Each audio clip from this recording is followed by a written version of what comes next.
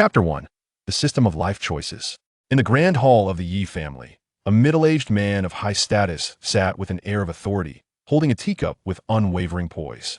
Beside him, a graceful and intellectual noblewoman draped in flowing white garments exuded an aura of cold detachment, her gaze hinting at a flicker of sword-like intent. Below them stood a young prodigy, with arched brows and bright eyes, resembling a steadfast pine, his expression brimming with youthful arrogance. A.S.E. Chio withdrew his gaze, a wave of bewilderment washed over him, and suddenly, a flood of memories surged forth, prompting him to exclaim, "What the hell?" Had he traversed into another realm? Images flashed in his mind, lingering on a rain-soaked night upon an elevated expressway, where a speeding Maybach careened through the stormy darkness, the sky alive with flashes of lightning. It was as if divine beings were in fervent prayer. Abruptly, the out-of-control Maybach skidded, colliding with an electric bike that was tirelessly delivering food amid the tempest. The ill-fated delivery man was hurled through the air at a staggering velocity, while the reckless Maybach plummeted from the overpass. Both met a tragic end. It was evident that Yi Chio was that unfortunate delivery man. Is this truly how one traverses realms? Such a mode of transition was undeniably unexpected. Yet, upon further contemplation, it seemed plausible that after years of indulging in exhilarating tales, has the time finally come for me to assume the role of a protagonist? Yi Chio mused, surveying his unfamiliar surroundings, where strange vessels occasionally soared through the sky. He was resolute he had indeed crossed over, landing in an extraordinary world where ships flew through the heavens. Goodness, who still delivers food on a small electric bike? I might as well pilot a spaceship for deliveries. As an ardent enthusiast of web literature, Yi Chio was well-versed in the concept of transmigration. In countless novels, the journey of a traveler was often characterized by triumph and exhilaration. Whether it was starting with an ancient sacred body or possessing an invincible golden finger, such protagonists were often draped in grandeur and faced adversaries with nonchalance. Surrounded by countless admirers, what could be more exhilarating? At this moment, he found himself harboring no particular animosity towards the fool who had sent him flying. After all, his previous life had been one of toil, a mere beast of burden, laboring multiple jobs without accruing wealth, only to find himself deeper in debt. Now that he had transcended, surely, his fate could not be worse than before. Let's put it this way. I do not seek an ancient sacred body or an invincible lineage. A simple system would suffice. My expectations are modest. Alternatively, even an identity as a wealthy and indulgent scion would be acceptable. I am not picky. In the stillness of the grand hall, Yi Chio meticulously processed the memories of this new body. As he absorbed the fragments of recollection, the smile on his face gradually faded. Wait a moment. A slight frown creased his brow as surprise flickered within, influenced by the emotions of his predecessor. Yi Chio lifted his gaze to the middle-aged man seated above a figure of authority, his father, one of the 7 kings of the northern wilderness, the current patriarch of the Yi family. Yi Jin, he is one of the most formidable figures of our time, a person who evokes both reverence and fear among all, including the otherworldly beings from across the realm. Once, he single-handedly thwarted the invasion of a 1,000,000-strong army from a foreign land, achieving divine recognition through his valor in battle. He is deeply cherished by the populace, hailed as a great hero and a remarkable pioneer of the human race, an entity of global prominence. However, in Yi Chio's recollection, he was not so illustrious. From the tender age of 3, he was abandoned on the streets of Liang, taken in by a benevolent farming couple. He endured a lonely and destitute existence, often facing hunger and the biting cold, enduring immense suffering. When he turned 18, the elderly couple who had raised him passed away, leaving all their savings to Yi Chio, urging him to seek enlightenment in the sacred realm of Tiantian and to pursue the path of immortality. They imparted to him that in this world, the only way to alter the fate of a lowly existence was through cultivation. Carrying their hopes, Yi Chio embarked on the journey to the sacred realm in pursuit of enlightenment, ultimately fulfilling expectations by passing the entrance examination with his exceptional talent, formally stepping into the realm of cultivation. However, due to his impoverished origins, he often faced exclusion and bullying within the sacred grounds, leading to a less than favorable existence. Frequently, to avoid being victimized by others, one either had to join them in tormenting the weaker or become even more unscrupulous than they. Gradually, Yi Chio's mindset began to change amidst this haze of confusion. Just as he thought his life would continue in this manner, one day a young couple approached him, revealing, "Child, we are your parents." The revelation filled Yi Chio with astonishment. He was not the forsaken orphan he believed himself to be, but rather a child with a mother and father. They explained that due to the turmoil of border conflicts, they had no choice but to leave him behind to fight against the otherworldly beings in the North Sea. His father was a powerful figure in the North Sea, and many enemies were watching him should Yichio's identity be revealed. Those adversaries would surely act against him. In their struggle against foreign entities, they could not afford to care for him and had no choice but to leave Yichio in Liang, entrusting him to the elderly couple while secretly protecting him. Little did they know that 20 years would pass without a return, and Yichio remained oblivious to the existence of his parents. After hearing their explanation, Yichio expressed understanding, recognizing that they had no better options under such circumstances. Yet, upon seeing his proud and striking younger brother beside him, Yichio felt that the hardships he had endured for over 2 decades seemed almost laughable. Ah, ise, hemuset. No wonder I ended up in the life of this unfortunate soul. He truly is a pitiable character. This so-called protection, merely leaving him in this unfamiliar Liang city without a word. 20 years of suffering, and not a single glance back or inquiry. Yet he found himself accompanied by his second son, having expended immense financial resources and efforts to mold him into the most celebrated genius of the North Sea. He suddenly began to comprehend the emotions of his previous self. Had he not harbored any expectations, perhaps he would not have felt such profound sorrow and desolation. Ultimately, he succumbed to melancholy and drank himself to death. He did not experience the parental affection or the respect from his younger brother that he had imagined. Instead, he was met with cold gazes and disdain. Bang! Just as Ichio was still processing the memories flooding his mind, Yi Jin's cup crashed violently to the floor. The unexpected sound startled everyone present, causing them to tremble in fear. Several nearby servants quaked with trepidation. "Scoundrel! Kneel before me!"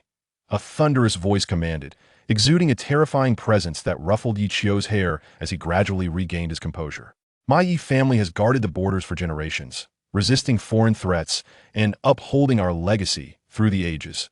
Which of our ancestors was not a renowned hero, a great figure of their time? Look at you now, reeking of the common folk, idling your days away, causing trouble, and associating with those of dubious character in such disreputable places? How could I have such a wretched son? You bring nothing but shame to the name of the Yi family. Upon hearing these words, Yichio furrowed his brow, suppressing the fury swelling within him. For reasons unknown, a wave of anger surged in his heart after hearing those remarks. Just as he was about to retort, an unusual sound reached his ears. Ding! The system is activating. Activation successful. Entering the life choice interface. Please wait. System. Forcing himself to suppress the impending eruption of rage, a glimmer of hope flickered in Yichio's eyes. Finally, you've arrived. If you had been any later, I might have lost my composure and confronted him directly. With the system activated, Yichio managed to rein in his inner turmoil. Commencing life choices. Choice 1. Apologize to your father. Explain your circumstances and attain his understanding. Promise to turn over a new leaf and reform your ways. Unlock the life of the exemplary child in parents' eyes. Reward. Supreme sacred body. Yichio was taken aback. Choice 2. Endure in silence. Bear everything quietly. Refrain from retaliation or rebuttal. Unlock the life of a submissive man. You shall be the most patient turtle in this world. Reward. Indestructible physique. How dare you speak to me like that? Hearing this second option, Yichio's lips twitched. You are the turtle here. In my past life, I was constantly berated by customers, inundated with negative reviews and harsh criticism. For the sake of a few coins, I endured time and again. After finally switching accounts to start anew, you expect me to endure for a lifetime? There are limits to what can be tolerated. He dismissed it outright. Choice 3. A true man dwells between heaven and earth. How can one long endure beneath others? Tear off the facade and sever ties with your parents.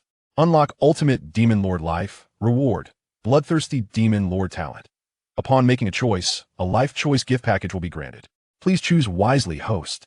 Gazing at the 3 life choices before him, Yichio found himself engulfed in indecision. What is the ultimate demon god life? What is this? At present, the only thing he did not comprehend was this third choice. As for the previous 2, he believed he had grasped their essence. The first choice merely entailed becoming the pride of his parents, gaining the enhancement of a supreme holy body. Regardless of the subject, mastery would come effortlessly, and the speed of cultivation would soar like the wind. However, this boon came with a significant drawback. He would be obliged to heed his parents' wishes, conforming to their expectations as the obedient child. As for the second choice, it was better left unspoken. Yet this third option, after a moment contemplation, Yi Qiu made his decision. Oh, hell with it. I want to endure this for the sake of pride. Anyone who wishes to suffer can do so. After all, I have not enjoyed the benefits of the Yi family for these past 20 years. My conscience is clear. I choose 3. Ding. Congratulations. Selection successful. You have unlocked the ultimate Demon King life and obtained the bloodthirsty Demon God talent. You have received a life choice gift pack. Please check your inventory. A gift pack? This must be my starting capital, he thought, a flicker of anticipation igniting within him as he prepared to examine the contents. Yi Jin's furious voice once again interrupted his train of thought. You wretch, do you not feel remorse? You are to stand in the ancestral hall, facing the wall for a month. Reflect properly, you shall not emerge until you do. Chapter 2.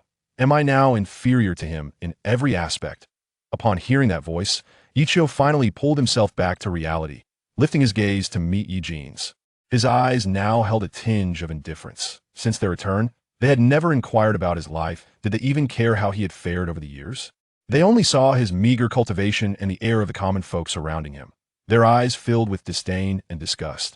His father's scornful reprimands and his mother's cold indifference made Yi Qiu acutely aware of what it truly meant to be pitiful. Ha ha! With a long laugh, Yi Qiu glared back defiantly. Reflect? What do you wish for me to reflect upon? Reflect upon your so-called Yi family reputation. Do those outside even know I am your son? Since your return, have you ever acknowledged my identity publicly? Moreover, you speak of being powerless yet keep him by your side. You provide him with the finest of everything, nurturing him with utmost care for years, while claiming it's for my benefit. Yi Qiu posed several probing questions, leaving Yi Jin speechless. Yi Jin had never anticipated his son would defy him to such an extent. He was even more astonished that Yi Qiu would harbor jealousy towards his own younger brother. Was it because of what his brother possessed that he did not, that he harbored resentment and chose to wallow in despair? His inner fury ignited once more. You wretch, that is no justification for your indulgence. Years ago, if we had not quelled the turmoil, the entire world would have suffered. Do you comprehend the burdens we bear? I, Yi Jin, have lived a life of integrity and transparency. How could I have sired such a selfish, self-serving wretch who thinks only of himself? Selfish? Huh. Very well. You are magnificent. You are extraordinary. Whatever you say is L.A.W.Y. Yi Qiu shrugged, bewildered as an inexplicable accusation was thrust upon him. If he were truly a self-serving scoundrel, he would not have welcomed their return without a trace of resentment, instead finding himself sleepless with joy. Each day, he inquired after their well-being, expressing concern for their welfare, and he had never harbored any bitterness regarding their past abandonment. Yet, they remained oblivious, fixated solely on their own lack of ambition, idleness, and jealousy towards his brother. How laughable, he mused. You may as well consider me selfish. What Yi Qiu resented was not their forsaking him, but rather their actions over the past month. If these were indeed his parents, perhaps it would be better to have none at all. After all, he had traversed into this world and held no deep emotional ties. Unlike his predecessor, he no longer harbored hope for this so-called familial bond. As the argument between father and son escalated, Su Wanqing could no longer contain herself. Qiu'er, we admit that we have been inconsiderate and overlooked your feelings. However, you should not speak to your father in such a manner. With that, she fixed her gaze upon Yi Qiu, her disappointment unmistakable. She had never imagined that the son she carried for 10 months would become the person before her now.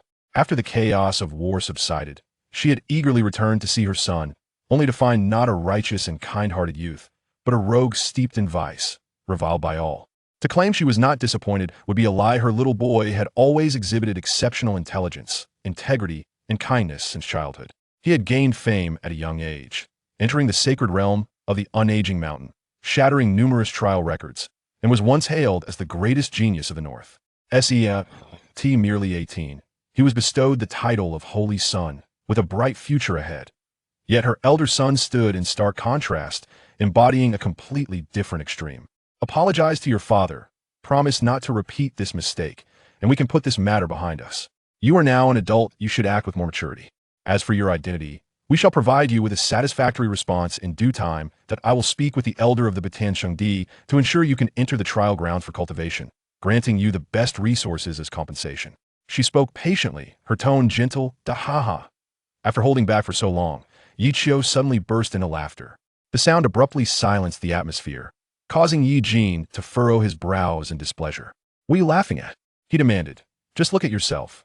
Yi Qiu replied, his voice tinged with bitterness. You exude an air of a vagabond, spending your days mingling with a band of miscreants, yet you wish to compete with your brother? In what way do you even compare to him? Yi Qiu forced a faint smile, glancing at his younger brother, Yi Qing. You are right. I am indeed inferior to him. How precious he is. He has lived without want since childhood, always attended to, with everything handed to him on a silver platter. His cultivation is guided by renowned masters, and he possesses a plethora of celestial treasures. Whatever he desires is at his fingertips. Never do I need to fret over what to eat. Tomorrow, on any casual outing, I can effortlessly command the presence of 7 or 8 attendants, and wherever I go, others must yield to me. I have no need to worry about being bullied. However, if your son is truly so exceptional, why has he come seeking me? I am living my life quite well. How do I inconvenience you? Upon hearing these words, Yi Jin's expression darkened immediately, and Su Wanqing was taken aback, unable to believe that Yi Qiu would utter such audacious remarks. Scoundrel! Which sage's teachings have you studied to speak so defiantly to your parents? Defy my parents? Huh! I do not deserve to be your son, as you can see. I am merely a petty ruffian. Your family's grandeur is beyond my reach. As these words echoed in the hall, an eerie silence ensued, and Yi Jin, enraged, began to breathe heavily, clutching his chest, unable to contain his fury. Su Wanqing's face turned pale. She never anticipated that Yi Qiu could voice such rebellious sentiments. Brat! Who permitted you to speak to your father in such a manner? Kneel before me. Before Yi Jin could unleash his wrath, Yi Qing beside him, his expression cold, instantly directed a murderous intent towards Yi Qiu. Observing the arrogance reflected in his brother's gaze, Yi Qiu could not help but smile derisively. Kneel down? What an amusing phrase. He surveyed the cold and indifferent household, where his younger brother received no respect and their parents offered no affection. Even the servants cast scornful glances in his direction. The irony was palpable. A younger brother, demanding that his elder kneel before him? Was the world truly descending into madness, or had Yi Qiu's ideals become too antiquated? Upon hearing Yi Qing's words, Yi Qiu erupted into laughter, then retorted, What are you, exactly? No matter how much of a scoundrel I may be, I am still your brother. Is this how your esteemed upbringing has taught you to address your elder? At these words, Yi Qing's countenance darkened. He had not anticipated Yi Qiu's audacity to such an extent, attempting to assert dominance by invoking their brotherhood. Truth be told, from the very beginning, he had looked down upon this useless brother, yet he could not express such disdain in front of their parents. Struck speechless by Yi Qiu's rebuke, his face turned ashen. Noticing his pallor, Yi Qiu continued, You are merely a beneficiary of fortune. What right do you have to lecture me? What right do you have to look down upon me? You have only reached this point due to our parents' favoritism and family support. Surely, you do not genuinely believe yourself to be exceptional? With that statement, Yi Qiu dismissed the efforts Yi Qing had put forth over the past 18 years, igniting a raging inferno of anger within him. Yi Qiu's words struck directly at his core. You are courting death. In an instant, Yi Qing's fury surged, a murderous intent welling up within him. He was desperate. This was precisely the reaction Yi Qiu had sought to provoke. Within a heartbeat, Yi Qing launched a powerful strike aimed at Yi Qiu's chest, the sheer force sending him hurtling through the air. A wave of excruciating pain washed over Yi Qiu, as if his very insides were being shattered. Qing or no? The scene of the brothers engaging in a fierce brawl left Su Wanqing momentarily astounded, prompting her to rush forward to intervene. As she attempted to assist Yi Qiu in rising, she was taken aback to see him struggle and stand up on his own. Qiu, are you all right? Observing the agonized expression on Yi Qiu's face pierced her heart, and she yearned to approach him. However, when her gaze met his indifferent eyes, a shiver ran through her, halting her steps. That gaze, akin to that directed at a complete stranger, was unbearable for her. Clutching her chest, Yi Qiu's complexion turned ashen. He was indeed no match for Yi Qing. After all, Yi Qing had benefited from the cultivation of the Yi family for many years, under the guidance of esteemed mentors and with access to various treasures and resources. How could Yi Qiu, a mere ruffian, possibly compete with him? He withstood this strike with unwavering resolve. Yet, simultaneously, he discerned a troubling issue. After spitting blood from his mouth, it appeared that the scent of blood had awakened something within him, causing the power within his body to surge uncontrollably. Is this the effect of the bloodthirsty demon god's innate ability? This bloodthirsty effect has significantly enhanced his strength severfold. However, even with 100-fold increase, he remains no match for Yi Qing. Suppressing his fury, Yi Qiu wore a smile as he regarded Yi Jin, Su Wanqing, and Yi Qing. With a grim chuckle, he proclaimed, Ha ha, Is this truly the exemplary son you have painstakingly nurtured over the years? His prowess far surpasses that of a mere rogue like myself. You can rest assured now. After your years of meticulous guidance, your precious son is now capable of tormenting me at will, and in a fit of rage. He could effortlessly strike me down with a single blow. As these words echoed through the air, an oppressive silence enveloped the scene. This was not the thought that Chiu's parents had ever entertained. Su Wanqing, in a state of panic, felt her mind unravel, and tears streamed uncontrollably down her cheeks. Over the years, residing in Beihai, she has been unable to extricate herself and could only transfer all her debts towards Yi Qiu to Yi Qing, hoping he would flourish. Perhaps every mother harbors the desire for her child to grow up joyfully and contentedly. Yet, she never anticipated that it would evolve into the current predicament. Yi Qiu was not mistaken. Yi Qing, due to the disparity in strength, found himself in a profoundly awkward position. He has never regarded Yi Qiu as an elder brother. So how could he possibly release his pride and sincerely call him brother? Just moments ago, provoked by Yi Qiu's ungracious remark, Yi Qing reacted with unrelenting force. Such instinctive behavior cannot be deceived. If he genuinely acknowledged this brother, he would not have struck out so impulsively. Chapter 3. Severed bonds and a broken engagement. Enough. No more pretense. Your gaze cannot deceive. From the moment I stepped into this household, you have looked down upon me from the depths of your hearts. Now, you feign the guise of a noble mother for whom? Nonsense. You scoundrel. Locking eyes, Yi Qiu furiously pointed at Yi Jin, declaring, if you are dissatisfied, you may kill me right here and now. I shall not resist. But spare me your airs of superiority. Do you truly deserve the title of parents? Have you fulfilled your duties as parents even for a single day? Since your return, a month has passed. Aside from blame, disdain, and abuse, I have never heard a single word of concern from you. You never inquire about my endeavors outside, nor do you question the reasons behind my actions. You only know that your son should be a reflection of his brother, not a hopeless waste like me. These words struck Yi Jin, flushing his face with indignation and fury. The entire hall fell into a profound silence, and the servants trembled in fear. Su Wanqing turned pale, desperately denying the accusations. Yet Yi Qiu's previous words echoed in her mind like the relentless tolling of a bell, resonating within her heart. She fell silent, uncertain how to refute his claims. As Yi Jin regained his composure, he began to assess the situation before him, also falling into silence. In that moment, gazing into Yi Qiu's indifferent eyes, his once furious heart seemed to waver. Yi Qiu's words had struck a deep chord within him. With a sigh, a sense of defeat surged within him. It seemed he had indeed neglected the care of his eldest son over the years, leading to the current state of affairs. Perhaps the blame for his son's transformation lay not with Yi Qing but with himself. Despite feeling a pang of guilt, he would never admit his faults. It is even less likely for a father to admit his mistakes regarding his son. Previously, Yi Qiu was well aware of the words spoken by Yi Jin.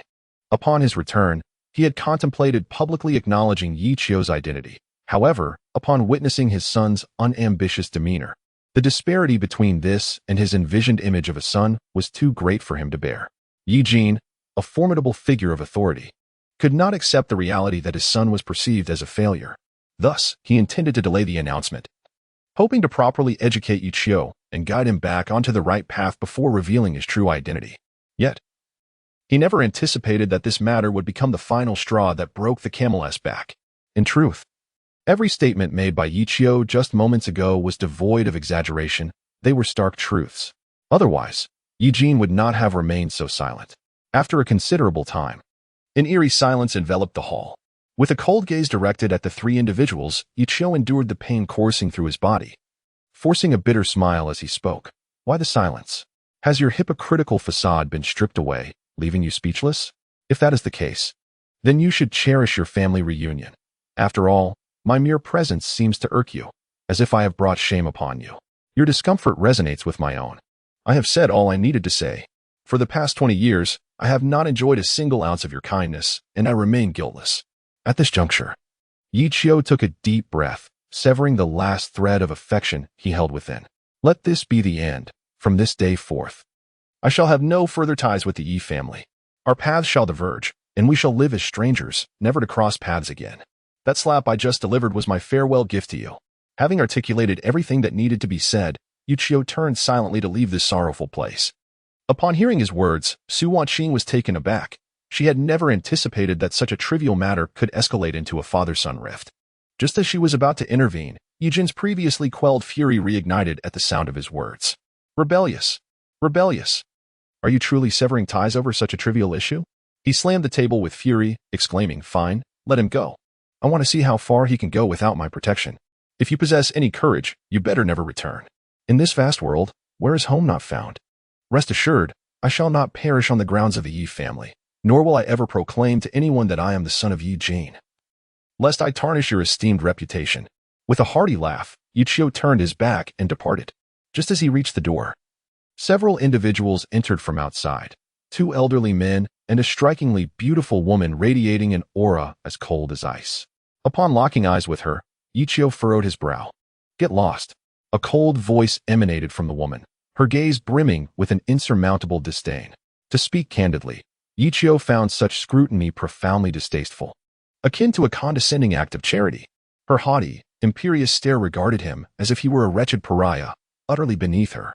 He took a deep breath, feeling an inner fury that seemed increasingly difficult to contain. Whether this was a consequence of awakening his bloodthirsty demonic talent or simply his inherent nature, he struggled to suppress the hostility within him. In that moment, he realized he lacked the capacity to take any decisive action. This woman, known to him, hails from the illustriously Yang family, a princess of the Lian clan, named Lianfeng. As the saintess of the sacred land of the timeless mountains, she is renowned as the most breathtaking beauty of the empire's realm, drawing the gaze of all wherever she treads. Alongside Yiqing, she is celebrated as an unparalleled prodigy in the realm of cultivation, earning the esteemed title of the dual paragon. Their harmony, a perfect blend of talent and beauty, has led many to regard them as a celestial couple destined for one another. Perhaps she herself harbors such thoughts. Yet, her relationship with Yiqing is merely that of childhood companions, while her true betrothed is Yuchio. This matter originated from a marriage pact established by their parents long before they were born. With a cold, disdainful gaze fixed upon the arrogant woman, Yuchio recalled the contempt he had endured over the past month, feeling repulsed. He could only scoff in disgust, thinking to himself how pretentious she was. Having expressed his sentiments, Yuchio wished to disengage from this nauseating scene and subtly turned aside to depart from the loathsome atmosphere. Upon hearing his words, Lianfeng experienced a fleeting moment of panic, feeling somewhat lost. From his eyes, she sensed an inexplicable aversion, akin to viewing a complete stranger. What was happening to him? Her pride seemed to have suffered a blow, causing her complexion to pale as she became increasingly bewildered. Traditionally, she had treated Yuchio in this manner. As for the past 2 decades, she had believed that it was Yuqing, and not Yuchio, with whom she was betrothed. However, upon learning that her intended was indeed Yuchio, she felt as though her entire existence had crumbled. She began to resist, even choosing to ignore his various attempts at kindness, treating him with cold indifference and scorn. As the sacred maiden of the revered Mount Bulao, how could she possibly marry someone like him, a mere ruffian from the streets? Yet, no matter how harshly she criticized him, Yuchio remained unfazed, clinging to her like an unyielding plaster, showering her with care and attention, impossible to shake off. Yet today, it all felt like a dream that had finally shattered. Sister, what brings you here? Upon noticing Lianfeng standing at the door in a daze, the once proud youth shed his arrogance and approached her with a gentle smile. The families of Yi and Lian had long-standing ties, and they shared a childhood bond, naturally fostering a closer relationship. Gradually regaining her composure, Lianfeng inquired, Xiaoqing, what has happened to your brother? Don't even mention him. That scoundrel has defied our parents, shown no respect for his elders, and insulted our family. He has even brazenly suggested severing ties with us. One day, I shall teach that scoundrel a proper lesson. As she spoke, a flicker of murderous intent flashed in Yuqing's eyes, especially as he recalled the words Yuchio had just uttered. What? Lianfeng was momentarily taken aback by this revelation. The 2 accompanying elders exchanged glances, their hearts swelling with delight. Severing ties? Did that not imply the annulment of the engagement between their precious princess and Yuchio? Clearly, compared to the unremarkable eldest son of the Yi family, these elders favored the more accomplished second son, Yuqing. After all, his excellence was widely acknowledged.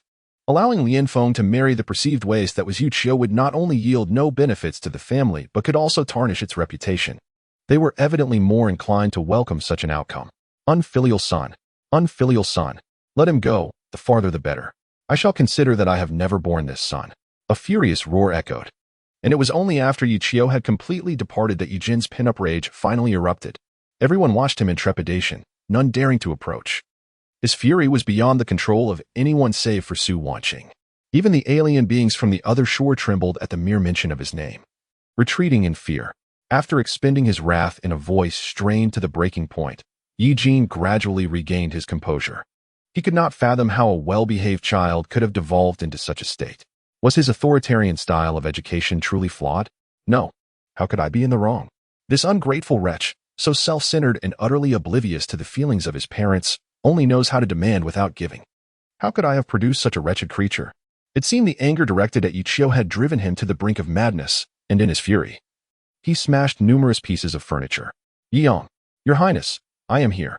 Go and throw away everything that belongs to him, as if we have never had this son. He is never to set foot in the Yi family home again. Upon hearing this, the steward Yi Yang hesitated momentarily, his words caught in his throat. What? Do you intend to plead for this ungrateful one? At this, Yi Yang dropped to his knees in fright, hastily explaining, No, Your Highness. I merely what? The eldest master has no room to call his own in this household. The atmosphere seemed to still in that instant.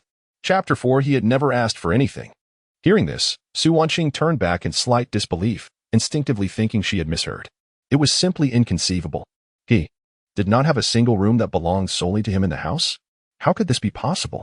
Su Wanqing found this statement utterly absurd. After all, he was their son.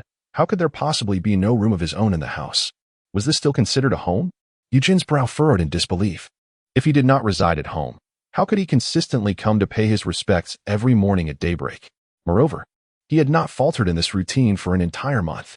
It is worth noting that, given his meager cultivation, the journey from the Yi family to the sacred land of Butian would take at least over an hour, unless he set off before dawn. Upon this realization, Yi Jin exclaimed furiously, What nonsense are you spouting? He has been back in the family for a month.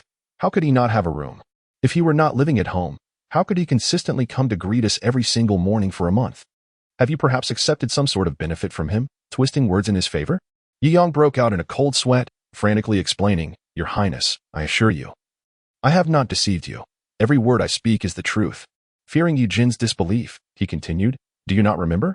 It was you who said we should temper the eldest young master's temperament, suppress the bad habits he has acquired over the years outside, lest he indulge in extravagance and provoke trouble.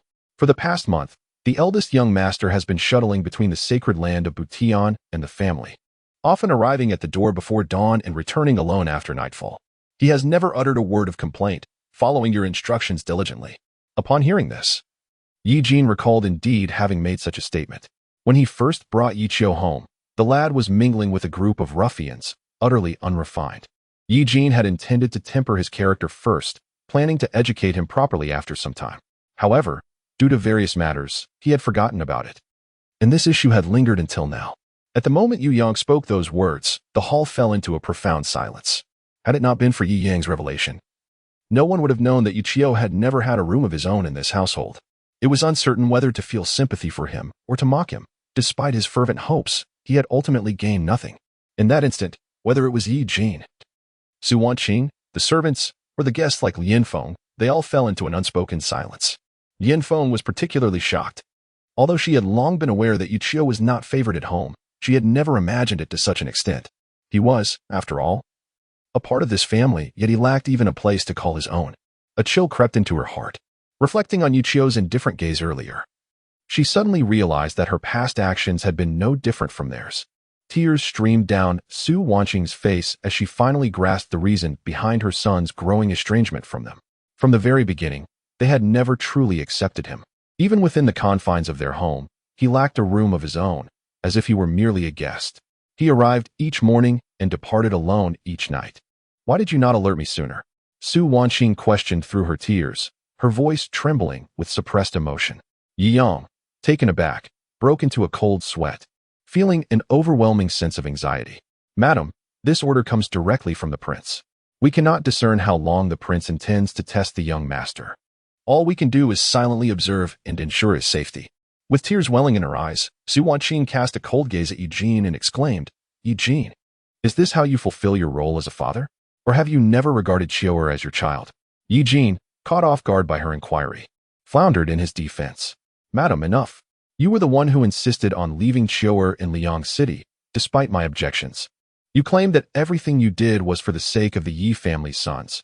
If they could not endure such hardship, they were unworthy of carrying the Yi bloodline. It was because I believed your misguided words that my child has suffered for 20 years. As Su Wanqing articulated her grievances, Yi Jin found himself blushing in shame. Rendered speechless. At the height of her anguish, Su Wanqing reflected on her own shortcomings, letting out a bitter laugh as she remarked, "Heaven help me. I have erred as well. For the past month, I have not even realized he was not residing at home. Over the past month, she has been wholly absorbed in managing family affairs, consumed by an incessant flurry of activity, and has consequently neglected the daily life concerns of her eldest son. In fact, she has offered no response to his expressions of care." The realization of this irony strikes Su Wanqing as somewhat laughable. She professes to have never shown favoritism, treating both sons with equal regard. Yet, when it comes to her younger son, she always manages to carve out time to assist him, while her eldest son remains overlooked. It is no wonder that Yi Qiu erupted in such fury today, declaring his desire to sever ties with them. He has come to a painful understanding that he has no rightful place in this household. Deep down, he feels a sense of inadequacy. Why does she harbor disdain for her own son? And why does she find herself comparing her younger son to the elder? Their starting points and experiences are fundamentally distinct, rendering any comparison utterly unnecessary. At this moment, she finally realized her mistakes, engulfed in profound sorrow and immense regret. Observing the furious Su Wanqing, Eugene found himself at a loss for words and hurriedly approached to offer comfort, saying, "Madam, this matter is my fault. Do not blame yourself. I never anticipated that the child would endure in silence for an entire month without broaching the subject with us. I wonder what purpose his silence serves. Had he spoken up, would I have treated him unfairly?" Upon hearing this, Su Wanqing's gaze turned icy as she lifted her head to look at him, forcefully pushing him away and coldly retorting, "Eugene, we have reached this critical juncture, and instead of seeking to retrieve our son, you are attempting to evade responsibility. The transformation of Chiuer into what he is today is largely due to you. He speaks the truth. You are utterly unworthy of being a father. Today, I have finally seen you for who you truly are. In your eyes, there exists only your so-called reputation. You have never genuinely cared for our child's growth." As she spoke, a tear escaped from the corner of her eye, and with an icy detachment, Su Wanqing continued, "Go ahead and play the hero you aspire to be. I am leaving. From this moment on, I no longer wish to see you." With that, her ethereal white figure transformed into a fleeting light, vanishing from the sight of the onlookers. "Madam." Yi Jin was utterly distraught. He had never anticipated that such a trivial matter would escalate in this manner. In a single day, he found himself bereft of both his son and his wife, feeling as though he had aged significantly in an instant, despondently sitting on the steps. Everyone held their breath, watching the scene unfold, too afraid to utter a word. They understood that if Eugene were to unleash his wrath upon all, the entire city of Liyang would be drenched in blood, and no one could avert that calamity.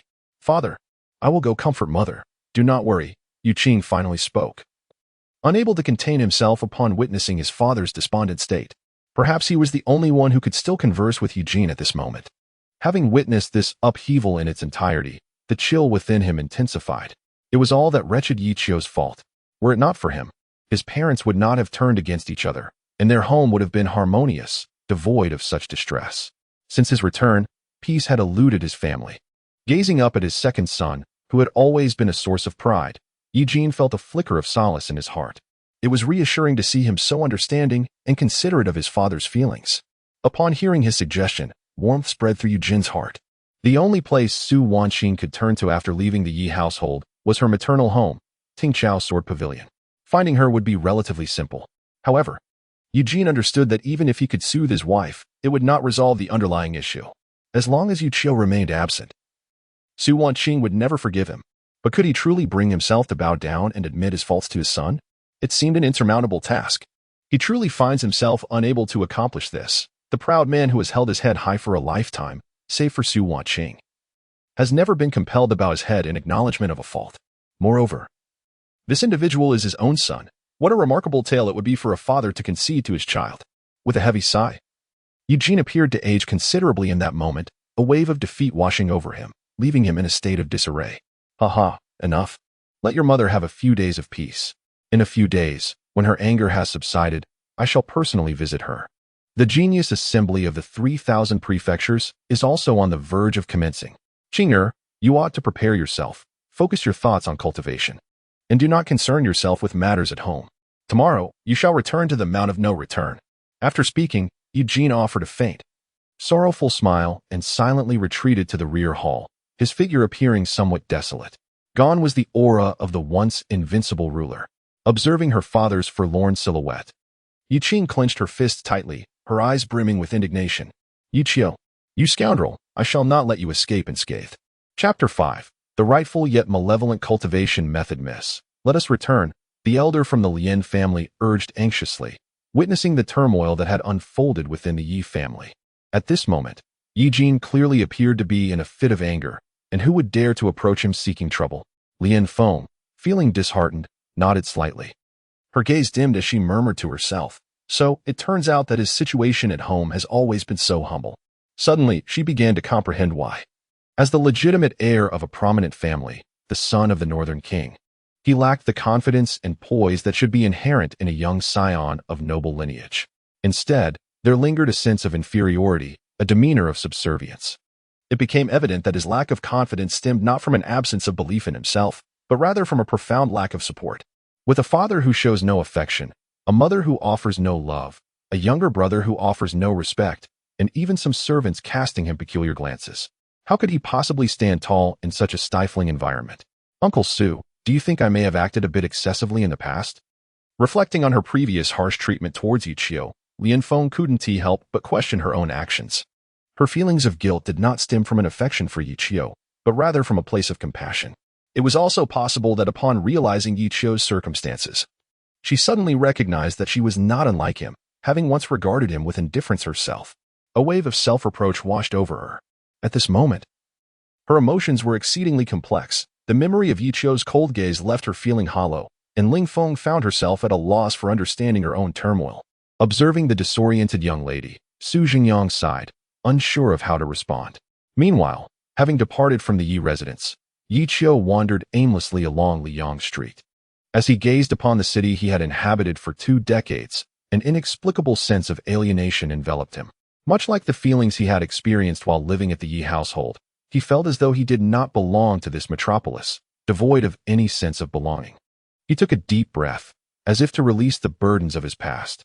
Gradually, a barely perceptible smile graced his lips as he mused.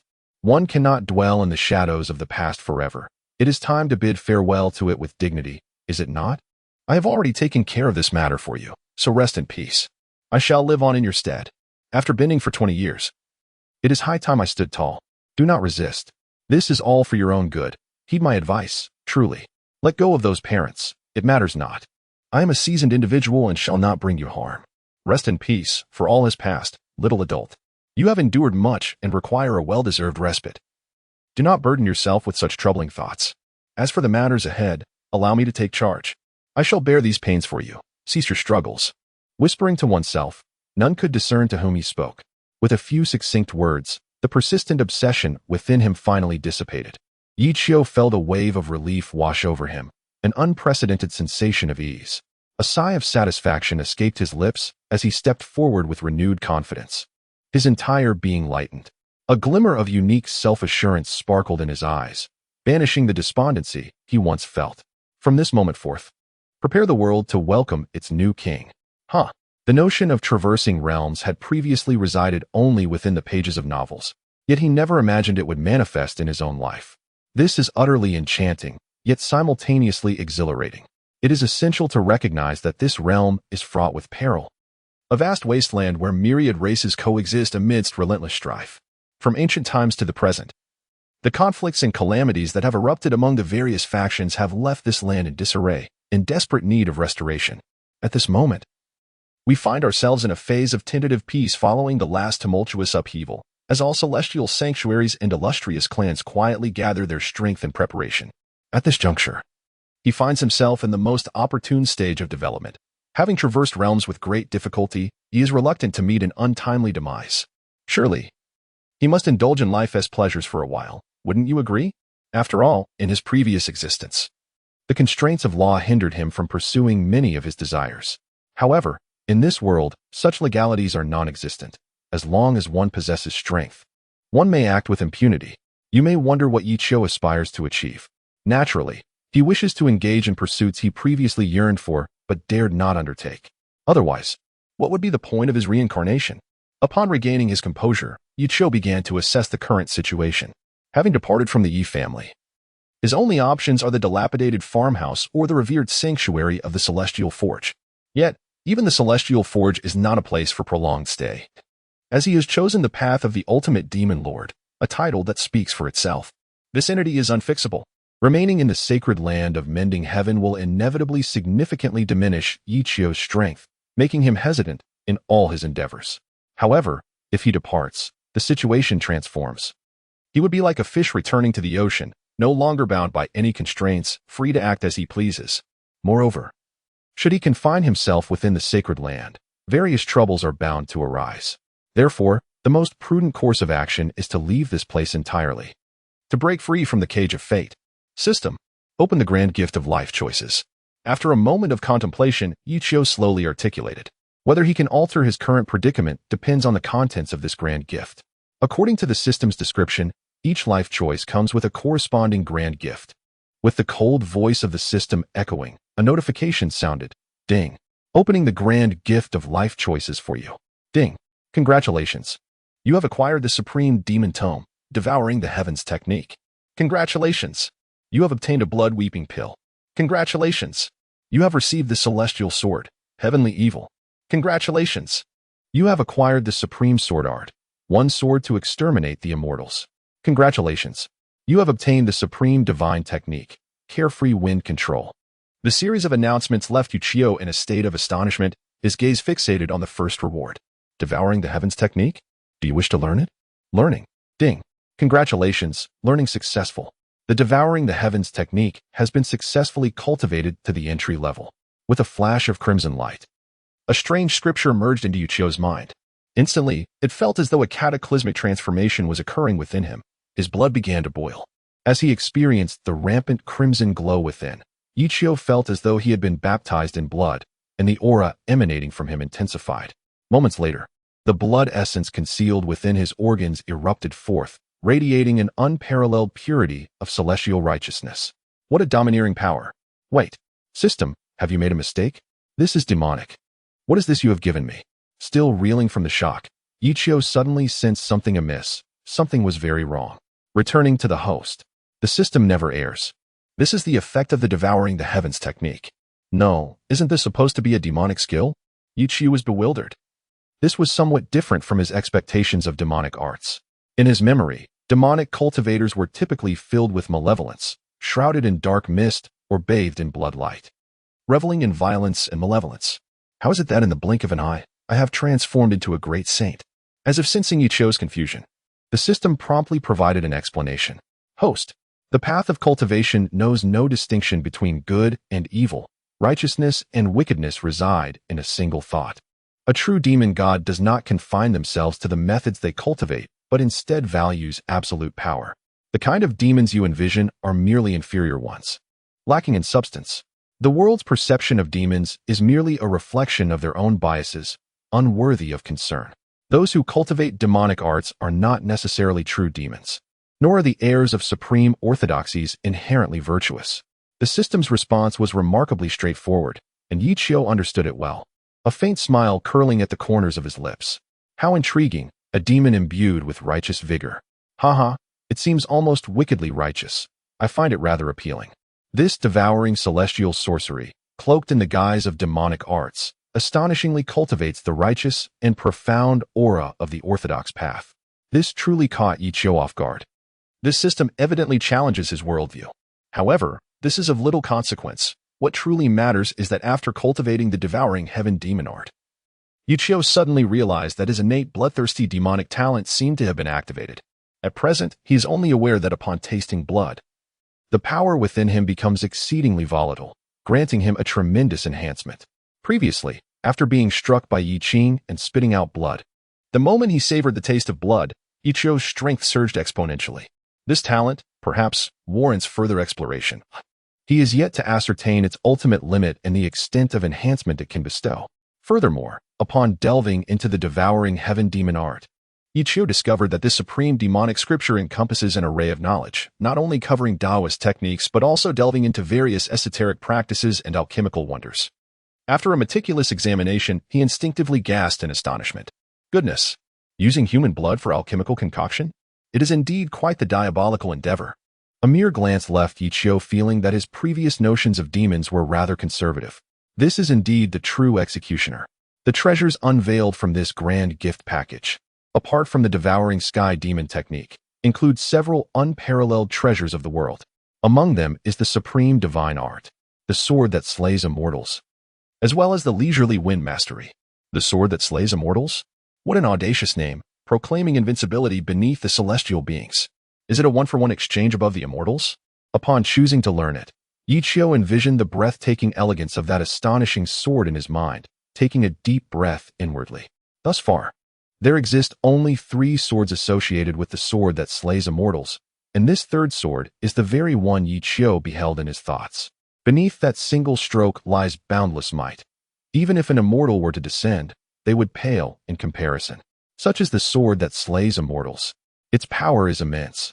Once unleashed, it guarantees either death or severe injury. This resembles a conceptual sword, one that Yichio currently finds challenging to master given his present cultivation level. At this moment, he can merely grasp the essence of the first sword's power. The sword Qi Great Wall. It does sound quite intriguing.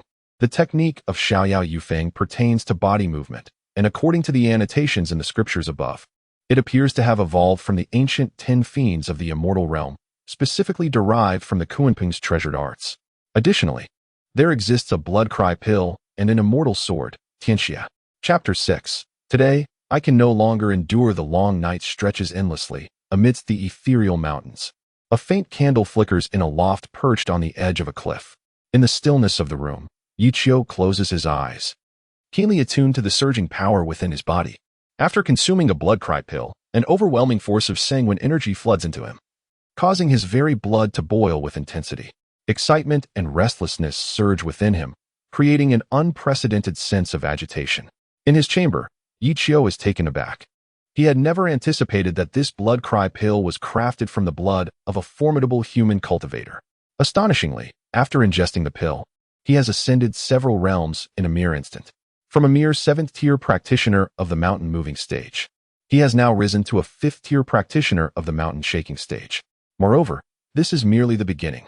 The effects of the blood cry pill have yet to be fully realized, and Yichio continues to ascend with fervor.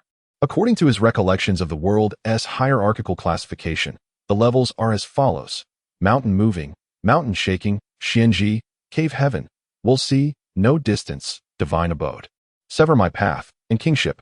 These are the 9 realms that are widely acknowledged in the human world. Yet people often refer to them simply by their numerical order from 1 to 9. For instance, Yi Jin is recognized as a formidable warrior of the 9th realm, while Su Wanqing is a revered sword cultivator of the 8th realm, bearing the esteemed title of Sword Immortal. Generally speaking, upon reaching the King's domain, one has already attained the pinnacle of human potential. However, to take that final step into the legendary 10th realm, or even the 14th realm, requires an unimaginable investment of time and trials.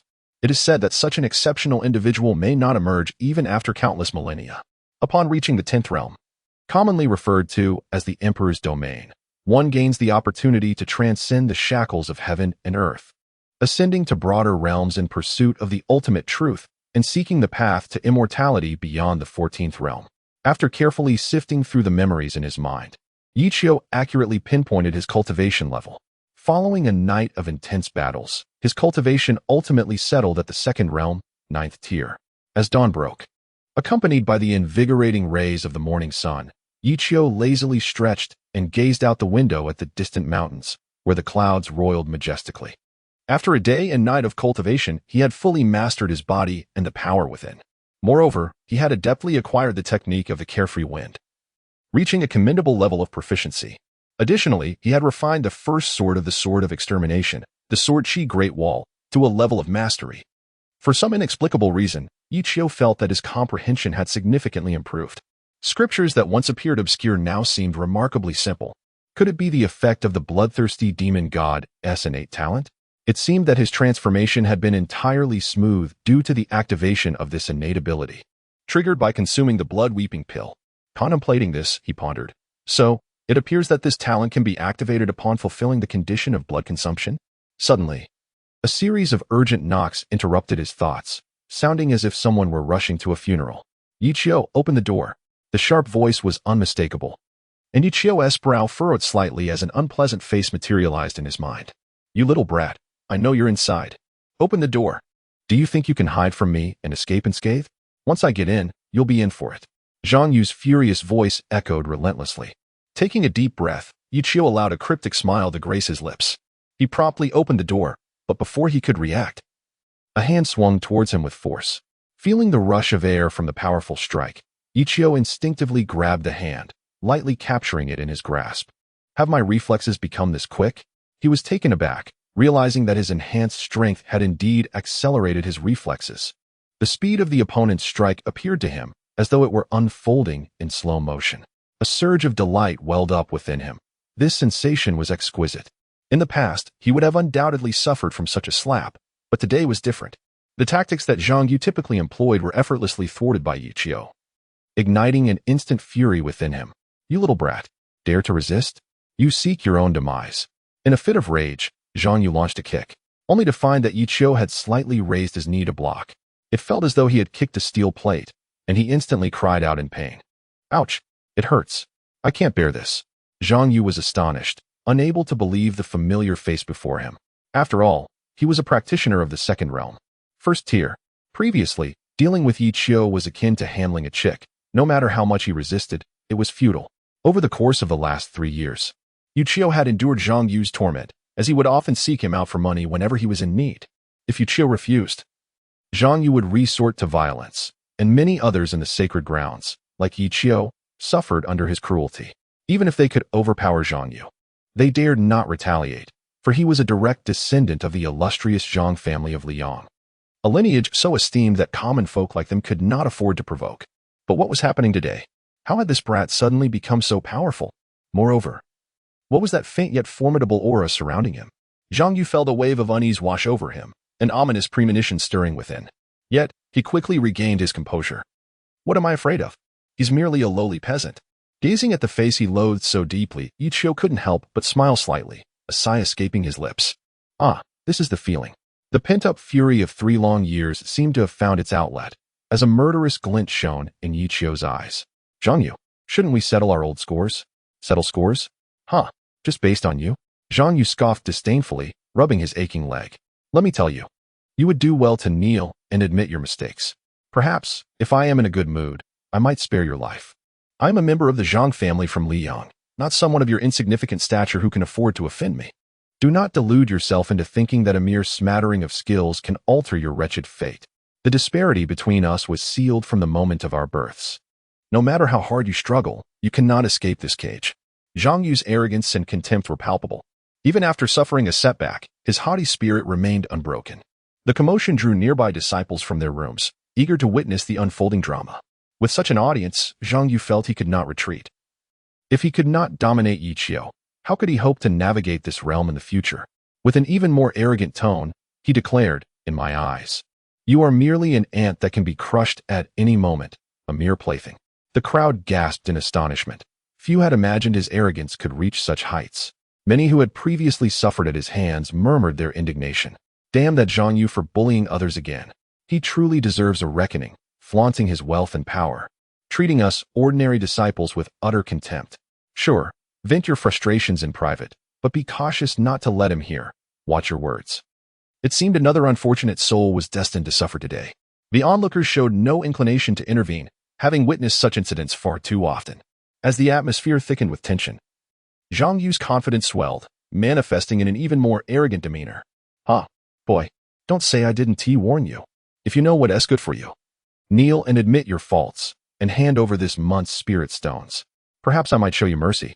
He was certain that after uttering those words, Yichio, unless foolish, would not dare to defy him.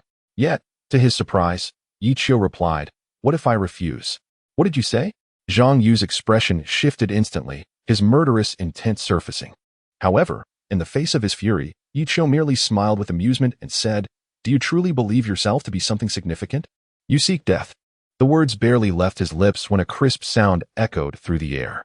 Yi Qiu, who had suppressed his rage for years, decided today was the day to unleash it. With a single slap, he released 3 years' worth of fury, sending Zhang Yu soaring like a severed kite, flying over 10 meters. With a cough, he spat out a mouthful of blood, feeling a burning pain radiate across his face. A touch revealed a considerable swelling.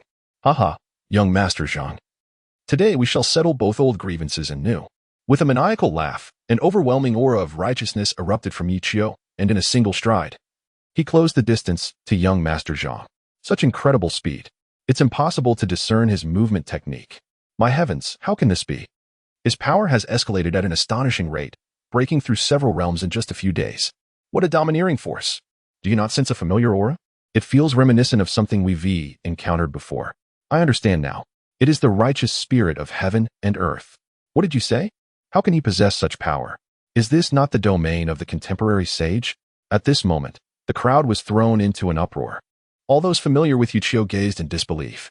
Chapter 7. The shadow of peach blossoms falls on the flying divine sword, the old sword immortal.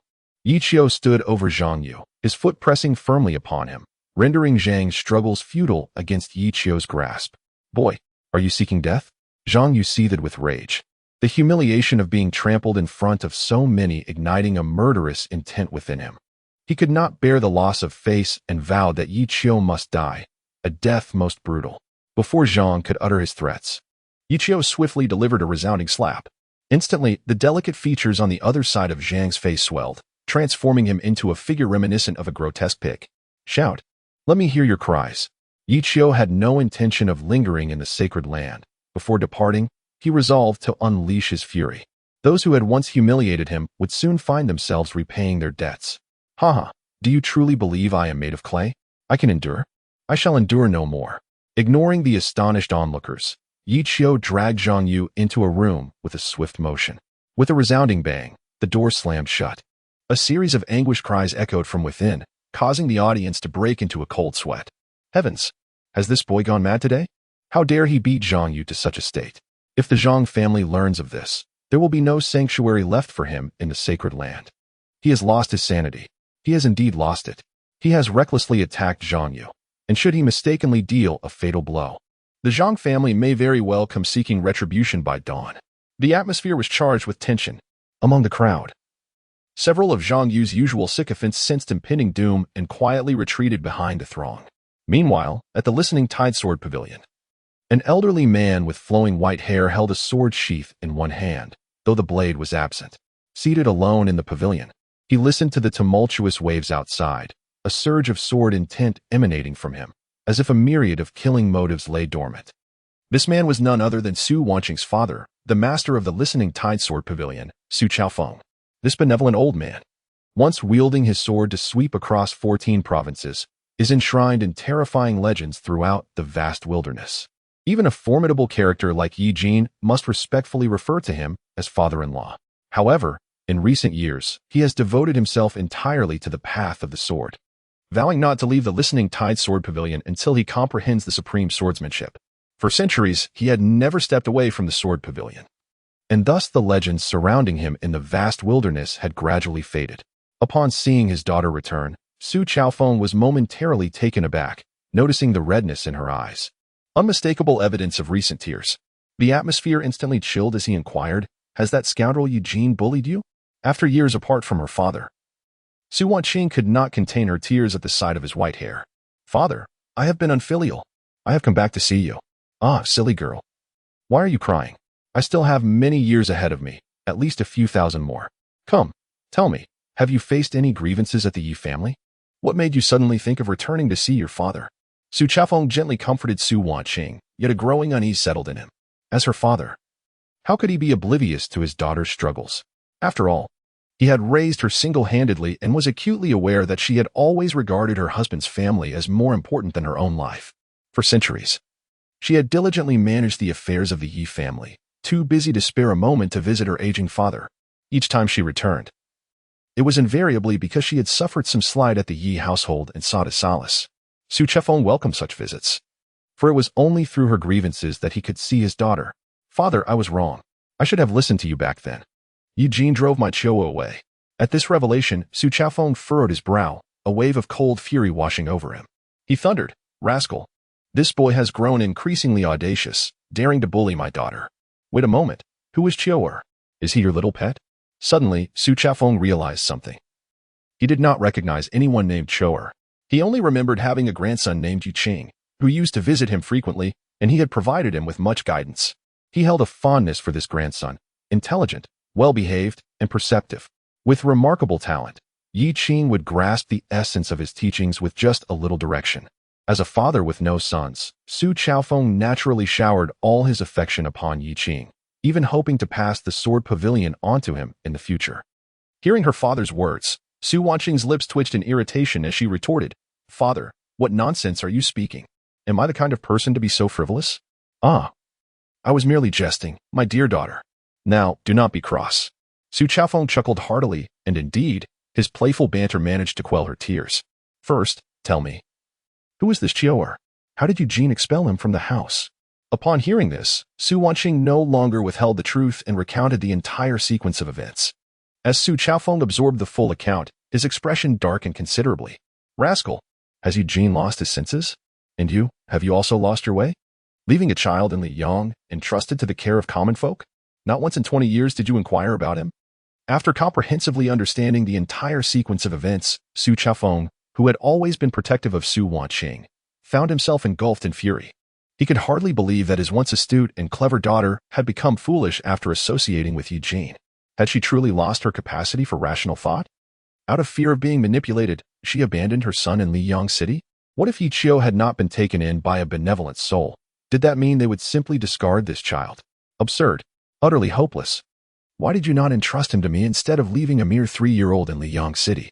How could you even conceive such a thing? Cloaking it in the pretense of toughening him up? Are there truly parents in this world who act in such a manner? For centuries, Su Chaofeng rarely expressed anger. Yet now it petrified Su Wanqing, causing her to tremble in fear and refrain from speaking. He was genuinely furious. His disdain for Yi Jin, which had previously simmered, now boiled over. What sort of intelligent individual could make such a decision? "Father, please do not be angry. I have recognized my mistakes. It was only after this incident that I realized how much I have wronged Chiu over the years. I am at a loss for what to do.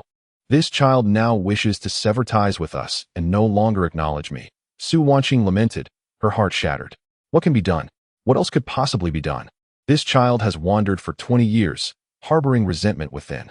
After finally being brought back, he has chosen to let go of his grievances and accept you. Yet instead of seeking to make amends, you persist in belittling him, casting him disdainful looks. How truly remarkable. It is almost laughable to voice such absurdity. His decision to cut ties with you was forced upon him by your actions. Do not place the blame elsewhere. Su Chaofeng struggled to contain his rage after 20 years. He had only just learned of the existence of his grandson. This couple has truly caused him great distress. Years ago, they eloped without his knowledge, wandering the world. Yet Su Chaofeng was not this enraged. Now, they even go so far as to keep their own grandchild from him, neglecting the other for 2 decades. Observing his daughter, who weeps in despair, Su Chaofeng, for the first time, raised his voice at her, declaring, "Leave. I have no daughter who cannot discern right from wrong. Father, I have erred. I truly acknowledge my mistakes. Please forgive me just this once. I regret how I treated Chiu. I deserve punishment. I am filled with remorse." As her father prepared to cast her away, Su Wanqing hastily admitted her fault. After this incident, she genuinely recognized her error. With a sigh, gazing at his daughter who sincerely admitted her wrongdoing, Su Chaofeng ultimately found it difficult to harden his heart. After all, she is his only daughter. How could this old father not help her mend the mess she created? Yet, even though he forgave Su Wanqing, he could not conceal the fury simmering within him. With a gentle motion of his left hand, a tremendous sound erupted, and in an instant, the entire Tingchao lake trembled, sending forth countless columns of water, the force akin to a sword's might. After venting his frustrations, he regained his composure and said, "Since you recognize your mistake, you must lower your pride and personally seek him out, begging for his forgiveness. He is, after all, your flesh and blood. As a parent, even if one cannot be entirely impartial, favoritism should not be so pronounced." Taking a moment, Su Chaofeng felt a lingering unease. It was clear that Yi Qiu had given up on his parents. If she approached him personally, it might not only fail to bring him back, but could also drive him further away, leaving no trace. Contemplating this, Su Chaofeng struggled internally, as if faced with a formidable decision.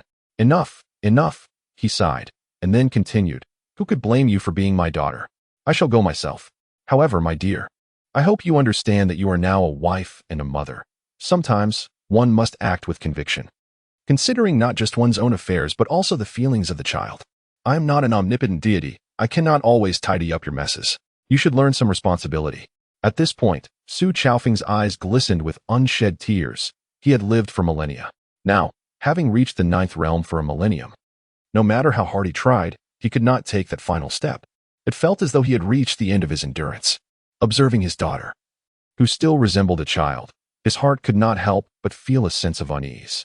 Had he been a bit harsher back then, locking her away in the sword tomb, perhaps the reckless elopement with Eugene would never have occurred, and such circumstances would never have unfolded today.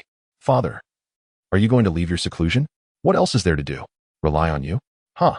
You can forget about ever seeing your son again in this lifetime. At this moment, the old man, having not left Sword Pavilion for centuries, decided that for the sake of his long-unseen grandson, even the destruction of his own vow was a trivial matter. With a casual wave of his hand, and under the astonished gaze of Su Wanqing, the turbulent waters of the 1,000-mile lake surged, and a treasured sword soared from the depths of the lake. The instant the sword emerged into the world, a resonant sword chant echoed for hundreds of miles, as a torrent of sword intent surged forth. Within the caves scattered across 100 miles, many ancient beings, who had remained hidden for centuries, opened their eyes in astonishment. The legendary peach blossom divine sword had manifested? How could this be? This old monster had sworn an oath, declaring that he would not emerge into the world until he comprehended the supreme sword path. How could the peach blossom divine sword be unleashed today? Had he truly grasped the supreme sword path? Chapter 8. The Zhang family's fury, a midnight escape at this very moment, in the sacred land of Butian. Within the small courtyard of Linshi, Yi Qiu employed extreme methods to gradually carve into Zhang Yu's body. In mere moments, he was drenched in blood. And as he felt the surge of vitality, Yi Qiu was astonished to discover that amid this endless torment, his power was rapidly escalating. The heavenly devouring demon technique. He was taken aback, not expecting this demonic art to possess such an extraordinary ability. In just a few minutes, he had ascended to a minor realm, achieving the pinnacle of the 2nd stage. As his strength surged, his other magical techniques also experienced tremendous enhancement. Oh, it hurts so much. Yi Qiu, I will never let you off. If you have the courage, kill me. If I do not die today, I will ensure your dismemberment. Amid the relentless torment, Zhang Yu, driven to madness by pain, continuously roared in rage. His body was riddled with hundreds of wounds, all inflicted by Yi Qiu, and he was on the verge of bleeding out, emaciated. He was oblivious to the fact that the person before him seemed to be siphoning his vital essence. Suddenly, a loud crash resounded from outside the door, and the once closed entrance was violently shattered. Turning back, he beheld a cold, strikingly handsome youth storming in, radiating a fierce aura. Lowly commoner, how dare you harm my brother? In his fury, Zhang Lingyu swung his sword, unleashing the full force of the 3rd stage. Yi Qiu was taken aback, swiftly retreating to evade the lethal strike. Zhang Lingyu, I was just pondering how to find you, and here you come to me. Upon recognizing the newcomer, Yi Qiu felt an even greater surge of madness. Very well, then today we shall settle both new grievances and old scores. You and your brother have owed me for 3 years. It is high time to repay that debt. Whether it is the influence of the bloodthirsty demon god talent or the inherent nature of Yi Qiu, at this moment, he has become exceedingly frenzied. Zhang Lingyu had just repelled Yi Qiu and severed the bindings on Zhang Yu with a single stroke of his sword, but before he could utter a word, Zhang Yu bellowed with rage, Brother, kill him.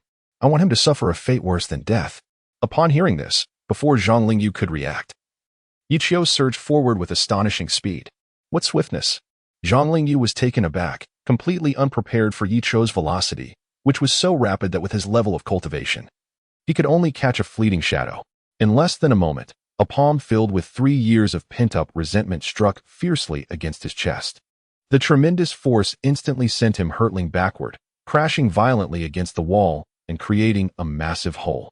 As the wall crumbled, the onlookers outside finally discerned the unfolding situation.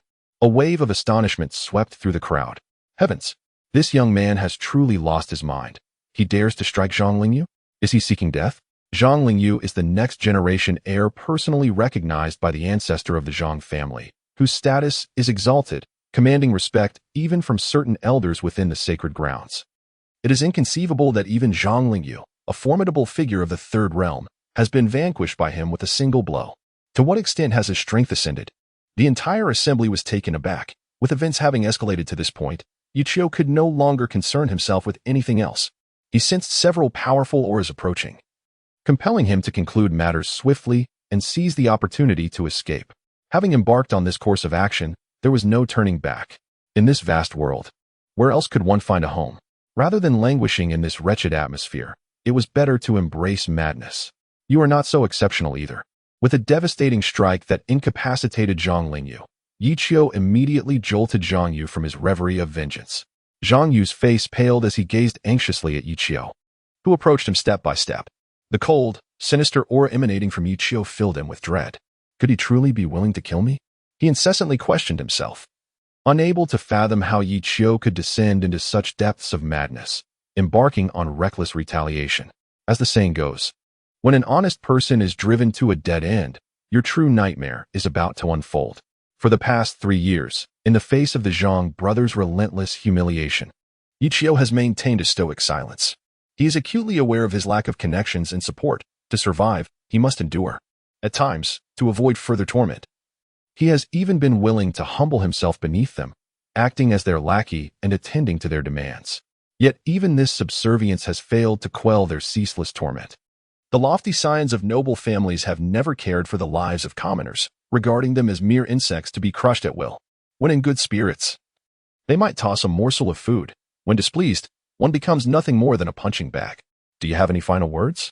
In Zhang Yu's profound terror, Yichio advanced steadily, his gaze fixed upon the merciless executioner before him, swallowing hard. I refuse to believe you dare to kill me. If I die today, you shall not see the dawn of tomorrow. Before he could utter another syllable, a blade of energy sliced through the air. Zhang Yu's eyes widened in horror as a gaping, bloodied wound appeared upon his neck, and his body collapsed, lifeless. He could scarcely comprehend that Yichio had truly dared to take action. Brother, the astonished Zhang Lingyu beheld this scene, aghast that Yichio had actually slain his sibling right before his eyes. Moreover, after dispatching Zhang Yu, Yichio showed no intention of stopping. His gaze now fixed upon Zhang Lingyu. A sense of foreboding washed over him. With no time to mourn his brother's demise, Zhang Lingyu leaped to flee. His heart was in disarray, filled with regret for his earlier complacency. He had underestimated Yichio, assuming him to be merely a lowly cultivator and not worth notifying his family to arrange for protection. However, before he could soar 100 meters away, a torrent of sword energy surged from below, striking true with blinding speed. With a spurt of blood, Zhang Lingyu plummeted from the sky like a severed kite, utterly devoid of life. In that moment of slaying Zhang Lingyu, Yichio drew in a sharp breath, realizing that his cultivation had indeed advanced. Remarkably, he had shattered his previous limitations, transcending to the realm of Xianji. At that moment, he seemed to have come to a profound understanding of the true nature of the swallowing heaven demon technique. It was far from merely a straightforward cultivation method. Do not be deceived by its seemingly righteous exterior. It harbors malevolence, quietly siphoning away the strength of the Zhang brothers entirely. Suddenly, before any exhilaration could set in, ominous clouds gathered in the sky, and a deafening thunder reverberated through the heavens. Those formidable presences drew ever closer. Without time to deliberate, Yichio advanced and searched the bodies of Zhang Lingyu and Zhang Yu, stripping them of their belongings before leaping into the abyss behind him, vanishing from everyone's sight. He fled, yet the turmoil at the scene was far from over. This is disastrous. A life has been lost. Hurry and inform the elders. This is madness. This fellow has truly gone insane, daring to strike with lethal intent. As they gazed upon the two bloodied corpses, chaos erupted, leaving everyone in shock and disarray. In less than 5 minutes, the void twisted, and a celestial elder arrived at the scene, his gaze falling upon the bodies on the ground, his brow furrowing. Rage surged within him as he bellowed, "Who did this?" His roar quelled the chaos, instilling a terrifying pressure that rendered everyone breathless. A trembling voice quavered, "Elder of law enforcement, it was Yichio." Yichio. Upon hearing that name, Li Chongfeng's brow furrowed slightly. He was all too familiar with it. Over the past 3 years, Yi Qiu has endured numerous punishments at the law enforcement hall. However, Li Changfeng is well aware that Yi Qiu has committed no wrongdoing. The penalties he has faced are merely a consequence of shouldering the blame for others. The world is indeed harsh. Without connections or support, one is destined to be bullied. Even if Li Changfeng could clear his name, he hesitates, for such actions would only endanger Yi Qiu. Should he delve deeper and punish the true culprits among the disciples, their anger would only escalate, leading to an even more tragic fate for Yi Qiu. Suddenly, the heavens roared with thunder and lightning, revealing several cloaked figures who emerged beneath the ominous clouds. Moments later, they stood before the lifeless body of Zhang Lingyu, a chilling malevolence enveloping the entire Linqi. Who dares to slay a member of the Zhang family? Step forward. Upon seeing the newcomers, Li Changfeng furrowed his brow, a silent thought echoing within him. It's over. The arrivals were none other than Zhang Lingyu's protector, Zhang Xiyuan, a formidable warrior at the peak of the Fifth Realm. His notoriety was not merely attributed to his formidable powers, but rather to his ruthless and unyielding methods. Over the years, I have traversed the shadows. Unbeknownst to the multitude of clandestine affairs I have managed for the Zhang family, with Zhang Xiyuan personally present, it was evident that no matter how fervently Li Changfeng wished to protect him, he could not safeguard Yi Qiu's life. Among the crowd, Zhang Yu's sycophants, having witnessed the entire incident, hastily emerged to elucidate the events that had transpired. Yi Qiu, what audacity! I shall ensure he meets a fate worse than death. Pursue him. I demand to see him alive or dead. He must be captured and made to comprehend the cost of incurring the wrath of the Zhang family. With a thunderous roar, several shadowy figures surged forth, pursuing the direction Yi Qiu had fled. Meanwhile, within the Zhang estate, the current patriarch, Zhang Dongxiu, learned of his son's brutal murder in the realm of the divine. With a resounding crash, his desk splintered under the force of his fury. For centuries, Zhang Dongxiu had restrained his temper, yet now his countenance was a tempest of rage. Yi Qiu, you insolent wretch, how dare you slay my son? Conduct a thorough search throughout the city. Locate him. Bring him back to me, for I shall personally exact my vengeance upon him. His voice, nearly hoarse from the intensity of his wrath, reverberated as the ruler of the Zhang clan unleashed his fury. This outburst sent tremors through the entirety of Liang. In an instant, the atmosphere shifted. As nightfall approached, amidst the flickering lights, the citizens of Liang reveled in the festive spirit, blissfully unaware of the monumental storm that was about to engulf them. Chapter 9. Yi Qiu is being pursued. By the shores of Liang Lake, pleasure boats lay moored, as talented scholars and beautiful maidens from far and wide boarded amidst laughter and merriment. Some raised their goblets in joyous camaraderie, recounting their adventures across the 3,000 states, while others composed verses under the moonlight, showcasing their artistic prowess. Lanterns floated downstream, symbolizing their hopeful aspirations.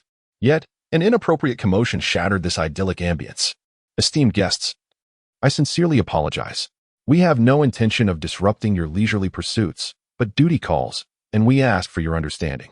Amidst the clamor, an elderly man clad in black emerged from the throng, flanked by a cadre of alert individuals. Witnessing the tense atmosphere, many young scions from prominent families aboard the vessel grew incensed. Who do you think you are to disturb my enjoyment? Are you seeking death?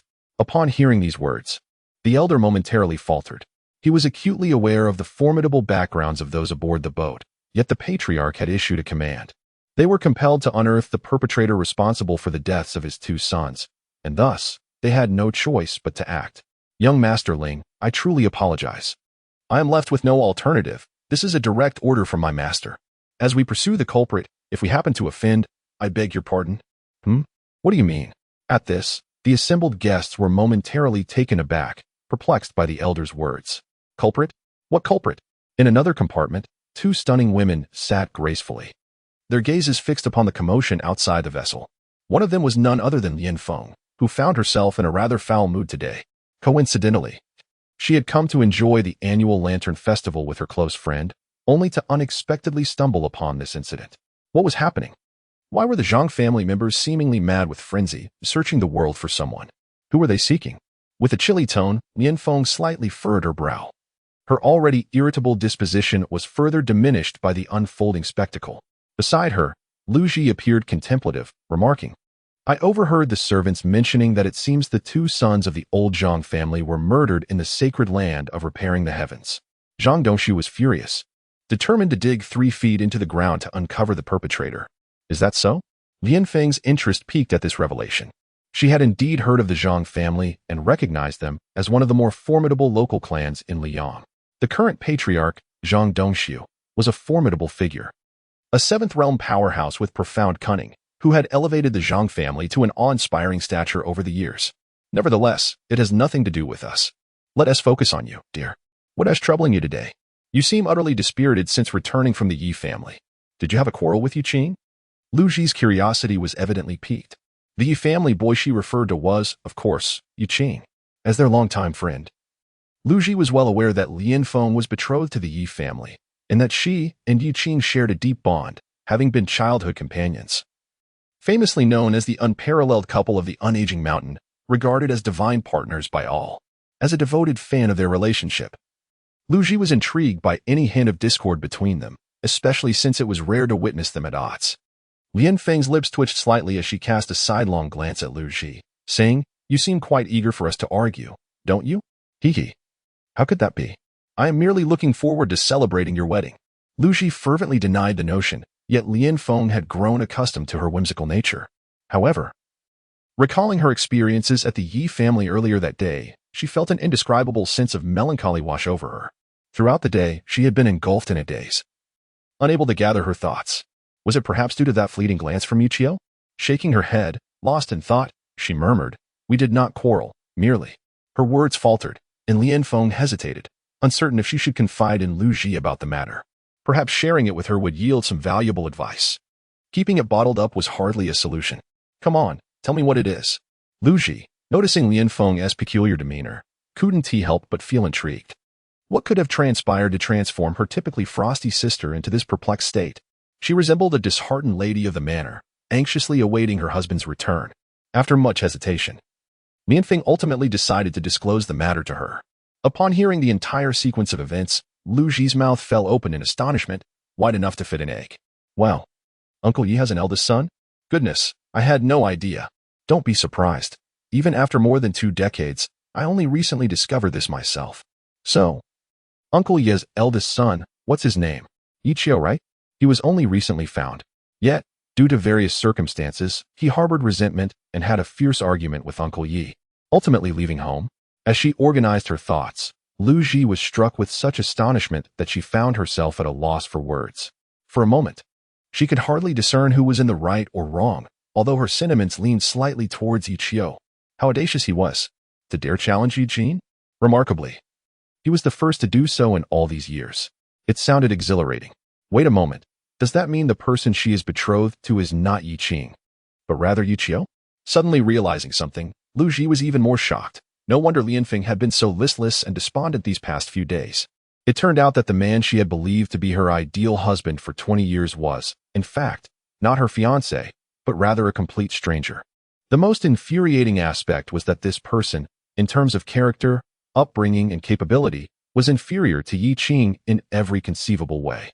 The disparity is indeed striking. Which girl has not dreamed of marrying her ideal partner, a man of remarkable stature and strength? Moreover, for someone as exceptional as Lian Feng, her pride simply does not permit her to accept Yiqiu. However, this marriage was an arrangement made long ago between Yi Jin and Lian Feng's father, and they are powerless to alter it. Unless Lian Feng can, like Yiqiu, flee from home and break free from her family's constraints. But is that even a possibility? As these thoughts crossed her mind, Lu Ji couldn't help but feel a pang of sympathy for Lian Feng, beginning to comprehend her current emotions. In response to her question, Lian Feng merely nodded helplessly, remaining silent. Observing her despondent demeanor, Lu Ji's eyes glinted mischievously, and she suddenly exclaimed, "Oh darling, why not marry me instead? I shall whisk you away to a far-off place, and you can bless me with a few plump and cherubic little ones. Go away." At these words, Lian Feng was instantly amused, her earlier gloom dissipating. Whenever she felt downcast, she would always seek out Lu Ji. This mischievous girl may lack in other areas, but she certainly excels in being quirky. Gently poking her delicate face, Lu Ji remained unfazed and suddenly remarked, "However, it seems you need not worry. From your description, this fellow named Yiqiu appears to possess a rather resilient spirit at his core. I have a premonition that he shall not return." "Not return?" At her words, Lian Feng felt a slight tremor in her heart, a sudden sense of emptiness washing over her. "Indeed, my intuition is quite strong. His departure signifies a leap into the vast ocean, free from all constraints. Moreover, when your families initially arranged the betrothal, it merely stipulated that you marry Yi Bo's son. Now, with Yi Qiu himself declaring he is not Yi Bo's son, you are naturally relieved from that obligation. Listening to Lu Ji's insightful analysis, Lian Feng found herself engulfed in a whirlwind of conflicting emotions, unsure whether to rejoice or mourn. Just as she grappled with her turmoil, a familiar name reached her ears. Have you heard? The Zhang family is making a concerted effort to hunt down a mere disciple from the Butian sacred land. I overheard a name during their conversation. What name? Yi Qiu. Who is Yi Qiu? I've never heard of him. Perhaps he is a scion of some prominent family? How could that be? If he had familial backing, he wouldn't be so desperately hunted down. Downstairs, murmurs arose amongst several individuals, and in the quiet chamber, Lian Feng shivered slightly. While Lu Ji seemed to sense something amiss, they exchanged a glance. Could it really be him? Lu Ji murmured, adding, just as he severed ties with Yi Bo. He goes and kills one of the Zhang family's progeny? This is rather reckless, isn't it? Why do I suddenly find myself admiring him? At her words, Lian Feng's lips twitched, but there was no time for frivolity. Anxiety surged within her. Yi Qiu is being pursued by the Zhang family? Where has he fled to? A lingering unease settled in her heart. This development had come too abruptly. It was crucial to note that, within Yang City, few knew of Yi Qiu's true identity. If he were captured, his lack of allies would seal his fate. Enough. Come, we must find him. Acting decisively, Lian Feng, who typically shunned meddling in others' affairs, proposed they search for him. Under Lu Ji's astonished gaze, she swiftly soared towards the Butian sacred land. She needed to confirm the situation and uncover Yi Qiu's whereabouts. Moments later, two streaks of light cut through the sky, landing atop the mountain of the Butian sacred land. Who approaches? At the mountain gate, several disciples emerged, sternly demanding answers. As Lian Feng moved a step forward, Lu Ji spoke first. Calm yourselves, young sir. I am from the Liang family. My name is Lu Ji, and this is Princess Lian Feng from the Lian family. We have come to inquire about a matter, with no ill intentions. Listening to the gentle and soft-spoken brother of Lu Ji, the faces of several male disciples turned crimson. Having lived for over 20 years, they were still innocent and inexperienced, unable to withstand such charm. Ah, it turns out these are the two young ladies from the esteemed Lu and Lian families. I beg your pardon. Would you like to know? Where is Yi Qiu now? Upon hearing this, Lian Feng, disregarding the surroundings, directly posed the question. The disciples exchanged glances, momentarily at a loss. How could two stunning beauties arrive at this hour seeking Yi Qiu? Moreover, they were both princesses from the prominent families of Liang. This is truly extraordinary.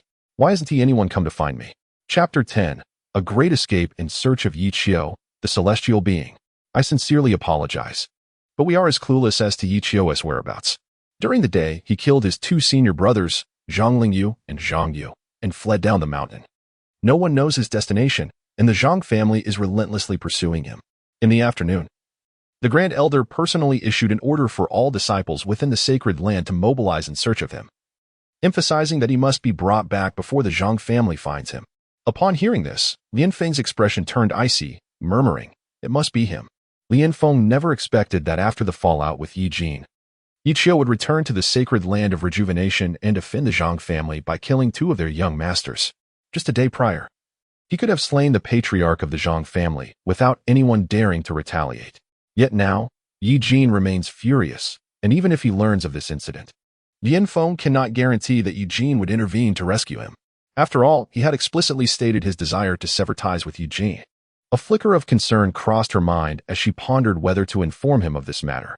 Meanwhile, Lu Ji contemplated for a moment and said, "Darling, do not fret. We must always consider the positive side. Perhaps he has already escaped to the ends of the earth.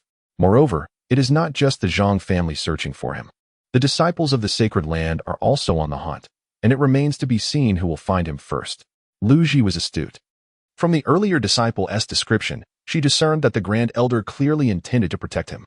Otherwise, he would not have dispatched so many disciples to locate a rule-breaking disciple, particularly stressing the need to find him before the Zhang family. "No, I must go find him myself," Lian Feng instinctively declared. Upon seeing Lu Ji's astonished gaze, she quickly added, "Our families are closely connected, and over the years, Uncle Yi and Aunt Su have treated me with such kindness. I cannot stand idly by." "Oh, very well. Since you wish to search, I shall accompany you." Lu Ji replied with a knowing smile, casting a penetrating glance at the flustered Lian Feng. Curiosity stirred within her. She yearned to discover who this Huqiu truly was. Meanwhile, in another realm, a figure traversed the desolate expanse under the cover of night, amidst a tumult of thunder and lightning cloaked in ominous clouds. A thrilling and perilous contest for survival was fervently underway. In an instant, a bolt of lightning struck at Yi Qiu's feet with an ethereal grace. He deftly evaded this lethal strike while maintaining an unhurried pace. Throughout the relentless day of frantic escape, the agony within him intensified. Damn it! With a furious curse, Yi Qiu unleashed the full power of the Xiao Yao Yufeng movement technique and continued his desperate flight. However, his condition was far from optimal. During the day, he had already sustained significant injuries from a strike by Yi Qing, and before he could recuperate, Zhang Yu had sought him out. Now, after being relentlessly pursued by Zhang Xiyuan throughout the night, his body was on the verge of collapse. Damn it! I've come to realize that this so-called ultimate demon god life is nothing but a life of a stray dog. As he ran frantically, Yi Qiu vented his frustration. Having sprinted for an entire night, he could no longer discern his direction. Behind him was the frenzied pursuit of Zhang Xiyuan, while on either side, he was encircled by numerous elders of the Zhang family. His only option was to charge forward, with no other path available.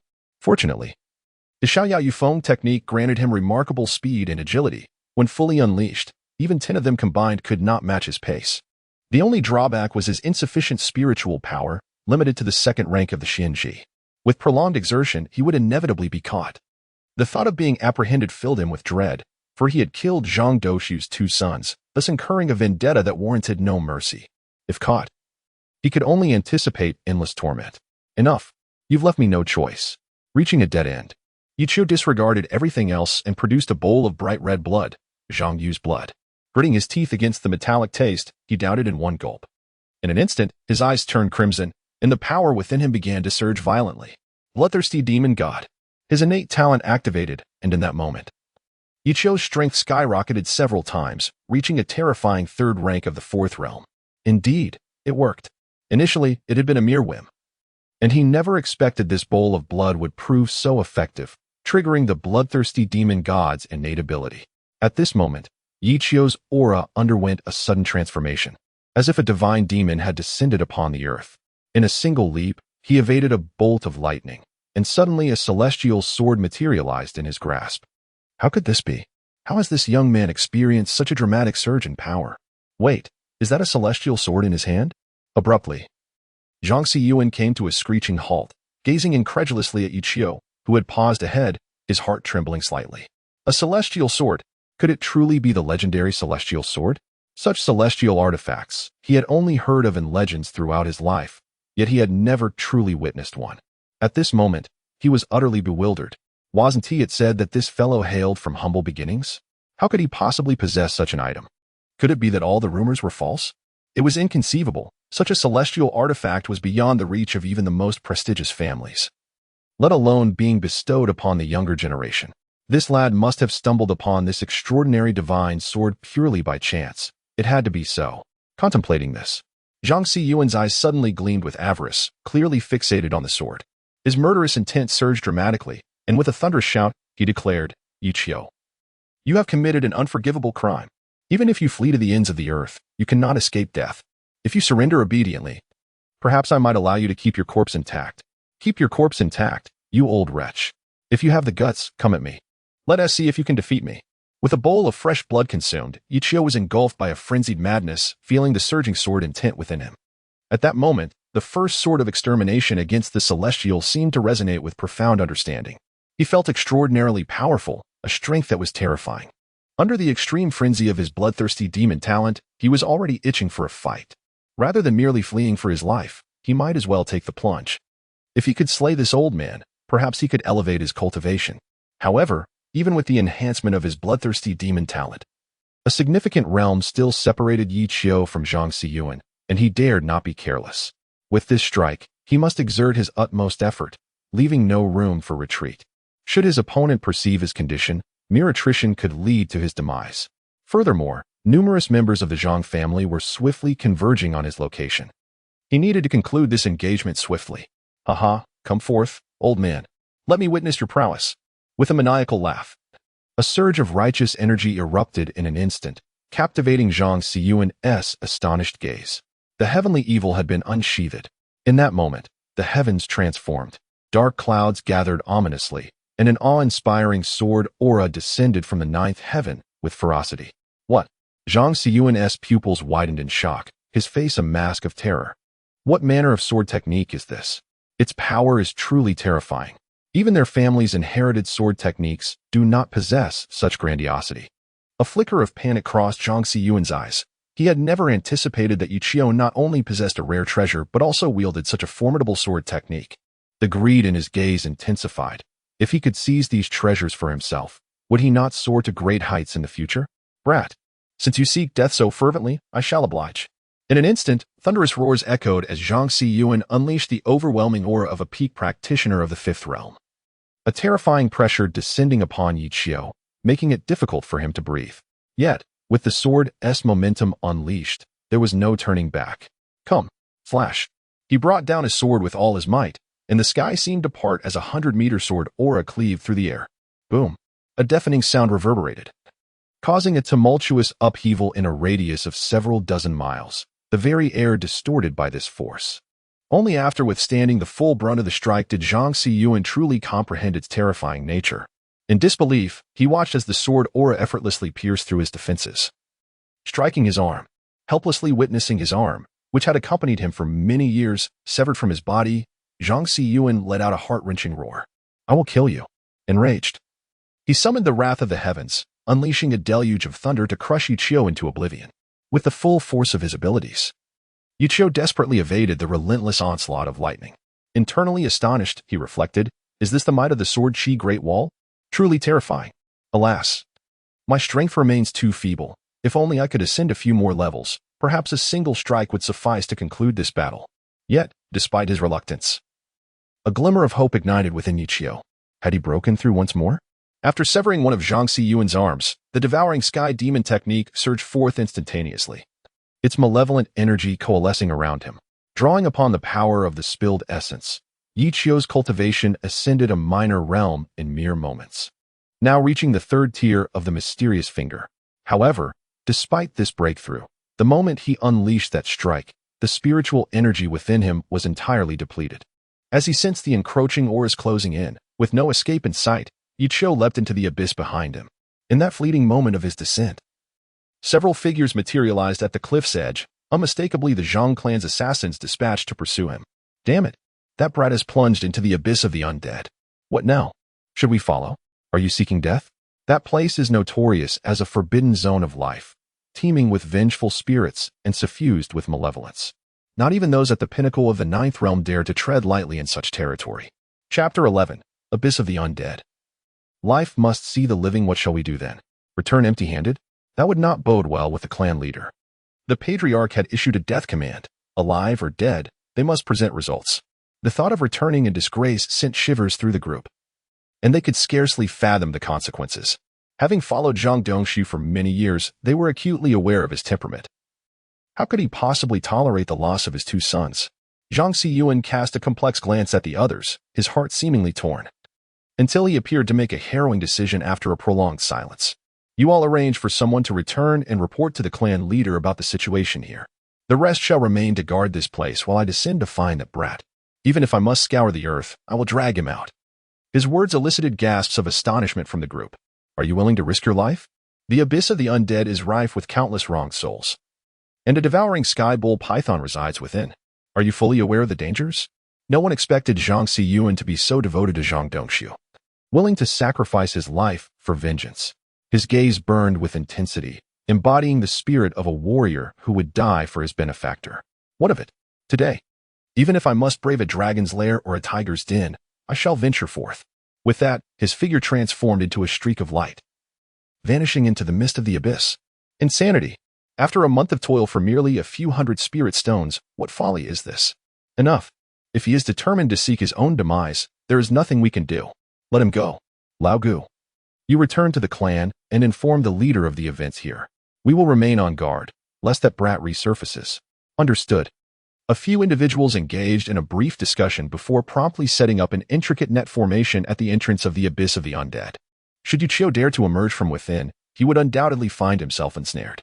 Meanwhile, deep within the abyss, the harrowing cries echoed in his ears, sending chills deep into his bones. Clutching his painfully aching chest, Yuchio navigated through the crevices of the misty valley with a sense of desperation. Upon entering the abyss of the undead, his consciousness had been obscured, rendering him oblivious to his surroundings and unaware of any pursuing foes. Damn it, you wretched system. I suspect you are toying with me. Look at the other traversers, who thrive and bask in glory, effortlessly flaunting their prowess. Why is it that I have become a lost soul? If this were to leak out, how could I possibly maintain my standing among traversers? Host. The path of the demon god is fraught with challenges. These minor hardships are merely fleeting trials that you can overcome. That is indeed true. With a bleak smile, Yuchio felt no regret. What was done. Ultimately, there are but two outcomes. He would rather be a warrior for a minute than live a lifetime as a coward. For the past 3 years, he has endured the relentless torment, degradation, and humiliation inflicted by the Zhang brothers. As the system aptly states, these are merely trifles, hardly worth mentioning. Yet, he remains uncertain about the current circumstances over in Liang'an. Yuchio scarcely pays heed to the Yi family's reactions, nor does he harbor any expectation that they might suddenly experience a pang of conscience and come to his rescue. He does not require such charity. Having dared to embroil himself in such calamities, he fears not the vengeance of others. His concern lies in whether the Zhang family, upon failing to locate him, might unleash their wrath upon a few of his erstwhile friends. For the prestigious families, extinguishing the life of an ordinary individual is a trivial endeavor. They need not any justification to effortlessly decide one's fate. This world is thus devoid of familial protection and a formidable background. One can only endure in silence, bowing one's head in submission. Yet, at this moment, he could no longer afford to be concerned with them, for the deadlock before him remained unsolved. The abyss of the undead? Such a heavy aura of malevolence. However, why was I not affected by this ominous energy? Instead, I feel an inexplicable sense of comfort. Casting a careful glance into the seemingly bottomless abyss, Yuchio hovered in midair. He dared not descend recklessly. The enigma surrounding this place was too profound. During his time in the sacred land of heaven repair, Yuchio had encountered numerous tales of bizarre wonders from various worlds, including accounts of this abyss of the undead. It was said to be an ancient burial ground from the age of immortals, where the souls of the wronged, who perished during the cataclysm of the immortal era, lay buried beneath. Their vengeful spirits were exceedingly potent, filled with malevolence, among which were many vengeful souls exceeding the ninth realm. Thus, it was also referred to as a forbidden zone of life. After discerning the situation before him, Yuchio took a deep breath. The hasty escape had left him with no avenue of retreat. With no other choice, he plunged into the abyss of the undead, seeking a glimmer of hope. Yet, what puzzled Yuchio was that the overwhelming malevolent aura within the abyss had a significant impact on the soul. Strangely, he seemed immune to this corrupting energy, unaffected by its influence. Could it be due to the innate talent of the bloodthirsty demon god? Or perhaps the effects of the devouring demon art?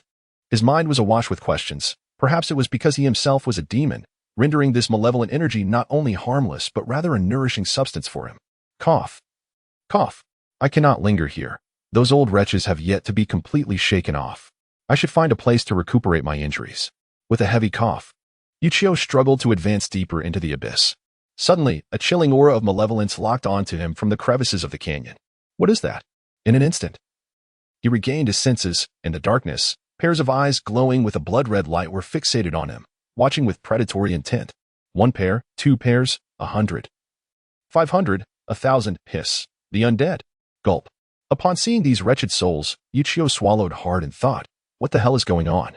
When faced with uncertainty, one must remain unfettered and drift with the winds.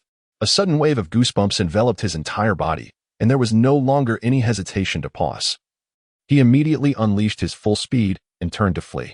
A haunting, chilling laughter echoed from the abyss of the dark valley, causing Yuchio's hair to stand on end. After sprinting for several dozen miles, he stumbled into a narrow crevice. Initially cramped, it soon opened up into a vast expanse. Before him lay a hidden paradise, a rare sanctuary despite its equally eerie and frigid atmosphere. The depths of the cave remained shrouded in mystery, but Yuchio quickly noticed several peculiar plants thriving within. The 9-leaf heavy building, the soul-devouring grass. Images of these two exquisite treasures flashed through his mind, precisely as described in the Tome of the Devouring Heavens. Upon sighting these two precious herbs, Yuchio's spirits soared. According to the tome, these two herbs were toxic plants from the Nine Nether Abyss, brimming with formidable power. Consuming them could lead to a swift demise. Yet when combined with other medicinal herbs, they could be brewed into a potent elixir. Not only would it enhance one's cultivation, but it would also be an extraordinary spirituous beverage. Given its ingredients, all derived from the deadliest poisons known to mankind, each concoction posed a lethal threat. Could it not be fierce? Chapter 12. A lucrative scheme. Malice breeds courage. Good heavens, I'm about to strike it rich. Upon realizing that the entire cavern was brimming with tens of thousands of nine-leaf heavy buildings and soul-devouring grasses, Ichio could barely contain his exhilaration. If all of this were to be used for distilling liquor, would it not directly resolve a significant portion of his livelihood? It is essential to note that he has severed ties with the Yi family, finding himself destitute. Surviving in the wilderness without financial resources is simply unattainable. One cannot rely indefinitely on the generosity of others. Such a notion is patently unrealistic, for those who frequently traverse the riverbanks are bound to get their shoes wet. Suddenly, a resounding crash echoed from the narrow crevice. Ichio turned slightly, his gaze icy as it fell upon the entrance. A celestial sword materialized in his grasp, its brilliance piercing, with the essence of the sword surging forth. So many undead.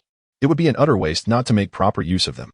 If my memory serves me correctly, there exists a heavenly treasure in the realm of cultivation known as the Soul Banner, or is it called the Human Sovereign Banner? With such lofty aspirations, I must certainly acquire one. Quite fortuitously, the method for crafting the Human Sovereign Banner is indeed recorded within the Tome of the Devouring Sky. This tome, known as the Demon Codex, has been unearthed by Ichio, revealing an array of utterly bizarre and frenzied elements, encompassing nearly every conceivable aspect. Truly, it is a product of the Devouring Heaven Demon Codex, embodying the very essence of its craft. If Ichio were to assert that he is not a demon, it is likely that few would believe him. Yet, the most astonishing aspect is that this work serves as a genuine cultivation method for the grand and righteous heavenly Tao. Can you believe this? It claims to be the authentic art of the Xian man, so please refrain from harboring any biases against it. Suddenly, within the dim confines of a cave, a chilling scream echoed, and through a narrow crevice, a malevolent spirit burst forth. Before it could fully emerge and assess its surroundings, a celestial sword descended, cleaving downward with precision. Boom! The formidable sword energy instantaneously bisected the spirit, carving a deep gash into the wall. With that single stroke, Ichio immediately perceived an anomaly. The righteous energy within him was, in fact, the bane of these malevolent entities.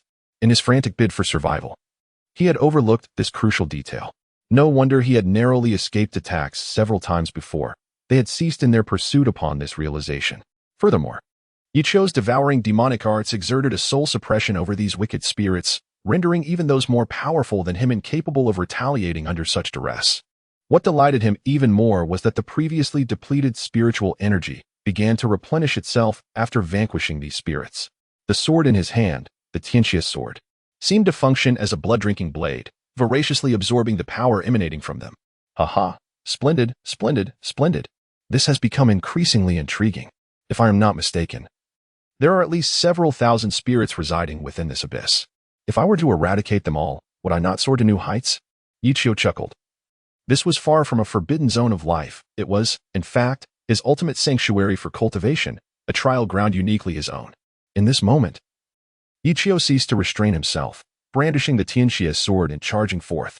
At the instant when his overwhelming aura erupted, all the undead were taken aback. This accursed human, had he gone mad? He was actually coming for us. Kill him. Countless undead revealed their grotesque visages, frantically rushing towards Ichio. Suddenly, as they approached within a meter of him, a peculiar force abruptly repelled them, creating a barrier of righteous energy around him. With the Tantian demon technique ascending to its second tier, a protective energy shield materialized around Ichio, effectively keeping all the undead at bay. Using the narrow passageway, Ichio embarked on his relentless journey of slaughter. He became increasingly frenzied with each adversary he felled, and his cultivation soared at an astonishing pace. Half an hour later, his cultivation reached the 5th rank of the Profound Finger, a remarkable leap of 2 minor realms. Furthermore, Ichio discovered that his mastery of the sword had deepened, though he was still unable to unleash the second strike of the Sword of Extermination. However, the power of his first strike had ascended to a new echelon. If he were to confront Zhang Xiyuan again in his current state, bolstered by the bloodthirsty demon god's innate talent, even if he could not slay Zhang Xiyuan, he would not find himself in such a dire predicament. The only drawback was that each activation of the bloodthirsty demon god's ability required either his own blood or the consumption of blood. This is rather repulsive. It simply won't do. I must devise a solution. After all, if I were to engage in a scuffle in the future, I certainly cannot afford to cough up 3 pounds of blood before the fight even begins. Moreover, if I refrain from spitting blood, drinking it in front of such a multitude would also be quite distasteful. Those unaware might think I am some sort of malevolent fiend. This is not good. As Uchiyo dealt with the undead, he pondered the proper utilization of his bloodthirsty demon god talent. Suddenly, a spark of inspiration illuminated his thoughts. Wait, I understand now. I can concoct liquor. By infusing human blood into the brew, I can create a potion. Then, in the heat of battle, I could simply take a swig and be fully rejuvenated. With a sudden jolt, Uchiyo inhaled sharply. He meticulously recalled the method for brewing the demonic liquor, and his heart surged with joy. If this idea could come to fruition, it would not only allow for the infinite activation of his bloodthirsty demon god talent, but also enable him to amass a considerable fortune in spirit stones, achieving financial freedom. Without hesitation, he resolved to act. Within this cave, there existed the lethal poisons necessary for the distillation of demonic liquor.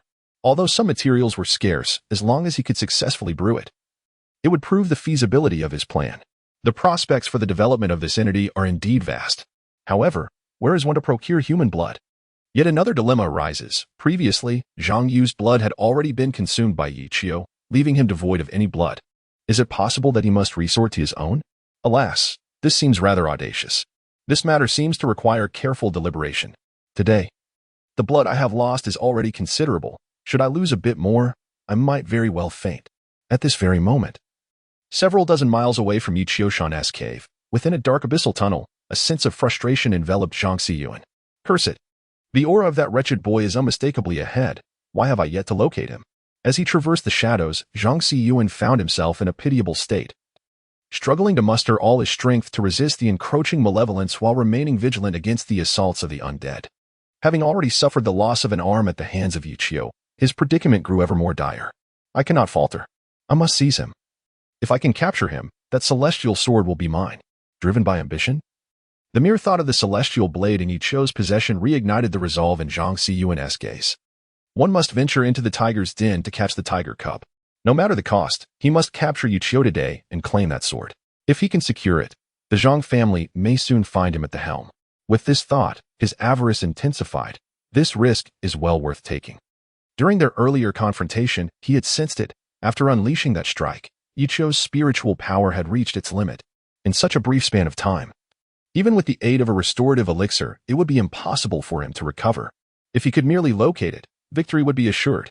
Struggling to follow Uchiyo's aura, Zhang Xiyuan finally arrived at a concealed cave after half an hour.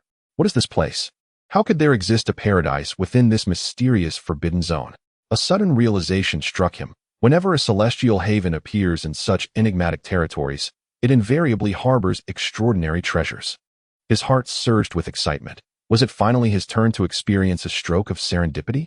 Before he could revel in his fortune, however, the thousands of undead clustered at the cave's entrance seemed to sense his presence. In unison, they turned their gaze upon him, their blood-red eyes locking onto his figure. Gulping, Zhang Xiyuan felt an inexplicable heat envelop him, cold sweat trickling down his brow. Chapter 13. Old man, your nightmare has arrived. Cackling. The undead gathered at the cave's mouth, suddenly possessed, eyes filled with fierce hunger, gazing at Zhang Xiyuan as if he were a stunning beauty. With a fearsome roar, the spirits lunged toward him from all directions, and in that instant, Zhang Xiyuan felt as though his heart had ceased beating. Get away. Yet, as a seasoned survivor who had long danced on the edge of death, his reflexes were remarkably swift.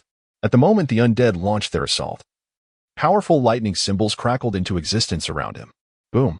Drawing on his strength, Zhang Xiyuan formed hand seals, unleashing a torrent of lightning that struck mercilessly, dispatching dozens of the weaker undead in mere moments. Yet, these were merely the feeble ones. A relentless tide of stronger undead continued to surge forth behind them. At this moment, Zhang Xiyuan's expression was taut to the utmost degree. He never anticipated that he would find himself so unfortunate. To encounter a relentless tide of the undead right from the outset? Curse you, Uchiyo, I shall ensure your dismemberment. Amidst his furious roar, accompanied by flashes of lightning and resounding thunder, a cacophony erupted. Within the cavern, Yi Qiu remained oblivious to the unfolding chaos, his mind filled with perplexity. What is happening? It seems I hear someone calling my name. And what is the matter with these undead? Why have they suddenly dispersed? It cannot be, for I am so enticing. Are they not going to feast upon me? As he was fervently leveling up, an unexpected absence of foes sent a wave of anxiety through Yi Qiu. Cautiously, he peered out from the cave, only to behold a scene several hundred meters away, where a figure, beleaguered, was ensnared by a legion of undead, desperately attempting to escape. Could it be him? A flicker of astonishment crossed Yi Qiu's eyes as he leaned against the wall, leisurely observing the spectacle. How audacious of this old man to descend into such peril. What sort of monthly payments could possibly compel such reckless desperation? Were it not for his dire circumstances, Yi Qiu would never find himself in such a wretched locale. Amidst the relentless onslaught of the undead, Zhang Xiyuan's garments soon became drenched in blood, rendering him a pitiful figure akin to a mad priest. With one of his arms severed by Yi Qiu, he was utterly powerless against the relentless tide of foes. Should this continue, his demise would be inevitable within mere minutes. Furthermore, the malevolent energy permeating the atmosphere was taking a significant toll on him, demanding that he allocate part of his focus to counteract its effects. Just as despair threatened to overwhelm him, he suddenly caught sight of Yi Qiu in the shadows, his gaze shifting to one of fierce determination. Cursed Yi Qiu, I shall see you torn to shreds. With a furious roar, he abandoned the undead surrounding him and charged at Yi Qiu, fully committed to his reckless endeavor. Today, even if it cost him his life, he vowed to take Yi Qiu down with him. If not for him, how could he have descended to such depths? His pent-up resentment reached its zenith, and Zhang Xiyuan unleashed a lethal strike aimed at Yi Qiu. To his astonishment, Yi Qiu, who had previously appeared as a mouse confronted by a cat, did not evade or flinch, instead revealing a cryptic smile. What could this mean? Zhang Xiyuan was taken aback, unable to comprehend why Yi Qiu would smile. Was he surrendering? Choosing to forego futile resistance? Yet, in the next moment, he was astounded to witness a surge of righteous energy emanating from Yi Qiu. How could this be? In a mere few minutes, his strength had seemingly ascended several realms. In this moment, Zhang Xiyuan was filled with panic, having already sustained grave injuries. His strength had plummeted to the 4th realm, leaving him significantly weakened. Now, facing Yi Qiu, he found his aura unexpectedly subdued at the very first instance. Before he could even comprehend the situation, Yi Qiu's figure vanished like a specter, and in the next heartbeat, he felt a searing pain at his neck, plunging him into darkness as he lost consciousness. How intriguing it was. Just when something was lacking, here came the perfect opportunity, fresh blood, right at his fingertips. With a swift strike, Yi Qiu rendered Zhang Xiyuan unconscious, effortlessly hoisting him and dashing towards the cave. Meanwhile, the undead, sensing the overwhelming aura emanating from Yi Qiu, inexplicably chose to halt in their tracks. This righteous spirit, innate to them, serves as their natural nemesis, allowing Yi Qiu to unabashedly disregard their existence. He hoisted Zhang Xiyuan and soared directly towards the cave, meticulously searching him and organizing his possessions. A sharp intake of breath followed. How could one possess such wealth and not relish the pleasures of life, instead opting to pursue me? What a peculiar mindset. It was merely labor. Why take it so seriously? Yi Qiu found himself at a loss for words as he assessed Zhang Xiyuan's fortune, discovering a staggering sum of 100,000 spirit stones. My goodness, 100,000 spirit stones. Just last month, I barely earned 2 spirit stones, 1 by 1, 2 by 2, and I would need to toil for 1,000,000 years to amass such wealth. Anger surged within him. These affluent individuals are truly despicable. Without hesitation, he delivered a kick, nearly bringing Zhang Xiyuan to his demise. From his storage bag, he retrieved a treasured binding rope, swiftly securing him like a seed, ultimately suspending him within the cave to swing back and forth. Once all was completed, a faint smirk crept upon Yi Qiu's lips. Ah, you enjoy the chase, do you? Prepare yourself for the nightmare that awaits. Countless brutal, pixelated images flashed through his mind. This would undoubtedly be exhilarating. After a night struck by lightning, his grievances had long since accumulated, awaiting retribution. Grasping Zhang Xiyuan's storage bag, Yi Qiu entered the cave, zealously collecting all the medicinal herbs and elixirs within. After gathering these treasures, he left the roots intact, nurtured by the spiritual spring at the heart of the cave, believing they would soon regrow. The Balai wine. Perfect. All the materials are complete. It's time to conduct an experiment. As he organized the ingredients necessary for brewing the wine, a smile involuntarily graced Yi Qiu's face. This old fellow arrived just in time. Had he not come, Yichio would truly have been at a loss as to where to procure several of the necessary materials. This moment can be likened to a timely act of kindness in the midst of adversity. Without hesitation, he commenced his endeavors. Once the materials were organized, Yichio unveiled a colossal alchemical furnace, embarking on his ambitious venture of distilling liquor. As time gradually slipped away, Zhang Xiyuan, who had been in a stupor for half a day, finally regained consciousness. At that instant, an overwhelming fury surged within him. "You brat! Release me. If you have the courage, face me like a true man, and we shall determine our fates." The anguished roar echoed as Zhang Xiyuan struggled furiously, attempting to free himself from the bindings, only to discover that several of his bones had been cruelly affixed to the ground with bone nails by Yichio. Isn't this his treasured artifact? Over the years, he had frequently employed this treasured implement to pierce others. Those reckless souls, upon being impaled by his bone nails, would wail in agony, their pain unbearable, lamenting their fate. All their cultivated prowess rendered useless, they would succumb to suffering, dying a slow, torturous death. Yet, he never anticipated that Yichio would also wield such a nail. Was he not a disciple of the Heavenly Restoration sect? The Heavenly Restoration sect should represent a legitimate lineage of Taoism, shouldn't it? Do they also teach such methods? Ha! Old fool, are you astonished? Are you filled with despair? No, no, no. Your nightmare has not truly begun yet. Be patient. I shall return to deal with you shortly. Meanwhile, Yichio continued to brew his wine, glancing back at Zhang Xiyuan with a faint, sinister smile. At that moment, his expression resembled that of a devil. Chapter 14. The Devil. He is the devil. Upon witnessing Yichio's devilish gaze, Zhang Xiyuan broke into a cold sweat, realization dawning too late. I cannot remain passive. I must devise a means to escape this cursed place. Suppressing his fear, he struggled desperately, attempting to free himself from the bindings. However, he soon discovered that he could summon no strength, for the bone nail had firmly locked away all his power. After futilely thrashing about, he recognized the futility of his resistance and sought to break the bone nail instead. Unbeknownst to him, his frantic movements caught Yichio's attention, who now regarded him as a predator would its prey. What do you intend to do? He held no doubt that Yichio would kill him, for he had already slain Zhang Lingyu. What was there left in this world that he would not dare to do? He merely wondered how Yichio would choose to end his life. Yichio approached slowly, a bowl in hand, and in that instant, Zhang Xiyuan felt his terror reach its zenith, his body trembling slightly. Do not be alarmed. I assure you, I am a good person. However, regrettably, my 100 fiery wine is missing one ingredient, and I require your assistance in procuring it. What ingredient? Zhang Xiyuan stammered, swallowing hard. He was brewing wine. If that were the case, the required material must be some rare medicinal herb. Yet, he had been thoroughly searched by Yichio. What could he possibly lend? As his mind raced with confusion, a short dagger suddenly plunged into his thigh, and blood gushed forth. Ah, my apologies. A momentary tremor caused me to inadvertently strike an artery. Do bear with it. The moment the blood flowed, Yichio swiftly positioned the bowl to catch it. And before long, Zhang Xiyuan's complexion turned ashen, on the brink of death. Seeing him near death, Yichio hastily shoved a medicinal herb into his mouth, which at last provided a modicum of healing. You little beast, if you have the audacity, kill me. If I do not perish today, I shall ensure your dismemberment. Upon awakening once more, Zhang Xiyuan could not restrain himself from unleashing a torrent of curses. In that moment, he truly witnessed the embodiment of malevolence. How could he, of all people, use his own blood to concoct wine? What an outrageous sorcerer, utterly deranged. Ignoring his impotent rage, Yichio returned to the alchemical furnace with a bowl of fresh blood. He resolved to test the effects. It would be ideal if he succeeded on the first attempt, for that old man would suffer terribly otherwise. The thought of each failed concoction costing Zhang Xiyuan a bowl of blood gnawed at Yichio's heart. It was painfully distressing. Upon pouring the freshly drawn blood into the cauldron, an immense power erupted from within.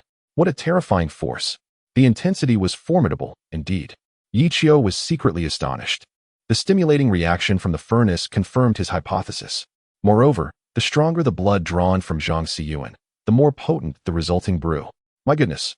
If I could capture a 9th-tier powerhouse to nurture, drawing blood daily to refine this liquor, wouldn't that propel me to greatness? Inspired by the might of this 100 flames wine, an audacious idea began to take root in Yichio's mind. Yet, how could one capture a 9th-tier powerhouse? It posed a considerable challenge. No, my current strength is far too feeble. The mere aura of a 9th-tier powerhouse could obliterate me. Attempting to seize one would be perilously reckless. After 2 hours of relentless alchemical work, suddenly, with a resounding bang, something went awry. Zhang Xiyuan, on the verge of slumber, heard the commotion and mistakenly believed salvation had arrived. To his dismay, it was merely the furnace beside Yuchio that had exploded. Confused, he watched as Yuchio approached once more, bowl in hand. "What do you intend to do?" Zhang Xiyuan exclaimed. "Ah, my sincerest apologies. I accidentally failed earlier. May I borrow another bowl?" "Don't be so stingy. A little blood won't kill you. Why be so miserly?" Zhang Xiyuan nearly erupted with fury upon hearing this. "Damn you. I shall not lend you anything. You rascal, if you dare to kill me, know that if I escape, I will show you what true cruelty is." Ultimately, under Zhang Xiyuan's reluctant consent, Yuchio obtained yet another bowl of blood. Before departing, Yuchio thoughtfully stuffed a precious medicinal herb into Zhang Xiyuan's mouth to alleviate his injuries and replenish some blood, preventing his untimely demise. Having completed his tasks, Yuchio returned to the alchemical furnace, brimming with enthusiasm, to continue his pursuit of refining liquor.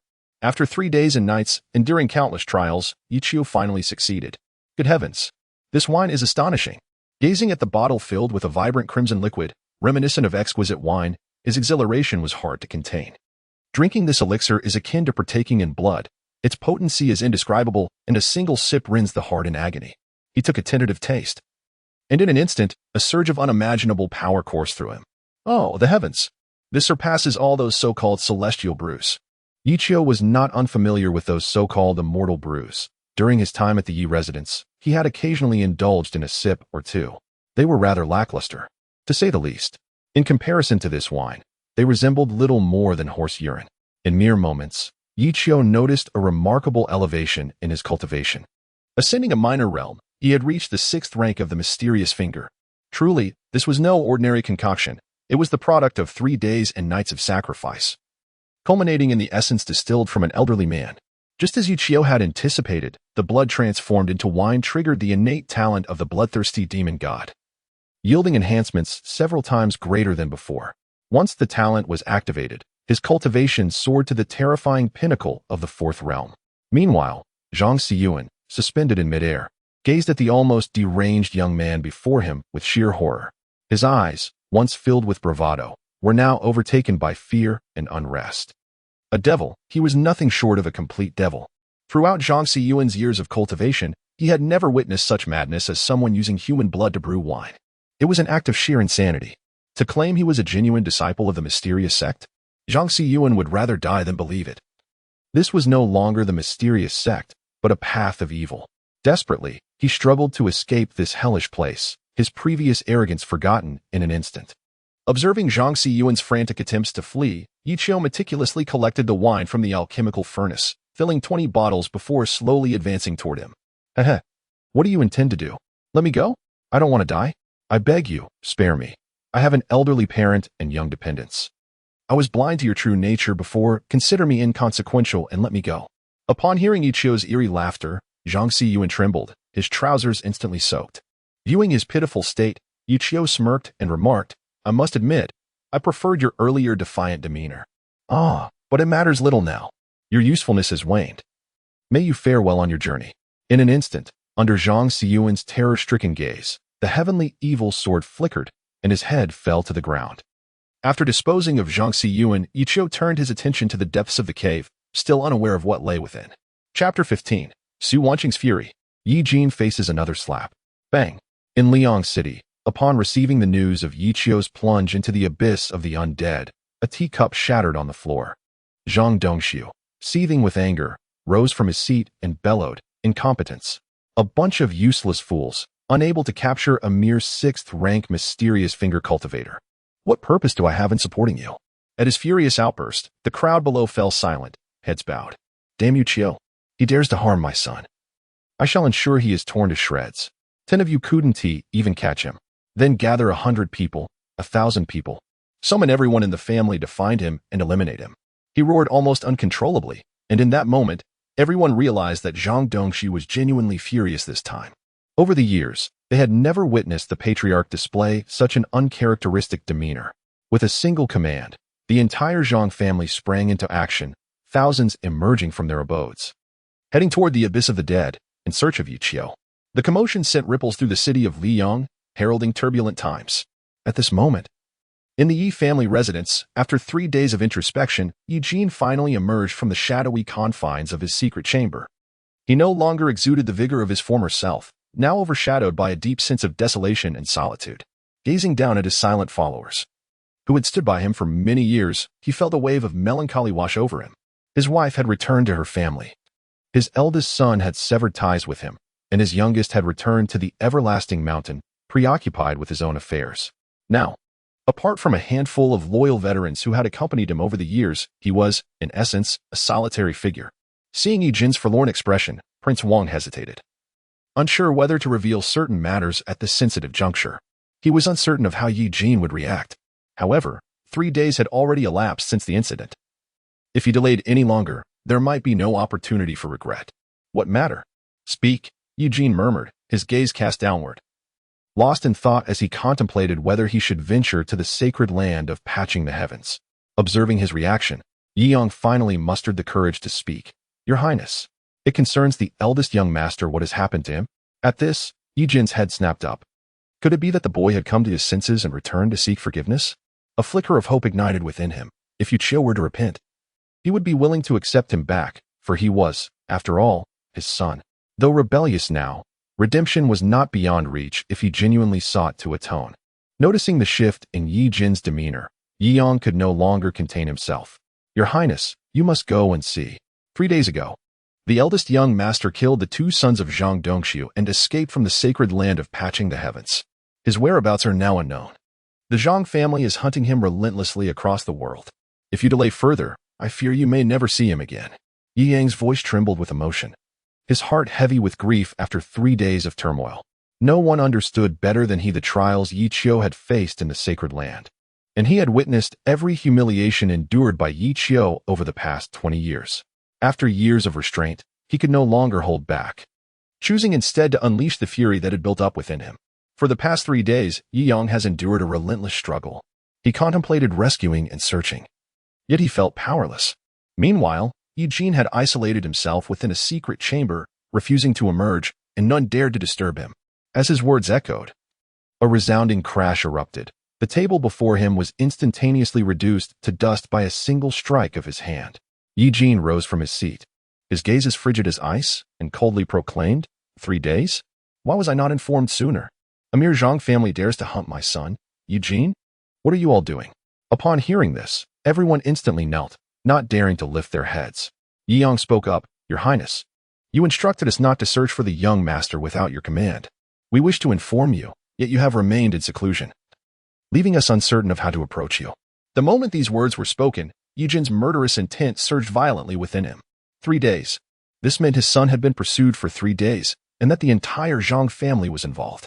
In such circumstances, Yi Qiu, a mere first-stage cultivator, was likely at death's door. He could not fathom why Yu Qiu would kill the 2 sons of Zhang Dongxiu. Was this some form of coercion? Just as his fury escalated, a swift white figure entered the room. Upon recognizing the visitor, Yi Jin's heart soared. Madam, before he could express his joy, Su Wanqing slapped him across the face, her voice laced with anger. Yi Jin, your son has been hunted for 3 days, and you remain unmoved at home? I must have been blind to marry you. Madam, allow me to explain. Explain what? If it weren't for Lianer informing me of this at the Sword Pavilion, I would still be in the dark. Yi Jin, I have finally seen through your true nature, for the sake of your so-called dignity. You disregard your own son's life. You are unworthy of being a father. Fine. If you refuse to take action, I shall go to the Zhang family myself. Should they dare harm a hair on my son, I will ensure their entire clan meets a grave end. The murderous intent intensified, the sword gleaming with a deadly edge. Today, the heir of the Sword Pavilion revealed his true killing intent, shedding his previous gentle demeanor. Observing his enraged wife, Eugene felt a profound sorrow, struggling to suppress his grievances as he explained, Madam, I never said I would not intervene. I have only just learned of this matter. Please, let me explain. Explain what? Eugene, if you still consider yourself a man, a father, you will accompany me to the Zhang family to retrieve him. If you fail to bring him back, then consider our paths forever severed. At this moment, Su Wanqing had completely lost her reason. She could not fathom that such calamity had befallen them in her mere absence of 3 days. The son of the formidable demon king of the north was being hunted by a minor family. It is indeed a tale for the ages. Upon receiving the news, She hurried here without delay, unable to fathom how Eugene could possibly disregard her son's life, no matter how irate he might be. Yet, in the end, she found herself disheartened. Observing her husband's indifferent demeanor, Eugene finally realized that should he refuse to relent this time, he would inevitably face a dismal fate of familial estrangement. Madam, please, do not be hasty. Allow me to explain. The Zhang family is still searching for him, which implies that he has not yet been found, and thus he is safe. I will go to the Zhang family at once. Rest assured, I shall handle this matter. Grant me one more chance. His tone was almost pleading, a level of humility he had never exhibited before. However, he felt that, as long as he could placate his wife, he would accept any humiliation, even if it meant kneeling. Witnessing this, Su Wanqing's expression softened slightly. Very well. I am curious to see how you intend to proceed. If you fail to provide me with a satisfactory explanation, you shall never see me again. Seeing his wife finally relent, Eugene seized the moment and declared, Yi Yang, assemble everyone, we must go to the Zhang family to retrieve him. They dare to threaten my son. Yes. Upon hearing this command, Yi Yang's heart, which had been in a state of suspense, finally found relief. He could only hope that everything was not too late. Chapter 16. The turmoil of Liang on this day, the atmosphere in and around Liang City was exceptionally lively. The citizens gathered at the streets, observing wave after wave of troops departing, utterly perplexed. What on earth was transpiring? Was the Zhang family rallying such a multitude in response to an impending beast tide? Are you really that ignorant? The entire city has been abuzz with rumors these past few days, and you claim to be unaware? No, I just emerged from seclusion today. I genuinely have no idea what has happened. At the drunken immortal pavilion, many were seated in clusters, fervently discussing the Zhang family's recent mobilization. Their curiosity piqued by the sheer number of participants. Judging by the scale, it seemed the entire clan had been summoned. What could possibly warrant such an action? It could only be that an ordinary disciple from the heavenly restoration sect had slain 2 sons of the Zhang family, inciting the patriarch, Zhang Dongxiu, to a furious rage. Vowing to unearth this individual, even if he had to dig 3 feet into the ground, to exact his vengeance. This scandal had reverberated throughout the city. How could one remain oblivious? Upon hearing this, a middle-aged man gasped in astonishment. Good heavens, who is this audacious individual daring to confront the Zhang family's offspring? Is he courting death? It was rumored that this man, surnamed Yi and named Qiu, hailed from humble origins, the son of a commoner in Liang, orphaned and alone. He had endured relentless bullying from the Zhang brothers while at the heavenly restoration sect, ultimately reaching a breaking point and slaying the 2. Listening to the conversations around them, Su Mufeng and Lin Qi were taken aback. Is it really you, Qiu, who did this? My goodness, that is incredibly bold. I told you that drinking would lead to trouble, but you didn't believe me. Now look at the mess we're in. Think of something. That fellow still owes me 5 spirit stones. He can't die. Lin Qi was in a flurry of panic. Su Mufeng managed to maintain a semblance of calm. He hadn't anticipated that, merely 3 days ago, they had been reveling in the drunken immortal pavilion, and now Yu Qiu had become a fugitive.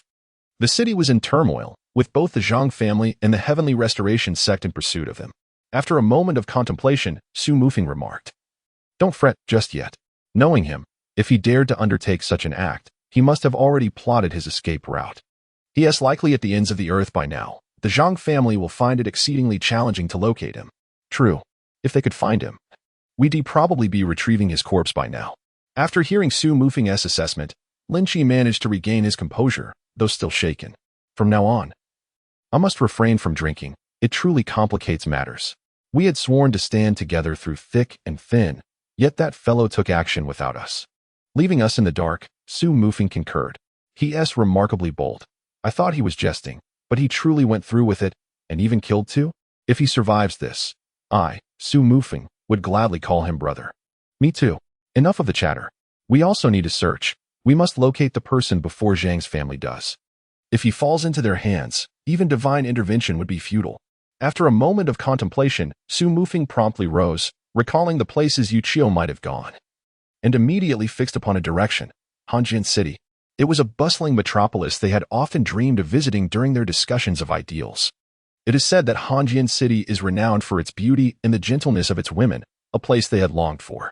They had vowed that should they achieve success, they would certainly visit Hanjian City, marry 10 wives, and live a life of leisure. Su Mufeng was certain that if Yu Qiu were alive, he would undoubtedly head to Hanjian City. Just as he prepared to depart, a sudden uproar erupted outside. Clear the way. Amidst the throng, the Yi family's entourage gradually came into view. As a figure soared through the sky, everyone abruptly rose from their seats. Eugene. Good heavens, what is happening today? How could such a prominent figure appear? This is a legendary person. It seems they are headed toward Zhang's residence. Could it be that Yuqiu is Eugene's son?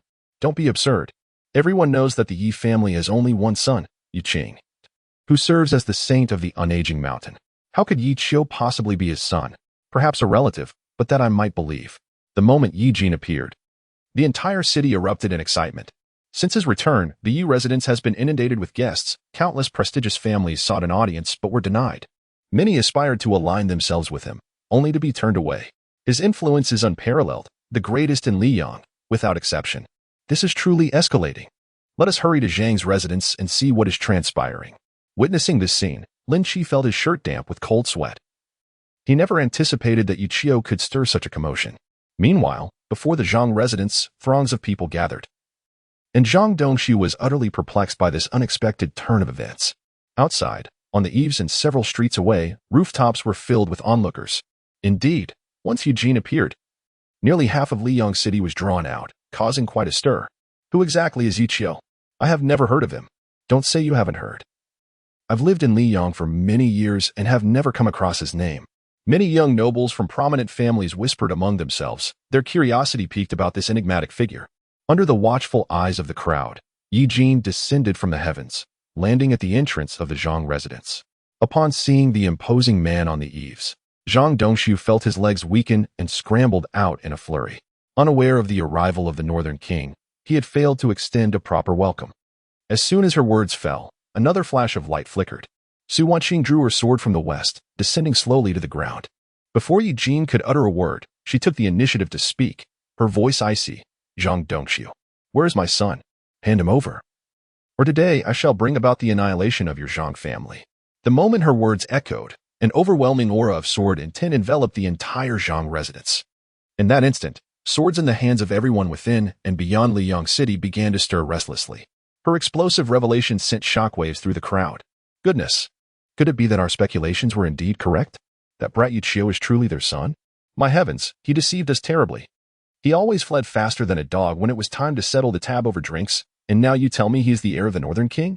At this moment, Su Mufeng felt as though his heart had been deceived, leaving him in deep discomfort. Yet, simultaneously, he was filled with astonishment. His good brother was, in fact, the heir to the prestigious Beida, which meant he had become a sworn brother to a noble heir. A surge of excitement coursed through him. As Su Wanqing unleashed her sword intent, a palpable aura of death enveloped the entire Liyang City, causing it to tremble. Zhang Dongxiu was drenched in cold sweat, his legs trembling beneath him. He could not fathom when he had offended these two formidable figures. After ruminating carefully, he stammered an explanation. Young Master Yi is not part of my Zhang family, Your Highness, Madam. Could there be a misunderstanding? Chapter 17. If anything happens to my son, I will bury everyone with him. Even if Zhang Dongxiu had 10 times the courage, he would not dare confront Yuqing. Considering Ye's formidable prowess and immense backing that could crush anyone, having led his family to its current standing, he could not afford to be foolish. How dare you continue to argue? If my son suffers even the slightest harm, I will ensure your entire family pays the price, Su Wanqing seethed. It had been 3 long days since she last saw Yuqiu, and she could hardly bear to think of the trials he might be enduring. The thought alone pierced her heart with anguish. It was all her fault. She regretted not pursuing her son at the first sign of trouble, instead retreating to her maternal home. As a result, her son was left without support, hunted by the Zhang family, lost and uncertain of his fate. Upon hearing Su Wanqing's chilling proclamation, all present were taken aback. Could it be that Yuqiu was truly their son? That seemed implausible. Did they not only have Yuqing as their child? Moreover, as far as they knew, Yuqiu was merely the child of an ordinary farmer from Liyang. How had he suddenly become entangled with the royal house of Beida? Who could say? The Yi family was now mobilizing to seek retribution. And Zhang Dongxiu was in grave peril. The past few days had seen them reveling in their might, stirring up a storm within the city, only to find themselves in a perilous situation. How intriguing, indeed. As discussions erupted around them, Zhang Dongxiu was drenched in cold sweat, fully aware that Su Wanqing would not hesitate to annihilate his entire clan, despite her cultivation being at the 8th realm. She was the sole heir of the Listening Tide Sword Pavilion, and behind her stood a figure even more formidable than Eugene. Should that individual choose to intervene, Not only would the Zhang family be obliterated, but the entirety of Liyang could fall to ruin. Trembling, Zhang Dongshu's mind was in disarray. Thoughts of losing a son were far from his mind. He was solely focused on how to navigate this crisis. A son could be born again. But if he provoked Eugene, it would mean the end of the Zhang family, a culmination of hundreds of years of effort.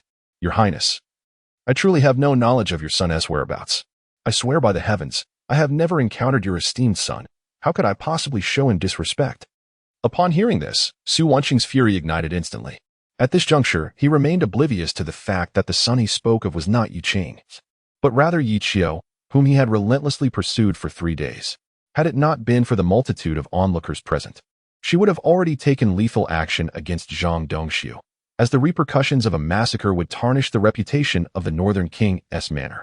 Before she could utter a word, Eugene, unable to contain himself any longer, swiftly moved and struck Zhang Dongshu's chest with a powerful palm.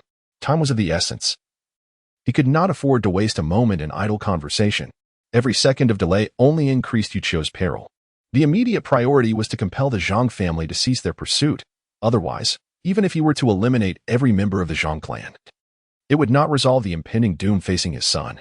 In an instant, his palm struck Zhang Dongshu with such force that it sent him reeling back, crashing to the ground and leaving a substantial crater in his wake. With a spurt of blood, Zhang Dongshu felt the excruciating pain coursing through his body. And for the first time, he truly comprehended the essence of fear and dread. The disparity in power was stark, despite possessing the cultivation of the seventh realm. He found himself utterly incapable of retaliating against Eugene. Zhang Dongshu, withdraw all members of your family at once.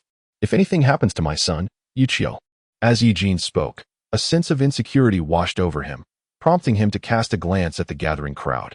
The spectators from various esteemed families suddenly felt a chill run down their spines, as an ominous premonition surged within them. I shall ensure that the lives of over 3 million souls in Liyang City accompany my son in death. With the chilling pronouncement hanging in the air, everyone present trembled in unison. Goodness, I'm merely a bystander. What does this have to do with me?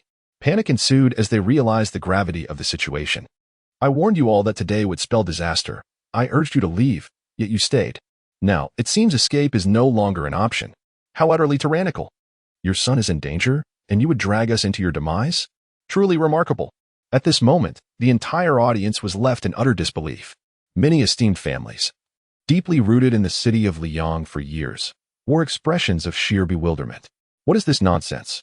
The Zhang family has brought this calamity upon themselves. And now we must bear the consequences? Damn it. You, Zhang, just wait and see how I will deal with you. Why are you still dawdling? Go out and find someone. In a loft, an elderly man clad in a gray robe cursed vehemently, then leaped into the sky, soaring away from the city. No one dared to gamble on whether Eugene was merely speaking in jest, for he truly possessed the power to annihilate the entire Liyang city single-handedly. Would they dare take that risk? Despite harboring countless grievances, they lacked the courage to flee, for their roots lay firmly here. Where else could they escape to? The moment Zhang Dongshu heard the name Yu Qiu, he felt as if all the strength in his body had been drained away. Yu Qiu? No, it couldn't be. How could it be him? He had never imagined that the one who had slain his son was, in fact, Yi Jin's offspring. He had dispatched men to investigate, and Yi Qiu was supposed to be the son of an ordinary farmer. How had he suddenly transformed into Yi Jin's son? Moreover, if Yi Qiu was indeed their child, why had his identity never been disclosed publicly? Had they made it known who in Liyang, or even the entire empire, would dare to harm him? Who would not show him a modicum of respect? Realizing this, Zhang Dongshu's face turned ashen. He had just given the order to send his entire clan after Yu Qiu. Now, with Eugene arriving at his doorstep, he found himself unable to retract his command, and at that moment, he felt as if he were staring death in the face. No, there was still hope, a glimmer of possibility. Suddenly, Zhang Dongshu clutched at a lifeline. He had just received news that Yu Qiu had plunged into the abyss of the dead, his fate uncertain. As long as no body was found, it indicated that he was still alive. All he needed to do was amend his orders and personally descend into the abyss of the dead to rescue him. And he might still salvage the situation. After all, it was Yi Jin's son who had committed the crime. The fault lay with him. As long as his son remained unharmed, surely he could not be unreasonable, could he? You lot, immediately head to the abyss of the dead and inform Zhang Xiyuan and the others to cease the pursuit and retrieve him. Hurry. Zhang Dongshu nearly shouted as he grabbed hold of a clan elder beside him. The moment he mentioned the abyss of the dead, The hearts of everyone present sank. The abyss of the dead? This was the end. There was no escape now. Damn it, Zhang family. Just wait. I will return to settle the score with you. Those powerful families who had been observing hesitated no longer upon hearing the mention of the abyss of the dead. They had to rush there swiftly to ascertain whether Yichio was truly dead. If he was, they needed to consider how to preserve their family lineage. No one doubted Eugene's resolve. This matter concerned the lives of over 300,000 people in Liyang. Such a situation was no trivial matter. Good heavens, how imposing. If only I had such a formidable father, I would not find myself in this predicament.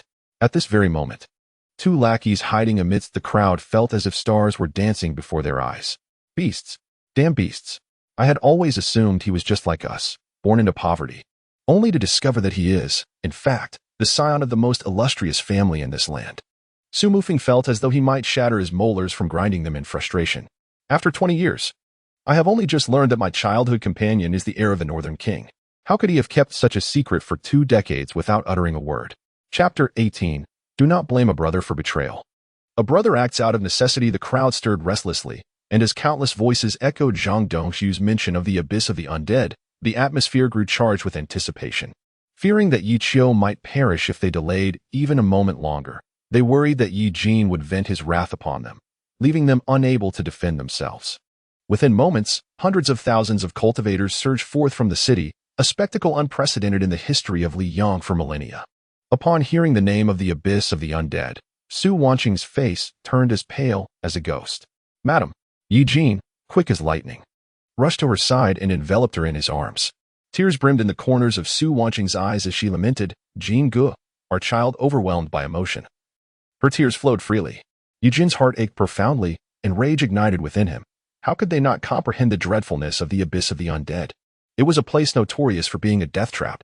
Years ago, when Eugene was pursued and fell into that abyss, he had nearly lost his life, despite having reached the 6th realm at that time. If such a powerful being had barely escaped, how could they expect Yichio, who was merely at the 1st realm, 7th grade, to survive? Zhang Dongshu. With a furious shout, Eugene struck down with his palm. Pooh! A mouthful of blood spewed forth as he was sent reeling back, crashing violently against a pillar. With a resounding thud, he had no time to attend to his injuries. He knelt down, drenched in cold sweat, his fear reaching a crescendo. He wished he could slap himself twice for failing to restrain his tongue. Had he kept silent, there might have been a chance for redemption. Now that he had spoken, everyone was aware that Yichio had been driven to the brink, plunging into the abyss of the undead. This leap, with an overwhelming likelihood of death, is inevitable. Yet he remains unwilling to yield. Your Highness, I truly had no knowledge that Yichio is your son. Had I known, even with tenfold courage, I would not have dared to lay a hand on him.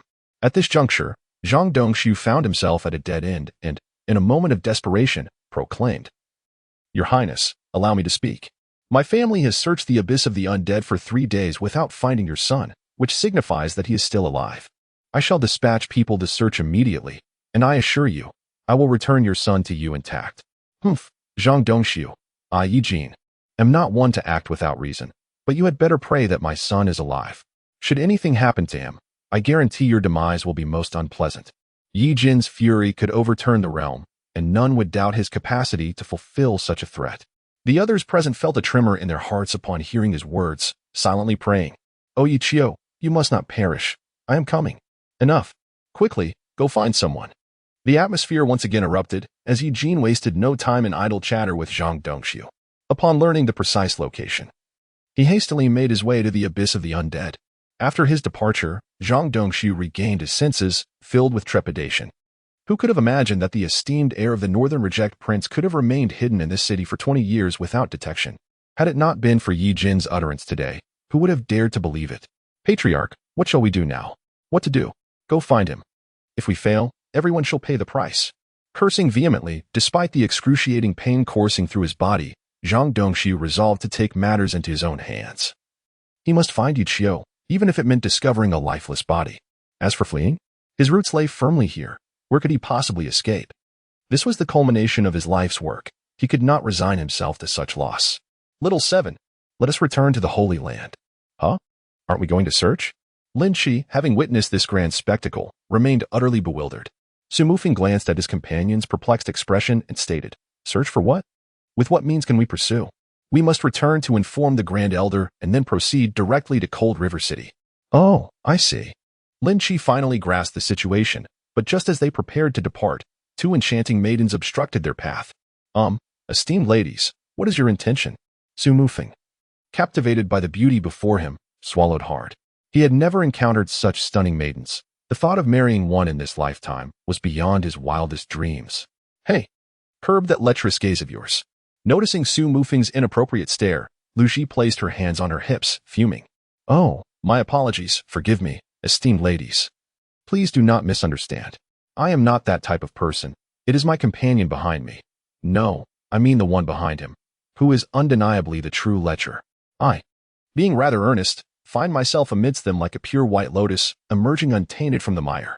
As the adage goes, a person on the road is as precious as jade, and a gentleman is unparalleled in the world, which aptly describes my humble self. Upon sighting a beautiful woman, Su Mufeng's occupational affliction immediately manifests. It is indeed a well-rehearsed routine. Lu Ji, amused, bursts into laughter, exclaiming, "You are truly entertaining, with your flowery words. I presume you often charm young ladies. How could that be? In Liyang City, who does not know that I, Su Mufeng, am renowned for my unwavering devotion?" As he prepared to continue his lengthy discourse, Lianfeng furrowed her brow and could not help but interject, "Enough of the idle chatter. I have a question for you. Since you and Yichio share the closest relationship, tell me, where is he most likely to go?" Lianfeng, being quite astute, had earlier observed Su Mufeng and Lin Chi while Yi Jin was pressing Zhang Dongxu for answers. She recognized the two individuals, having often seen them in the company of Yichio, notorious rascals in Liyang. If anyone knew Yichio best, it would undoubtedly be these two unscrupulous companions. Indeed, as Lianfeng spoke, Su Mufeng's expression froze instantly. He pondered whether to divulge the information to them. Just as he hesitated for a fleeting moment, a cold blade was suddenly pressed against his throat. Hanzhong City. He might have gone to Hanzhong City. Fair maiden, let us engage in discourse rather than resort to violence. We can negotiate our matters. In that precarious moment, with the sword poised at his neck, Su Mufeng found himself revealing the information almost without a second thought.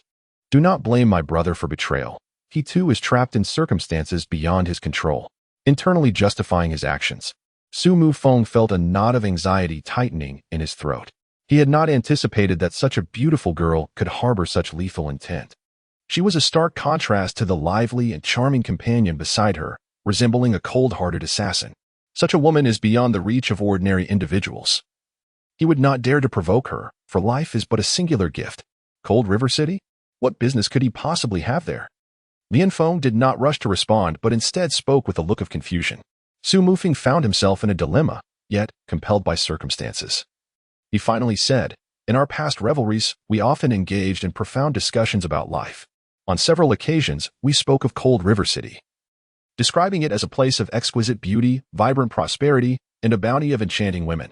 We dreamt that once we had amassed wealth, we would indulge ourselves in the pleasures of that city. I suspect that if he finds himself without a destination, Cold River City would be the most likely refuge, as it embodies a shared aspiration among the three of us. Enchanting women?" At these words, Lianfeng's demeanor instantly grew colder, casting a scornful glance at Su Mufeng and Lin Chi. Chapter 19. Has the Zhang family's network expanded so vastly? Several hours later, in a desolate land devoid of life, thousands of figures suddenly flashed across the sky, leaving those on the ground in utter astonishment. What in the world is happening? How did such a multitude appear so suddenly? Have our grave-robbing escapades been exposed? Are they here to apprehend us? Beneath a cliff, two individuals cowered in a corner, trembling in fear as they gazed at the figures above. Before they could comprehend their predicament, an unfamiliar elder appeared before them. Qi Dowling promptly seized one of them by the collar, urgency lacing his voice. "You two, what are your names, and where do you hail from? Speak the truth." The overwhelming pressure of the six realms descended upon Wu Hao and Qin Lu, sending shivers down their spines. It's over. It's over. The vengeful spirits have come for us. I warned you that engaging in such heinous acts would bring calamity upon us, yet you refused to listen. Now, we are doomed. The two exchanged furtive whispers, but Qi Dowling furrowed his brow. Time was of the essence, and he had no patience for their trivialities.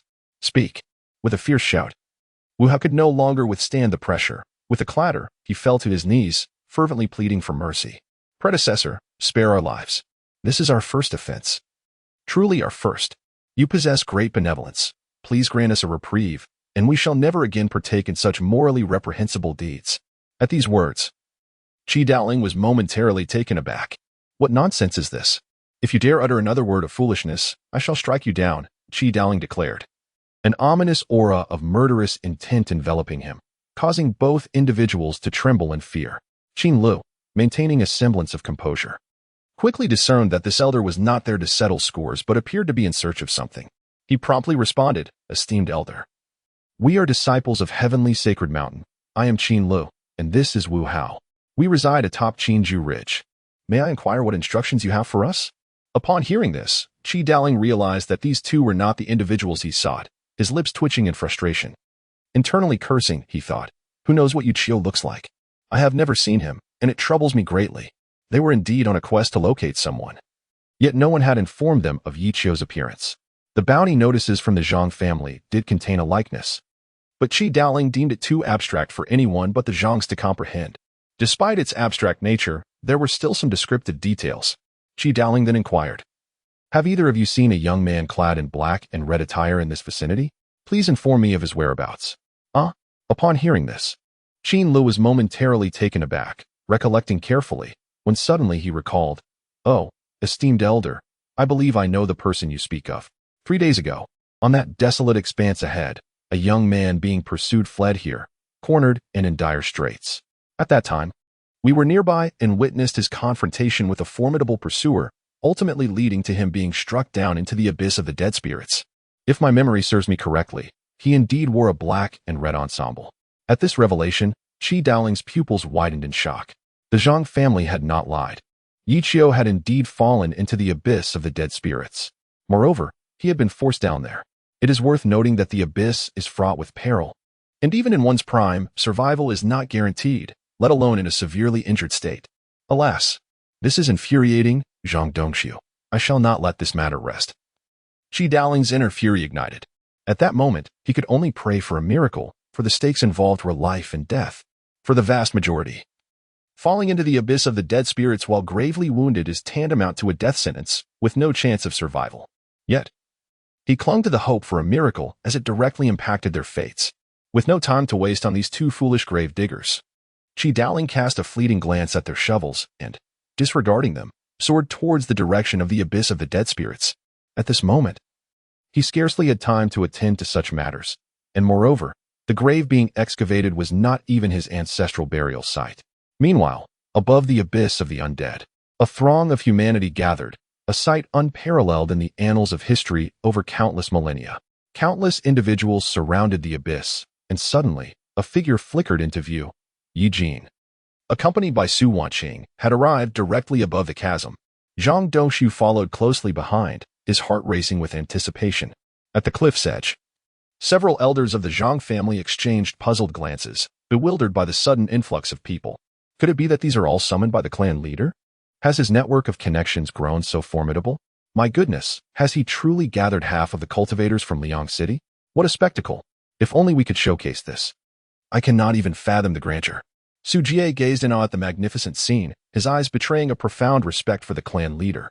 It was worth noting that most of those present were not direct members of the Zhang family, but rather loyal followers of Zhang Dongxiu over the years.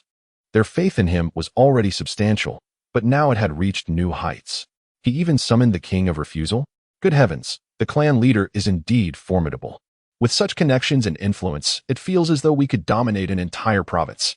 The group was ecstatic as they saw Zhang Dongxiu approach, rushing to greet him. In their excitement, they failed to notice the pallor of his visage. Clan leader, why have you come personally? Is this trifling matter worthy of your direct involvement? Rest assured, before your arrival, I had already laid down a comprehensive trap. Should that boy dare to show himself, he shall meet his demise without a place to be buried. Furthermore, I had instructed thousands of our clan's disciples and elders to conduct a systematic search in teams of 10. No matter how he tries to evade us, he is doomed. Indeed, clan leader, you should dismiss these well-wishers. Trust in our capabilities. Emir Yu Qiu, I could vanquish him with a single hand. As these words left his lips, an unsettling atmosphere enveloped the scene. Zhang Dongxiu's expression darkened, a surge of fury igniting within him. With a resounding slap, Su Jie found a crimson imprint blooming across his weathered face, the sheer force propelling him several meters away. The other elders watched in horror, perplexed by this unexpected turn of events. They served Zhang Dongxiu, yet he had struck one of them.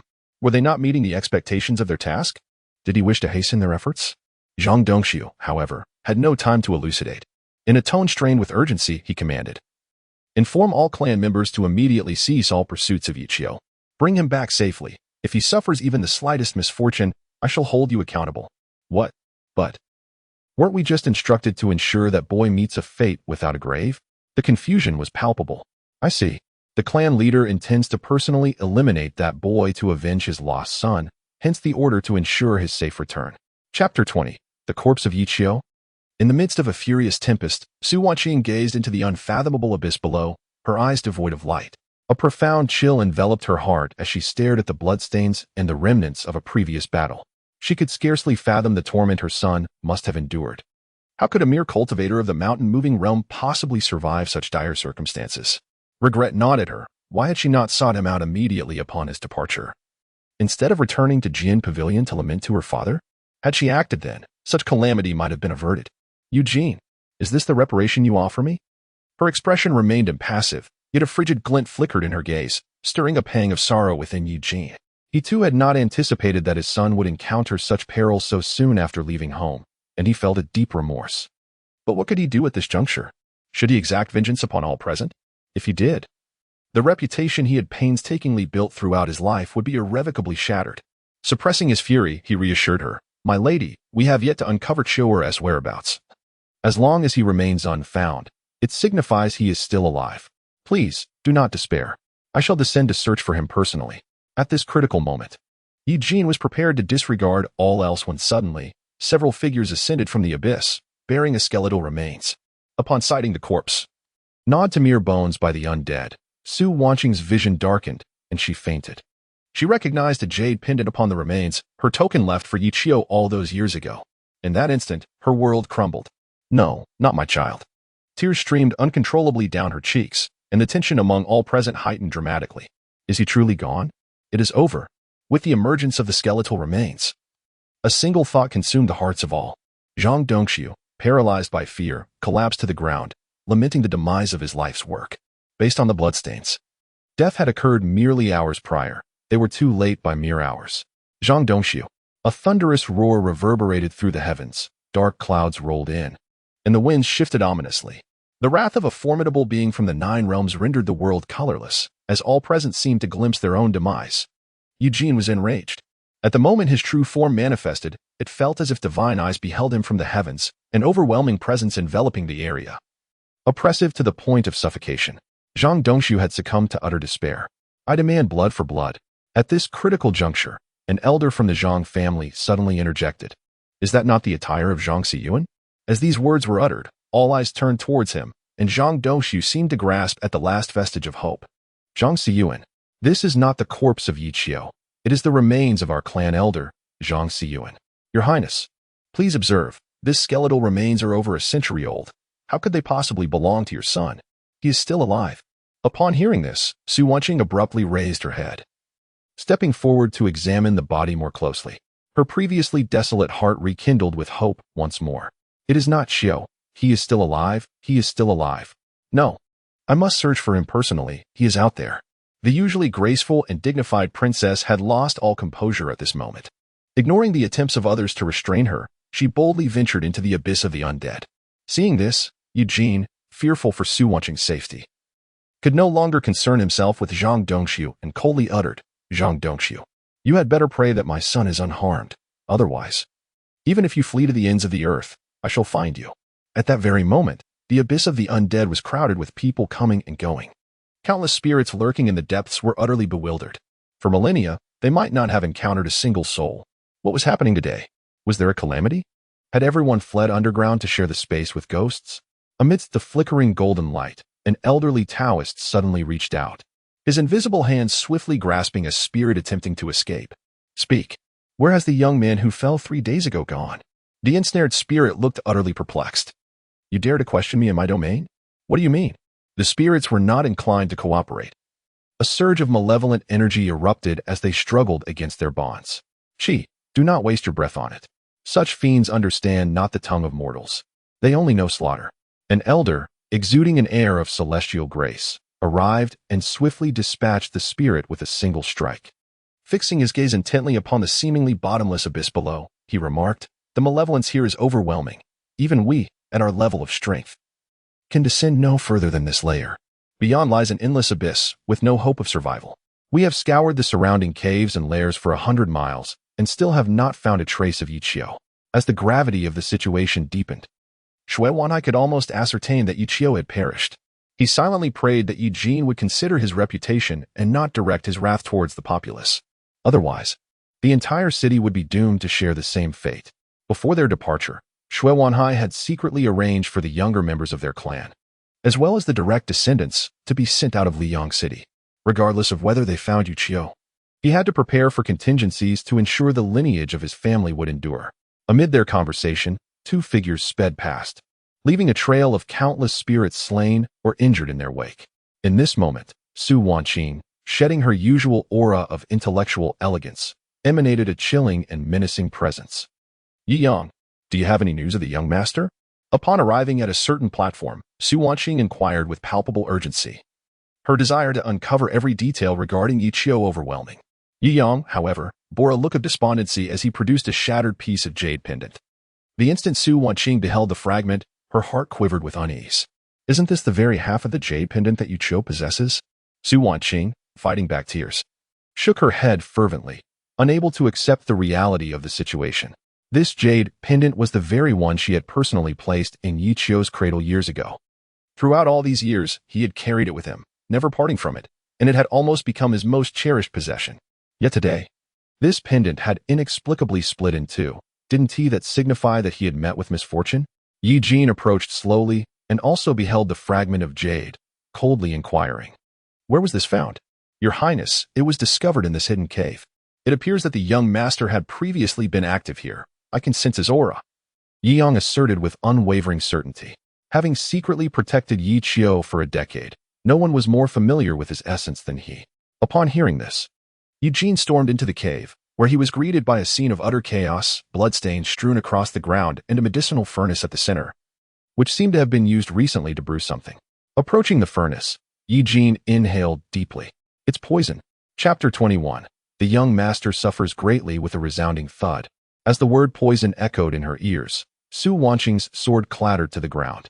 Eugene hastily rushed forward to embrace her, his gaze fixed upon the ground stained dark with poison and the surrounding blood. Su Wanqing's mind conjured a desolate image in the cold, dark cave. A helpless youth struggled amidst hunger and relentless fear.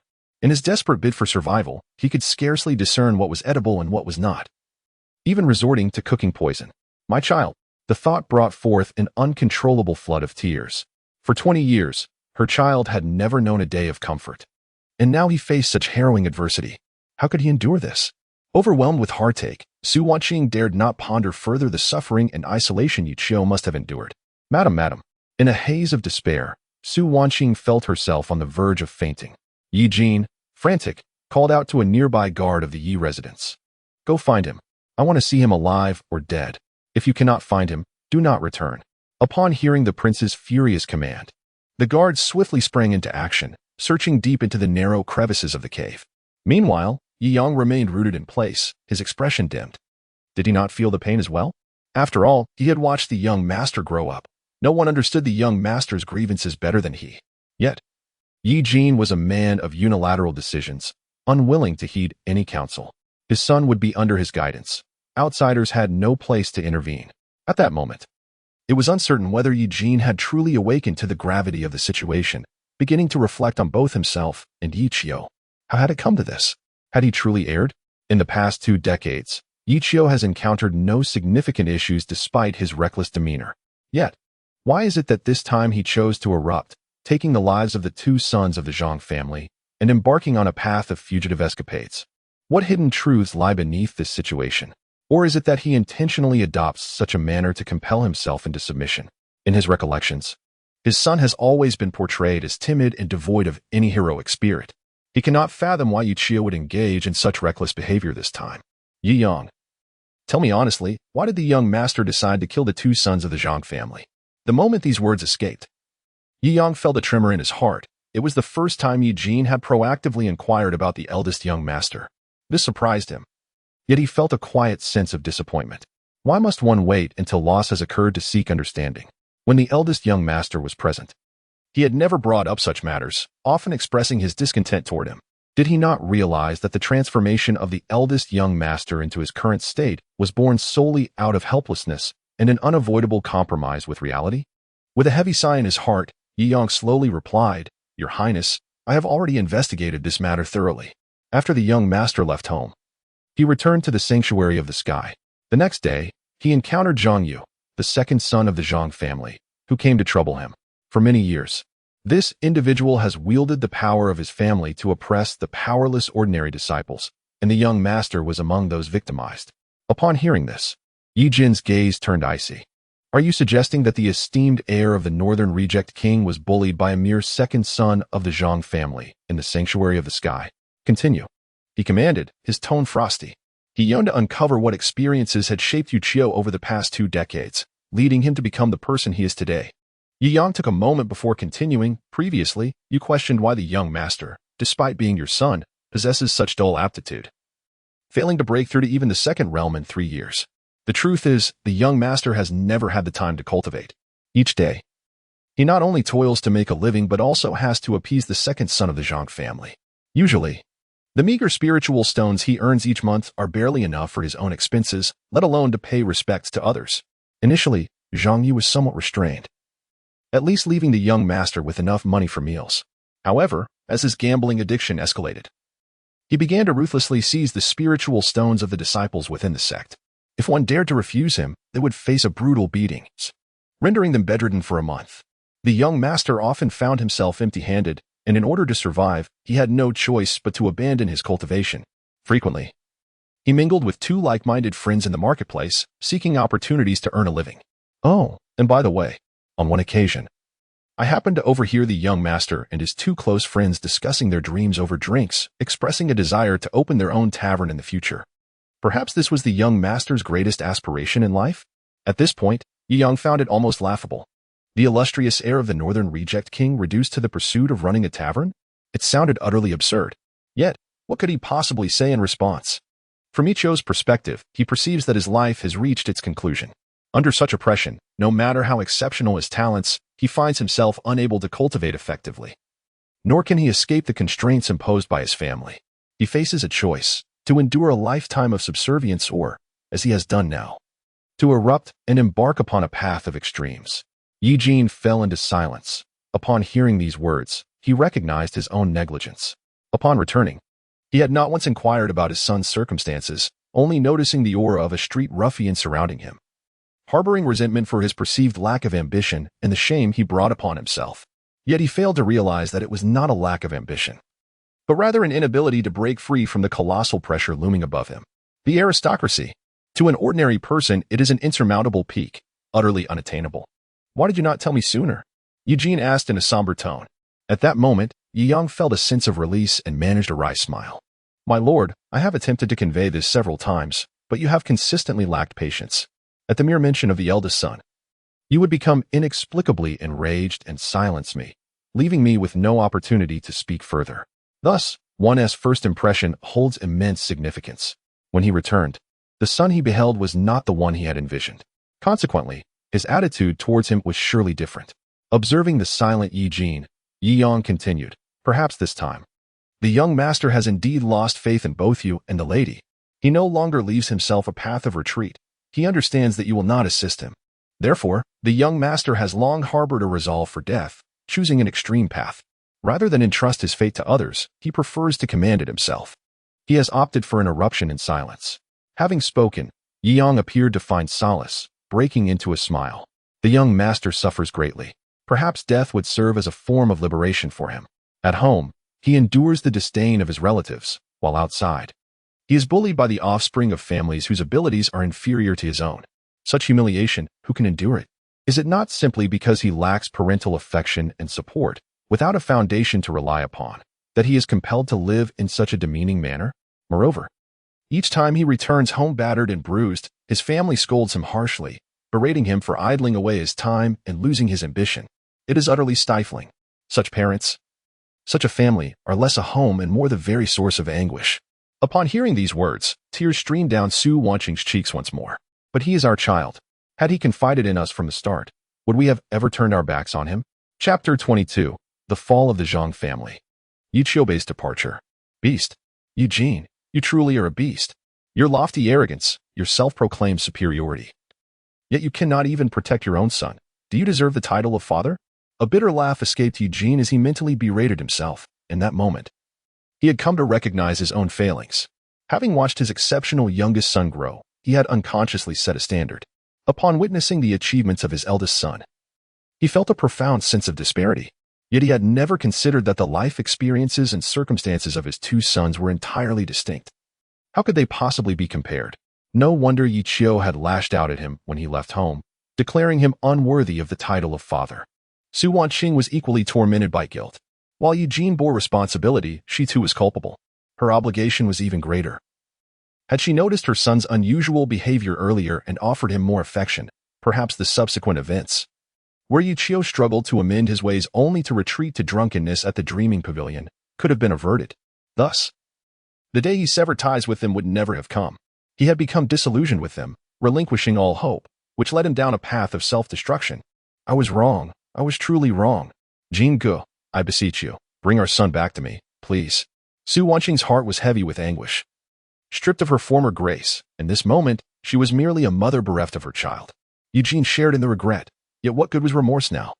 As he gazed upon his weeping wife, he wrestled with his own sorrow, a fierce anger igniting within him. Zhang family, your tyranny knows no bounds. You dare to bully my son? I shall demand retribution in blood for this affront. At this moment, Eugene, who had always been meticulous about his image, could no longer suppress his murderous intent. Before the gaze of all present, he struck down Zhang Dongxiu with a single palm, leaving everyone in a state of shock. Fearful of being affected, they retreated in haste, their faces reflecting sheer terror.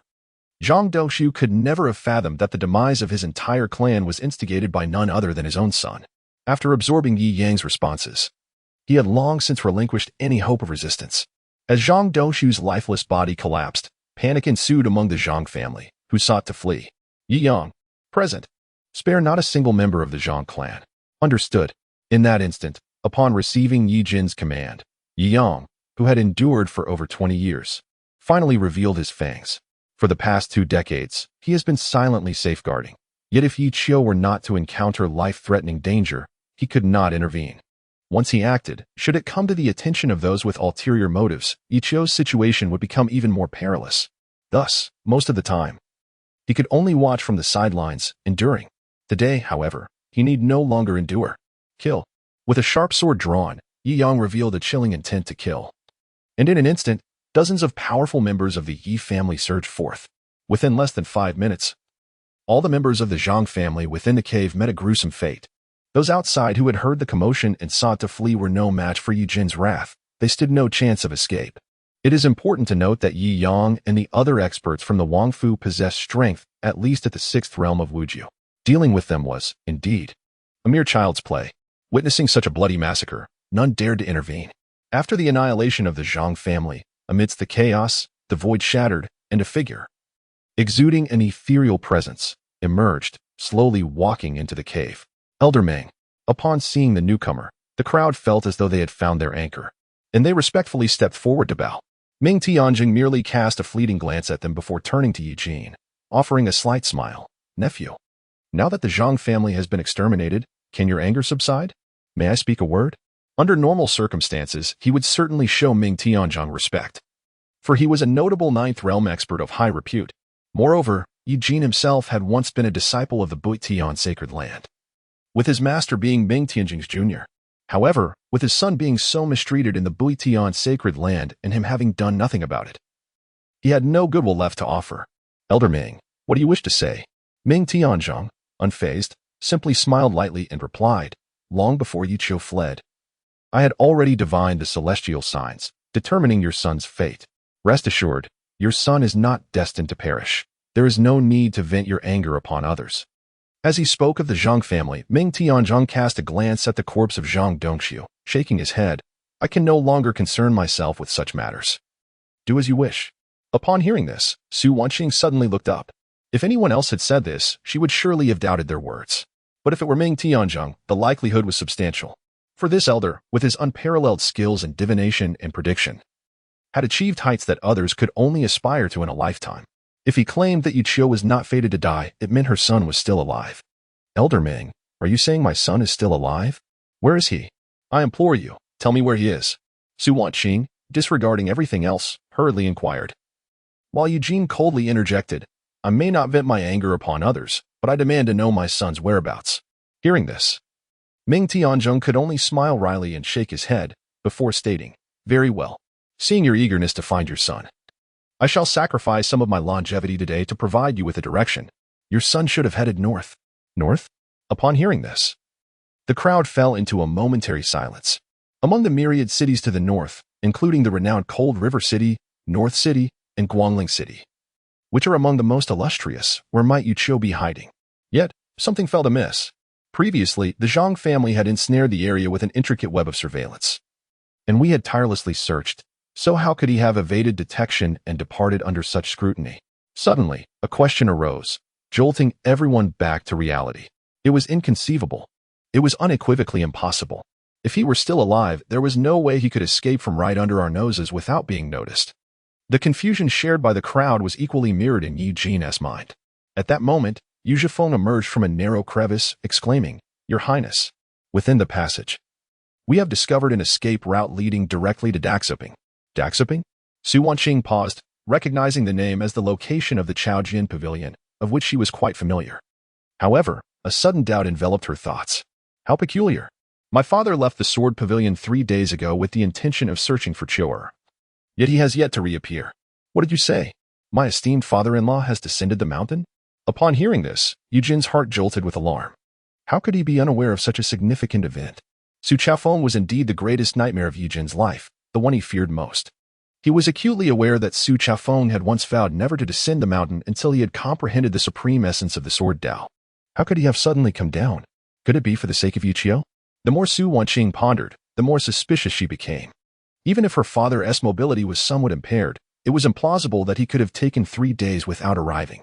Lianfeng and Lu Ji had found her at the Sword Pavilion and returned together in less than 3 days. How could Su Chaofeng have taken so long?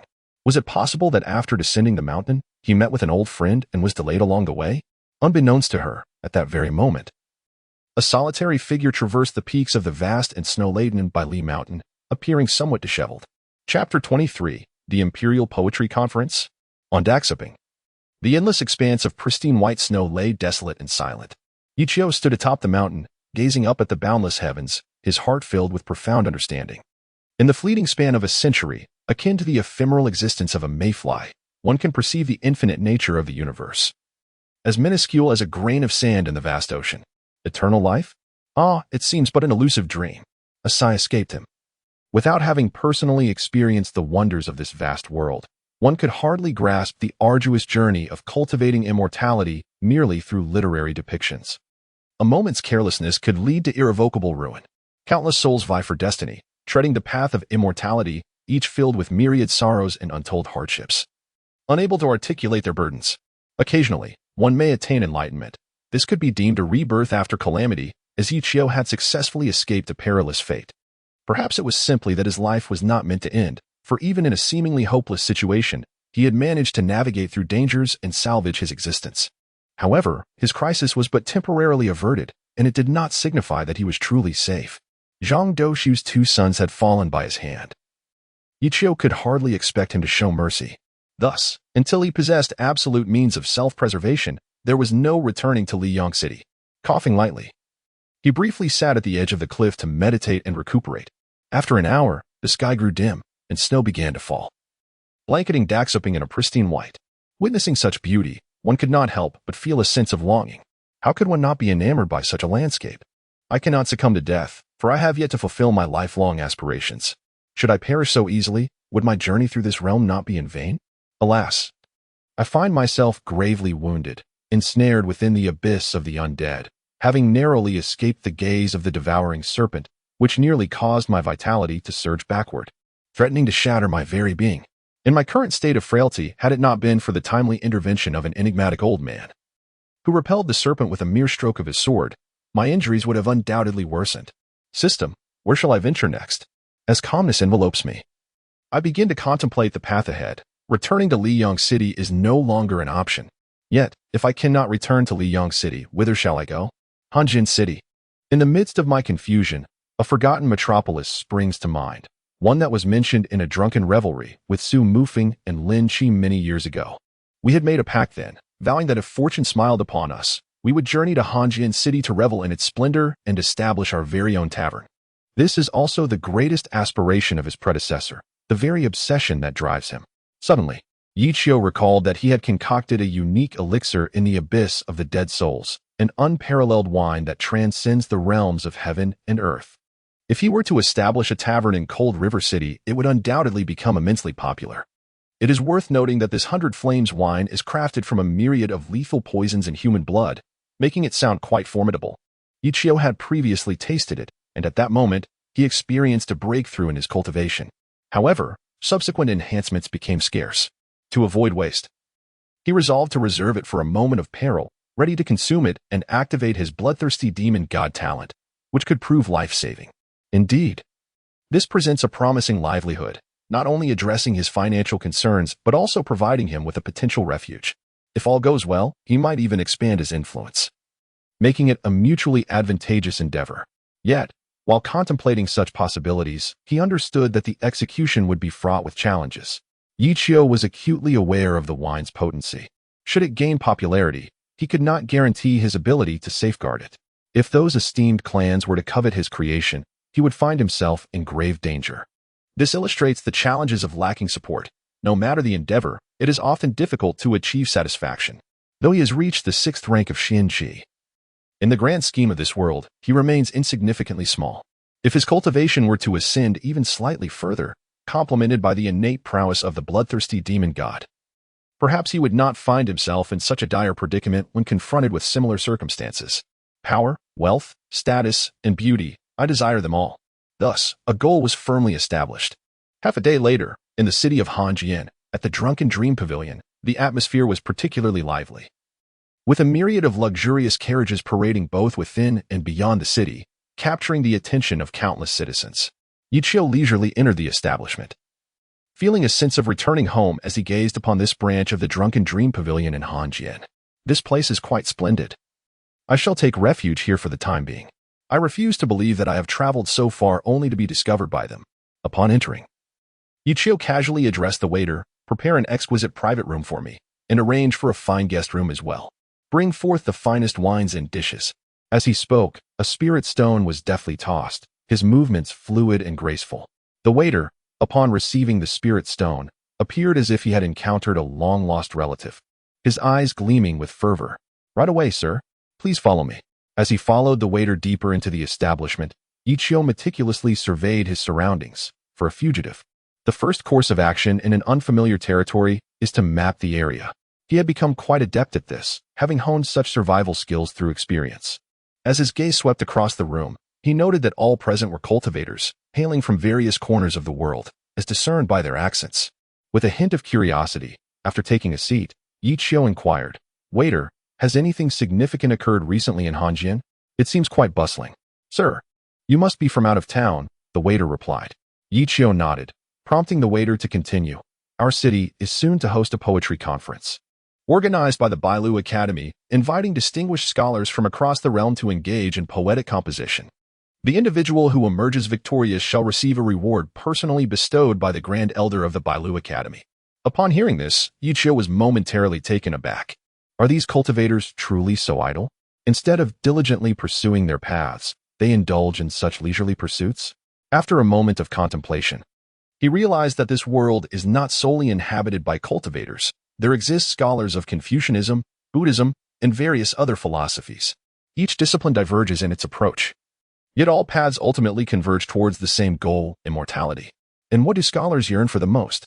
Naturally, it is the righteous spirit of the vast universe. Is this not the very power that resides within me? A slight twitch at the corner of his mouth revealed a hidden amusement. To speak candidly, this system possesses quite the flair for theatrics. As a deity cultivation system, it has compelled Yi Qiu to masquerade as those Confucian and Taoist scholars who profess righteousness with their words yet act otherwise. imbued with an air of integrity. They remain indifferent to worldly affairs. Noticing Yi Chio's evident intrigue, the young attendant hastily whispered, "It is rumored that this time the Bailu Academy has made a grand gesture, inviting all the renowned geniuses of the Emperor's state. The atmosphere has been nothing short of electrifying, with distinguished young lords and ladies from noble families, as well as saints and saintesses, flocking into the city every day. Our tavern is perpetually bustling, thriving like never before. I have also heard that this time, the Moonlight Fairy from the Yao Guang sacred land has graced us with her presence. She is celebrated as the most exquisite beauty in the Emperor's state. I would gladly meet her, even if it meant my demise." Chapter 24, My Dearest Brother. I long for you, Moonlight. Yi Chio was momentarily taken aback. He had indeed heard this name before. During his time at the Butian sacred land, he often listened to his senior brothers discuss her. They spoke of her as the chosen daughter of destiny, whose birth heralded celestial phenomena. At the tender age of 3, she was taken under the wing of the Grand Elder of Yao Guang. By 4, she had embarked on her path to enlightenment, and by 5, she shattered the record for the swiftest breakthrough to the second realm in history. By 8, she had already attained the third realm of Xianji, and by 12, she had broken into the fourth realm. At 18, she reached the astonishing fifth realm, and now her prowess has ascended to the fearsome sixth realm. It is said that she has single-handedly broken every record established in the Emperor's state as trial grounds. Even a prodigy like Yu Qing, despite the fervent support of the Yi family, can only trail behind her.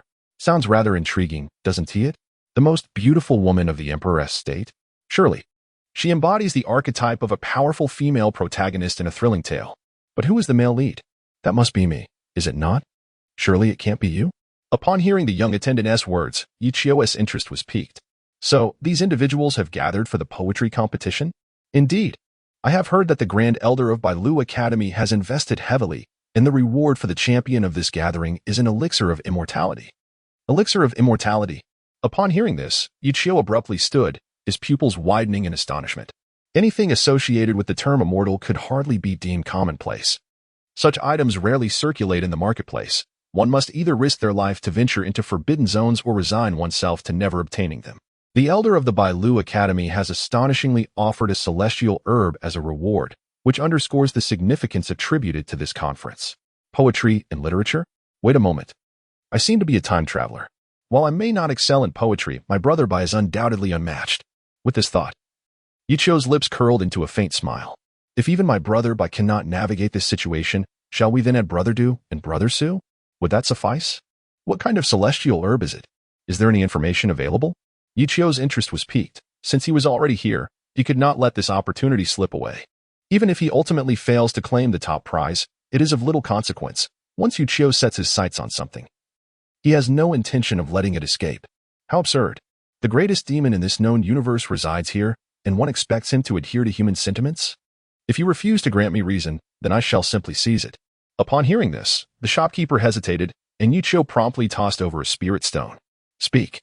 The shopkeeper's eyes brightened instantly, holding the spirit stone as if it were a beloved child, fearful of dropping it. He had not anticipated Yi Chio's generosity. He had entertained many sons of noble families before, but none had so brazenly used spirit stones to assert dominance. Truly, this was a challenge to his limits. Sir, I have merely heard rumors. I cannot vouch for their authenticity. A few guests I previously attended mentioned that the reward this time appears to be a pair of twin nether flowers. Twin nether flowers. At the moment those words were uttered, Yi Chio inhaled sharply. Indeed, it was a celestial treasure and an essential ingredient for his blood refinement soup. If he could procure it, using various precious herbs to concoct the blood refinement soup would allow Yi Chio to forge a demon god's physique, nearly achieving perfection in his corporeal form. Even when faced with opponents of greater cultivation, his demon god body would enable him to stand invincible. Such a marvelous find. His eyes gleamed with fervor as a meaningful smile graced Yi Chio's face. If possible, he would go to great lengths to acquire this celestial herb. Once his demon god body emerged, he would gather materials and return to the depths of the netherworld to forge the human emperor's banner. Ah, what a grand ambition. Success is surely within reach. Should the human emperor's banner be successfully crafted, henceforth, in the realm of the 9 heavens, would I not reign supreme? In high spirits, Yi Chio tossed another spirit stone, declaring, "Take this. It is a reward from me." At present, he possesses a substantial fortune. having accumulated nearly 200,000 spirit stones with the generous support of Zhang Xiyuan. Such a trivial matter of a mere couple of stones does not even elicit a flicker of his eyelids. Thank you, esteemed sir. You are truly kind. The innkeeper's delight was palpable, and it was no wonder that he had heard the joyous calls of magpies at his window this morning, for it seemed he had encountered a benefactor today. After securing the spirit stones, the innkeeper, feeling somewhat guilty about the information he was about to divulge, continued, Sir, allow me to share a piece of news. I have heard that this time, notable disciples from various sacred places, including the unaging mountain, the heavenly saint mountain, and the repairing heaven's sacred land, have gathered. It is a congregation of prodigies, making for fierce competition. I also heard that the heir of the northern king will participate. He is a legendary figure. Even if I could merely catch a glimpse of him, my life would be complete. Upon hearing this, Yuchio furrowed his brow. He was not particularly concerned about the innkeeper's naive admiration, as he himself hailed from humble beginnings, ordinary and mediocre. For individuals like them, such caliber of genius was beyond their reach. Thus, he could understand the innkeeper's excitement. What surprised him, however, was the fact that Yi Qing would also be attending. As he touched his chest, a flicker of hostility crossed Yichio's gaze. His brother, who looked down upon him with an air of superiority and arrogance, irked Yichio immensely. Previously at the Yi residence, Yi Qing had even struck him, a grudge Yichio had not forgotten. Oh, he is coming too? This is intriguing. Regardless of Yichio's past missteps, it was not Yi Qing's place as a younger brother to lay hands on him. He was unworthy of such authority. By daring to strike, Yi Qing revealed his utter disregard for Yichio's identity, showing no semblance of respect. Thus, Yichio would not extend any courtesy in return. He was no benevolent figure who would silently endure a slap and wait for others' pity. It seems I must hasten my efforts. Before the grand event begins, I must strive to elevate my prowess, otherwise, facing defeat once more would be a bitter pill to swallow. From the innkeeper, Yichio learned that the poetry competition was set for early next month, leaving him approximately 20 days, a tight schedule. Yet, he had no alternative. All he could do was exert himself to elevate his cultivation to the fourth realm. Once he achieved that level, leveraging the inherent talents of the bloodthirsty demon god, he would have the opportunity to retaliate, allowing Yi Qing to experience the humiliation he had once endured. As a genius of his caliber, being vanquished by a brother he had always deemed worthless would surely shatter Yi Qing's pride, wouldn't it? After all, he had relied on the vast resources of their family to reach his current standing, only to be bested by a brother who once scavenged for food in frigid desolation. It was nothing short of ironic. This is bound to be entertaining. Murder is a trivial pursuit. Tormenting the heart is Yi Qio's true intention. He aims to inflict gradual and meticulous suffering upon him. My dear brother, ever since you departed from home, you have occupied my thoughts incessantly. You must await my return. I shall love you tenderly and will not let you down. A faint smile unconsciously graced Yi Qio's lips as he dismissed the waiter. Before long, an array of dishes adorned the table, and as the fine wine was served, Yi Qio took a tentative sip. His brow furrowed slightly. What is this foul concoction? It tastes akin to horse urine. Chapter 25. The peculiar old man. It is utterly undrinkable. His gaze fell upon a jar of celestial brew on the table, and Yi Qio's expression softened into a smile. So, this is what they call celestial brew? It does not appear particularly impressive. After a careful taste, Yi Qio could surmise the ingredients, which were merely various precious herbs amalgamated and refined through a special technique. To call it pleasant would be an understatement, indeed. It surpasses ordinary wine by leaps and bounds. However, compared to Yi Qio's Bailigyu, it is equivalent to drinking horse urine, devoid of flavor and lacking the potency of beer. Can this even intoxicate a person? His lips twitched at the thought. It would be no exaggeration to say that any one of the esteemed patrons present could easily outrank a multitude. With this notion, Yi Qio envisioned a lucrative opportunity and began to contemplate. If every tavern in Hanjing City were to serve such wine, my Bailigyu would surely thrive. By pricing these wines at 1 spirit stone per jar, surely my Bailigyu could fetch several hundred pieces. However, the pure Bailigyu was intended for life-saving purposes. If it were to be sold, it would need to be diluted, perhaps transforming 1 bottle into 100. Due to the high potency of Bailigyu, consuming it in its undiluted form could lead to dire consequences. Therefore, it would be prudent to establish several tiers of dilution, with the most diluted version selling for 10 spirit stones, while the most concentrated could command a price of 1,000 spirit stones. Moreover, limiting the sale to just 100 bottles each month would create an aura of scarcity. This strategy of hunger marketing relies on superior product quality and can succeed in any era. What do the wealthy value most? It is merely a matter of face. Once a reputation is established, weaving an enticing narrative will propel it into the limelight. In such limited circumstances, should their rivals acquire the product while they cannot, they would surely be driven to desperation, even willing to pay exorbitant prices. What a splendid idea, although it may prove challenging to implement. With a chuckle, Ichio concluded his reverie and turned his attention to savoring the dishes before him. This notion is indeed commendable. However, it lacks a formidable backing. Once individuals with ulterior motives perceive the potential benefits, Ichio may find himself in peril. At present, he must take the time to reflect and stabilize, enhancing his capabilities before devising any plans. Before that, he must also evade the relentless pursuit of the Zhang family, which leaves him rather exhausted. Casually, he retrieved a bottle of baijiu and placed it upon the table. After pouring himself a glass, he was about to savor it when, suddenly, a hand reached out from across the table, snatching the drink away. Ichio was momentarily taken aback, a sly smile quickly spreading across his face. So soon has someone come to challenge. Indeed, wherever the protagonist goes, such incidents seem to follow, with no choice but to step forward and put on a fade. It appears today I too shall play a role. With a slight elevation of his chin, Ichio turned his gaze toward the person opposite him, and his lips twitched involuntarily. Before him sat an elder, exuding an otherworldly aura, seated upright like a sharp sword, a smile gracing his face as he held a cup of wine, looking intently at him. "Heh, young friend, this wine of yours is quite remarkable. May I have the honor of tasting it?" The elder inquired with a gentle smile, not waiting for Ichio's response before tilting his head back to gulp down a mouthful. Ah, such a potent brew. It felt as if a surge of warmth surged through him, reaching the very crown of his head, igniting a fervor within the elder. How overwhelmingly audacious. The potency of this wine is far beyond that of any ordinary celestial brew. Its flavor, texture, and strength have reached an unparalleled zenith. What astonished him even more was the wine's striking red hue. Consuming this elixir felt akin to drinking blood, evoking a sense of madness. As the spiritual energy within him surged violently, in an instant, it seemed as though a myriad of sword intentions enveloped the entire tavern. At that moment, the patrons were startled, completely unaware of what had transpired. Ichio furrowed his brow in surprise as he gazed at the elderly man. Was this fate? Or had he been following me all along? This individual was none other than the mysterious elder who had repelled the devouring sky bull python with a single sword strike during their encounter in the abyss of the dead spirits. He had not anticipated that the elder would track him to Cold River City and confront him directly. Ichio could not ascertain the elder's intentions, yet he remained courteous, stating, "I am grateful for your assistance earlier, esteemed elder. Without your help, I fear I would have perished at the hands of the devouring sky bull python. This wine is crafted by me.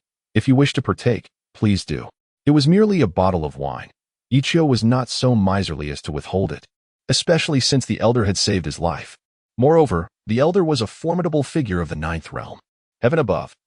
To share a drink with such a person was an honor, should the elder choose to take it without asking. Ichio possessed neither the strength nor the will to resist. He had witnessed the terrifying sword force with which the elder had dispatched the python.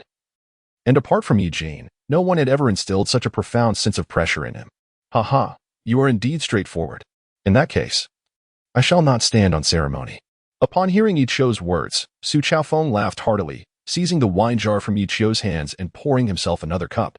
"Ah, this wine is exquisite, truly the finest in the mortal realm. In my many years, this is the first time I have tasted such a divine brew." After just 2 cups, Su Chaofeng began to feel the effects of intoxication, astonished that after a lifetime of drinking, he would find himself bowing to this unknown wine. His curiosity piqued. He inquired, "May I ask, young friend, does this wine have a name?" Ichio smiled slightly, about to reveal the name 100 Spirits wine, but abruptly halted. No, that name lacked impressiveness. If he wished to stand out, he needed a more audacious title. After a moment of contemplation, he declared, "To answer your question, esteemed elder, this wine is called Celestial Drunkenness. There is a poem that goes, it must be that the celestial beings are wildly intoxicated, carelessly shredding the white clouds. This wine is immensely potent. Even if a celestial descends, 3 cups would render them utterly inebriated." Such audacity. Upon hearing this, Su Chaofeng was taken aback, completely unprepared for the wine's grand reputation. Even celestial beings could not withstand 3 cups? Was that not a touch overly arrogant? However, After merely savoring it for a moment, a wave of intoxication surged within, causing Su Chaofeng's heart to tremble. Indeed, the reputation was well-deserved. After just 2 cups, I already felt a third of my senses dulled. Heavenly Immortal's Delight? What a splendid name, truly worthy of its title. Su Chaofeng chuckled heartily, feeling a rush of exhilaration as he poured himself another glass. 3 cups down, I have savored the finest wines of the world. I refuse to be outdone by this. Today, I shall test whether this wine can truly knock me down. With newfound vigor, Su Chaofeng lifted his cup for another drink. In an instant, his blood surged, a formidable power coursing through his limbs and body, reaching the crown of his head. It felt as though his soul was ascending, immersing him in a wondrous illusion. Before him lay a breathtaking landscape, with rolling hills and soft white clouds. He floated between heaven and earth, akin to stepping into an ethereal realm. It was beautiful. Overwhelmingly beautiful. He seemed to grasp the meaning behind the verse spoken by Yi Qiu. Chapter 26, Su Chaofeng, the seasoned actor. With a resounding thud. In less than 3 seconds, Su Chaofeng collapsed into a deep slumber, causing Yi Qiu to twitch the corner of his mouth. How amusing. Why not drink with the children at that table? Yet, he clung to his pride. I shall not be swayed by such folly. I must challenge this. TSK, TSK. The old man has fallen, and Yi Qiu regarded him with a disdainful gaze. With such a meager tolerance for alcohol, how dare he boast? Whether it was due to his exceptional capacity for liquor or the nature of his bloodthirsty demon god talent, Yi Qiu remained completely sober even after a whole bottle. And this old man, a formidable figure of the 9th realm, could not withstand even 3 cups? It must be that the wine contained blood, triggering the blood-drinking effect of his talent, completely absorbing that power. Thus, rather than feeling intoxicated, Yi Qiu felt increasingly invigorated, as if he had been injected with adrenaline. Sir, shall I assist in escorting this esteemed gentleman to a guest room? The waiter, noticing the old man's drunken state, hurried over with enthusiasm. Yi Qiu pondered for a moment. Was it not a provocation to let a defenseless figure collapse before him, especially in the presence of a demon? Isn't this merely enticing oneself to commit a crime? Why not simply apprehend him, affix him with a bone spike, and then keep him alive? Offering a bowl of blood daily to distill wine. Once this idea emerged, Yi Qiu's eyes instantly sparkled with excitement. It was utterly audacious. He was already brimming with enthusiasm. This indeed pertains to a formidable 9th realm powerhouse. Previously, even the 5th realm Zhangxi Yuan produced an alcoholic concoction of remarkable potency. If it were to be derived from the blood of a 9th realm expert, goodness, wouldn't that be an instantaneous ascension to greatness? Yi Qiu could hardly fathom the sheer ferocity of such a brew. Moreover, the bloodthirsty demonic god's innate ability appears to be enhanced by the strength of the blood consumed. If he could merely taste the blood of a 9th realm warrior to ignite the blood fury, would he not leap directly into the terrifying might of a 6th or even 7th realm expert? The mere thought is exhilarating. And Yi Qiu finds himself already brimming with excitement. Yet, this old man has saved his life. Is this approach not a bit lacking in integrity? A true man knows when to act and when to refrain. Throughout his life, he has despised owing others a debt of gratitude. How could he stab someone in the back after they saved him? Would that not make me a villain? No, I must admit I have a slight mischievous streak. Yet my nature remains fundamentally kind, precluding me from committing such unscrupulous acts. Ultimately, conscience triumphed over madness, and Yi Qiu relinquished this notion. Primarily, he could not be certain whether the old man was deliberately testing him. Perhaps he was not genuinely inebriated. Perhaps he feigned collapse to assess Yi Qiu's character. Nothing is absolute, and given the current situation, Yi Qiu resolved to proceed with caution. Immediately, he tossed a spirit stone and said nonchalantly, "Arrange for him a superior room and attend to him well. Should there be any negligence, I shall have your head." "Sir, how could we dare to be negligent?" "Rest assured," the innkeeper replied with a forced smile, summoning a few individuals to assist in carrying the old man upstairs. Unbeknownst to Yi Qiu, as they ascended, Su Chaofeng's eyes suddenly fluttered open. He was not completely intoxicated, though he certainly felt the effects of the liquor. My goodness, this wine is remarkably potent. I nearly succumbed. I was careless. However, recalling Yi Qiu's earlier reaction, a faint smile crept upon his lips. This child exhibits commendable character, grateful to his benefactor and resolute against his adversaries. He is indeed my grandson, displaying a trace of my former brilliance. Inwardly, Su Chaofeng felt immense satisfaction with his grandson's demeanor. Unlike his daughter, who exhibited youthful arrogance, this boy was humble and respectful towards elders, clearly a well-behaved and sensible child. How could he be as his daughter claimed, deviant and inept? Eugene, How dare you treat my grandson in such a manner? Just wait and see how I will deal with you. After they reached the room, the innkeeper intended to assist Su Chaofeng with a thorough wash, only to be taken aback when the old man suddenly stood. Calmly addressing the others, he stated, "You may leave. I can manage on my own." "Ah, sir. It is good to see you awake. I shall take my leave. Should you require anything, do not hesitate to call for us." The innkeeper, not daring to say more, quickly exited. Su Chaofeng then stood by the window, gazing at the distant sky, as turmoil brewed within him. It took him 10 minutes to regain complete sobriety. Immortal intoxication? Truly, the celestial wine is so potent that even immortals can be brought low by 3 cups. Its power is indeed formidable. Fortunately, I retained some composure and acted within my limits. With a flash of light, a middle-aged man clad in an ink-washed Taoist robe suddenly appeared in Su Chaofeng's room. "Master." Su Chaofeng turned his gaze towards him and asked, "How goes the matter?" Reporting to the master, "I have conducted a thorough investigation. The incident involving the young master being pursued stems from his act of slaying the second son of the Zhang family, which incited the wrath of the family, leading to his eventual fall into the abyss of the dead. My subordinate infiltrated the sacred land of the heavens to conduct a covert investigation and discovered that over the years, the young master had frequently endured bullying from the second son of the Zhang family, often bearing the brunt of blame and punishment, subjected to humiliation, which ultimately compelled him to retaliate." Upon hearing this, Su Chaofeng's gaze turned icy, a surge of murderous intent emerging as he declared, "Humph! What is Yi Jin doing? As the esteemed son of the northern reject, how can he allow himself to be bullied by a mere member of the Zhang family? It is utterly laughable. Go take care of this matter. I wish to hear no further news regarding the Li Yongzhang family. Let them vanish completely." As these words left his lips, Lin Yi's body trembled slightly, yet he quickly responded, "Master, this morning, Yi Jin has already annihilated the Zhang clan." Su Chaofeng's brow furrowed momentarily, followed by a heavy sigh. "Well, at least he possesses a semblance of conscience. However, regarding my grandson's whereabouts, let them remain unaware. As parents, they are utterly unworthy. There exists no other such disgraceful progenitors in this world. My grandson shall be under my care." With that, a sense of inexplicable comfort washed over Su Chaofeng. During his time at the Sword Pavilion, he had refrained from disclosing his circumstances to Su Wanqing. In truth, he had little time left. Having spent centuries in seclusion without breaking through the 10th realm, he had reached the twilight of his existence. In these final moments, he only wished to accompany his grandson. Desiring no interference from others, he had not even revealed his identity to Yichio, instead approaching him as a stranger, as a solitary individual. He felt an overwhelming sense of loneliness. Over the years, Su Wanqing has dedicated herself entirely to the Yi family, rarely returning to visit him. Her only grandson, Yi Qing, has been exceedingly busy, either cultivating or secluding himself, or participating in various trials. In 18 years, he has only managed to visit him a couple of times. Now, upon discovering that he has another grandson, Su Chaofeng feels an exhilarating stir within, especially as this grandson particularly appeals to him. Even if he does not possess the same excellence as Yi Qin, it matters little to him. Hearing Su Chaofeng's words, Linny hesitated momentarily but eventually replied, "What about the young lady? She is currently scouring the world for her son.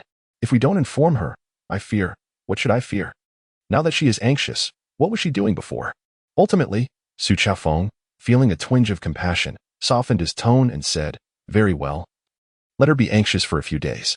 People often do not realize the value of what they have until it is lost. She has never endured hardship. She knows not the taste of worldly suffering. It is time she experiences it to truly understand the myriad flavors of life." Chapter 27, Return? We are not of the same world. Regarding his daughter, Su Chaofeng had little to say, and Lin Yi, being astute, refrained from mentioning Yi Jin. He understood that, despite the passage of years, Su Chaofeng still could not abide the son-in-law who had taken his daughter away. Thus, he always hesitated to bring up Yi Jin in Su Chaofeng's presence, afraid that the old man might erupt in anger and strike him. The old man intended to visit the Langya Cave heaven.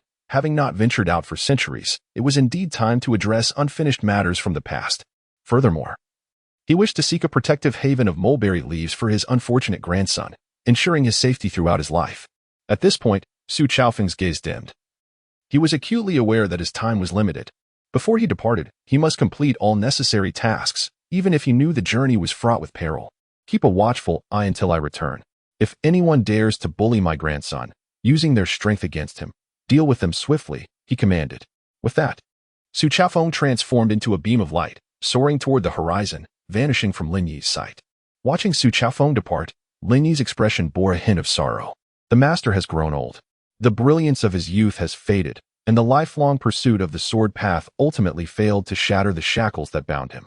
Lin Yi, filled with resentment, recalls his upbringing under Su Chaofeng, who treated him as a son, rather than merely being a subordinate. He was akin to a child without blood ties. Su Chaofeng harbored great expectations for him, nurturing him for centuries with immense dedication.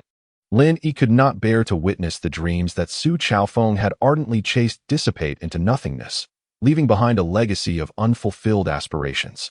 Each time this thought crossed his mind, a pang of anguish pierced his heart. Now, as he gazes at Yichio, there is a newfound tenderness in his eyes.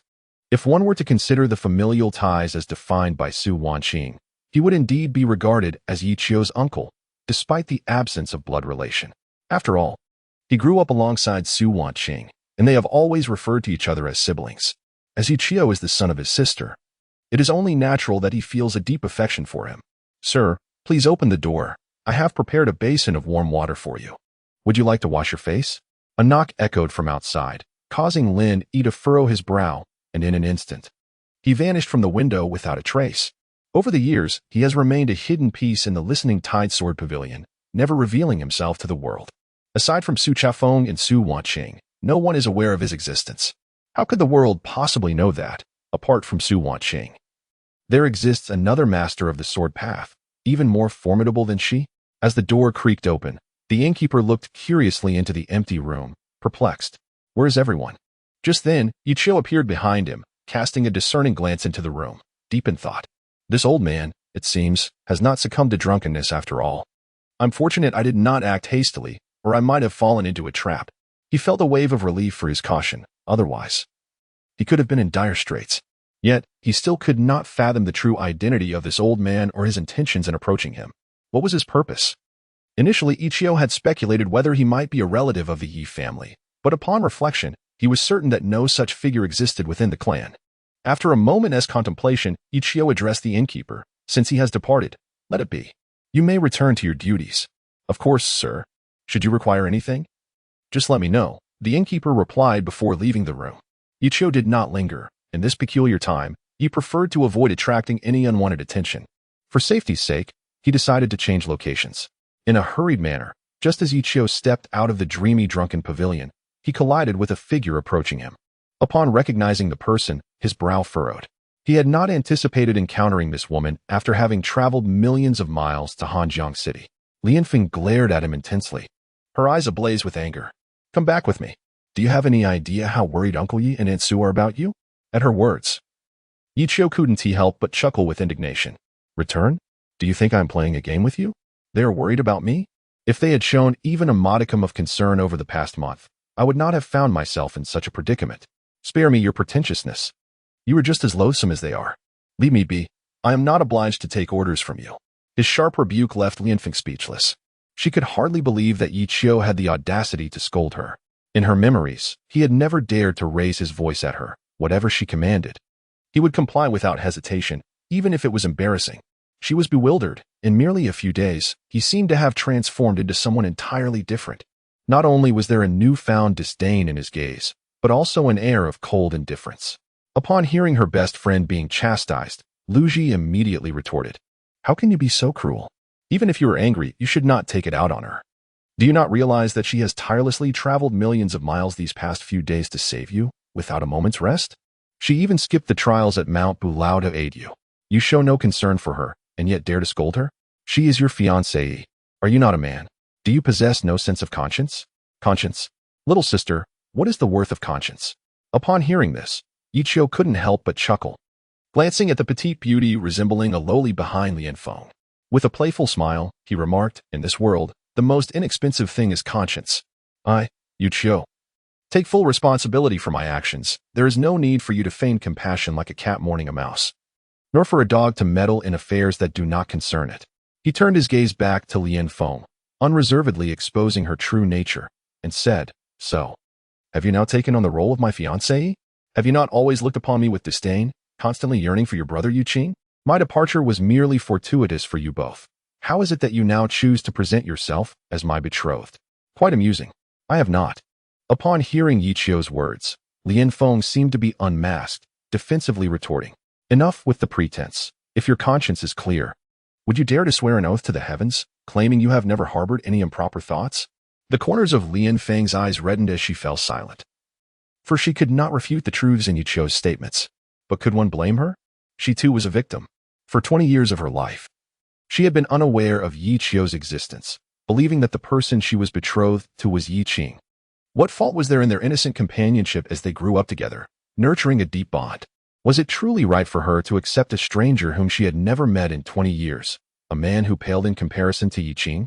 She was merely resisting, battling against her fate, albeit too fervently, which inadvertently affected Yi Qiu. In recent days, she has been reflecting upon her own shortcomings, overwhelmed with shame and guilt. She reproaches herself for, despite her reluctance, transferring the pain she harbors onto Yi Qiu, who is also a victim in this tragic narrative. After enduring a profound internal struggle, she resolves to journey to Hanjing City and bring Yi Qiu back. However, she is taken aback when his initial words render her speechless. Seeing Lianfeng at a loss for words, Yi Qiu's expression turns cold as he declares, "Step aside. My affairs are not for you to concern yourself with. You lack the qualification to meddle in my matters. Spare me your feigned indignation. My forbearance in not troubling you is already a considerable act of leniency. Do not disturb me again. The road ahead is wide, and we shall part ways. We are simply not of the same world." With that, Yi Qiu turns on his heel and departs, ignoring Lianfeng's despondent figure. Chapter 28. Lianfeng in despair. His casual remark struck at the very core of Lianfeng's heart, leaving her in a state of utter bewilderment as she muttered to herself, feeling as though her soul had been lost. She had believed that finding Yi Qiu would suffice to bring him back, thus concluding this farce. She envisioned their return to the days of yore. Yet his words imparted a profound realization. There is no turning back. It all seemed rather too late. The resolute gaze in Yi Qiu's eyes was certainly not a jest, nor was it a mere childish tantrum. Ever since departing from the Yi family, he had transformed into an entirely different individual. No longer the one who sought her approval or adhered to her every word. As Lianfeng touched her chest, she felt a deep-seated frustration lodge within her, growing ever more potent. Indeed, he spoke the truth. They were inherently from disparate worlds. He had been nurtured in the muck, struggling through the alleys of life, merely scraping by. Conversely, they were born into affluence, having never tasted the myriad flavors of existence, nor had they ever worried about their livelihoods. Everything they possessed had been meticulously arranged by their families, and from the moment they began their cultivation, every step was meticulously safeguarded. How could they possibly comprehend the bitterness of struggling in the mire? How could they fathom the hardships of life? Residing beneath the same roof felt as though a great mountain stood between them, Yi Qiu on one side, and they on the other. Contemplating this, Lianfeng couldn't help but let out a self-deprecating smile. Perhaps he was right. They truly belonged to different realms. She endeavored to convince herself, yet inexplicably. A faint ache lingered in her heart. Lu Ji, witnessing Lianfeng's despondence, felt a surge of compassion and indignation, exclaiming, "How could he behave in such a manner? I had thought him quite intriguing, yet it seems he is nothing more than an uncouth and rude individual. Dear, do not let it trouble you. He has made his sentiments abundantly clear today. What remains of any cordiality? From now on, do not engage with him, even if he seeks you out. You have never wished to marry him, after all. It would be a form of liberation for you." In response to Lu Ji's indignation, Lianfeng merely smiled wryly and shook her head. She had indeed found Yi Qiu, eager to relay the news. Yet she soon realized that the Yi Qiu she discovered was no longer the one etched in their memories. His indifference and callousness mirrored the very manner in which they had once treated him, heedless of all sentiments and delivering words that pierced the heart. Torn, she found herself uncertain whether to convey this news back. Let it be. He has committed no wrongdoing. Living within such a family must be a torment in its own right. Let him be, Lianfeng stated calmly. Lu Ji, oblivious to the turmoil within her, could only perceive a hint of melancholy and guilt in her eyes. Very well then, where shall we go next? Shall we return? Or shall we head back to the old mountain? Lu Ji refrained from pursuing the topic further, for she was ultimately an outsider, unable to make decisions for others. Although her heart still simmered with indignation, what more could be said? If he offered no kindness, could one truly approach him, cap in hand, seeking his forgiveness? As Lianfeng was about to speak, she suddenly spotted a magnificent procession surging into the city from the outskirts. Raising her gaze, She recognized the young man standing atop the dragon-headed vessel. He was strikingly familiar. He was He Wushuang. What business did he have in Hanjing City? Lu Ji was momentarily taken aback, for this individual was none other than the esteemed son of the heavenly spring sacred ground. Renowned for his unparalleled genius in the ancient trials of the immortal realm, He Wushuang. His strength was unfathomable, having traversed 2 decades without encountering a rival, remaining undefeated.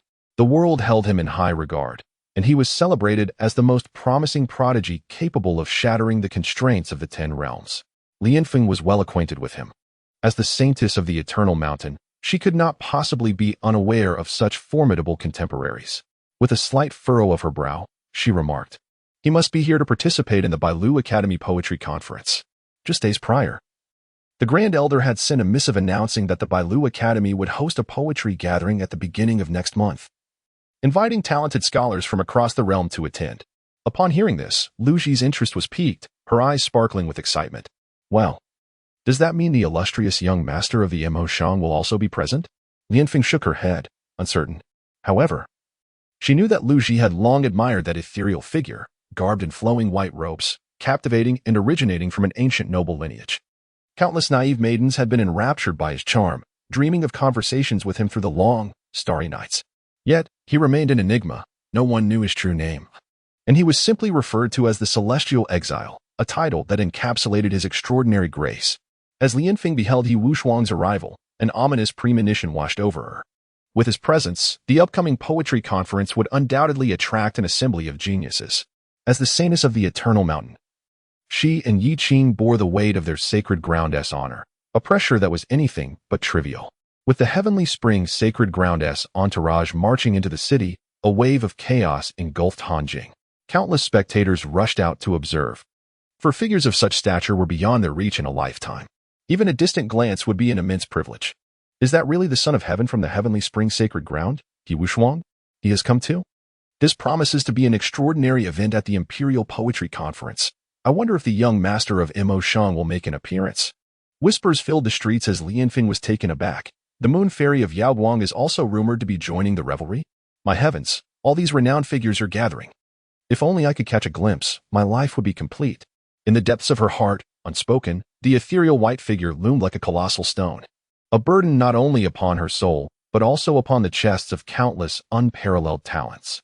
For years, Lianfeng had pursued relentless cultivation, driven by a singular obsession to vanquish Mingwei, her ultimate fixation. From a nearby pavilion, Yi Qiu observed the ostentatious procession in the streets, fixating on Lianfeng and Lu Ji. He remained silent, a tempest of agitation brewing within him. What had gone awry? How had they discovered this place? Was it mere coincidence? Or had a traitor emerged from the crowd? Yi Qiu found it unfathomable. He had been exceedingly cautious, leaving no trace along the way. How could it be that as soon as he arrived in Hanjiang City, Lianfeng appeared shortly thereafter? During his escape, he had suppressed all his presence, fearful of exposure. Yet he had still been tracked down in less than half a day's time. A traitor? Impossible. His arrival in Hanjiang City had been a spur-of-the-moment decision. Who could have anticipated his presence here? The situation eluded his understanding, as if he had overlooked something crucial, yet it seemed he had not. Lianfeng's appearance had effectively disrupted all of Yi Qiu's plans. He had initially intended to rest and devise a means to acquire that miraculous herb before returning to the abyss of the dead to forge the Emperor's banner. Now, however, his cover was blown. To flee or to remain, Yi Qiu pondered, uncertain whether Lianfeng's pursuit would also lead the Zhang family to him. If the Zhang family sent their pursuers, those below the 7th realm might be manageable, but if it were those of the 7th or 8th realms, that would pose a significant threat. Chapter 29. Life is like a game of chess. Each move irrevocable, standing atop the pavilion, Yi Qiu gazed downwards, locking eyes with He Wushuang aboard the dragon boat. The arrogance in the latter's gaze surpassed even that of Yi Qing, exuding an aura of invincibility. As if viewing Yi Qiu merely as a pitiful ant, a fleeting glance before shifting attention elsewhere. With a serene smile, Yi Qiu felt no anger. Instead, an exhilarating thrill coursed through him. Ah, the Holy Son of Heaven?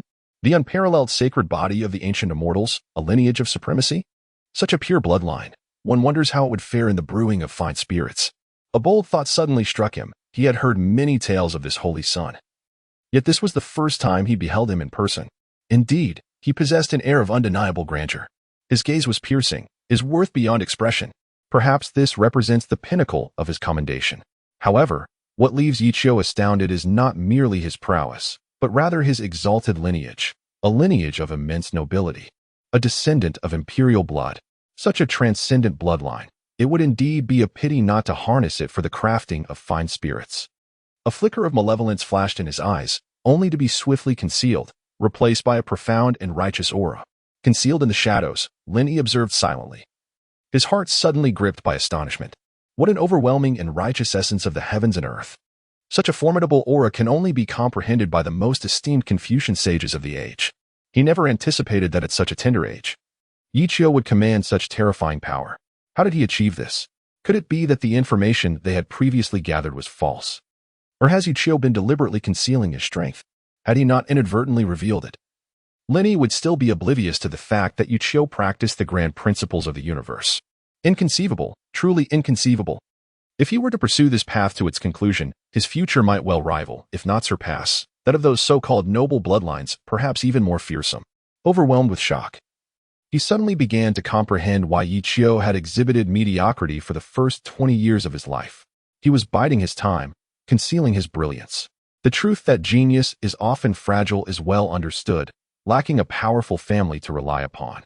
The only means for him to protect himself more effectively was to remain hidden and patient. This is an exceedingly astute strategy, for once he reveals his remarkable talents, he will undoubtedly attract the attention of numerous illustrious families, becoming the focal point of their interest. They will extend olive branches to him, should he decline their overtures. He will face the oppressive scrutiny of these powerful families. They cannot permit such a formidable gift to exist beyond their control.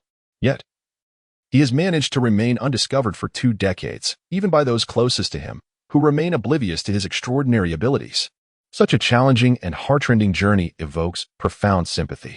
His life, which should not have endured so much sorrow and injustice, was unfortunately marred by an obsessive father. This is his misfortune. With a deep sigh, Linny found himself at a loss for words to describe his current emotions. In the dimly lit room, Yichio extinguished the lights and sat cross-legged on the bed, descending into a state of meditation. During these frantic days of escape, he had scarcely found the time to consolidate his realm or engage in proper cultivation, although his cultivation had reached the 6th tier of the profound finger. The pace of his progress fell short of his expectations. He slowly began to circulate the devouring heaven demonic art, fervently absorbing the potent essence of the 100 spirits wine within him, solidifying the spiritual energy he had absorbed over the past few days, purifying and refining it until it transformed into the most pristine form of power. Indeed, even with external aids, one's own cultivation cannot be neglected. Relying solely on the absorption of others' strength ultimately fails to grasp the true essence of the Tao. Its potency remains somewhat lacking. Previously, Yichio had contemplated retreating into the abyss of the undead, vowing not to emerge until he had reached the pinnacle. However, during subsequent encounters with the undead, he discovered that the power available for absorption was diminishing, leaving him perplexed. He had inquired about this with the system, but received no response. Eventually, upon encountering the devouring heaven bull python, Yichio reluctantly concluded his sinful journey and chose to depart. Now, through this night of meditation, he has finally discerned the reason, the state of mind. The cultivation of the Tao is not solely about the enhancement of one's power. It is equally about the cultivation of one's state of mind. As one's cultivation advances, the importance of nurturing the state of mind becomes ever more paramount.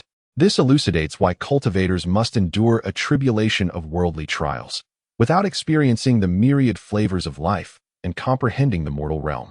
How can one transcend the ordinary and grasp the path to immortality?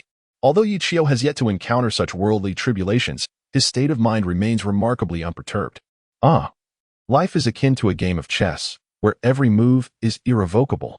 The so-called supremacy of the demonic path lies in following one's heart and nature. After traversing the immortal path for countless eons, looking back upon the mortal realm reveals no one remains. In pursuit of longevity, one contends for destiny, treading the celestial path. Corpses lie in heaps, blood stains the mountains and rivers. It is but a mere passage of weathering and hardship. Gazing at the words inscribed within the tome of devouring heavens, Yichio fell into a deep contemplation. This sentence encapsulates the essence of the entire devouring the heavens tome. For the following days, Yichio did not step outside his room even once. He was diligently contemplating the profundity of those words, and his state of mind was rapidly elevating. Meanwhile, in a tavern in Liang City, two strikingly handsome young men lounged on the upper floor. Oh, what a predicament! Ever since that rascal absconded, life has become increasingly arduous. How did I not realize his significance before? Su Mufeng remarked with utmost seriousness. In recent days, the absence of a key member from their trio had rendered their lives monotonous, leaving them at a loss for what to do, as if they had lost their anchor. I too feel the weight of this absence. When Yi Qiu was still around, at least I had him to rely on. Now that he has departed, I find myself at the bottom of the rankings for the assessments in the sacred grounds. Who can I turn to for justification? He continued, lamenting his own decline. I was comfortably sitting in third to last place, and now I've dropped another rank. The two engaged in a frenzied exchange of grievances. Suddenly, an idea struck Su Mufeng. What if we also make our escape? Let us head to Hanjiang City to find him. He might truly be there. How can you be so certain he is there? What was said back then was merely jest. The entire northern king's manor, along with a substantial portion of the cultivators in Liang City, have scoured every corner, yet they have failed to locate him. The royal manor is in a frenzy, searching high and low. If he were so easily found, they would have discovered him by now. No, my instincts do not deceive me. He must be in Hanjiang City. Trust me, Su Mufeng asserted with unwavering conviction. He had immense faith in his intuition and an even greater belief in Yi Qiu. If given the chance to depart, he would undoubtedly honor the oath they had once sworn together, a shared aspiration. Unbeknownst to them, during their conversation, a middle-aged man nearby subtly lifted the corners of his mouth, revealing a knowing smile. This man was none other than Yi Yang. As a secret protector who had safeguarded Yi Qiu for many years, he was well aware that Su Mufeng and Lin Qi were Yi Qiu's closest confidants. If anyone in the world truly understood Yi Qiu, it was certainly these two. Hanjiang City, you say? No wonder he eluded detection. The young master has traveled 100,000 miles to Hanjiang City. Yi Yang's heart brimmed with joy, and without a moment's hesitation, he returned to the Yi residence. That person seems somewhat familiar. I feel as though I have seen him somewhere before. As he hurried away, Su Mufeng suddenly froze, a sense of foreboding washing over him. Covering his mouth, he pondered in disbelief. Could it be that I have inadvertently leaked some secret? Oh, my good brother. Do not blame me. My actions were unintentional. Do not dwell on it. Chapter 30. Yi Jin's Tactics, a letter from Lian Feng, refusal from the northern prince's mansion. In the hall, Su Wanqing paced anxiously, glancing outside intermittently. Before long, someone rushed in, reporting, My lord, my lady, we have searched the city and the sky, but have found no trace of the young master.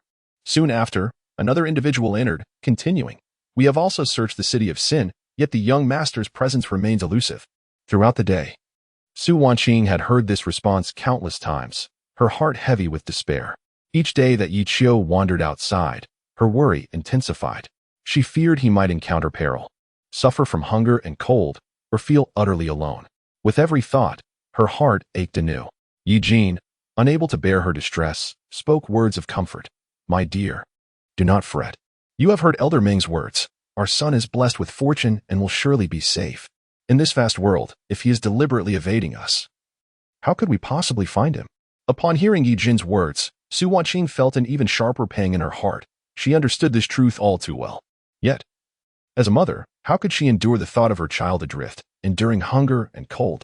With a quivering voice, she asked, Jin Ge, do you think we will really never find our child? No, we will certainly find him, Yi Jin replied, feeling a deep ache himself.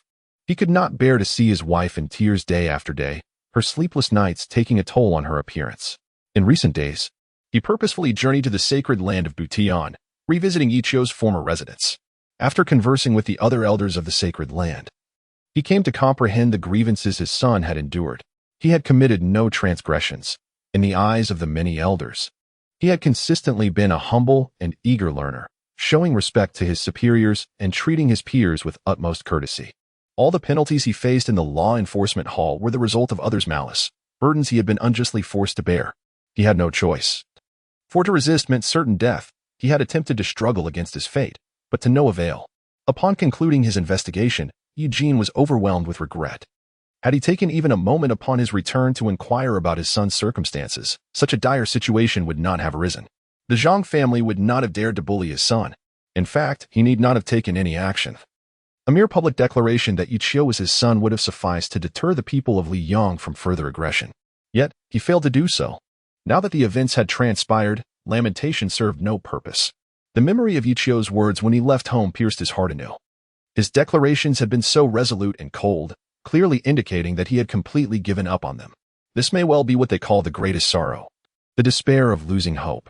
After hearing her husband's comforting words, Su Wanqing's anxious heart finally found some solace, and she murmured to herself, "Chiao has suffered too much. It is my failure as a mother for not taking good care of him. I am guilty. When he returns, I shall make amends, providing him with the finest the world has to offer, regardless of the cost. Yes, I promise you, we will together compensate him, giving him the very best." As they spoke, Yiyang rushed in from outside. Noticing this, Yi Jin immediately inquired, "Yiyang, do you have news of the young master?" "Indeed, my lord," Yu Yang replied. "I have received reliable information that the young master is very likely to be there." Upon hearing this, Su Wanqing felt a surge of urgency. "What news? Speak quickly." Yi Yang took a deep breath before continuing, "My lord and lady, I specifically followed the young master's 2 childhood friends today. They casually mentioned that the young master is most likely heading to Hanjiang City." Hanjiang City? Upon hearing this, Yi Jin was filled with joy. Yet he was momentarily taken aback. Hanjiang City is 1,000,000 miles away. How could a mere cultivator at the first realm traverse the desolate and barren wasteland of 100,000 miles? Furthermore, he was even more curious about how Yichio managed to reach Hanjiang City in such a short span of time. This distance is not something that a mere novice in the first realm can accomplish in just a few days. However, Su Wanqing was indifferent to such matters. The moment she learned of Yichio's news, she seemed to radiate with newfound brilliance. "Yi Yang, is the information accurate?" Replying to the princess, "I cannot guarantee it, however. Those 2 youths are the only true friends of the young master. They are likely the ones who understand him best in this world, knowing what resides in his heart." Upon hearing this, both Yi Jin and Su Wanqing felt a tremor within, as if pricked by a needle. How absurd. As Yichio's parents, they were outdone in understanding their son by 2 outsiders. They did not even comprehend his innermost thoughts. "Let us go. I must travel to Hanjiang City immediately." Regardless of the truth behind this news, Su Wanqing could no longer wait. She longed to find her son, even if he did not recognize her. She needed to see him safe and sound to ease her worries. Eugene remained relatively composed. After a moment of contemplation, he suddenly interjected, "No, my ladies. We cannot go just yet." "Why not?" "Eugene, do you not wish to find our son?" At this, Su Wanqing's gaze turned icy. "Fine, if you won't go. I shall go alone. It is as if I were blind. The child has no father like you." She could not fathom how, at this juncture, he still refused to relent, hoping instead for their son to come and apologize to him. Seeing the misunderstanding, Eugene hastily replied, "My lady, please do not be hasty. I never said we should not search. I merely meant that if we rush there in such a frenzy, are you not afraid of scaring him away? That young man is clearly avoiding us. How could we possibly find him easily? Moreover, in this world, what father admits fault to his son? Should the world learn of this, how would I, Eugene, stand tall among them? What do you propose then?" Su Wanqing had lost her composure, her only desire being to see her son. Eugene patiently explained, "Have you forgotten? A few days ago, Bailu Academy sent an invitation for us to attend the Imperial State Poetry Conference. We can use this pretext to send out news, allowing him to lower his guard. When the time comes, I will have my men surround him and bring him back directly." Upon hearing this, Su Wanqing's expression hardened. "Humph, Eugene. It seems your cunning tactics are solely reserved for dealing with our son.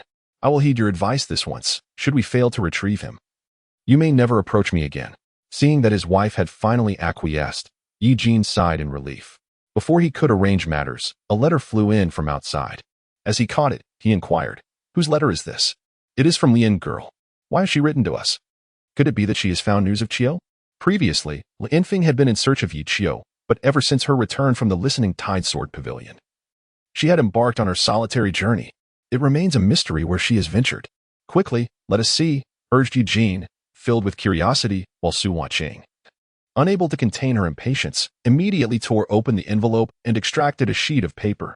It contained but 3 words, "Cold River City."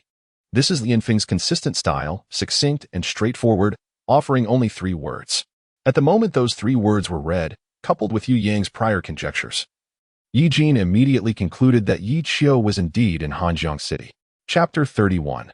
Being targeted by me is your misfortune. With the arrival of Lianfeng's letter, Eugene finally confirmed the fact that Yi Chiao was present in Hanjiang City. "Humph, what a cunning lad. He dares to run so far. I eagerly await his return to see how I shall handle him. A wave of irritation surged within him.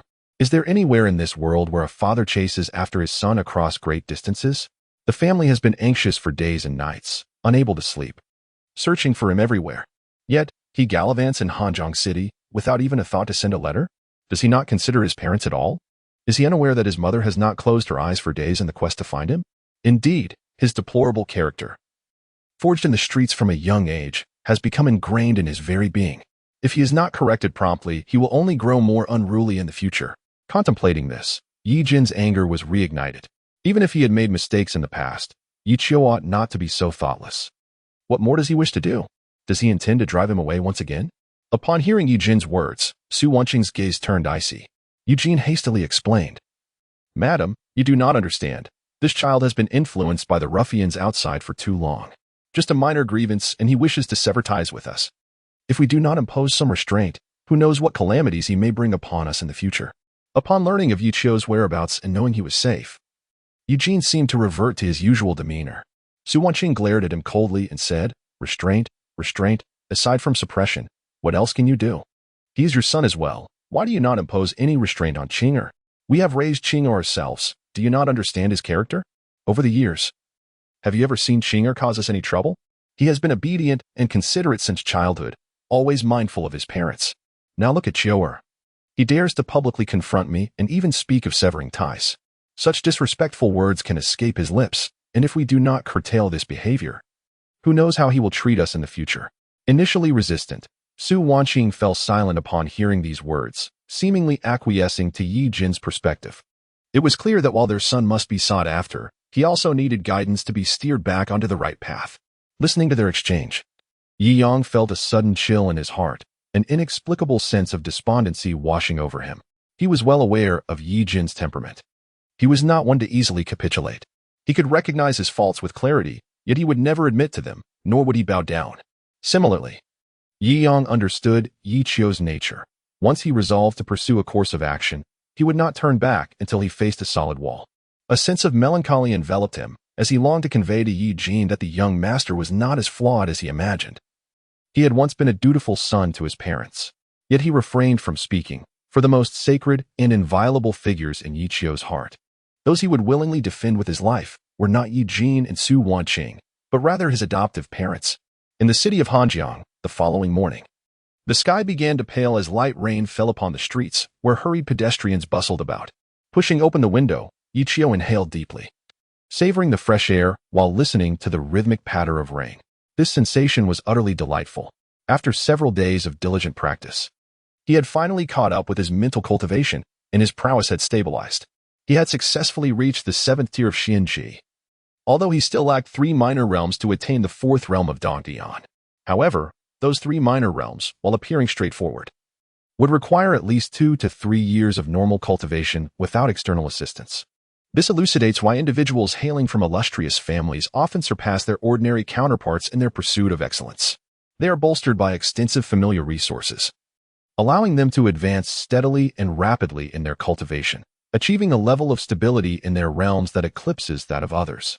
Furthermore, the possession of esoteric, family-exclusive techniques enables them to stand out among their peers, effortlessly overpowering their adversaries.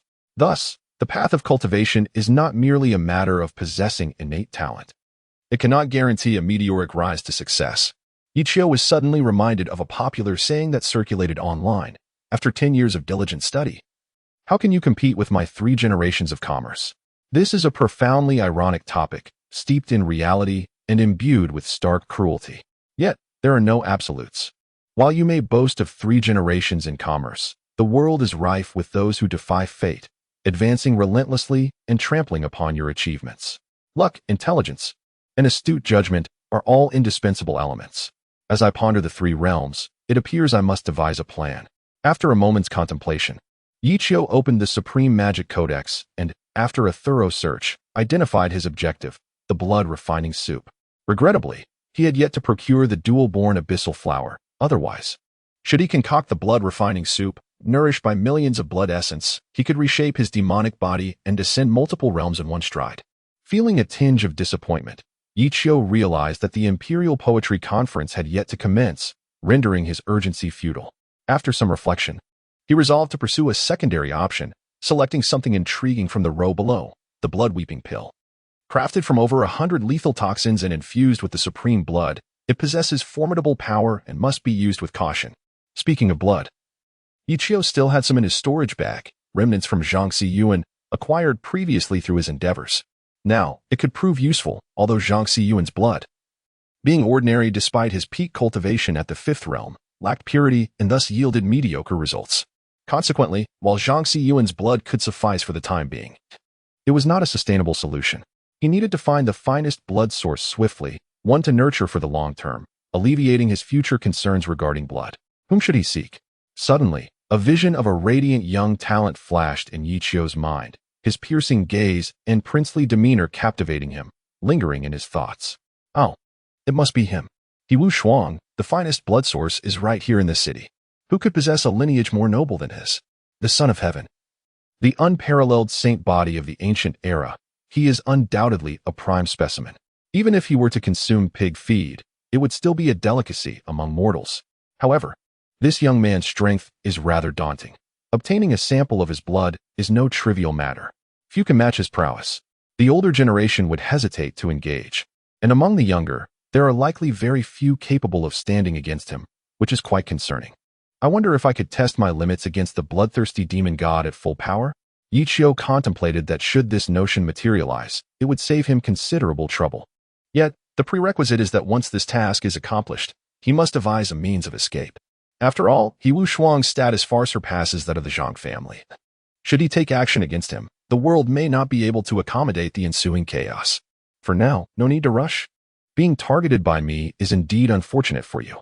Although Zhang Xiyuan's blood may not rival the terrifying potency of Wu Shuang's, it remains, at this juncture, somewhat useful to Yichio. After tidying up his belongings, Yichio departed from the Wangwei Tower, for he had several matters to attend to today. The first task was to gather the materials necessary for concocting the Emperor's banner and the precious herbs required for the blood-weeping pill. The second task was to seek out a residence in preparation for the forthcoming venture into the art of brewing fine spirits.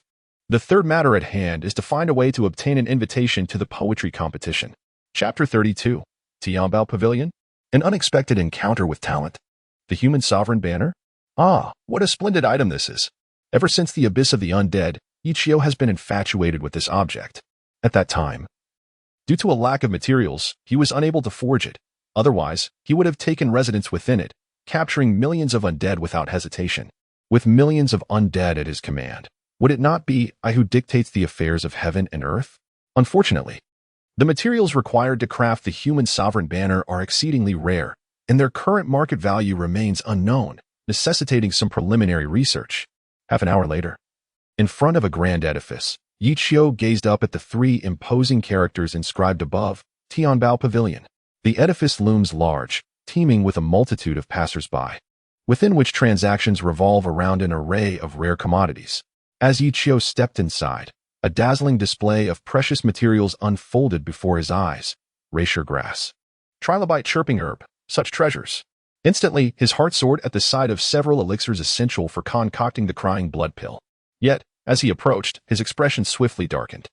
What a farce! You dare to sell a worthless herb for 1,000 spirit stones? You might as well resort to theft. My good sir, you're mistaken.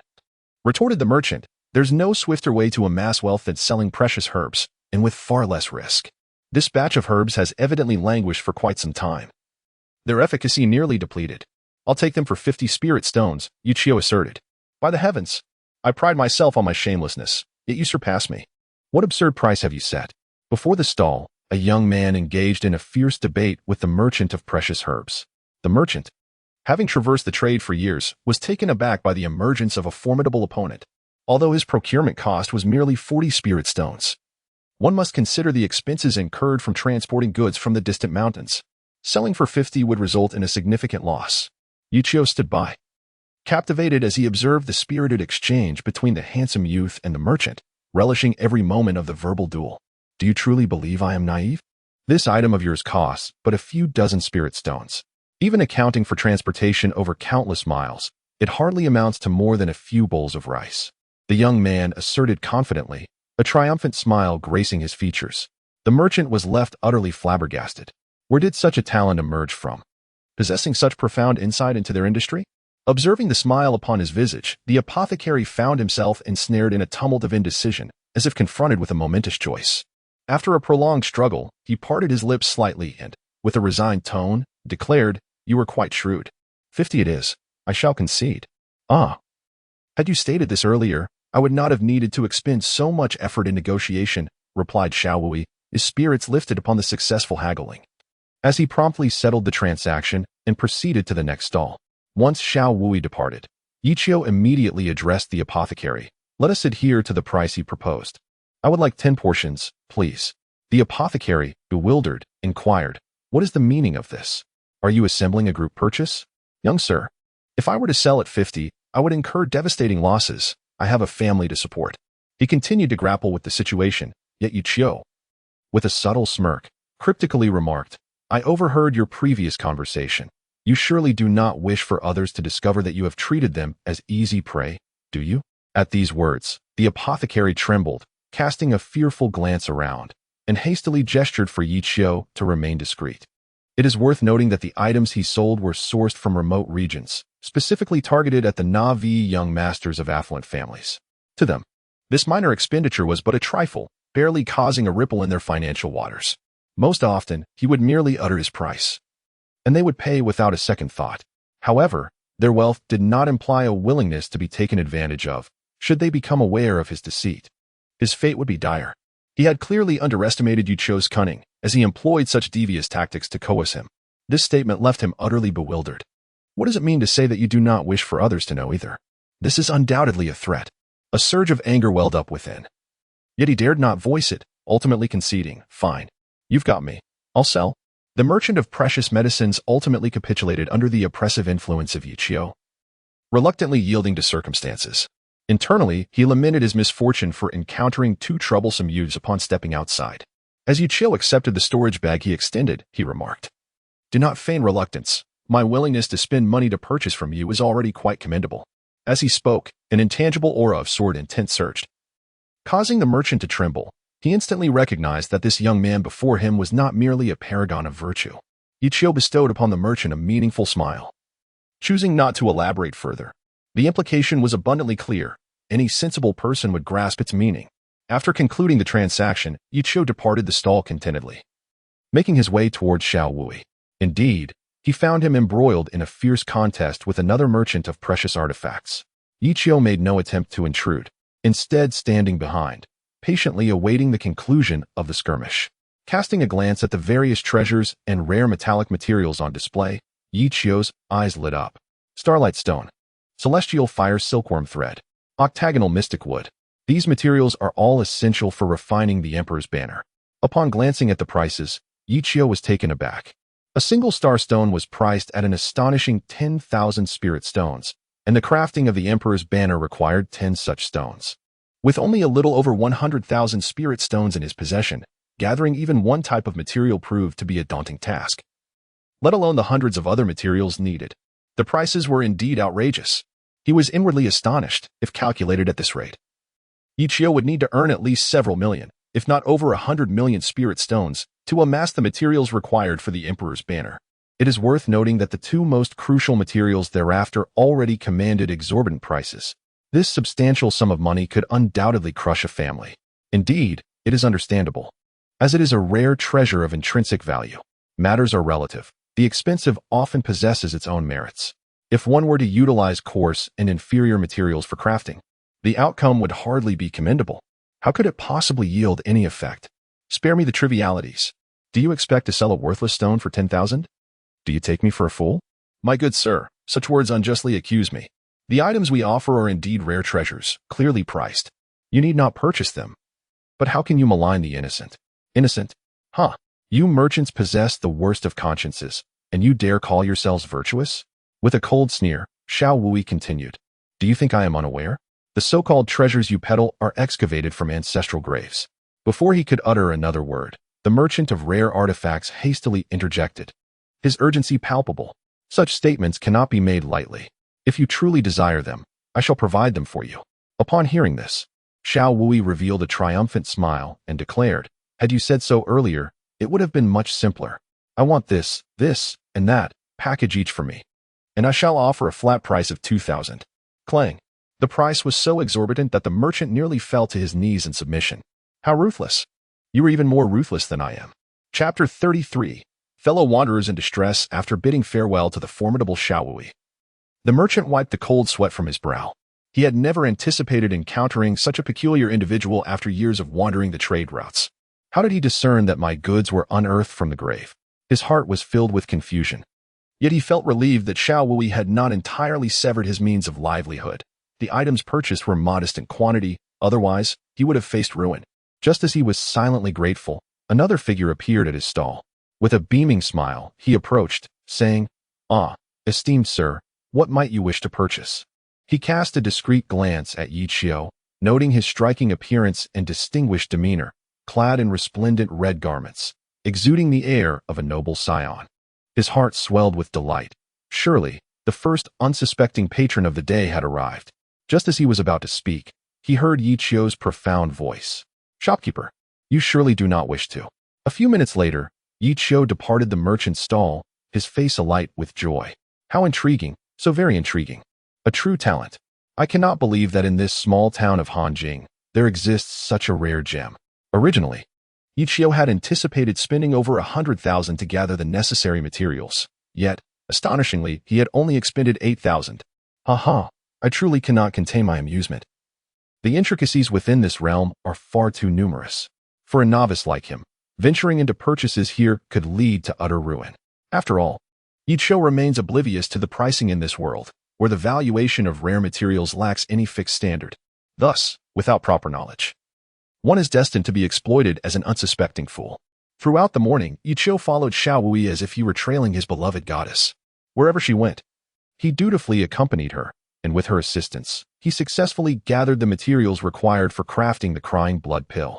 As for the human emperor's banner, it would require additional time, for no matter how adept one may be at bargaining, its price seldom diminishes significantly. Moreover, the most crucial components, the soul-devouring stone and dragon bone, are the hardest to procure. Yi Qiu scoured the Tianbao Pavilion extensively, yet failed to locate these two vital materials.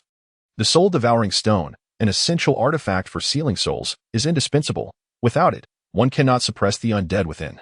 Should one suffer a backlash, the consequences would be irrevocably catastrophic. The dragon bone, on the other hand, serves as the backbone of the human emperor's banner, possessing immense power capable of augmenting the strength of the undead, thus bestowing them with formidable enhancements. At present, acquiring these two materials proves to be the most arduous task. Once secured, Yi Qiu could immediately commence the crafting of the human emperor's banner. After a morning of diligent searching, Yi Qiu emerged from the Tianbao Pavilion, satisfied with his spoils. Upon exiting, he found Xiaowui waiting for him. With a cold gaze, Xiaowui addressed him. "My friend, you have followed me all morning. Let us clarify our intentions here." He was perplexed by Yi Qiu's presence. Could he be an envoy from a family he had forsaken? A twinge of pain pierced his heart.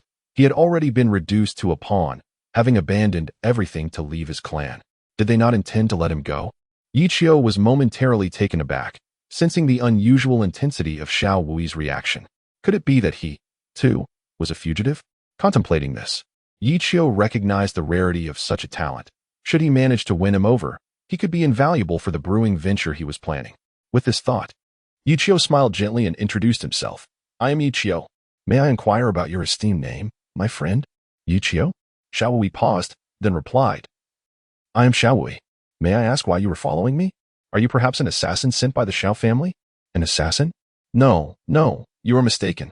I did not follow you with malicious intent. Rather, your exceptional bargaining skills drew me in, and I was merely hoping to take advantage of the deals." Yi Qiu chuckled lightly, his eyes gleaming with inspiration. "It seems, Xiao brother, that we share a similar fate, both pursued and hunted. As the saying goes, we are fellow wanderers in this world. Our meeting must be fated.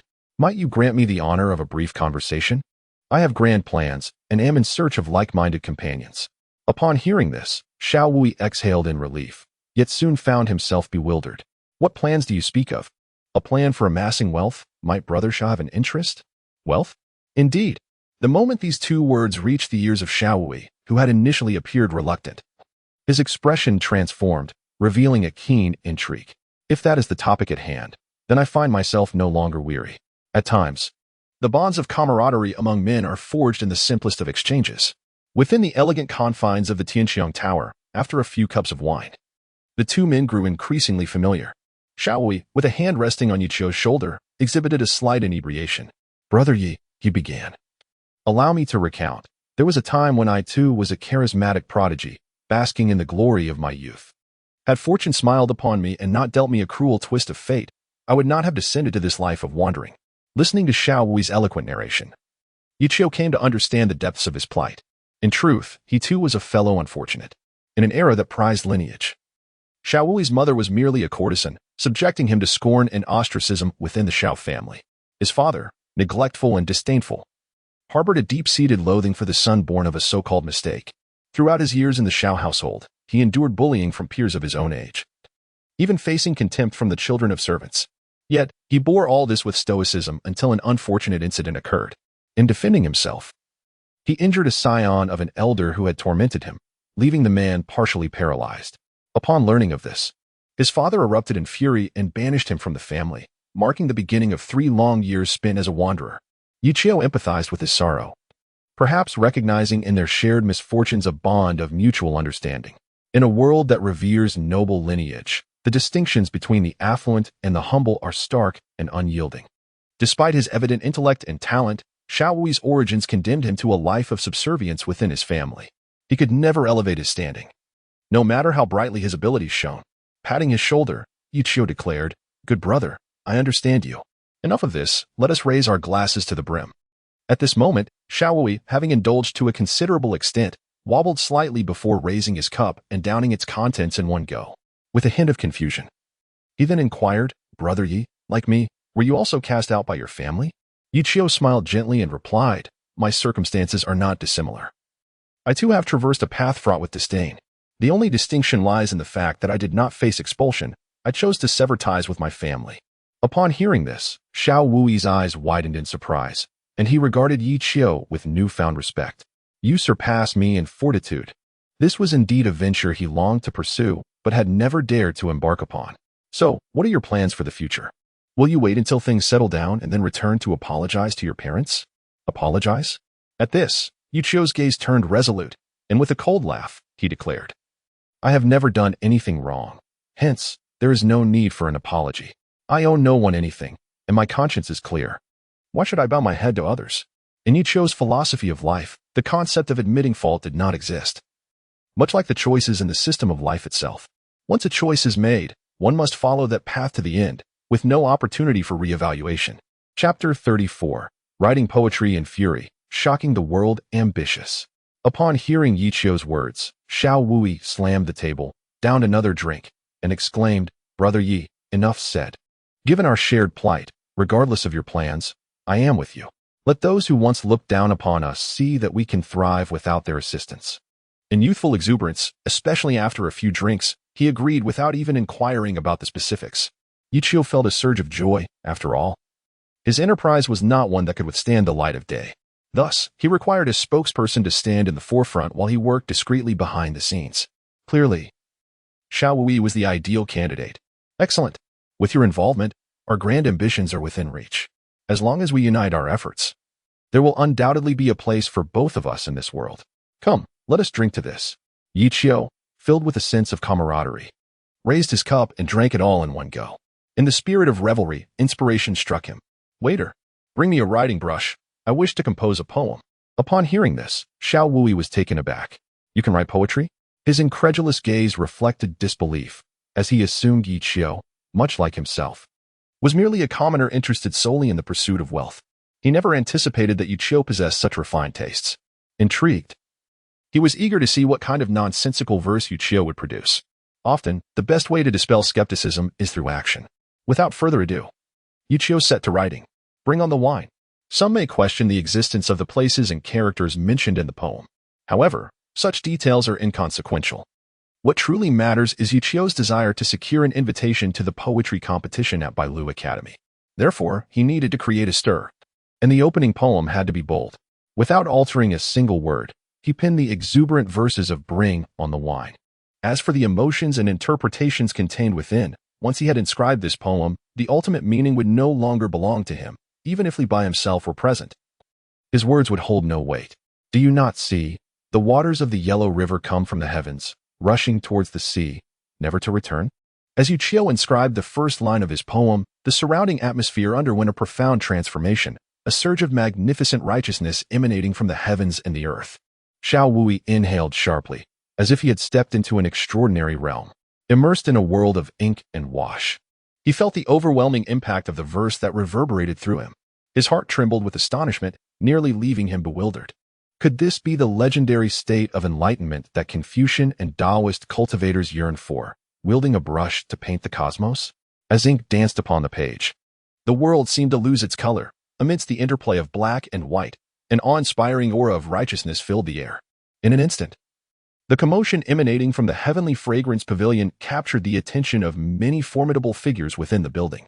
An elderly man, his hair as white as snow, ascended the pavilion, gazing at Yu Qiu, who was engrossed in inscribing poetry on the wall. The moment the profound aura radiated from him, the elder's expression shifted dramatically. How could this be possible? This youth, so young, possesses such a profound artistic conception. Could it be that an unparalleled verse is about to grace the world? A sudden tremor coursed through his heart as Gu Zhengyang fixated intently on the wall. Yu Qiu's next line followed swiftly. Do you not see? The bright mirror in the high hall laments white hair, morning like black silk, evening turns to snow. His breath quickened, his legs grew unsteady. As one of the great scholars of the age, how could Gu Zhengyang fail to perceive the exceptional value of these lines? Wonderful, wonderful. Gu Zhengyang's attendant, who had hurriedly followed, rushed to support him. Yet, Gu Zhengyang admonished softly, silence. Such exquisite verses are rare throughout the ages. No one shall disturb this. His tone grew increasingly agitated as he murmured, Today, I fear I shall witness the emergence of a piece worthy of eternal fame. Let no one interrupt. Otherwise, I shall strike you down with a single palm. These words startled all those behind him. It was known that the man standing before them was a towering figure in the hearts of scholars throughout the empire. The other great mountain was the elder of the White Deer Academy. If one were to divide the talents of the world into 10 parts, these two great mountains would claim 8, leaving the remaining 2 for all others to share. Confucianism and Taoism differ fundamentally from the path of immortality. This path emphasizes artistic conception and fortuitous timing. Some individuals may study for a century, yet remain mere small cultivators of a single realm, only to ascend to the celestial domain in a single night, propelled by an epiphany born of years of inner cultivation in the right moment. One should seize joy while in the height of life. Do not let the golden cup face the moon in vain. What remarkable lines! Who is this youth, after all? As more individuals gathered in the pavilion, the shockwave caused by this poem grew increasingly formidable. All were astonished by the extraordinary work, but even more so by the fact that the one who penned it, and summoned such immense attention, was merely a young man in his early 20s. What defines a genius? What constitutes spontaneity? This is what one calls genius. Immersed in the experience, Yu Qiu felt as if he were in a dream. His state of mind soaring to unimaginable heights, akin to standing atop the pinnacle of existence. Truly astonishing. Does the system's devouring heavenly demon technique also encompass Confucianism and Taoism? Returning to the host, the supreme demon scriptures encompass the myriad laws of the universe, including Confucianism and Taoism. Remarkable. It is indeed worthy of the title Supreme Demon Scriptures. How impressive. Inwardly astonished, Yu Qiu sensed that once he began to grasp this profound concept, there was no turning back. He had not anticipated the formidable power of Brother Bai. With just 2 lines, such an awe-inspiring momentum had already been generated. As the entirety of the piece neared completion, one could scarcely anticipate the unfolding events. Experiencing a tumultuous transformation within, mere verses unleashed a torrent of power, converging the essence of the heavens and earth upon the pavilion, surging wildly into Yu Qiu's being. This profound ambience is something that countless individuals have spent their entire lives in pursuit of yet failed to attain. Yu Qiu himself was taken aback. After inscribing just 2 lines, such an ethereal atmosphere had already manifested. He silently rejoiced, thankful that he had refrained from arbitrarily altering Brother Bai's original text. Otherwise, this exquisite ambience might never have graced him. In that moment, Yu Qiu resembled the spirit of Brother Bai from yesteryears, effortlessly inscribing verses about toasting wine upon the mural. His cultivation surged remarkably, and within a short span, he had astonishingly ascended to the pinnacle of the 3rd realm. Truly, this was terrifying. No wonder it is said to avoid provoking a scholar. For one day, he may suddenly achieve enlightenment. Who could withstand such a revelation? Suddenly, the sky darkened, and a fierce wind arose, coalescing into a colossal vortex, accompanied by the rumblings of thunder. Such a phenomenon inevitably attracted the attention of countless onlookers. At that moment, within the Imperial Sun Pavilion, He Wuxuang gazed in astonishment at the spectacle on the horizon, her heart filled with quiet astonishment. Who had summoned such an extraordinary occurrence? Such a spectacle was all too familiar to him. Apart from the chosen ones, it was inconceivable for any other to invoke such extraordinary phenomena. Driven by curiosity, he made his way directly to the Tianxiang building. Meanwhile, after spending several days in Hanjiang City, Ling Feng was preparing to return to the everlasting mountain with Lu Ji when he suddenly beheld the celestial anomaly above, his heart racing with astonishment. What a terrifying presence! Could it be that someone has ascended to immortality through Confucianism? Or perhaps, an unparalleled literary masterpiece has emerged? A flicker of shock flashed in his eyes as Ling Feng exclaimed, "Let us go and investigate." Chapter 35. As if in a celestial realm, shocking the entire city within the strokes of the brush, it seemed as if myriad techniques flowed, vividly sketching an exquisite heavenly realm. All present were enveloped in this scene, their hearts filled with awe. Heaven has bestowed upon me my talents. Surely they shall be of use. Even if I squander a fortune, it shall return. What a profound couplet. What an expression of carefree defiance. At that moment, the entire assembly was struck with astonishment, coinciding with the moment Yi Qiu penned that line. Suddenly, within him, a hidden paradise emerged as the essence of heaven and earth converged, and a terrifying aura surged forth. Boom. It had broken through. All those present felt the domineering power emanating from Yi Qiu, their astonishment palpable. With the carefree method of riding the winds, Yi Qiu fully liberated himself. As if swimming freely between heaven and earth, continuing to inscribe words atop the high wall. His brushwork was uninhibited. Each stroke seemed to weave together countless profound techniques. The crowd of onlookers swelled, as this extraordinary phenomenon stirred a sensation throughout the entirety of Hanjiang City. Navigating through the throng, Ling Feng arrived at the pavilion. Gazing in astonishment at the familiar figure above, his eyes brimming with disbelief. How could this be possible? His complexion turned ashen as he earnestly studied the entire poem, his heart quaking further. Such literary prowess was unparalleled throughout the ages. Is this truly the Yi Qiu she remembers? Or is he merely the ruffian she has always looked down upon? Good heavens, I must still be dreaming. Beside her, Lu Ji was utterly astonished. For Yi Qiu now exuded an effortless elegance that could easily be mistaken for that of a celestial being. Moreover, the essence of immortality permeated his poetry, leaving readers enchanted and filled with admiration. Since ancient times, sages have often been solitary, yet only the drinkers leave their names behind. What a breathtaking quatrain. Yet another timeless masterpiece.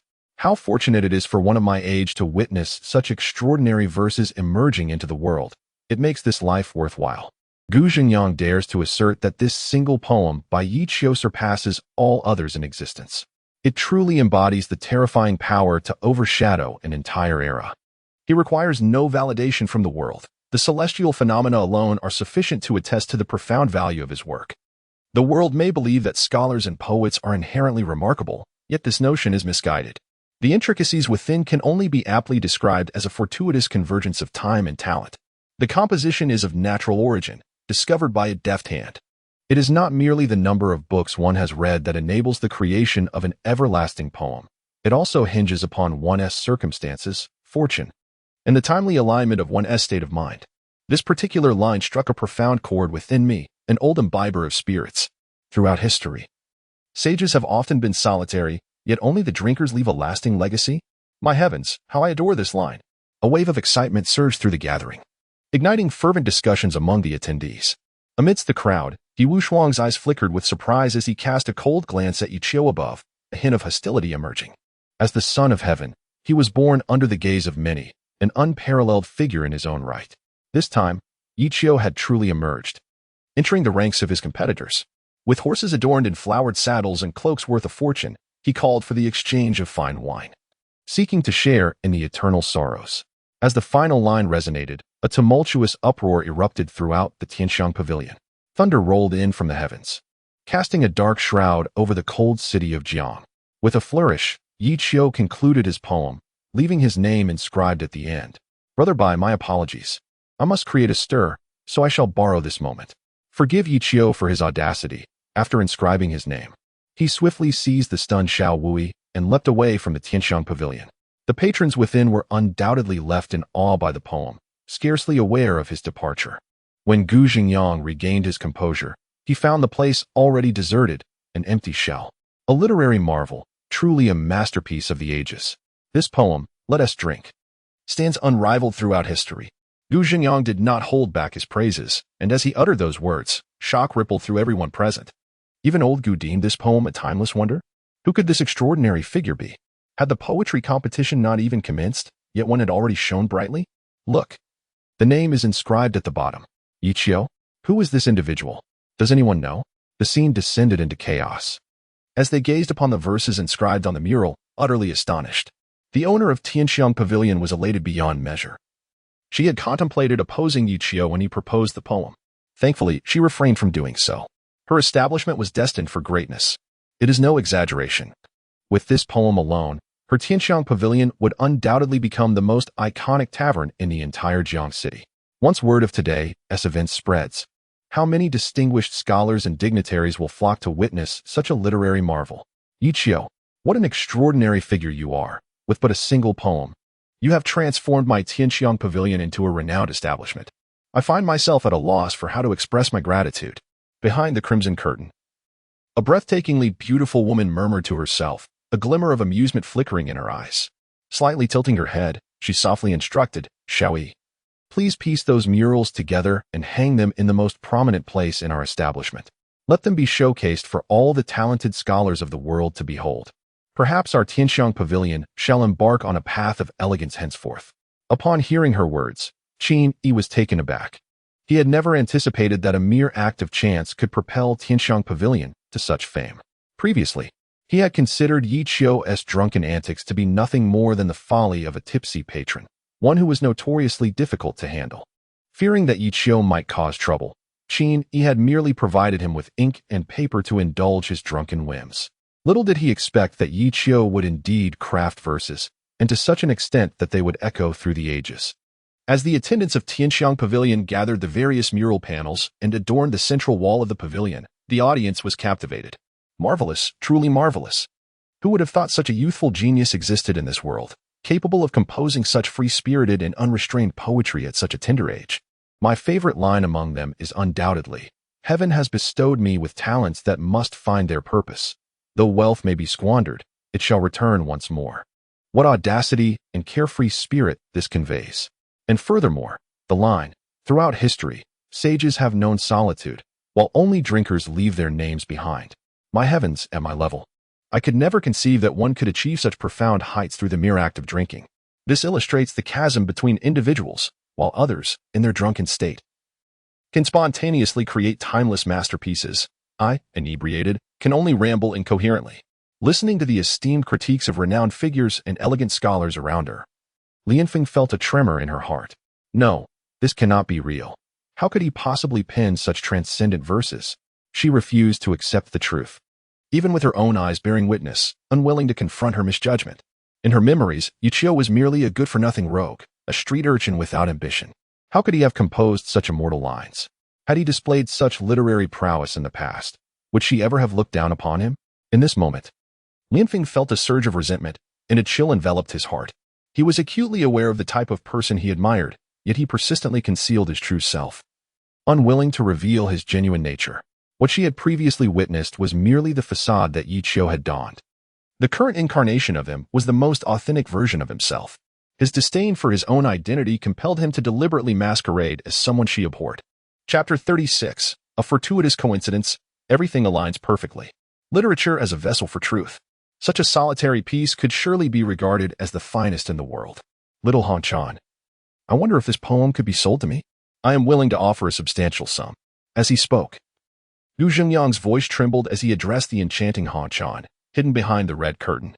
It was evident to all discerning eyes how deeply he cherished this poem. Yet how could Han Chan ever part with it? She aspired to use this poem to elevate the reputation of Tianxiang Pavilion, and moreover, it was not hers to sell. Since Yi Qiu had departed without a word, leaving the poem behind, it signified that this work belonged here, and only in this place could it be showcased to the world in all its splendor. With a gentle sweep of the curtain, Han Chan emerged, first offering a courteous bow before saying, "Esteemed Elder Gu, I sincerely apologize. I cannot sell this poem, nor do I possess the right to do so. It belongs to its original author, and perhaps he left these lines here for the appreciation of all the talented individuals in the world. I hope for your understanding." Upon hearing this, Gu Xingyang's eyes betrayed a flicker of disappointment, yet he found himself even more elated within. Ah, indeed. How foolish of me to attempt to tarnish such a timeless masterpiece with mere worldly greed. I am guilty of a grave error. Who could have anticipated that our young friend Yi Qiu possesses such profound insight, thinking to use this method to ensure the poem's immortality for the world to savor? With Gu Xingyang's words echoing through the room, the excitement among the attendees intensified, and those wealthy families who had contemplated acquiring the poem with hefty sums promptly abandoned their intentions. For Han Chan was not someone to be trifled with. And with Gu Xingyang's endorsement to keep the poem at Tianxiang Pavilion, it would remain untouchable. After all, Gu Xingyang's mighty hand was not to be underestimated. Do not presume that scholars are incapable of violence. When roused, they can be more fervent than even the most formidable martial practitioners. Moreover, as one of the two towering figures of the Confucian Tao in the imperial state, who would dare to offend him? In this world, apart from the elusive old monster of the listening Tide Sword Pavilion, who has remained unseen for centuries, this venerable figure has never faced defeat from another. Even the esteemed elder of the White Deer Academy could only achieve a stalemate against him. "Darling, what troubles you?" In the crowd, noticing the unusual expression on Lianfeng's face, Lu Ji inquired with concern. At this moment, Lianfeng was still captivated by the carefree and unrestrained figure of Yi Qiu. As if he were a celestial being descended from the heavens, a visage she had never before witnessed. Such charisma, how could it possibly fall short of her brother's? Yet, she found herself puzzled. Despite his vast knowledge and cultivation not being as inadequate as she had imagined, why had he never chosen to display it? Just moments ago, Yi Qiu's presence could overshadow even Yi Qing, and likely even the incomparable He Wushuang, should he choose to compete. Upon reflecting on this, her face turned pale, and she shook her head, saying, "I'm fine, let us go back." Her thoughts were tumultuous, and at that moment, she felt like a mere jester. Yi Qiu's exploits today would undoubtedly spread throughout the entire imperial state within 3 days, like a tempest stirring a great upheaval. Those taverns and inns would likely experience an unprecedented surge in business in the coming days, all due to this timeless masterpiece. Raise the cup, let the wine flow. Lu Ji was unaware of Lianfeng's inner turmoil, yet her mind also conjured the image of Yi Qiu's earlier brilliance. Perhaps the celestial being she had envisioned resembled him in such a manner? A jade figure amidst the crowd, a gentleman unmatched in the world. A flicker of excitement crossed her gaze, the stirrings of youthful affection. Regrettably, this man happened to be her dear sister as betrothed. What a pity, as Lianfeng had anticipated. Within a mere half-day, the poem Raise the Cup swept through the entirety of Hanjing City. Countless individuals were awestruck upon first hearing the verses, and they began to inquire about the identity of the poet. Yi Qiu's name successfully entered the public consciousness. Yet, none knew who Yi Qiu truly was. They had never before heard of such a youthful prodigy from the great wilderness. What does it mean to remain silent until one's voice astounds? A solitary piece shaking the foundations of Hanjing City, unparalleled and unmatched, a singular existence. The most astonishing aspect was that he composed this poem at the tender age of merely 20. My heavens, what does it mean to be chosen by fate? This is what it signifies. Prior to this, I had believed that the title of champion of the poetry competition would fall to those already renowned geniuses. Little did I expect the sudden emergence of Yi Qiu. Now, I find myself eagerly anticipating what other earth-shattering masterpieces he may unveil in the future. In his youth, he was exceptionally talented. An impromptu poem he composed summoned extraordinary phenomena, marking him as a person destined by heaven. All the astonishing titles were bestowed upon Yi Qiu. In the ensuing days, the entire Hanjiang city remained enraptured by the shockwave his poem, The Wine, had unleashed. Numerous noble families and esteemed scholars diligently pondered the resounding verses of this magnificent piece. Within the Tianxiang Pavilion, throngs of people gathered. Immortal descendants and scholars from all corners of the world yearned to behold the original manuscript of The Wine, penned by Yi Qiu himself. However, at that moment, he and Xiao Wui were both inebriated, lost to the world. It was not until the early hours of the following day that Yi Qiu finally regained consciousness. Goodness, this vile drink truly leaves one inebriated. It pales in comparison to the celestial liquor that barely intoxicates me. He had once believed he could withstand any amount, yet reality proved otherwise. With celestial liquor, he remained impervious to intoxication, for it contained blood that he could metabolize. Yet, this earthly wine had none, and overindulgence led to disorientation. With a splitting headache, Ichio struggled to rise from his bed, pushed open the window, and surveyed the situation outside. According to his calculations, it would not be long before someone came knocking at his door. As this wave of momentum continues to build, Ichio cannot help but believe that the Bailu Academy will inevitably be swayed. After all, the purpose of hosting this poetry conference is to witness the emergence of an extraordinary literary masterpiece, and Ichio has already accomplished this. Without a doubt, he has emerged as the most formidable dark horse of the event, a sudden contender that has captured the spotlight. He is undoubtedly the hottest candidate for victory. Furthermore, it is likely that the Zhang family has caught wind of the unfolding events, but that is of little consequence. At present, Ichio has cultivated his skills to perfection, and if he wishes to leave, he can do so at any moment. Without a background or fame, Ichio, an inconspicuous ordinary individual, has only one path to secure an invitation. There are no alternatives. Glancing at the sky, he notes that it is still early, and he feels no urgency. In the coming days, he merely needs to wait patiently, allowing the situation to unfold, confident that the desired outcome will eventually materialize. He also believes that Brother Bai's poem, Toasting Wine, will undoubtedly create a tremendous stir in this world. A poem recognized by both heaven and earth requires no further elaboration from Ichio. He need not explain its deeper meanings or the characters within it. Such details are inconsequential. After briefly assessing the changes within himself, Ichio is secretly astonished. The five heavens, remarkably, in the span of a single poem, he has broken through 8 realms and shattered the constraints of a significant boundary. This unexpected delight was entirely unforeseen by Ichio. He had the perfect confluence of time, place, and circumstances on his side, and it would be exceedingly difficult to replicate such a grand spectacle.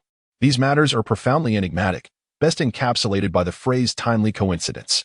It is precisely at that moment, in that particular state of mind, at that specific location, and during that distinct phase that a poem was born.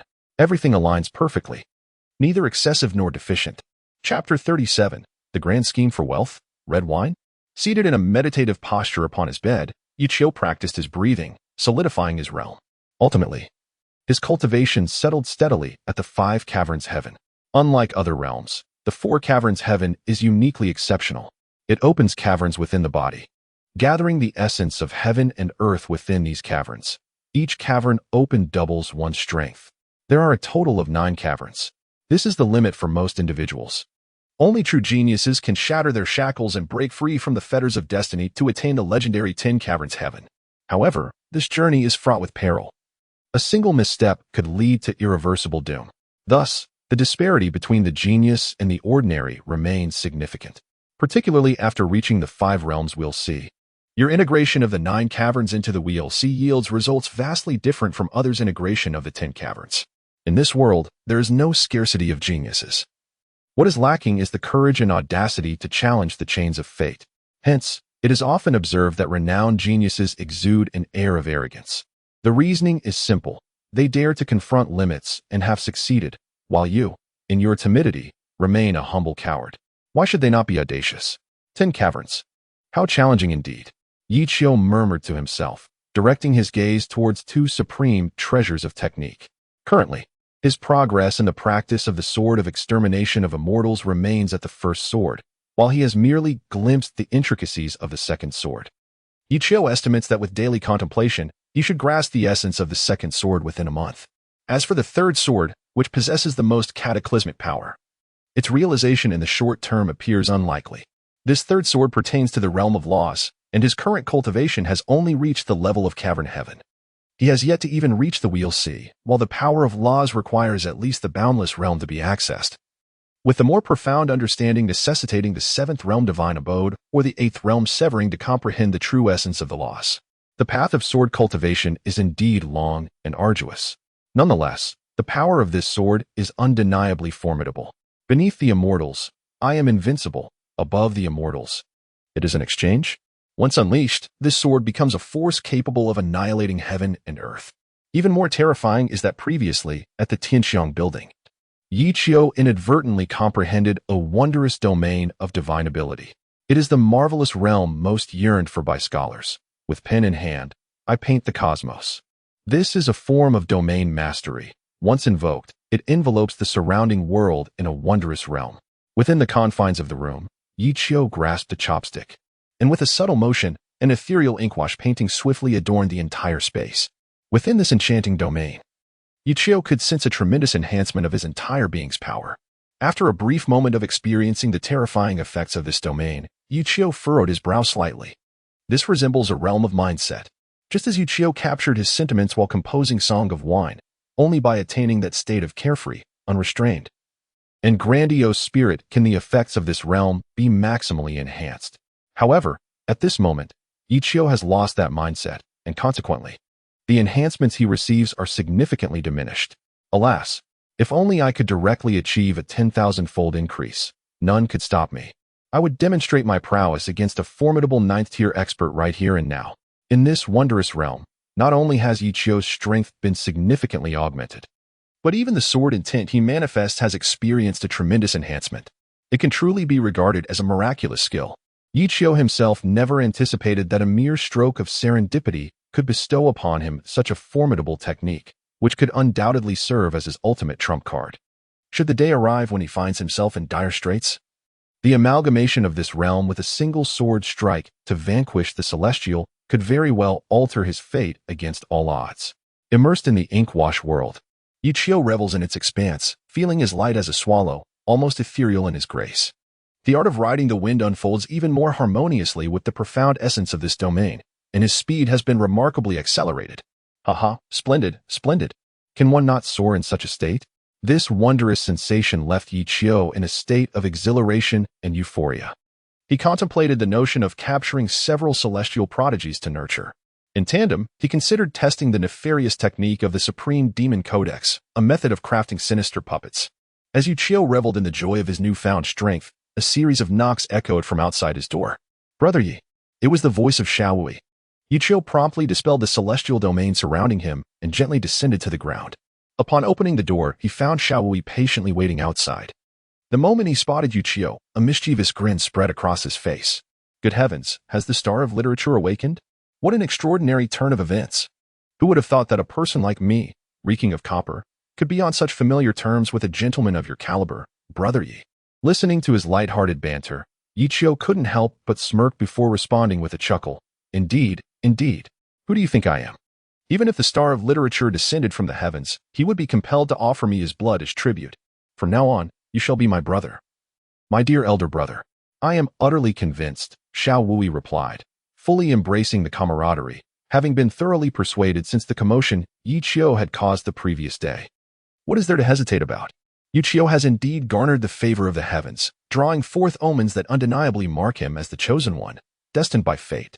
He is an astute individual at this juncture. Failing to seize the opportunity to align himself with greatness would be rather foolish. As for the arrogance Yi Qiu exhibits, he pays it no mind, for it is only natural for a genius to possess such pride in the extraordinary gifts bestowed upon him by the cosmos. This, he can comprehend. What eludes his understanding, however, is the significance of the 2 pounds of blood that Yi Qiu mentioned. Yet, this is of little consequence. What truly matters is his burning curiosity to uncover the details of Yi Qiu's money-making scheme. Upon entering the room, Xiaowui swiftly closed the door behind him. His eagerness palpable as he inquired, "Brother Yi, can you now reveal the details of your financial plan?" Noting his urgency, Yi Qiu decided to forego any further mystery and promptly retrieved a jar of wine from his storage pouch. Previously, in the depths of the necromancer's abyss, Yi Qiu had concocted 20 jars of wine, and he now had 18 remaining. One jar had been pilfered by that peculiar old man, and another had been consumed during their time in the abyss. Wine? Xiaowui furrowed his brow in confusion as he gazed at the jar on the table. Are you suggesting that you wish to open a tavern? He was somewhat uncertain. He had indeed researched this industry, and there were at least several hundred taverns in Cold River City, many of which were quite renowned. Making a profit in this line of work was no easy feat unless one possessed something truly captivating. With a slight smile, Yi Qiu replied, "Precisely, a tavern." Before Xiaowui could respond, Yi Qiu interrupted, "But hold your thoughts until you've tasted this jar of wine. After sampling it, if you still find it lacking, We can discuss this matter further. With that, Ichio placed a cup before him and poured a measure of the vibrant red liquid. As the rich, crimson liquid cascaded from the jar, Xiao Wui felt a tremor of anticipation within him. An intense, fragrant aroma immediately wafted into the air, carrying with it a tantalizing essence that stirred the very blood in his veins. Red wine. How intriguing. Having spent years mingling in taverns, he had tasted countless exquisite wines. Yet this vividly scarlet hue was unlike anything he had ever encountered. It resembled blood more than wine. Just the scent of it ignited a fervent and impulsive thrill within him. Chapter 38. Yellow Crane Tower. The plan in motion, gazing at the bowl filled with the striking red wine, Xiao Wui suppressed his excitement and steadily lifted it. He was eager to discern the viability of Yi Chio's monetary scheme. He raised the bowl and took a small sip, refraining from gulping it down immediately. For this was not a drinking contest.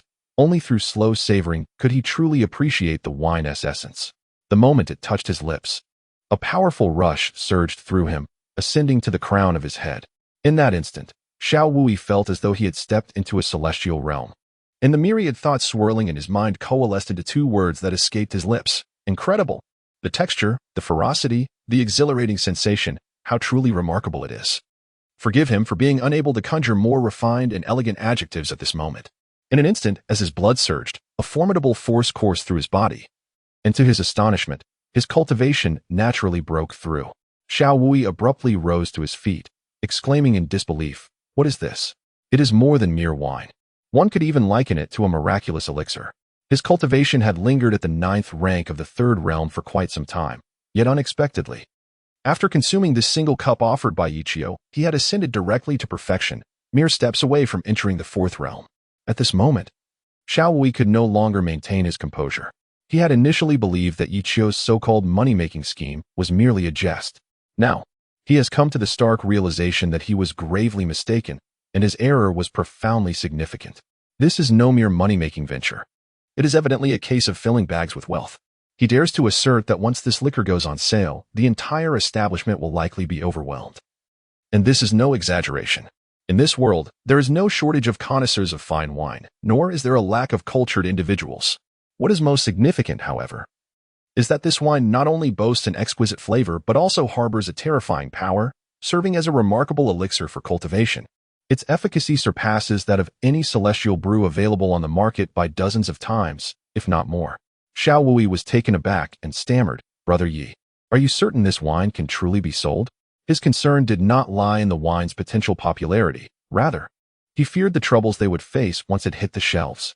Ichio was well aware of his apprehensions, for he had contemplated this from the outset. To forge the human emperor's banner, he required a significant quantity of spiritual stones, and the fastest way to amass wealth was through the sale of this wine. As for the troubles it might bring, Ichio had also taken that into account. With a confident smile, he reassured, "You need not worry.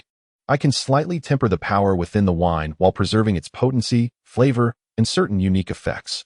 This is the decision reached by Ichio after much contemplation.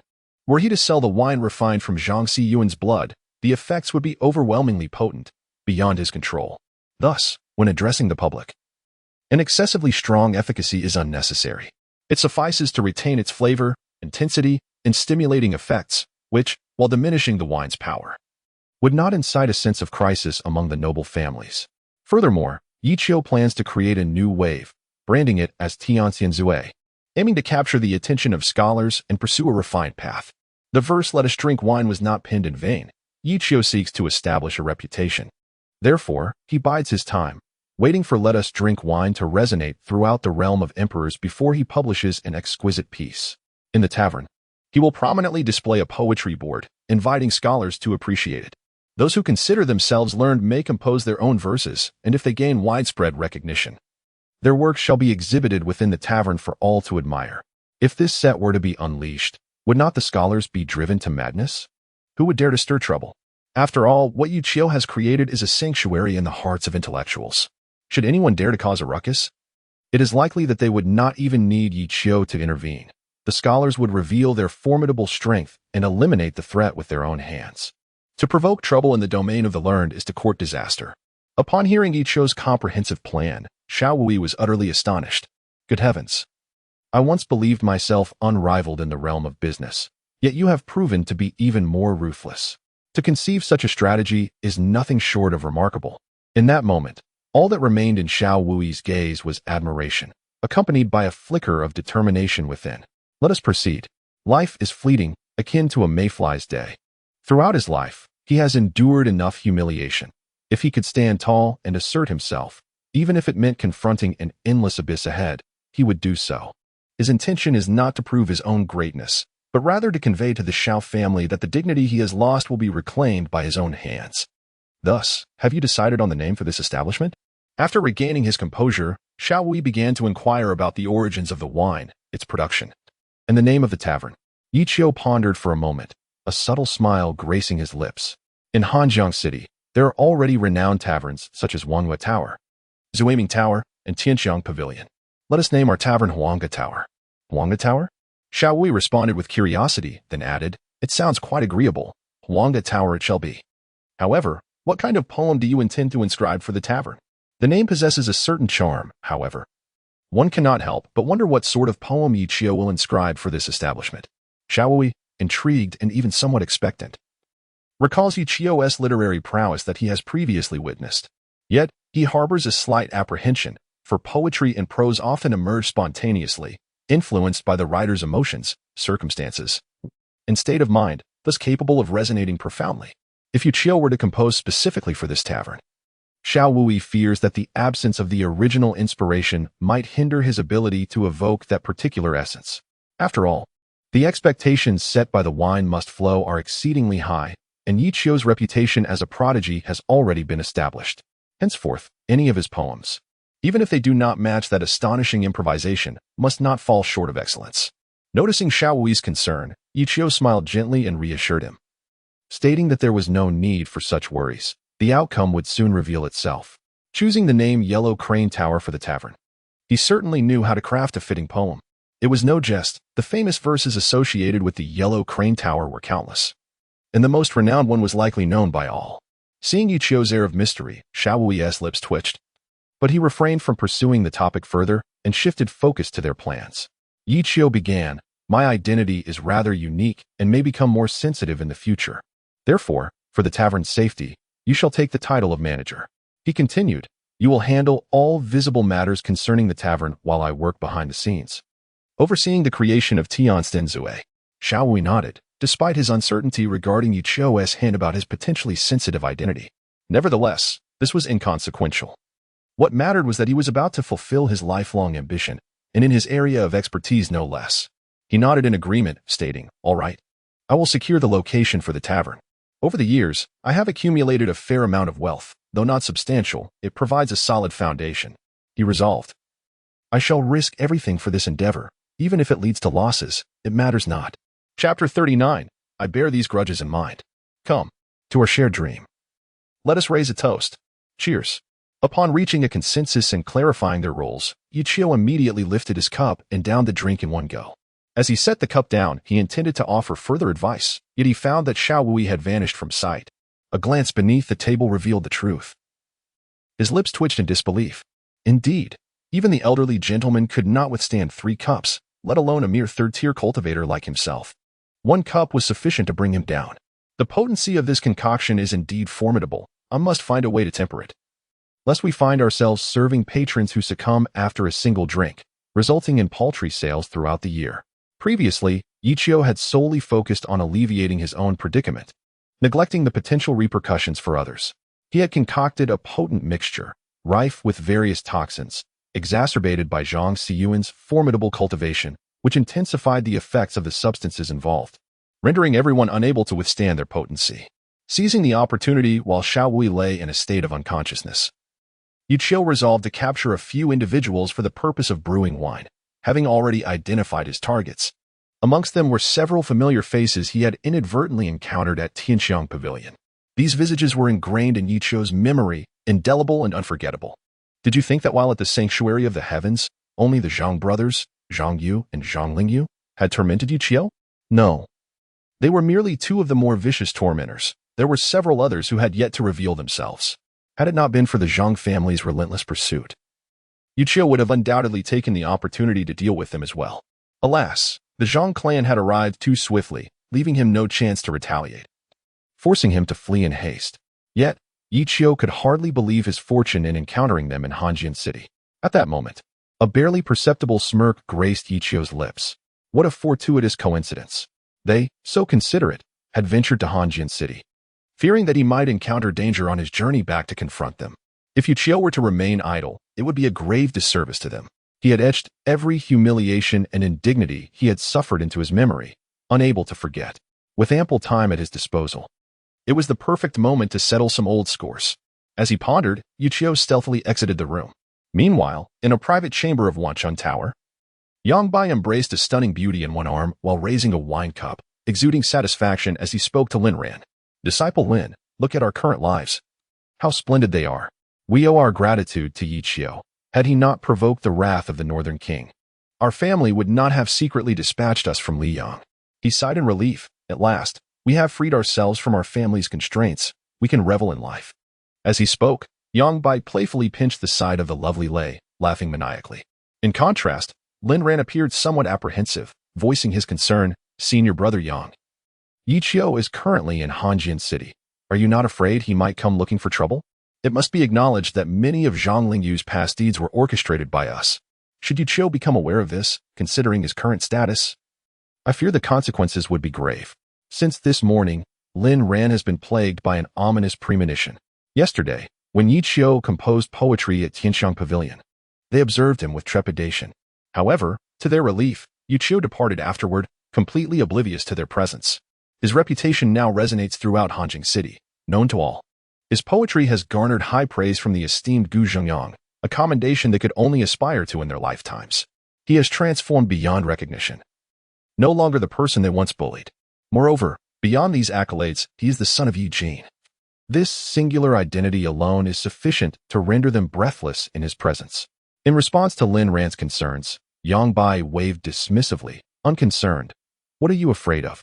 That lad is currently basking in the limelight, a celebrity. He is hailed by Elder Gu as the most promising genius capable of shattering the ancient curse of Confucianism and Taoism that has persisted for 300 millennia. With his elevated status, how could he possibly deign to acknowledge us insignificant figures? He should even express gratitude toward us, had we not suppressed him in the past. Fortifying his character and constraining his environment, how could he have achieved such a meteoric rise? Upon hearing Yang Bai's words, Lin Ran found a semblance of reason in his argument. The two of them then indulged in hearty revelry at Wanchun Tower, momentarily surrendering to their desires. Yet, unbeknownst to them, as they lay in a drunken stupor, a burlap sack was suddenly thrown over them, and they were hoisted away from the room. The woman in bed was paralyzed with fear, staring at the figure clad in dark attire, her instinct to scream stifled by a mere glance from the assailant. Oblivious to the unfolding chaos, the inebriated duo remained unaware until they awoke, bound within the confines of a pitch-black cave. It seemed as though a barrier had been erected around them, completely severing their connection to the outside world. Panic seized Lin Ran as he desperately attempted to rouse the thoroughly intoxicated Yang Bai. Upon awakening, Yang Bai groaned in irritation. What is it? Do not disturb my slumber. Sleep? At a time like this? Lin Ran exclaimed in utter disarray. Look around. Where are we? Lin Ran, now in a state of utter panic, disregarded all else and struggled fiercely to free himself from the bindings. However, upon attempting to channel his inner energy, he discovered that an inexplicable force had sealed his abilities. Gazing down, his complexion drained of color as he beheld that both he and Yang Bai were affixed to the ground by peculiar spikes. This is dire. These are bone-piercing nails. Yang Bai suddenly regained consciousness, his face ashen. As awareness returned, a sharp pain coursed through his body, and a wave of fear surged within him. He glanced towards the cave, where a man clad in blood-red garments, with his back turned to them, appeared to be engaged in some task. It seemed apparent that he was the one who had bound them here. Pray tell, who are you? Why have you kidnapped us? Are you not aware that the Yang and Lin families stand behind us? Do you comprehend the consequences of crossing us? Yang Bai threatened, his voice trembling with bravado. Lin Ran, grinding his teeth in frustration, was utterly incensed by his companion's folly. Shut your mouth. Can't you see that our captor is well prepared? His willingness to act indicates he fears no retaliation from our families. At this moment, you still threaten him? Do you wish for your demise to come more swiftly? Lin Ran was genuinely furious. Had he not been bound, he would have relished the opportunity to deliver a resounding slap to Yang Bai. The latter's arrogance had reached dizzying heights. Accustomed to such behavior for over 2 decades, he remained oblivious to his precarious situation, routinely invoking his family to intimidate others. After venting his ire at Yongbai, Lin Ran managed to regain some composure and spoke. "Might I inquire, esteemed sir, when did we offend you to warrant such treatment?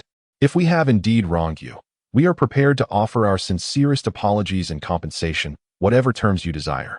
Furthermore, I assure you that upon our return, we shall not seek revenge. We humbly request you to spare us." His tone was one of submission, almost pleading. Upon hearing his words, the man in blood-red attire visibly flinched, as if taken aback. He turned to face them, a faint smile gracing his lips, and said, "Do you remember me?" As their eyes met, a chilling realization swept over them, an overwhelming sense of dread enveloping the air. It was over. Yichio. Chapter 40. Why do I feel like a pervert right now?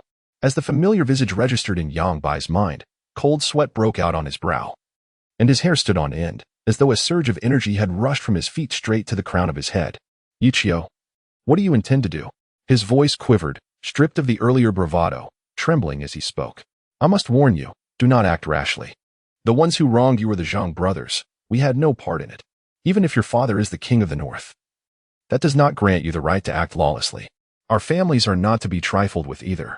If you dare to touch us at this point." Yongbai found himself devoid of the courage to continue, for the last family that dared to act similarly, the Zhang family, likely had grass sprouting on their graves by now. Fear and trepidation surged within him, and regret flooded his heart. He lamented why he had not fled. Fully aware that Yichio was in Hanjing City, instead choosing to indulge in the revelries and becoming hopelessly intoxicated, oblivious even to being captured. They were, after all, 2 cultivators of the 4th realm, not to be compared with the likes of the useless Zhang Lingyu. In a genuine confrontation, he did not believe he would be bested by Yichio. Yet, he obstinately ignored all counsel, having finally escaped the constraints of his family, only to seek indulgence. Lin Ran, positioned nearby, was not in a much better state. His eyes were rife with panic. He yearned to struggle, yet the bone-piercing nails had ensnared his entire body. And the more he fought, the more intense the excruciating pain became. In but a moment, his complexion turned ashen, beads of sweat began to form. He did not wish for death, and as he beheld Yichio's malevolent gaze, a tremor coursed through him, and a thought suddenly struck him. "Junior brother Yi, do you not recall that it was I who urged him to assist in your beating when Zhang Lingyu left you battered and bruised? Surely, you remember?" Upon uttering those words, Yichio instantly recalled the scene of his past humiliation, and a sinister smile crept across his face. "You almost made me forget. I owe you my gratitude. Had you not intervened, I might have been beaten to death." Yichio chuckled as he wiped the small dagger in his hand. Lin Ran's heart leaped with hope at the revelation. There was a chance. Yet, before he could revel in the prospect, Yichio's next words plunged him back into despair. "But I seem to remember that it was you who instigated Zhang Lingyu to strike me, wasn't it?" At this point, Yichio's grin grew increasingly wicked as he approached step by step, and Lin Ran felt as though he could see his impending doom. No, it was impossible. How could he know? Panic surged within him. He had always portrayed himself as the paragon of virtue during his time at the academy, orchestrating events from the shadows with little exposure. How could Yichio have uncovered the truth? Before he could process the situation, Yichio stood before him, whispering softly, All right, I understand everything now. You need not say more. Be obedient and close your eyes. It will be over soon." Lin Ran's heart raced with a sudden jolt of terror. What was he planning? Under their watchful eyes, Yichio's dagger swiftly severed one of their arms. A piercing pain coursed through Lin Ran, causing him to scream in anguish as he watched Yichio retrieve a bucket to catch the blood that flowed forth. In that moment, he appeared as a devil incarnate, brimming with malevolence and madness. What was he doing? What exactly was happening? "Yichio, today you are in my hands. Whether to kill or to mutilate, I leave it to your discretion. To resort to such tactics to bind us, what kind of man are you? Dare you confront us in a fair fight?" Lin Ran shouted in fury, and upon hearing his words, Yichio found himself amused. "Fair fight? I merely returned the favor in kind. How did you torment me back then? What means did you employ? I have simply repurposed the methods you used against me to turn them upon you, and now you cannot endure it?" Yichio chuckled, for he had not forgotten the countless days and nights of beatings and torment. Lin Ran, unwilling to relent, continued, "No, you cannot kill us. You are the son of the Northern Refusal King. If you proceed with this, once the truth is revealed, how will the world perceive your father? What dignity will remain for the Northern Refusal Manor?" he endeavored to invoke Yi Jin's reputation to awaken the now frenzied Yi Qiu, desperately seeking a glimmer of hope amid despair. However, the moment those words left his lips, a flash of steel appeared. His other arm was severed, blood spilling forth in an instant. Yi Jin? At the mention of this name, Yi Qiu couldn't help but laugh.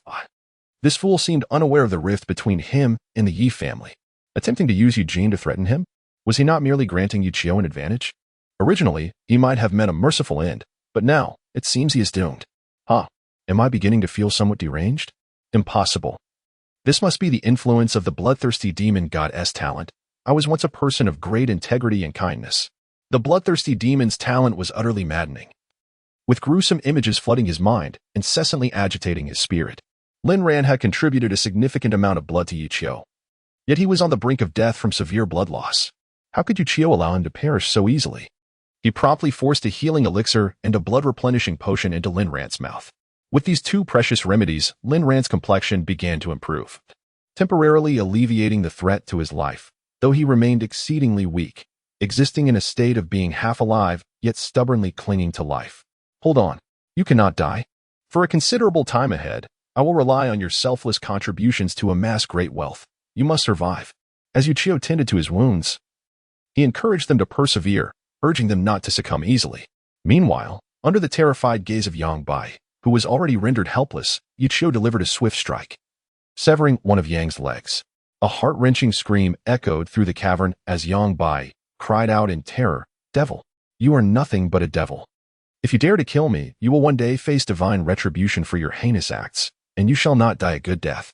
His desperate wails and frantic roars went unnoticed, for this cavern was profoundly secluded, and Yi Qiu had cast a barrier outside. It was a remarkable formation from the Supreme Demon Codex, the Heavenly Kill and Earthly Destruction Array. Once established, it could isolate the area from the outside world, preventing any news from escaping. Simultaneously, the array was imbued with countless malevolent energies, immensely tyrannical. Even a formidable Sixth Realm expert would risk losing their legs with a momentary lapse in caution. Prior to acting, Yi Qiu had meticulously chosen this location and patiently awaited nightfall, binding them only after arranging all the formations. This place could be deemed as perfect infernal arena. Regrettably, the human emperor's flag had yet to be successfully refined. Otherwise, utilizing it as the focal point to establish the Heavenly Kill and Earthly Destruction Array would have resulted in terrifying power. Initial estimates suggested that even a Ninth Realm expert would leave something behind. Divine retribution? I am the very retribution sent by the heavens to punish you, the greatest demon in the known universe. Chapter 41. A poem that stirs up 1,000 waves. Yi Qiu's maniacal laughter reverberated throughout the cavern. Yet, it felt more like a world detached from reality, where no one could rescue them. Over the years, they inflicted suffering upon Yi Qiu, and now, they were experiencing it tenfold. Having refined liquor before, Yi Qiu's technique had grown increasingly sophisticated, no longer prone to explosive mishaps as in his initial attempts.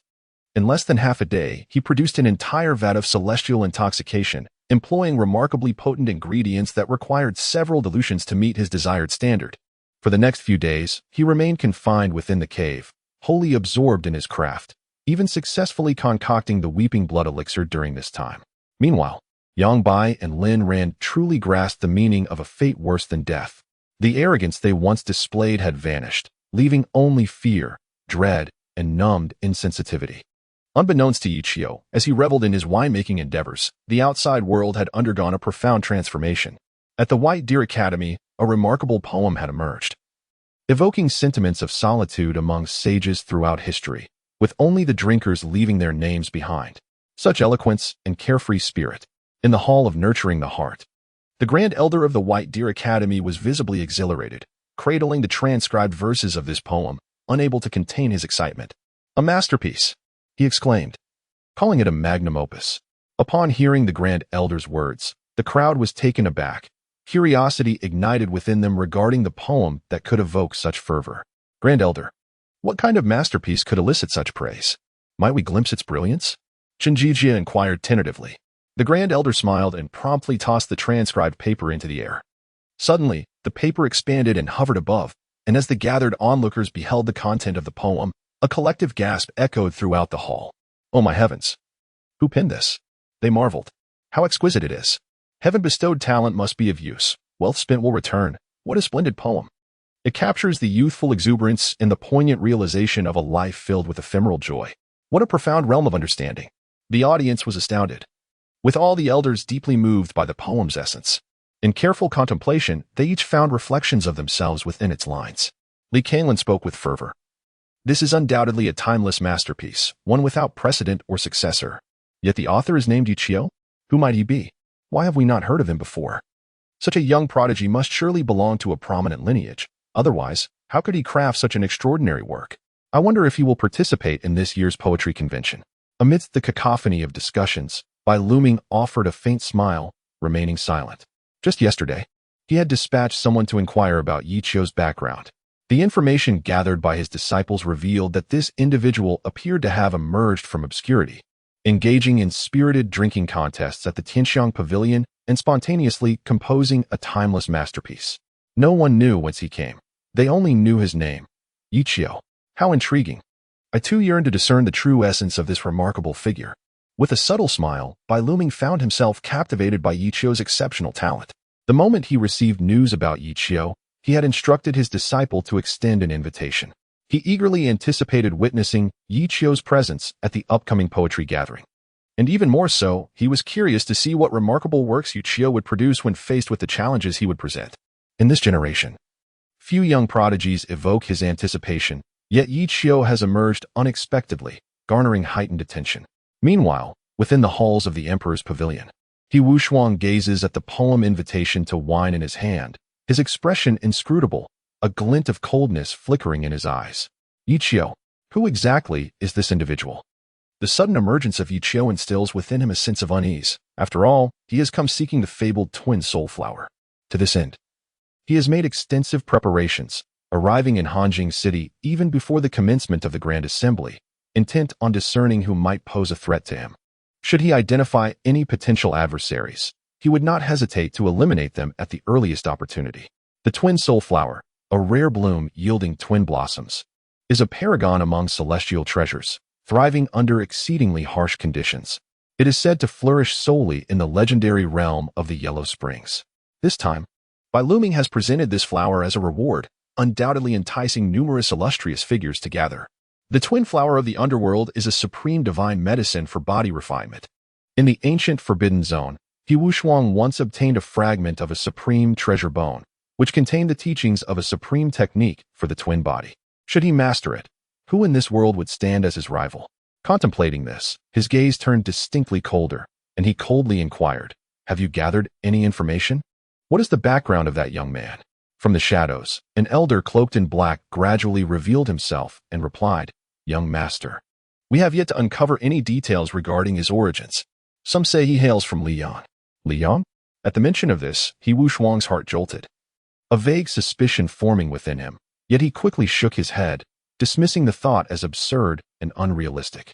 However, it appeared that a mysterious, powerful protector surrounded this young man, making it impossible for them to approach him. The several assassins they had previously dispatched all perished at the hands of this enigmatic guardian. Upon hearing this, He Wushuang furrowed his brow.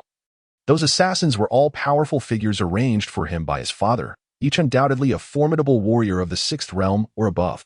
The fact that none returned spoke volumes about the young man's significance. Yet, he pondered, aside from the Yi family of the northern Wangfu, which other prestigious families in Liyang bore the surname Yi?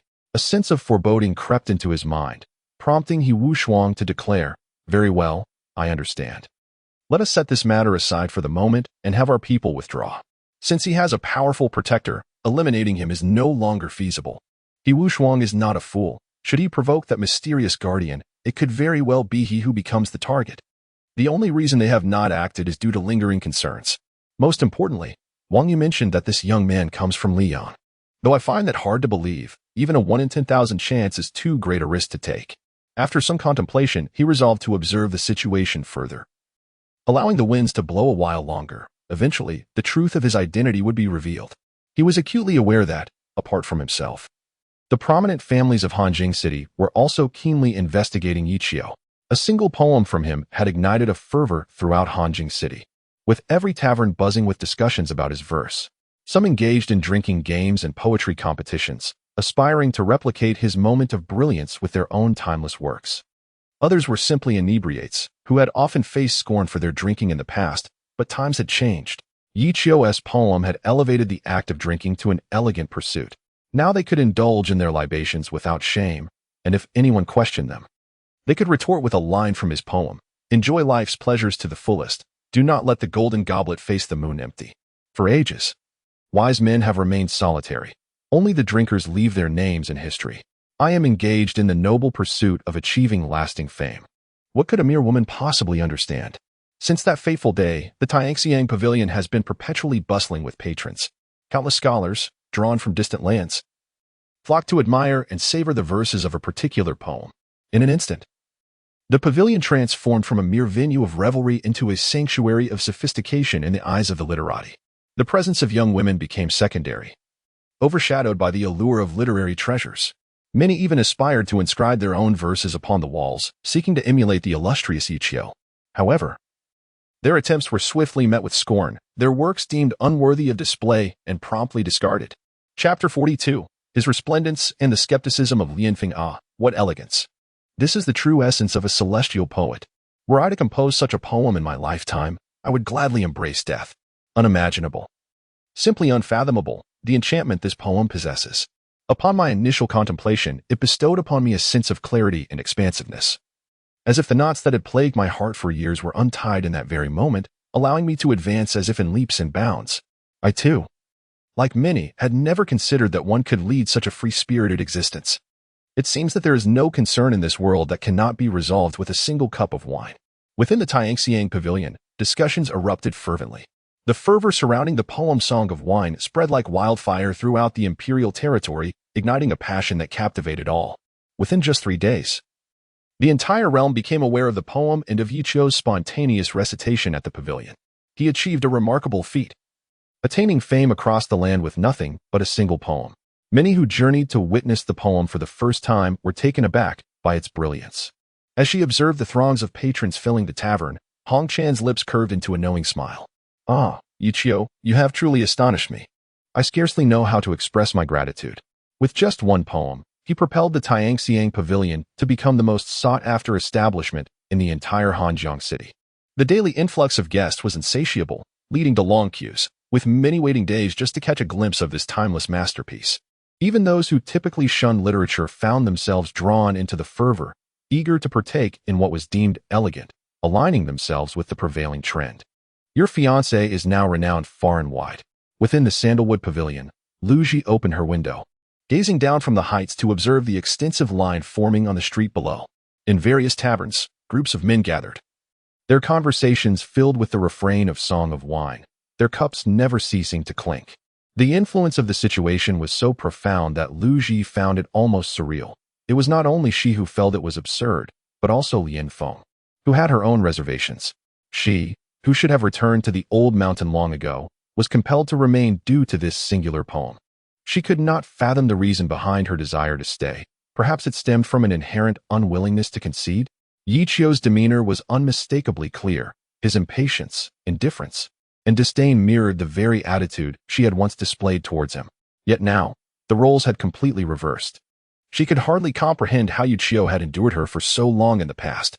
Meanwhile, a mere cold glance directed at her sent a sharp pang of hurt through her heart, leaving her unable to accept it. Am I truly in the wrong? She murmured to herself, grappling with her feelings.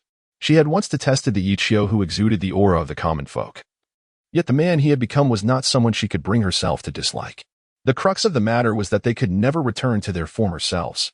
Lu Ji gazed at her with compassion and said, "You are not at fault. You simply struggle to accept the reality that your husband is less than admirable." What is wrong with that? Which woman in this world could come to terms with such a circumstance? Moreover, you were raised in an environment that demanded attention. Destined for greatness. You carry your family's pride and have every right to possess your own dignity.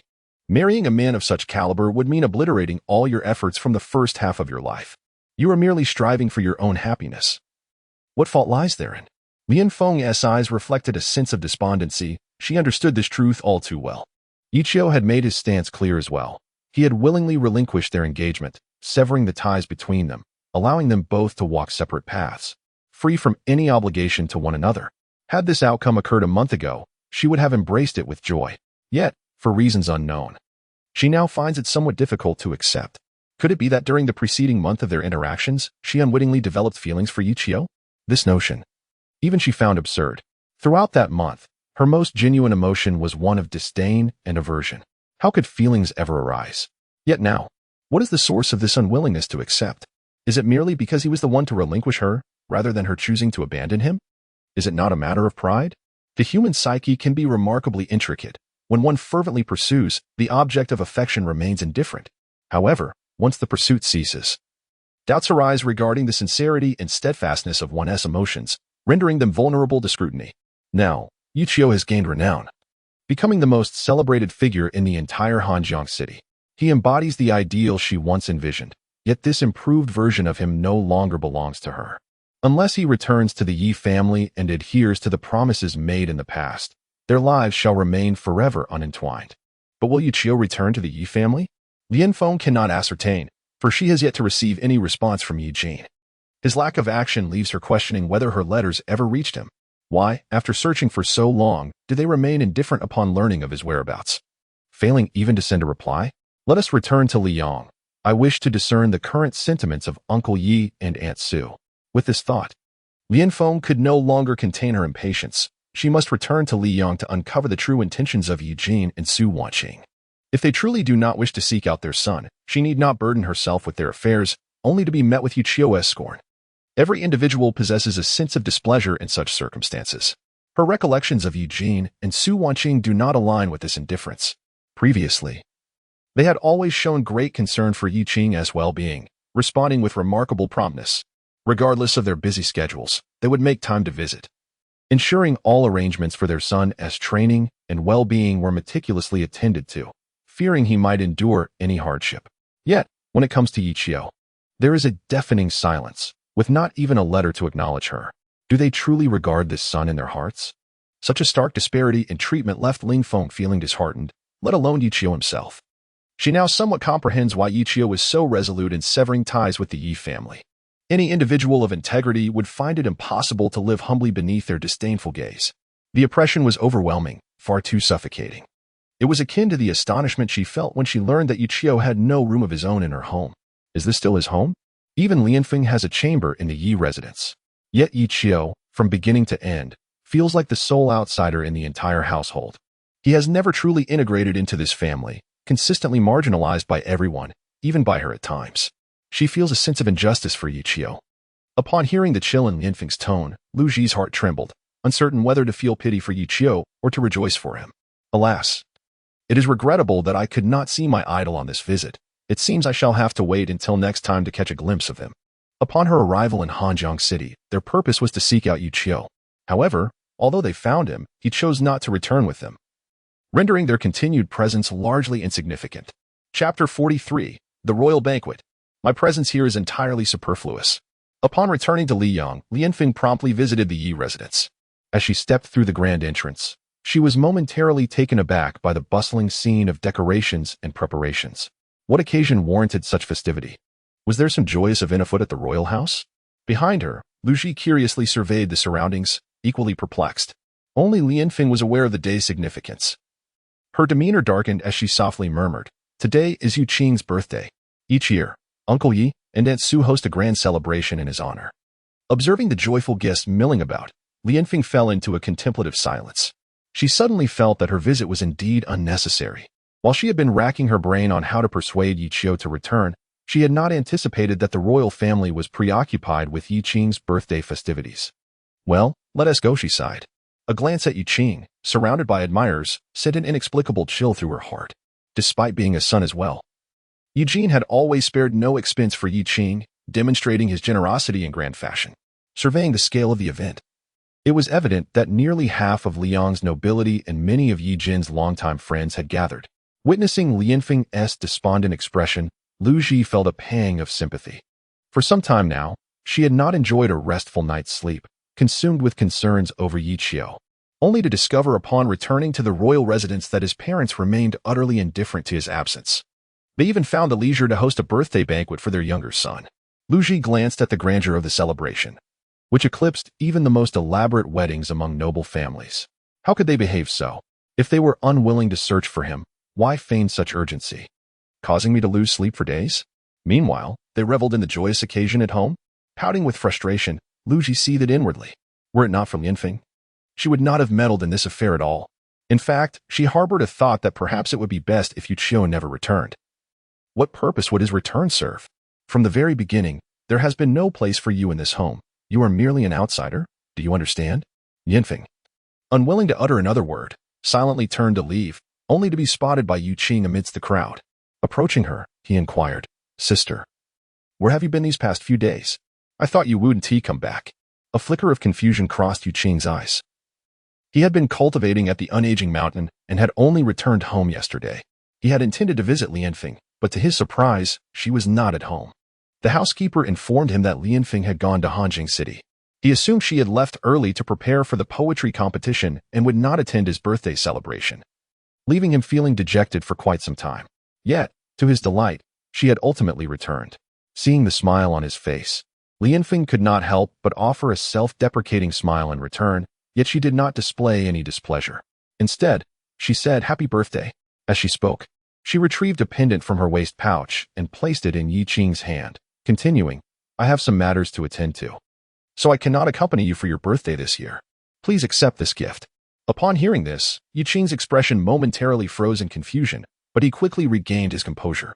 He began to understand why Lianfeng had been distancing herself from him. Since returning to Liyang, she had been intentionally or unintentionally keeping her distance. She no longer showered him with affection as she once did and even seemed to avoid him at times. The reason was quite simple. Upon their return, they discovered that there was another, Yu Qiu, standing between them. The one who had been betrothed to Lianfeng was not him, but rather his good-for-nothing brother. "Sister, I do not comprehend why you have been distancing yourself from me. Is it solely because of Yu Qiu? Is that worthless individual truly worthy of your concern?" Yu Qing questioned coldly, his gaze icy. It seemed that since returning, he felt as though all the affection that rightfully belonged to him had been divided with Yu Qiu. Now, even Lianfeng was distancing herself. Was she so concerned about that so-called engagement? Or did she genuinely wish to marry that idle wastrel? Feeling the coldness in Yu Qing's demeanor, Lianfeng's heart trembled. It was the first time she had seen such a strange expression in his eyes. Was he envious? Or was he jealous of something? Lianfeng found it perplexing. He had already garnered countless affections, basking in the goodwill of those around him. Who could he possibly envy? Jealous of a brother abandoned by the family? As this thought crossed her mind, Lianfeng inexplicably felt a twinge of sadness. Did Yu Qiu not even deserve a modicum of concern? Was he so wretched, destined to suffer such hardships? With her gaze growing cold, Lianfeng spoke with a steady tone. "Yi Qing, please be mindful of your standing.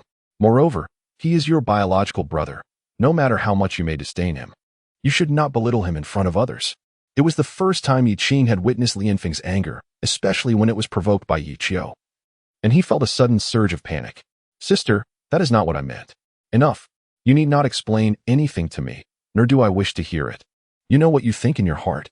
Today marks your birth, and everyone appears to be in high spirits. I do not want my emotions to cast a shadow over your joyous atmosphere, so I shall take my leave." With that, Lianfeng grasped Lu Ji's hand and turned to depart. She felt that further words would be futile. The events of the day had left her feeling quite sorrowful. She did not wish to witness such a scene, yet could not allow her anger to disrupt the festivities, so she chose to withdraw instead. After her departure, Su Wanqing approached Yi Qing and softly inquired, "Qing'er, what troubles you? Did Lianer come by just now?" She had been preoccupied with hosting the guests and had not noticed Lianfeng's arrival, and now that she had a moment to spare, she found that Lianfeng had already left. In response to Su Wanqing's question, Yi Qing quickly replied, "Mother, my sister did indeed come by, but she seemed quite upset and left shortly thereafter." Left? Su Wanqing furrowed her brow. On such a joyous occasion, one should not simply depart, regardless of their mood. She had intended to inquire about Lianfeng's situation in Hanjin City, but was taken aback by her hasty exit, which left her feeling displeased. Very well, if she has chosen to leave, then so be it. Today is your birthday, and you must find joy. Soon, esteemed guests from various academies and sacred places will arrive to celebrate with you. You must gather your spirits and not bring disgrace upon our Wang residence." "Yes, mother, I understand." Yu Qing nodded obediently, though her gaze remained fixed upon the grand door. A flicker of resentment crossing her mind. Lianfeng's sudden change in demeanor stirred an inexplicable bitterness within him. He could not fathom why, despite his own excellence. The family's attention, especially that of his sister, who had grown up alongside him, was directed toward that worthless individual. What aspect of him was inferior? Chapter 44. In comparison to you. I am truly a sage. Su Sheng, has there been no news in 3 days? In the fragrant pavilion, Gu Zhengyang sat atop the building, a young scribe standing attentively behind him. In recent days, he has taken to sitting here daily, savoring the exquisite charm of the poem Jiang Jinjiu. Upon his initial reading, he was utterly captivated, marveling at the existence of such a prodigious talent capable of crafting such free-spirited and unrestrained verses. However, with gradual contemplation, he unearthed a multitude of profound life experiences hidden within, ranging from youthful ambition to the lament of unrecognized talent. Life, a fleeting span of a mere 100 years, resembles a mayfly, ephemeral and transient, with fame and fortune dissolving into the ether, ultimately returning to dust. In this poem, Gu Zhengyang discovered that when he had not indulged in alcohol, he always felt it lacked a certain essence. However, once intoxicated, he felt as if he were transported into the very moment the poet composed the verses, experiencing a profound clarity. His admiration for the poem grew, and he became increasingly curious about Yi Qiu, the poet behind it. Consequently, he tasked his subordinates with uncovering information regarding Yi Qiu. Sir, I have been gathering information these past few days and stumbled upon a startling rumor from the common folk, though I cannot ascertain its veracity. Oh? What news do you bring? Pray, tell me. Gu Zhengyang raised an eyebrow slightly, and Lin Xuxing promptly replied. The rumors among the people claim that Yi Qiu is the son of the northern reject king, Yi Jin. Nonsense. Upon hearing this, Gu Zhengyang immediately rebuked. Who does not know that Yi Jin has but one son, the prodigious youth of the unaging mountain, merely 18 years of age? I even went to congratulate when he was born. From my observations, Yi Qiu appears to be at least in his 20s. How could he possibly be Yi Jin's son? The common folk spread all sorts of absurd tales. Can one truly believe them? Gu Zhengyang firmly dismissed the claim. In truth, it was not just him. Nearly everyone who heard this rumor instinctively thought others were jesting. What a farce. That was the son of the northern reject king, destined for greatness from birth, raised under the watchful eyes of the masses. If Yi Qiu were indeed Yi Jin's son, how could the world be unaware of his existence? Lin Xuxing was left speechless by the rebuttal. He too found the rumors rather ludicrous. He had previously encountered Yi Qiu and noted a complete absence of the aristocratic demeanor typical of a scion of a noble family. Instead, Yi Qiu exuded a bold and carefree spirit characteristic of the wandering heroes of the realm. He believed this to be a falsehood as well. Sir, while we have yet to uncover Yi Qiu's lineage, we have learned that the young man who was previously with him has suddenly opened a tavern. Oh, a tavern? Gu Zhengyang's interest was piqued at this revelation. Yi Qiu had composed a poem titled A Toast to the Wine at the Tianxiang Pavilion, igniting a poetic fervor throughout the entire Hanjiang city, with an influence that reached even nearby capitals. Now that his friend was opening a tavern, surely he would pen a poem for it as well? With this thought, Gu Zhengyang's face brightened. Pray tell, what is the name of this tavern? When does it open? I shall personally attend to show my support. It seems to be called the Yellow Crane Tower. It is situated by the waters of Dawning Lake. The Yellow Crane Tower? How intriguing. That is indeed a novel name. I find myself quite eager to see what kind of poem he shall compose for this Yellow Crane Tower. Gu Zhengyang's lips curled into a subtle smile, revealing a glimmer of anticipation. Concurrently, with the commencement of the Huanghe Tower's construction, nearly half of the forces in Hanjiang City caught wind of this development. A mere inquiry led them to Xiaowui, the individual responsible for all matters concerning the restaurant, who was also known for his previous drinking and poetry duel with Yi Qiu at Tianxiang Pavilion. In an instant, even before the Huanghe Tower was completed, its reputation had already begun to resonate. However, Yi Qiu remained blissfully unaware of this, as he was preoccupied with significant matters in a cave. Blood tear pill? Within the cave, Yi Qiu gazed at the 10 blood tear pills in his hand, his mouth stretching into a grin reminiscent of a blooming lotus. After enduring 9 failures, he had finally succeeded in refining this exquisite elixir. The hardships endured were best understood by Yang Bai and Lin Ran, as they had previously been the subjects of his experimental blood extractions. Once his technique matured, he began to utilize Zhang Xiyuan's blood, ultimately extracting the last remnants of value from Zhang's demise. Yi Qiu successfully concocted the Qi blood pill, of exceptional quality, a superior spiritual elixir. Excellent, splendid. The grand ambition of 1,000 autumns lay before him. With this blood-tear pill in hand, the 5 realms were no longer an unattainable dream. Safeguarding the precious pill, Yichio cast a grateful glance at the 2 individuals suspended in midair, their bodies pierced by sharp stakes. They were instantly startled. Over the past 3 days, they had witnessed Yichio's ruthless methods. The mere sight of his smile sent shivers down their spines. Yichio, no, Lord Yi, we beseech you. Grant us a swift end. We acknowledge our wrongs. We should not have incited Zhongling Yu against you. We implore you, mighty one, to overlook our past transgressions and spare our lives. Yang Bai, thoroughly tormented, appeared a shadow of his former self, devoid of the arrogance he once possessed. Spare you? Yichio pondered thoughtfully. Wouldn't that render all the blows I have endured over the years meaningless? No, you must remain to assist me. I have a grand endeavor to pursue, and you shall become my most capable aides. Upon hearing this, Lin Ran's heart skipped a beat. Could it be that they still had a chance to survive? Yichio's assertion that they could become his most capable aides hinted at the possibility of redemption. Uncertain if he had interpreted the situation correctly, Lin Ran promptly declared, "We are willing to follow your commands, swearing by the heavens, to loyally serve you without complaint." In response to his hopeful gaze, Yichio smiled slightly and said, "You may have misunderstood. That is not my intention. Rather than subduing 2 rebellious subordinates, I prefer those devoid of thought, who simply execute tasks." Upon hearing this, Lin Ran's complexion turned pale. What did that imply? Devoid of thought, merely executing tasks? Suddenly, Lin Ran turned his gaze towards Yichio, his eyes brimming with terror and dread. He was a devil, a complete and utter fiend, employing such inhumane tactics. Did he not fear divine retribution? Yichio, may you meet a wretched end. One day you shall face the consequences. Consequences?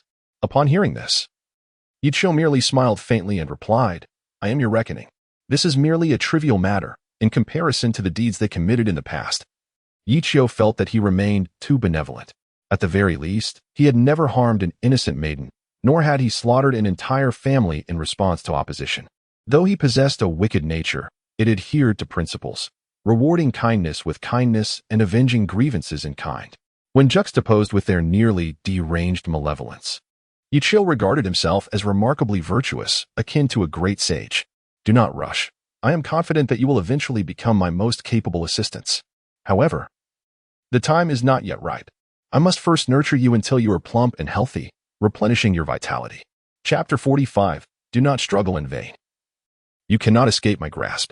Ha ha. Does my laughter now echo with a hint of madness? How the tides have turned, when you once acted with such impudence. Did you ever foresee this day? Fear not, for I shall cherish you well.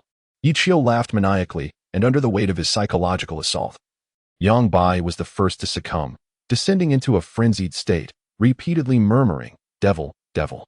For 3 days, they truly experienced a torment worse than death. Yet, in comparison to the innocent citizens and maidens they had once tormented, Yichio mused that this suffering was insufficient. There is a saying, evil begets evil. I am precisely your greatest retribution. Drawing forth another measure of their blood, he cast it into the furnace to continue the brewing process. In less than half an hour, a vat of pure, crimson Tianxian Zue emerged. But this was merely the beginning. Yichio needed to undertake several more adjustments and dilutions before it could flow into the market, awaiting the grand opening of the tavern. Tianxian Zue was his most prized signature drink. After organizing these matters, Yichio retreated deep into the cave, retrieving 5 of the blood-crying pills, which he consumed in one swift motion. Damn it, if we're going to do this, let us do it decisively. Who has the time for hesitation? The moment the blood-crying pills were ingested, a terrifying surge of power flooded his being, igniting his vitality in a tumultuous frenzy.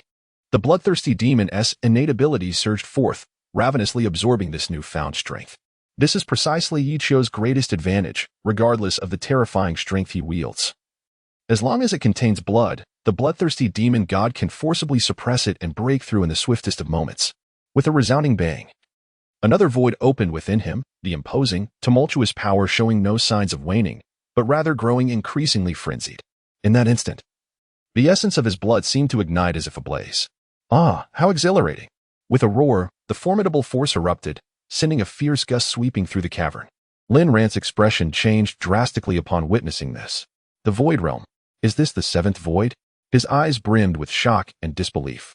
What madness is this man engaging in? Is he concocting pills with his own blood to aid his cultivation? What a deranged and inhumane method. This fellow has completely lost his mind. I refuse to meet my demise here. I must escape. Fear filled Lin Ran's gaze as he realized that persuading Yichio to spare their lives was nearly impossible. From the moment he chose to bind himself here, it was evident that he would not allow them to leave alive. Moreover, he even intended to transform them into corpse goo. This was utterly insane, devoid of humanity. The power within him struggled violently as he attempted to break free from the restraints of the bone spikes. Yet, how could he possibly unshackle himself from the chains that even Zhang Siyuan could not break? There was no chance. After countless attempts, Lin Ran suddenly recalled a unique treasure hidden beneath his garments, a pendant hanging around his neck. Perhaps Yichio had been careless or had never considered that this pendant might possess extraordinary power, for he had not removed it. Seizing the opportunity while Yichio was absorbed in his cultivation, Lin Ran's expression shifted slightly as he began to call upon the pendant. With a flash of brilliance, an overwhelming force erupted from within him, shattering all the bone spikes that had bound him. You think you can trap me? Yichio, just wait. The suffering I endure shall be repaid 1,000-fold in the future. With a cold shout, the moment he freed himself, Lin Ran swiftly unshackled Yangbai, seizing him and turning to flee this accursed cavern. However, as they reached the cave's entrance, a terrifying force abruptly hurled them back, crashing them violently against the stone wall. Bang! In the surrounding space, it seemed an ominous formation existed, and with just a glance, it had severely wounded him. How was this possible? Lin Ran's complexion suddenly turned pale. He had initially believed he could escape from this perilous situation and seek vengeance in the future. However, he had underestimated Yichio, who had long since sealed off the entire cave. No wonder he appeared so self-assured. It turned out he had meticulously prepared for this moment. Suddenly turning around, Lin Ran's face was a mask of horror as he beheld Yichio, who had finished his cultivation and was now approaching them step by step. His red and black attire appeared particularly profound in the dimly lit cave as he advanced. A sudden, powerful force emanated from his palm, and just as Lin Ran attempted to resist, he realized he was utterly powerless against it. In an instant, Yichio drew him close, gripping his neck tightly. With a crack, Yang Bai was so frightened that his legs gave way, causing him to kneel on the ground, frantically banging his head in supplication. He had thought he could escape this wretched place and see the light of day once more. Little did he know, what awaited them was another abyss. A nightmare far more terrifying. I underestimated you, Yichio remarked calmly. But do you truly believe I would leave you any opportunity? Cease your futile struggles. You cannot escape my grasp. The prey I have set my sights upon can only meet one fate, and that is death. Yichio regarded him with a serene demeanor. 3 days prior, he had laid down the heavenly killing formation within this cave. It could be said that, apart from Yichio himself, no one could walk out alive unless their strength surpassed his by several folds, at least reaching the 7th realm to achieve such a feat. Yichio, if you have the guts, then kill me. At this juncture, Lin Ran had no words left to say, choosing instead to provoke Yichio, seeking a swift conclusion. Yet, Yichio did not comply. Instead, he withdrew the bone nail and retrieved the dragon binding rope, proceeding to drive 100 nails into Lin Ran once more, hoisting him up high again. Afterward, he removed the pendant from Lin Ran's neck and inspected it curiously. A top-tier treasure? Quite intriguing. It seems I misjudged it earlier.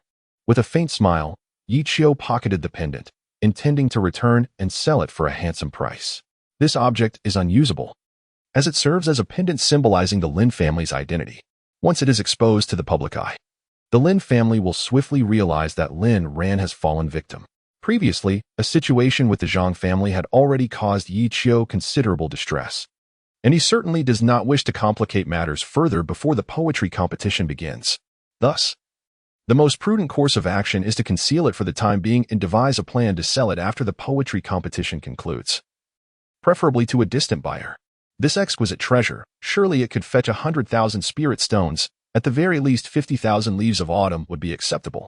The resources required to forge the Emperor's banner amount to a staggering sum, and Yichio is in dire need of funds. Upholding the belief that even the smallest fly is still meat, such a fine item must not be overlooked. Yichio, may you meet a grim fate. Retribution shall inevitably find you. Witnessing his final glimmer of hope snatched away by Yichio, Lin Ran unleashed a torrent of curses, casting aside all reservations.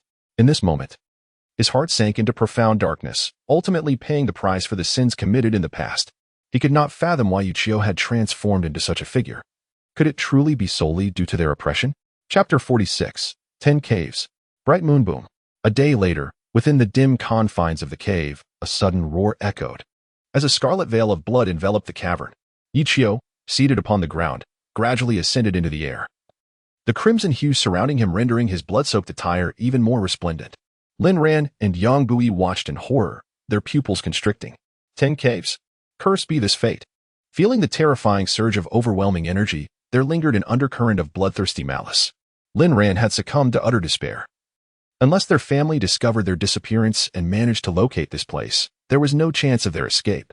As the light dissipated, Yuchio gently descended to the ground. Sensing the tumultuous power surging within him, as if every drop of his blood was boiling with intensity. The sensation is utterly exquisite. With his current prowess, Ichio boldly asserts that should Zhang Xiyuan manage to rise from the grave, he could vanquish him with a single hand, even without summoning the bloodthirsty demon god. Bolstered by 5 blood-weeping pills, Ichio's strength has now escalated to a formidable 10 celestial realms, having transcended to the pinnacle of this domain. Armed with the transcendent skills of carefree wind control and the sword of celestial execution, it would not be an exaggeration to declare himself invincible among peers of the same realm. Now, he merely lacks a twin-born other shore flower, awaiting the moment to reconstruct the demon god's physique. At that juncture, even the progeny of imperial bloodlines would be compelled to kneel and sing songs of submission before him. A flicker of coldness crossed his gaze as Yuchio gradually subdued the sanguine radiance enveloping him, reverting to his former demeanor. At first glance, he exuded an aura reminiscent of a virtuous champion. With everything in readiness, he merely awaited that elusive celestial herb. Once acquired, Ichio could transmute this corporeal form into that of a demon god. At such a time, his physical might and overall combat capabilities would receive a tremendous enhancement. Coupled with the effects of the bloodthirsty demon god, he would not only dominate within the same realm, but could even overpower foes across a significant tier with ease. Reflecting on the passage of time, he realized he had squandered nearly 5 days within the cave.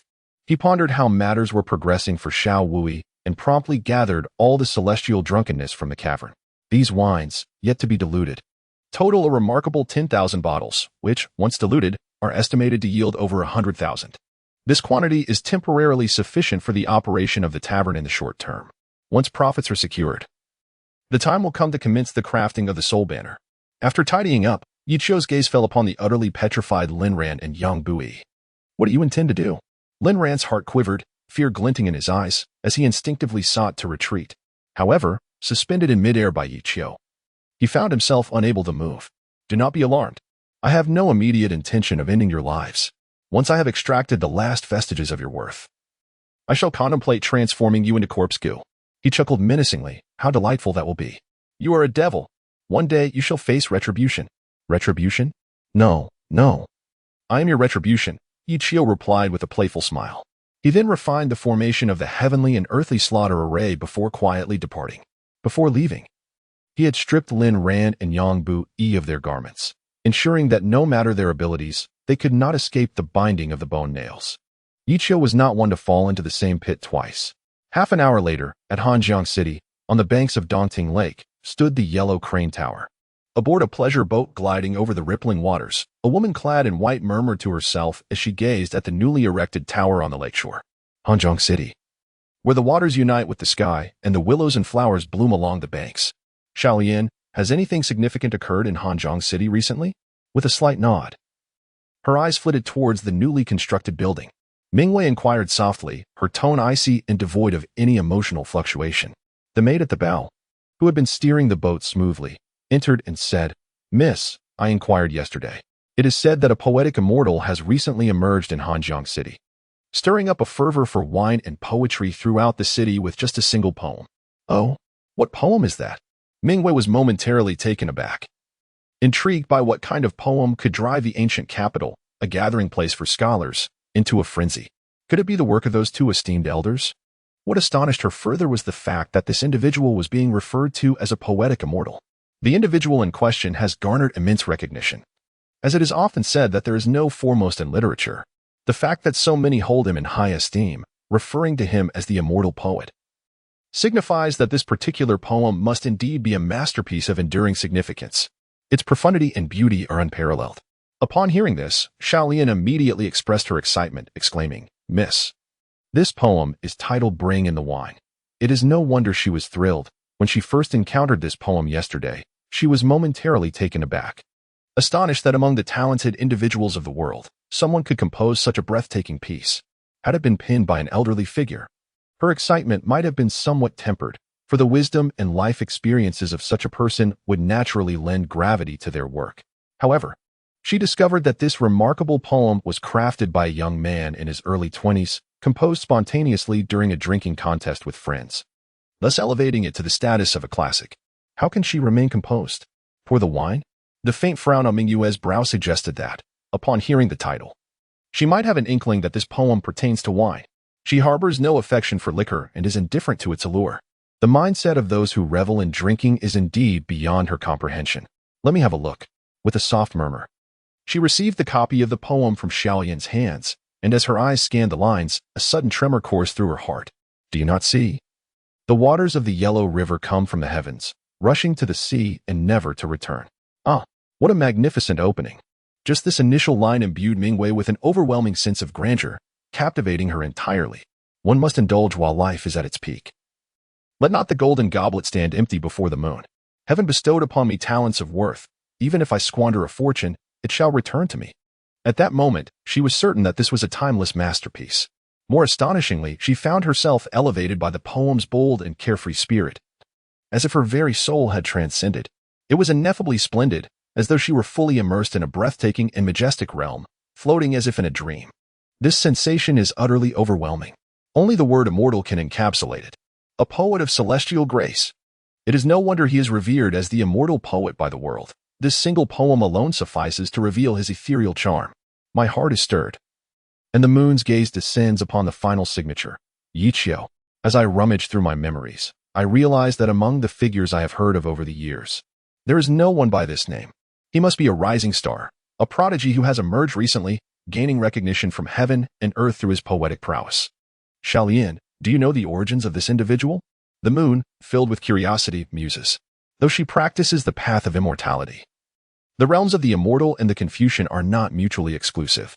She enjoys reading and writing in her daily life, possessing her own discerning taste.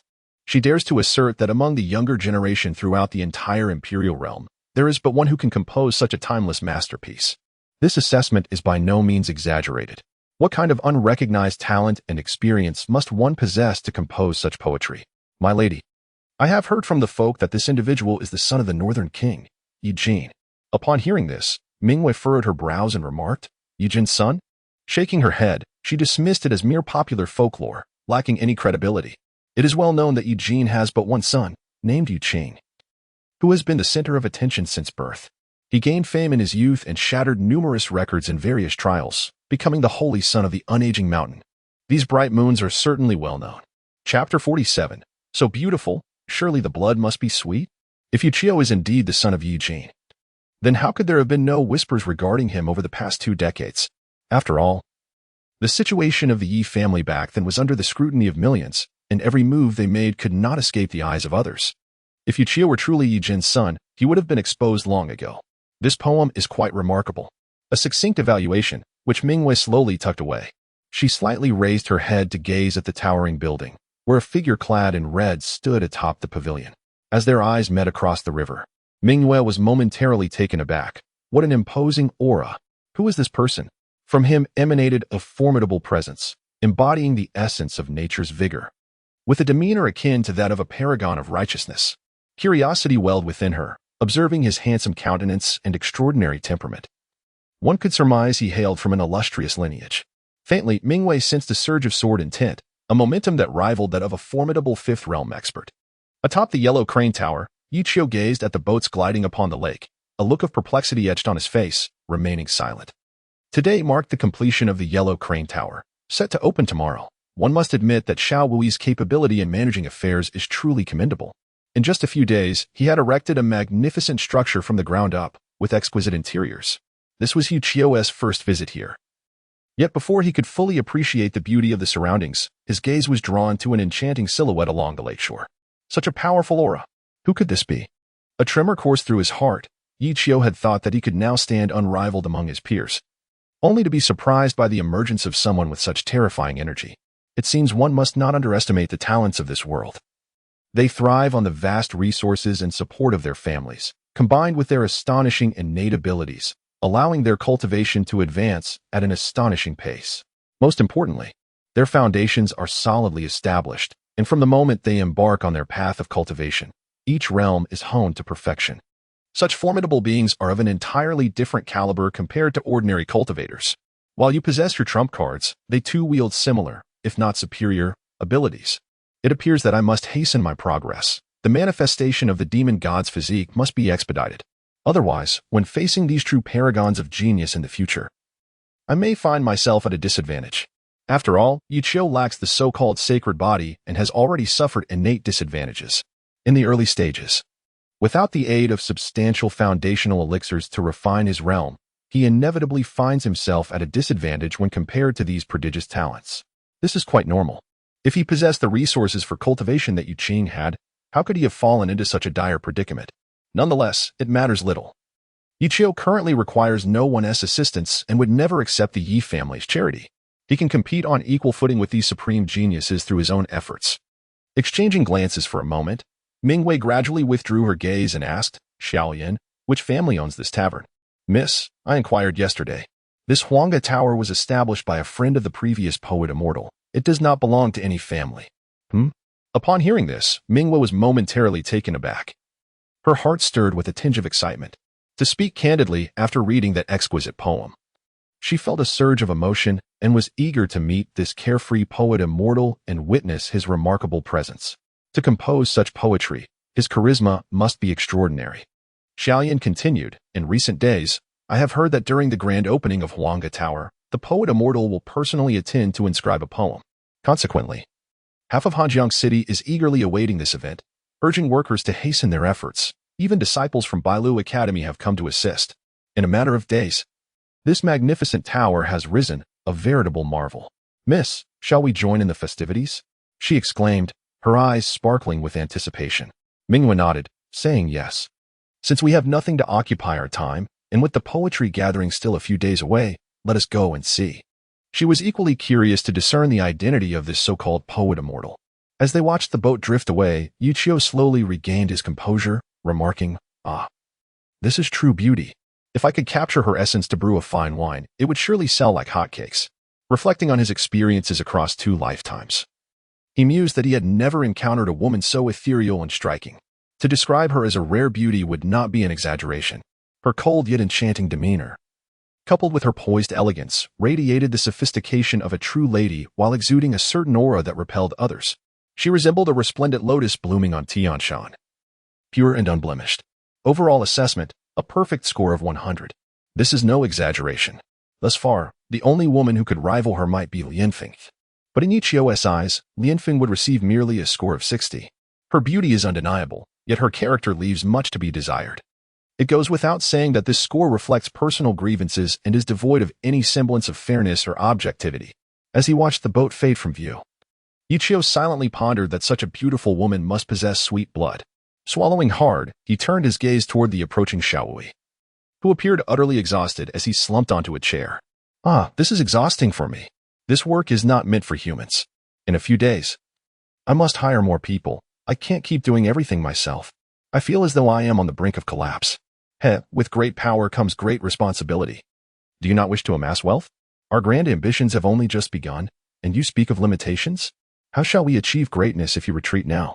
Xiaowui cast a disdainful glance at Yichio, having repeated such rhetoric to his subordinates countless times.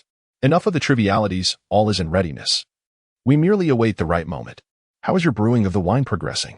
We cannot afford to find ourselves short on stock when the grand opening arrives. For that would be a most unfortunate jest. As he poured himself a cup of tea, Xiaowui continued, his focus narrowed to 2 pressing concerns, the wine, the cornerstone of Huangalu's appeal, which cannot be compromised, and the poetry, an essential draw that everyone eagerly anticipates. Should Yichio fail to produce, the establishment might find its reputation tarnished within a day, leading to an untimely closure. Thus, despite his bustling activity, the success of the tavern hinged precariously on Yichio's contributions. Rest assured, there will be an ample supply of wine. Let your creativity flow freely. Once our business flourishes, we shall open several branches across the major cities and secure substantial profits. Yuchio envisioned the influx of spirit stones already. Hearing this, Xiaowui finally relaxed, affirming, "Very well, since you are so confident, I trust the preparations are in hand. Let us hasten the opening. If all goes as planned, everything will be ready by tomorrow. And we can launch the day after." It coincides perfectly with the poetry competition. The current fervor is at its peak. And I can already envision the bustling scene awaiting us. Chapter 48. News of Liang. Do not seek the pity of others. Yichio nodded in agreement with this plan. With the timeline set, it was imperative to promote and disseminate the news, to build anticipation. Xiaowui nodded, then suddenly wore a mischievous smile, saying, "I recently came across some intriguing news regarding Liang. Would you care to hear it?" At this, Yichio paused, instantly aware of what Xiaowui intended to discuss, the affairs of the Yi royal family. Since his departure, he had paid little attention to their matters and felt no inclination to hear news of them. Not interested, he merely responded with a faint remark. After surviving several harrowing experiences, he had relinquished all hope regarding these so-called family members. Thus, their lives or deaths were of little concern to Yichio. Even if they were to perish before him, he would contemplate whether to extract a few pounds of blood for the purpose of brewing wine. His heart remained utterly unmoved. Yichio acknowledged that there existed a certain darkness within him, yet it did not extend to the annihilation of his humanity. He was capable of discerning who treated him well and who did not. His fundamental principle was to repay both enmity and kindness. As far as the Yi family was concerned, there existed neither gratitude nor animosity. They were simply passers-by, unworthy of concern. No, that was not entirely accurate. There was indeed a grudge. Among the Yi family, the only individual who piqued Yuchio's interest was Yi Qing. This young rascal has occupied Yuchio's thoughts for quite some time. The slap endured at the Yi family remains etched in Yuchio's memory for a lifetime. This is the disgrace of his life. He had contemplated that the one to strike would be Yi Qing, yet he never anticipated that it would be that young rascal. Yi Qing, who took action. Upon introspection, does he truly possess the qualification to admonish Yuchio? In terms of status, he is merely a younger brother. How could he show such blatant disregard for his elder, with not a shred of respect, and even a hint of disdain? Logically speaking, he has been the greatest beneficiary over the past 2 decades, having reached this point with the support of his family. Has he now become so arrogant? It is utterly insubordinate. This strike made Yichio feel as though the 20 years of suffering he endured were nothing but a cruel jest. The so-called protection he received, followed by being fostered by adoptive parents, subjected him to relentless hardships. It would have been one thing if they had never inquired about him over the past 2 decades. But to return with a brother was truly incomprehensible. The issue at hand is that this younger brother has been by their side since childhood, experiencing a life devoid of worries regarding food and clothing, while reveling in their utmost protection and affection. How ironic it is. The most ironic aspect is that the younger brother, whom they have protected since childhood, actually looks down upon the elder brother who was abandoned from a young age. What gives him the right? Any person would find this unacceptable, which is precisely why the original soul sought solace in the dreamy tavern, ultimately drinking himself to death. He had relinquished all hope for his own life, and Yichio, having traversed into this world, naturally harbored no sentiment for this ironic family. Thus, he was not particularly inclined to heed Xiaowui's words, yet Xiaowui insisted on speaking. "Wait, let me tell you, yesterday in Liang City, the Yi Manor held a grand birthday banquet, and it was truly magnificent. Every notable figure in Liang City came to congratulate the young master of the Yi family. Even the esteemed elder of the heavenly restoration sect made an appearance. If I could host such a lavish feast in my lifetime, I would gladly welcome death." At this point, Xiaowui's gaze dimmed slightly. His beautiful dreams were indeed due for awakening. He was not worthy of such a birthday celebration. To mock Yichio's plight was to mock his own. Yichio had at least dared to confront his parents, while he had been cast out like a dog. No one would remember him. After wandering for so many years, no one had ever sought him out, not even to inquire about his well-being. The so-called familial bonds had been utterly obliterated after his mother's death. She had been driven to her demise by the scornful and derisive remarks of the family. His father had been indifferent, allowing those relatives to humiliate her without intervention. He harbored resentment. Yet, at times, he pondered whether his father had his own burdens to bear. However, this thought dissipated within a year. If his father truly faced difficulties, he would not have neglected him for so long, indifferent to his life or death. Yuchio cast a profound glance at him, uncertain whether he was ridiculing himself or him. How unsurprising it is. The Yi Manor is grand and prosperous, and Yi Qing, a titan of industry, could indeed orchestrate such an extravagant birthday celebration. Hearing Yichio speak so lightly of it, as if recounting an unrelated matter, Xiaowui could not help but inquire, "Do you not feel a tinge of disappointment? After all, haha, what is there to be disappointed about?" Yichio replied with a serene smile, adding, "I have never anticipated anything, so how can there be disappointment? I am no longer a member of the Yi family. And I hope you understand that you two are no longer a part of the Xiao family. One's destiny must be governed by oneself. Do not place your hopes in those who are inconsequential, nor should you expect them to possess even a modicum of compassion. If they truly cared for you, they would not have inflicted such deep wounds. Do not wait for the day they suddenly come to their senses. They merely maintain their facade of benevolence, which is nothing more than pity for the weak, unworthy of expectation." Upon hearing Yichio's words, Xiao Wui's body trembled slightly, and a glimmer of determination flashed in his eyes. Yichio's speech had thoroughly awakened him. One must not pursue unattainable dreams. A person must always move forward. To look back? That is the act of a coward. Do you willingly wish to be a coward? Certainly not. I have promised my mother that I will become a man of great stature. Xiao Wui immediately retorted, a fierce intensity evident in his gaze, a sight Yichio had never witnessed before. Deep within him, there possibly existed someone worth safeguarding with his life. And that person must be his mother. After casting a deep glance at him, Yichio pondered who might be the sole individual worthy of his own protection. In this vast world, is there anyone deserving of such devotion? Perhaps there is, or perhaps there is not. Yet, even if there were, that person would surely not bear the surname Yi. Enough. Such thoughts should not linger. It is paramount to focus on the present, to live one's life well. Above all else, let us settle the matter of the tavern's opening for now. I shall personally attend in 2 days to compose poetry for the Huanghe Tower. At that time, you shall create a buzz, and everything will fall into place. Finally, let us disseminate a sensational piece of news, proclaiming that our Huanghe Tower possesses a divine wine known as Tian Xinzue. Accompanied by the verse, "It must be the celestial beings intoxicated, recklessly shattering the white clouds." This fiery liquor is exceedingly potent. In the entire realm, only those who can drink 3 cups without inebriation are worthy of being called heroes and gallant men.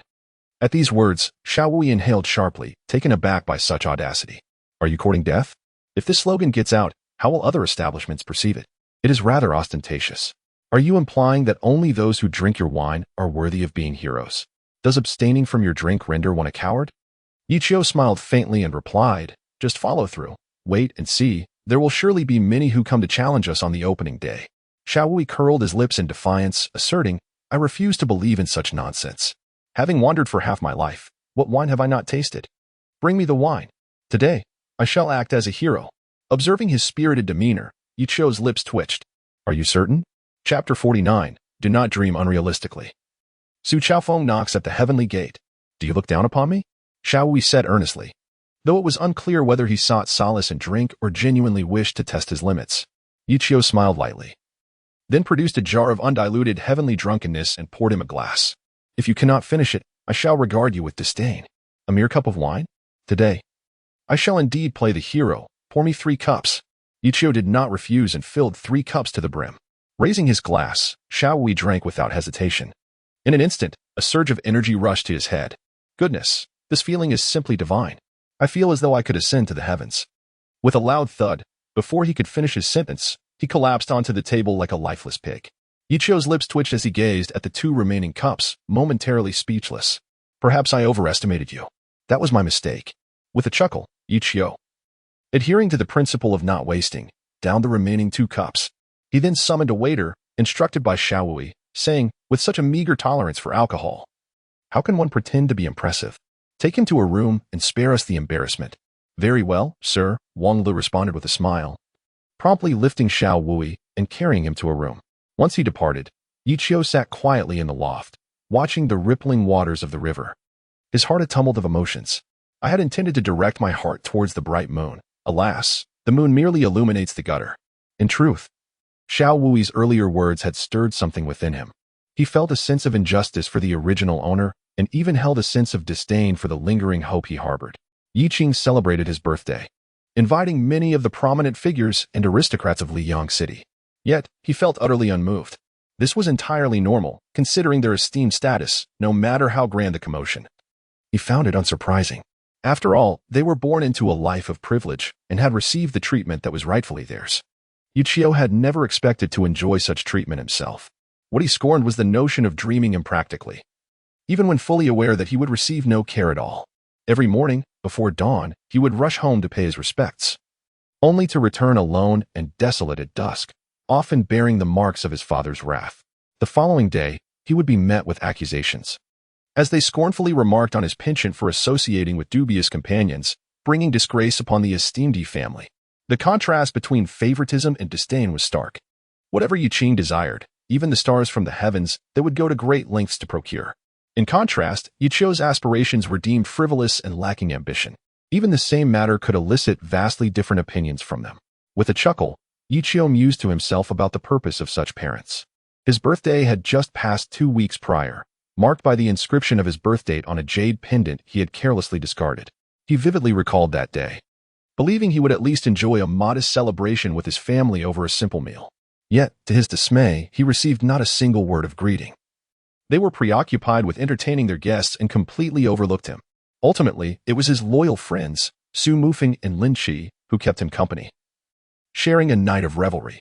In this stark comparison, Yichio came to understand the true essence of disparity.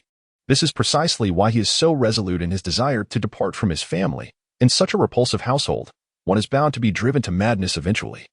However, in comparison to his own plight, Yichio believes that Xiao Wui's circumstances are truly tragic. Yichio returned to the Yi family and departed within merely a month. Yet, Xiao Wui has endured over a decade in the Xiao household. Over a decade. Do you comprehend what that signifies? In that suffocating environment, he yearned for a modicum of affection from his kin more than anyone else. From their previous conversations over drinks, Yichio learned that Xiao Wui had exhibited remarkable intelligence from a young age, believing that one day, his exceptional talents would alter his family's perception of him. Little did he know, he was guilty of the sin of his origins, bearing the blood of a courtesan, and regardless of his efforts or excellence, he could never attain the family's acknowledgement. He was merely regarded as a disgrace, tarnishing the family's honor. His desperate attempts to prove himself were met with relentless suppression from his family, ultimately leading to the demise of his mother. The Xiao family? According to Xiao Wui, his lineage stretches back to Jiangling, an ancient and prestigious clan with a long history. Their bloodline is said to be of royal descent, not of mere feudal lords, but of the progeny of celestial kings. The family places immense importance on the purity of this bloodline. From birth, each offspring is predetermined to partner, and no one can defy this fate. Xiao Wui is the singular exception, rendering him a source of shame for the family. Royal blood? It would surely be excellent for brewing liquor. Perhaps I shall capture a few for experimentation. I am quite curious to discover the peculiarities of their so-called pure lineage. With this thought, Yichio found yet another matter to ponder. However, the time is not yet ripe, for his own issues remain unresolved. In 7 days, the poetry conference shall commence, and Yichio is fully prepared. He is ready to confront any eventualities that may arise, be it from the Yi family or the Zhang family.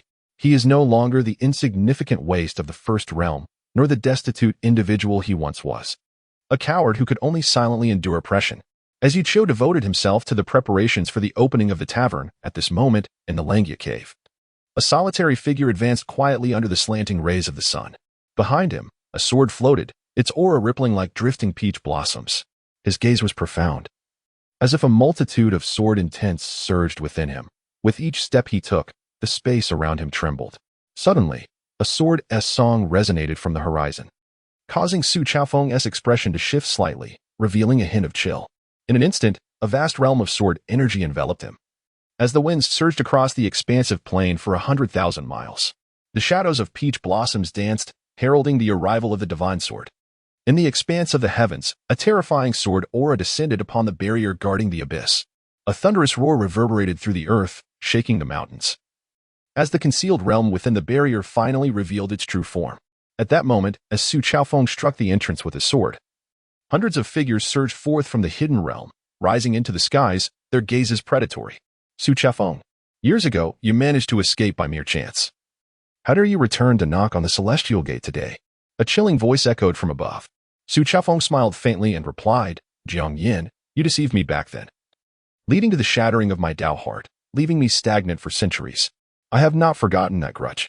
Upon hearing these words, the faces of the hundreds from the ancient clan darkened. Each of them had lived for thousands of years, and they were well aware of the old man's formidable prowess. Chapter 50. Today, I seek a glimmer of hope for my grandson among the crowd, an elderly man with flowing white hair soared into the air, gradually descending to hover 100 meters away from Su Chaofeng. Their eyes met across the void. Jiang Yan's gaze was frigid, filled with murderous intent. He was acutely aware of Su Chaofeng's strength. Had it not been for his cunning tactics, using Su Wanqing to distract Su Chaofeng, the old man would have long since breached the entire Langya realm and successfully knocked on the gate. The Jiang clan had been rooted in the Langya realm for generations, guarding the celestial gate. This gate served as a barrier between the heavens and the mortal realm, and as one of the ancient clans. The Jiang family had always protected it. The celestial gate was the threshold to the divine realm, with two paths to immortality, one through ascension after breaking through to the 10th realm, and the other by directly traversing through the celestial gate to achieve immortality in the flesh. Since the establishment of the celestial gate, the Jiang family had vowed to protect it, promising that if anyone could traverse the 3,000 azure stone paths and successfully knock on the gate, the Jiang clan would be obliged to grant a promise to the challenger. Specifically, it would be a mulberry leaf. With this leaf in hand, if future descendants were to encounter danger, the Jiang clan would be compelled to intervene and provide protection, unable to refuse. Throughout history, countless challengers had attempted to breach this gate, but all had undeniably failed. Many formidable beings had perished in the process. Among all these challengers, Su Chaofeng was the only one who had come close to succeeding in his challenge against the celestial gate. His immense power was evident to all present, and his return brought an overwhelming sense of pressure. Now, seeing him return once more, Jiang Yan felt a weight in his heart and asked, Su Chaofeng, do you truly intend to challenge the celestial gate? Your current state is already one of exhaustion. Should you not cherish your remaining years and seek the path to immortality? With these words, Jiang Yan softened his tone and continued, do you understand what failure to breach the celestial gate entails? Once failure occurs, there exists no possibility of resurrection, and we shall show no mercy. Su Chaofeng smiled faintly and remarked, why must you show mercy? Today, I have come not merely to settle this grudge, but also for the sake of my unfortunate grandson. As he spoke, Su Chaofeng's gaze dimmed considerably.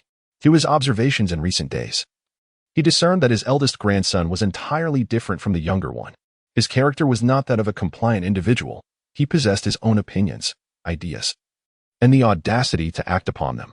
He was not bound by the conventions of society, capable of letting go of matters with ease. Yet he harbored a touch of stubbornness.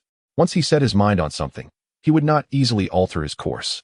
Thus, he anticipated that Yu Qiu would never return to Yi Jin's side in this lifetime, nor would he ever forgive them. This thought filled him with concern. With such a temperament, it was only a matter of time before he attracted significant trouble. When that day arrived, should he refuse Yu Jin's assistance? Who would he turn to for support? While he was still alive, he might shield him from some of the storms. But Su Chaofeng was acutely aware that his years were numbered.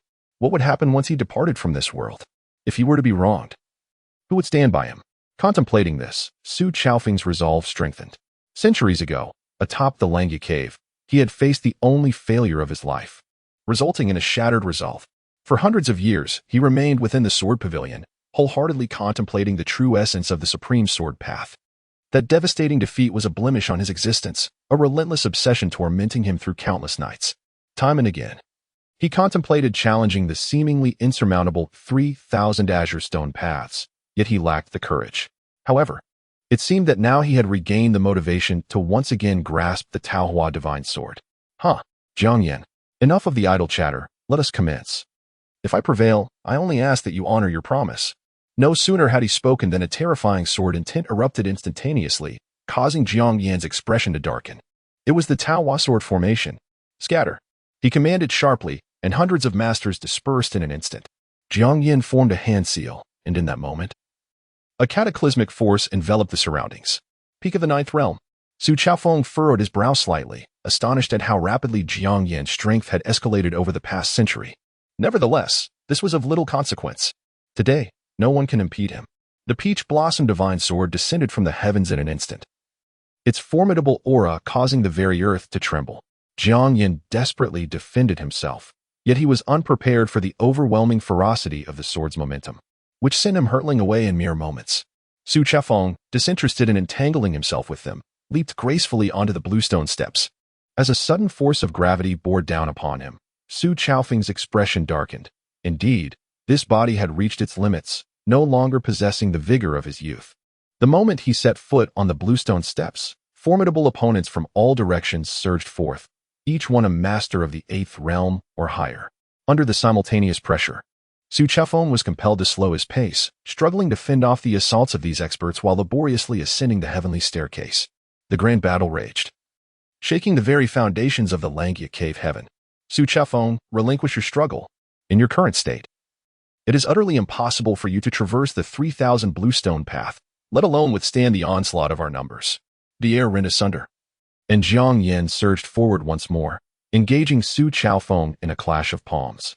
Both were jolted back, and in an instant, 10 formidable warriors emerged to fill the ranks. According to the established rules, aside from Jiang Yin, the strength of the others was all above the 8th realm. Yet, only Jiang Yin had reached the pinnacle of the 9th realm. Thus, Su Chafeng found himself relatively unburdened in his response. With a sweeping strike of his sword, a fleeting shimmer of pink light danced through the air, scattering peach blossoms like confetti. The profound essence of the sword path revealed itself, and with each exchange, Su Chafeng's confidence swelled, as if he had rekindled the invincible spirit of his youth. Come at me all at once. What have I to fear? With hands clasped behind his back and the sword held aloft, he formed intricate hand seals, unleashing a torrent of sword energy that transformed the falling petals into a vast ocean of blooms. Like a surging tide, the spectacle was awe-inspiring, leaving all witnesses astonished. Damn it, this old man has listened to the tides for centuries and has actually comprehended such a terrifying sword technique? We can no longer delay. Let us attack together. Jiang Yin resolved to abandon his reservations. He had to thwart Su Chafeng. If he allowed him to approach the heavenly gate and successfully knock upon it, it would signify that the Jiang clan would be bound by a promise to Su Chafeng henceforth. This is a promise from the Jiang family, more precious than any treasure in the world, for it represents the only hope of preserving your life in times of peril, even if you stand alone against the world. Ostracized by all, as long as this promise exists, the Jiang family will strive with all their might to protect you. This is precisely the reason why Su Chafeng felt compelled to storm the heavenly gate, both for himself and for Yiqiu. Let us embark together, today. No one shall hinder me. With a single sweep of his sword, he repelled the onslaught of dozens. As Su Chafeng truly regained the unrivaled spirit he had lost for many years, Jiang Yin, witnessing his increasingly fierce combat, felt a flicker of revival and steeled his resolve. The 8 Desolations Hell Formation. With a thunderous roar, hundreds responded in an instant, forming a bloodthirsty array with the positions of Tiangang and Disha. Upon seeing this formation, Su Chafeng's expression changed. At this juncture, the stakes had become a matter of life and death. The 8 Desolations Hell Formation. Come forth. Today, I shall experience the might of the Jiang clan's formation. The peach blossom divine sword soared towards the heavens as Su Chafeng ascended. Suddenly, the world lost its luster, and ominous clouds surged forth. With a resounding thunderclap echoing across the skies, enveloped by the vastness of the universe, an overwhelming sword intent descended like a tempest. Chapter 51. Su Chafeng strikes the heavenly gate. In this battle, darkness enveloped the heavens. Across the vast expanse of desolate land, 100 beasts fled in terror, while countless observers stood atop the peaks of immortal mountains, their expressions grave. What a terrifying sword intent! Who would have thought that after so many years, I would once again witness the splendor of the peach blossom divine sword, making this life worthwhile? An elderly figure clad in a Taoist robe stood atop a high mountain, gazing up at the sky, where thunder rumbled and lightning flashed amidst drifting peach blossoms. The intensity of the battle was palpable, yet none could discern the extraordinary clash that unfolded within the swirling torrent of sword energy. For a radius of 100,000 miles, numerous figures from sacred realms occasionally emerged, their eyes fixed upon the vast sky, all wearing expressions of solemnity. After many years, the peach blossom sword immortal once again knocks upon the gates of heaven. Who shall emerge victorious in this fateful confrontation? Many have gathered to witness this epic duel, eager to see if Su Chafeng will succeed this time. With a resounding dragon's roar that reverberated through the 9 heavens, the moment the 8 Desolations Hell Array was activated, a colossal dragon materialized above, surveying all under its dominion with an air of supremacy. Its majesty was such that even from thousands of miles away, one could feel a suffocating pressure. The 8 Desolations Hell Array. How terrifying it was that even this formidable formation had been summoned. What chilling heights had this ancient being achieved? Numerous noble families, alerted by the commotion, rushed forth to witness the unfolding battle. Upon witnessing the emergence of the 8 Desolations Hell Array, Shock was etched upon every face. At this moment, within the 8 Desolations hell array, Su Chaofeng kept his eyes tightly shut, seemingly merging completely with the surging tide around him. The terrifying sword intent grew increasingly potent, hinting at a potential breakthrough to the immortal realm. Su Chaofeng, it is not too late to abandon this path, once the 8 Desolations hell array is fully formed. The only fate awaiting you is immediate demise. From the heavens, Jiang Yan's voice of persuasion echoed. Filled with admiration for Su Chaofeng's swordsmanship, a talent unparalleled in the great wilderness for millennia, the young prodigy had risen to prominence, having ascended to the pinnacle atop the corpses of countless elites by the age of 100. His singular defeat in life had occurred 300 years prior when he failed to breach the heavenly gates, an event that shattered his resolve and halted his progression for 3 centuries. True heroes recognize one another's worth, and Jiang Yan could not bear to see Su Chaofeng meet his end within the 8 Desolations hell array. Driven by a sense of guilt for having deceived him all those years ago, preventing him from crossing the heavenly gates to the immortal realm. Thus, even at this critical juncture, he continued to implore Su Chaofeng to withdraw. Yet, how could he possibly concede? Suddenly, Su Chaofeng's eyes flew open, and in an instant, a beam of sword energy pierced through the 9 heavens, striking the colossal dragon directly. The tides of the azure sea surged forth. In that fleeting moment, Su Chaofeng seemed to step into a realm of immortality as the peach blossom divine sword soared from the heavens, executing a swift strike. In an instant, it appeared as though the heavens and the earth had been cleaved apart, the celestial gates swung wide above, and a colossal dragon was severed in twain by this single stroke. Almost instantaneously, over 100 elite members of the Jiang clan spat blood, plummeting from the sky, their faces pallid with despair. Cursed be this old man. How has he discerned such a formidable sword technique amidst the sound of the tides over these centuries? Clan leader, we can no longer hold back. We must exert our utmost strength. If we do not act now, he will truly succeed in breaching the gates. The elders of the Jiang clan, filled with fierce resolve, declared, for this pertains to the very mission of their lineage. It was the admonition left by the Jiang clan's ancestors upon their departure. The descendants of the Jiang must adhere to this decree, guarding the celestial gate through the generations. No one is permitted to approach the heavenly portal, not even the members of the Jiang clan themselves. For many years, Jiang Yan has pondered the reasons behind the ancestors' actions. Is it not the lifelong aspiration of these cultivators to attain immortality and enlightenment? Yet, after severing the passage between realms, the ancestor chose to leave the heavenly gate intact. Furthermore, he entrusted the Jiang clan's descendants with the eternal guardianship of this gate, with the intent of thwarting anyone who seeks to ascend to the heavens through it. Jiang Yan finds himself perplexed by the ancestors' motivations. Could there be undisclosed truths in the celestial realm? Regardless of his understanding or lack thereof, Jiang Yan refrains from questioning the ancestors' decisions. In the hearts of all within the Jiang clan, the ancestor is regarded as a sage-like figure. He can only comply, form the formation, attack. At this moment, Jiang Yan no longer held back. He had to thwart Su Chaofeng, regardless of the motives behind his approach. He could not allow him to traverse the 3,000 Chisha road. As Su Chaofeng drew nearer, Jiang Yan found himself with no avenue of retreat, and he immediately issued a decree for execution. In an instant, over 100 masters unleashed their might, forming a colossal 4 symbols killing array that encompassed the very heavens and the earth. A roar erupted from the west, the tiger's howl reverberating through the mountains and forests. From the south, the song of sparrows soared to the skies. From the north came the menacing growl of the Xuanwu, its ferocity casting an overwhelming presence. In the east, an ancient dragon emerged from the chaos, awakening to reveal its profound and murderous gaze. The 4 symbols killing array. Upon witnessing this formidable formation, Su Chaofeng's expression darkened. This array was an upgraded version of the 8 Desolation Hell array, one he had once fallen victim to. It could be said that with this array in play, there was no chance of survival for anyone beneath the celestial realm. However, manifesting the ultimate form of this array was no simple feat. When Su Chaofeng had arrived years ago, they had merely begun to grasp its fundamentals. They had been unable to withstand him and had resorted to employing some unscrupulous tactics to deceive him. Now, 300 years later, they had mastered the array to a preliminary degree, its power significantly enhanced. A wave of sword intent surged within him, a long-lost sense of invincibility stirring his spirit. Images flashed through his mind like a fleeting panorama, ultimately settling on a solitary and forlorn figure. A sudden smile graced his austere countenance as Su Chaofeng softly said, "Child, wait for your grandfather. I shall fetch you mulberry leaves." With that, his gaze turned icy, radiating a myriad of sword intents amidst the swirling peach blossoms. He soared skyward, launching a single sword strike at the four beasts. Boom! The earth trembled, and the vast expanse of desolation quaked as mountains crumbled. Spectators were left in awe at such a grand display. How terrifying! What realm had he attained? Surely, he was on the verge of entering the celestial domain. This sword strike was a resounding symphony of the heavens and the earth, powerful enough to obliterate a city, truly befitting the peach blossom sword immortal. The younger generation could not help but express their admiration.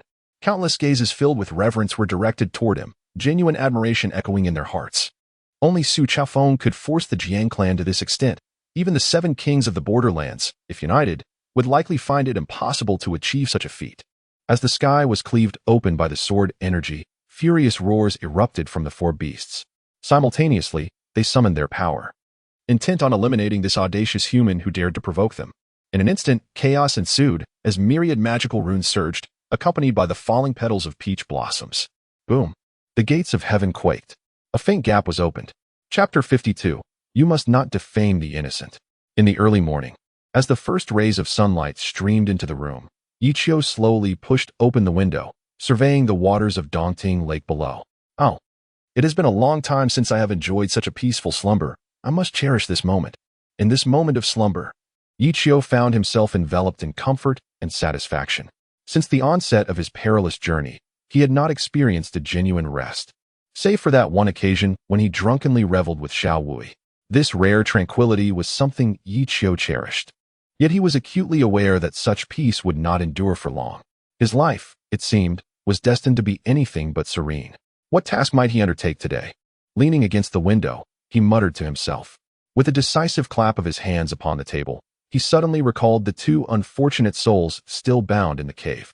Perhaps he might return to give them a little thrashing, for idleness was a burden. It could serve as amusement. Truth be told, he bore no grudge against them.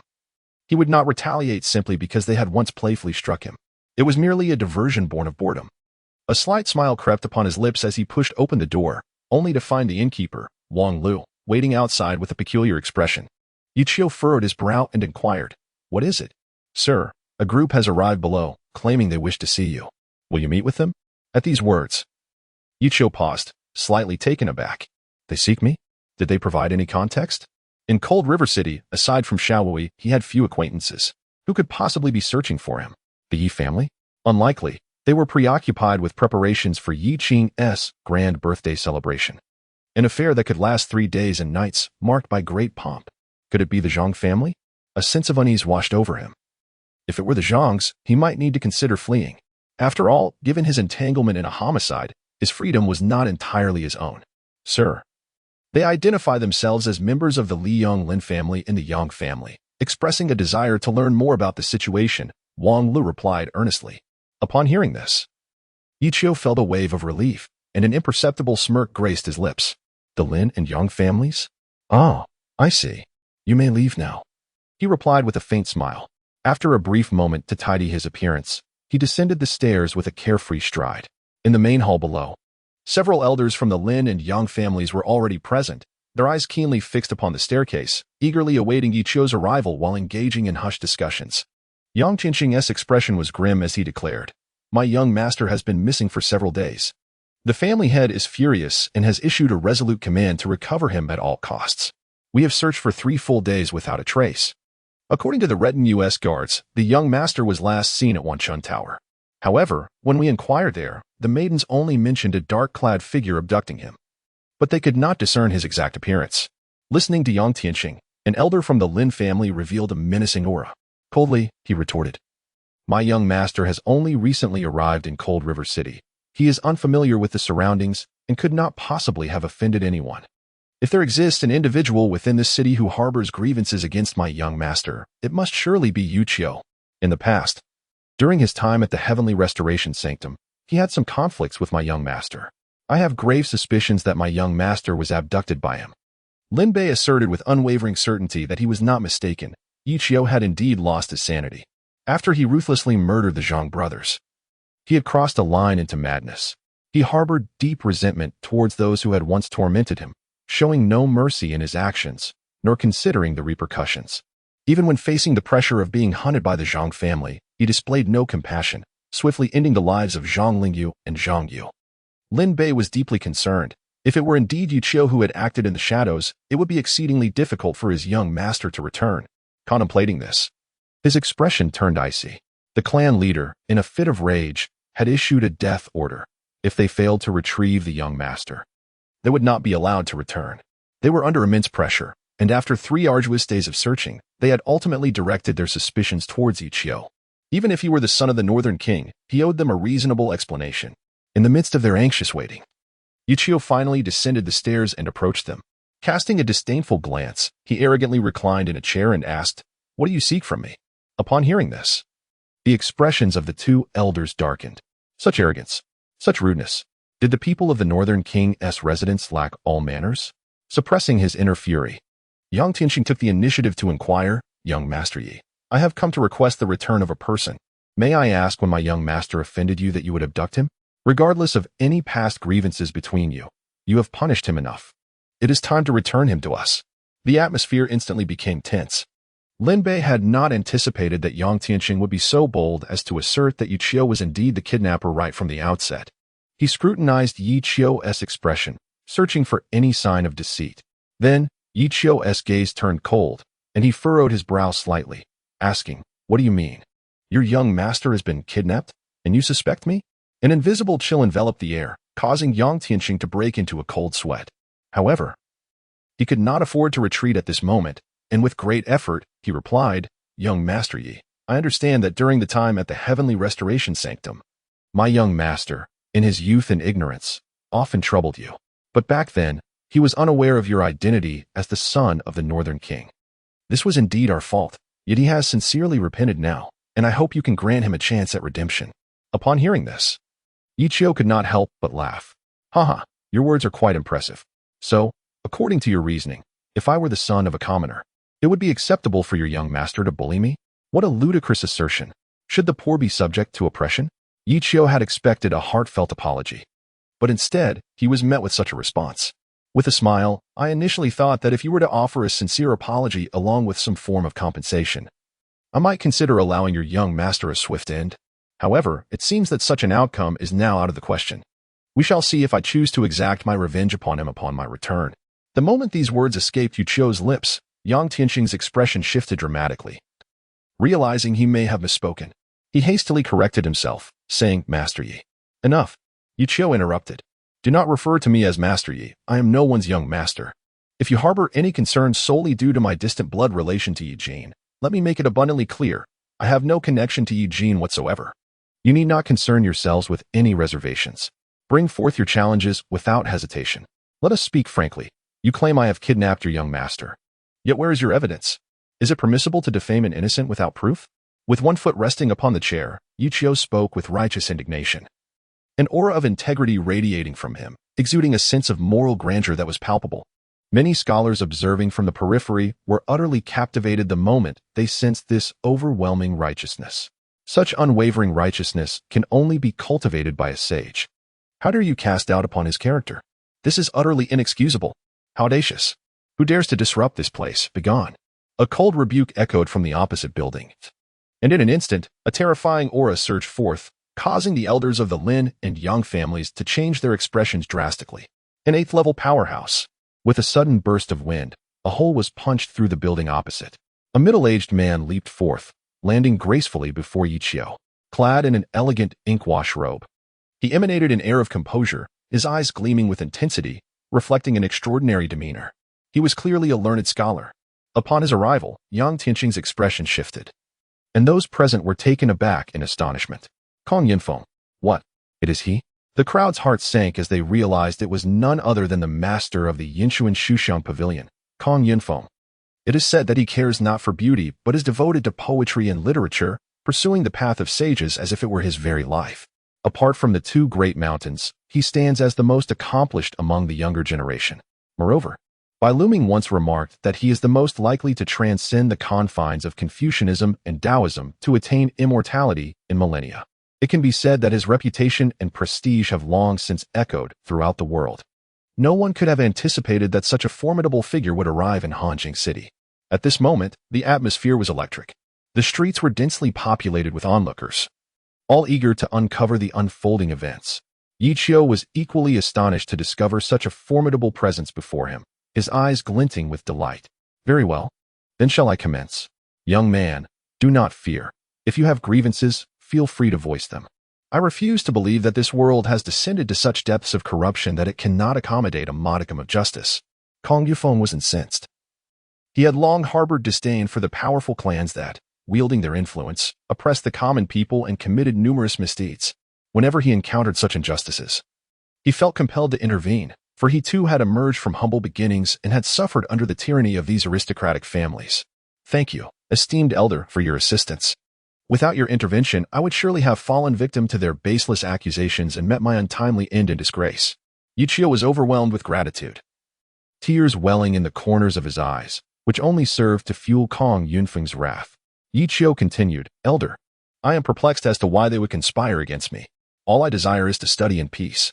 Yet, to my astonishment, they arrived early this morning, claiming I had abducted their young master. I am wronged. I have never even laid eyes on their young master. So how could I possibly commit such an act? Perhaps my recent poem, which garnered some attention, instilled a sense of crisis in them, prompting this malicious scheme. Elder, I sincerely appreciate your goodwill. But the Lin and Yang families are formidable. My life is of little worth and not worth your risking enmity with them.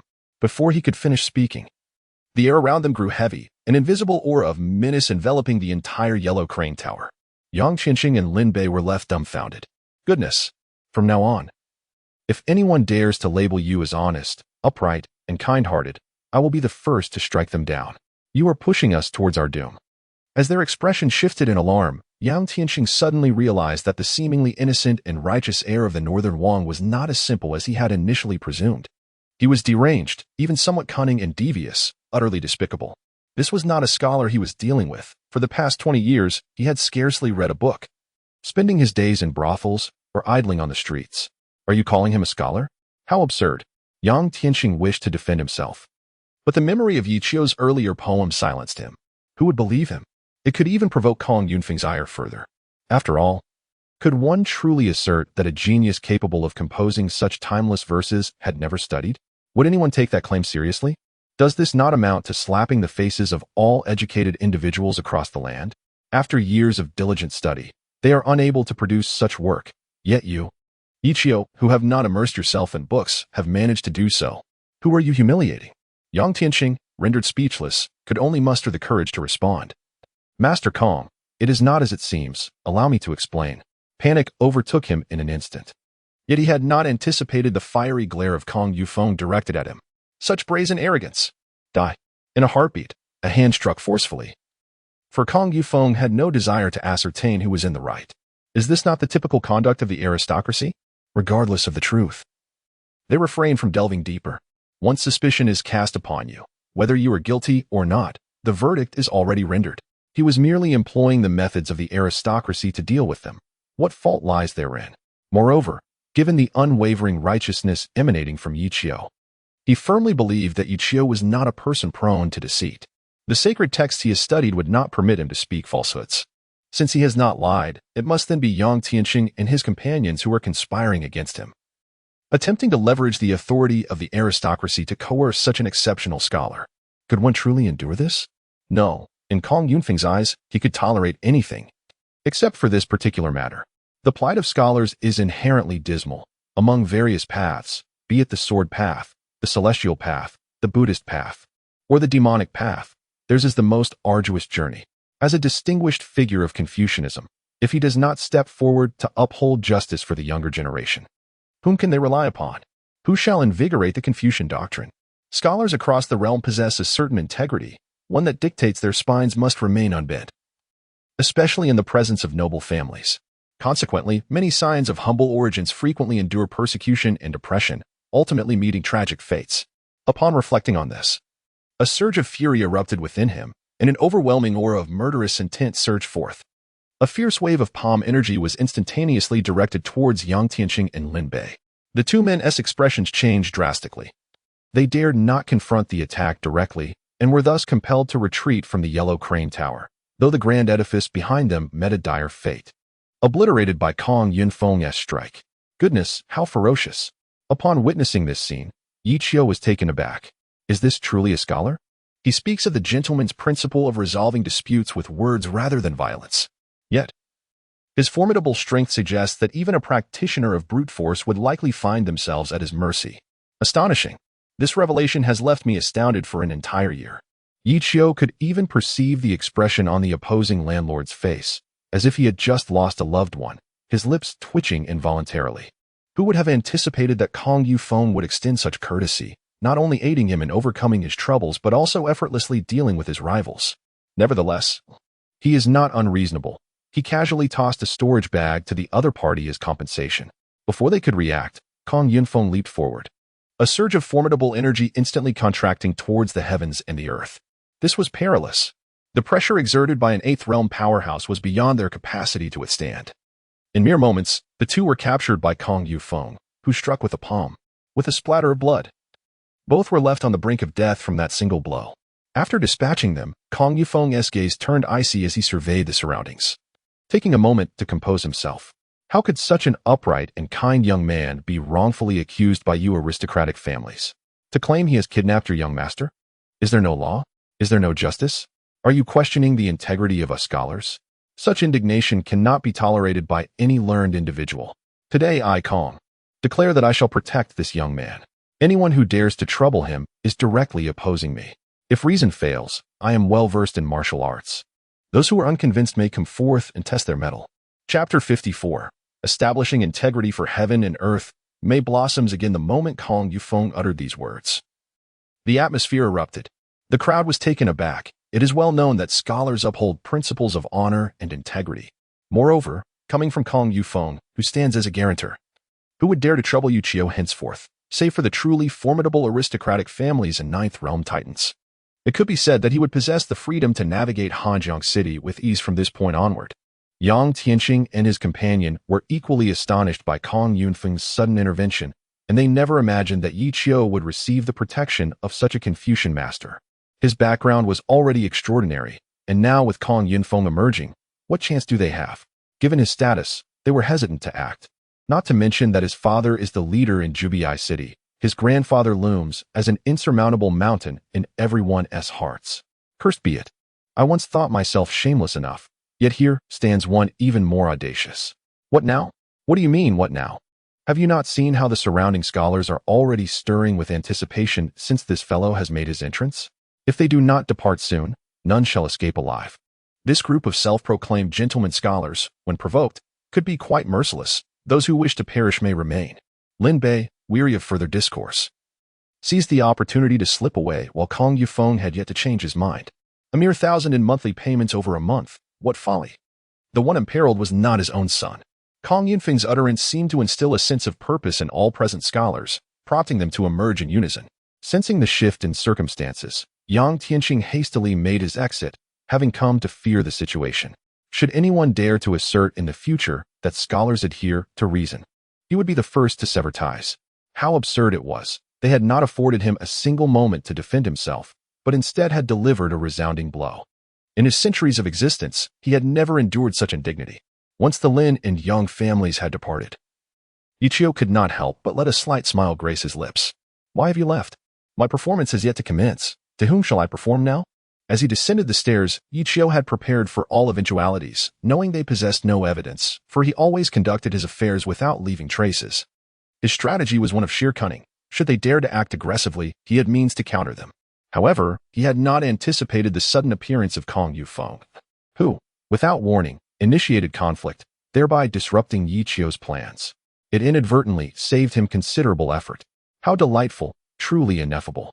In this conclusion, Yi Qiu felt an overwhelming sense of joy, not merely because his crisis had been averted, but rather due to the fact that the events of the day provided him with an opportunity to create a formidable momentum, transforming the Yellow Crane Tower into a revered sanctuary for all scholars.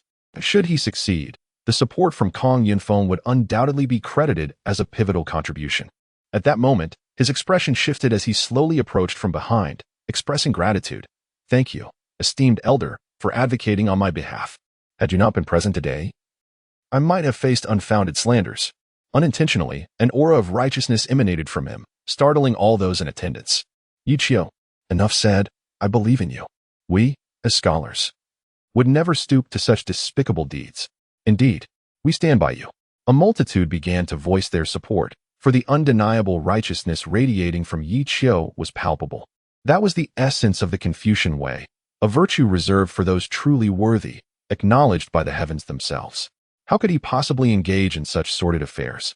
No matter how many times one might repeat it, they would remain unconvinced. Thank you all.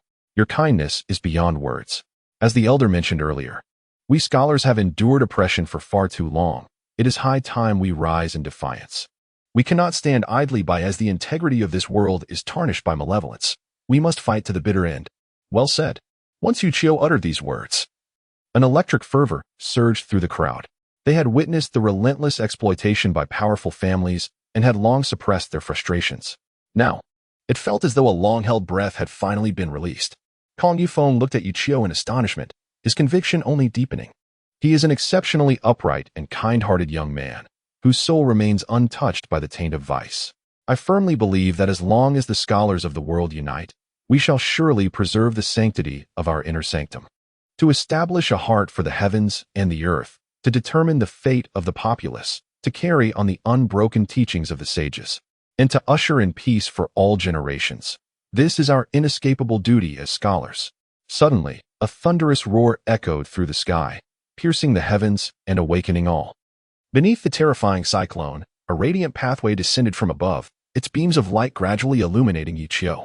In that instant, the entire city erupted with fervor. The scene fell into a profound silence, as all present trembled slightly in awe. With eyes wide in disbelief, they gazed upon him, his figure appearing so majestic and sacred. What a stirring proclamation to establish a heart for the heavens and the earth, to determine the fate of the populace, to carry on the unbroken teachings of the sages, and to usher in peace for all generations. Oh heavens! What tremendous ambition is this? At that moment, the entire audience erupted in fervor. No scholar could withstand the weight of Yi Qiu's brief yet profound four-line adage. It struck like a thunderclap on a clear day, sending shivers through the hearts of all present. Kong Yunfeng, visibly moved, trembled slightly. He could hardly believe that such sagacity could emanate from one so young, merely in his 20s. In his eyes, a flicker of fervor appeared. This was the embodiment of what a scholar should be in his mind. What astonished him even more was that the moment Yu Qiu uttered those 4 lines, even the heavens seemed stirred, bestowing celestial energy upon him. The grandeur of the moment left everyone utterly astounded. It was truly remarkable. Who would have imagined that someone so youthful could harbor such lofty ideals? We, having lived for centuries, had yet to grasp the profound truths he articulated so effortlessly. To establish a heart for the world? Listen to this earth-shattering maxim. Like a thunderous clap from the sky, it is only today that I realize who I truly am. At this moment, all scholars cast their admiring gazes upon Yu Qiu. In the realm of Confucianism and Taoism, there exists no age hierarchy. The one with knowledge reigns supreme. Who dares to question Yi Qiu's brilliance? With verses that evoke the spirit of "let us drink to our heart's content," followed by 4 profound maxims, the heavens themselves responded. Such a prodigious talent is unparalleled throughout the ages. In that moment, Yi Qiu seemed to embody the ideals of all scholars. Who would dare to bully him without first considering the consequences of his fists? As the radiant beam of light dissipated, Yi Qiu gradually opened his eyes. Feeling the surging power within his body, and a surge of joy welled up in his heart. Could it be? This was rather remarkable. Yet, I find it delightful. It was as if fate had granted him a second chance, and Yi Qiu was astonished by the unexpected gains from such an epiphany. Under the enlightening influence of that luminous column, his cultivation had seamlessly integrated into the realm of the 10 heavens, propelling him into the cycle C. This remarkable acceleration can only be described as miraculous. Chapter 55. Do not be anxious. I shall reunite you shortly. Ah, indeed. It appears that the path of cultivation is not as arduous as it seems. System, do confide in me. Do you possess some minor connection with the heavenly Tao? Yi Qiu earnestly inquired, yet the system remained silent, seemingly disinterested in addressing such a trivial question. However, its reluctance to respond mattered little.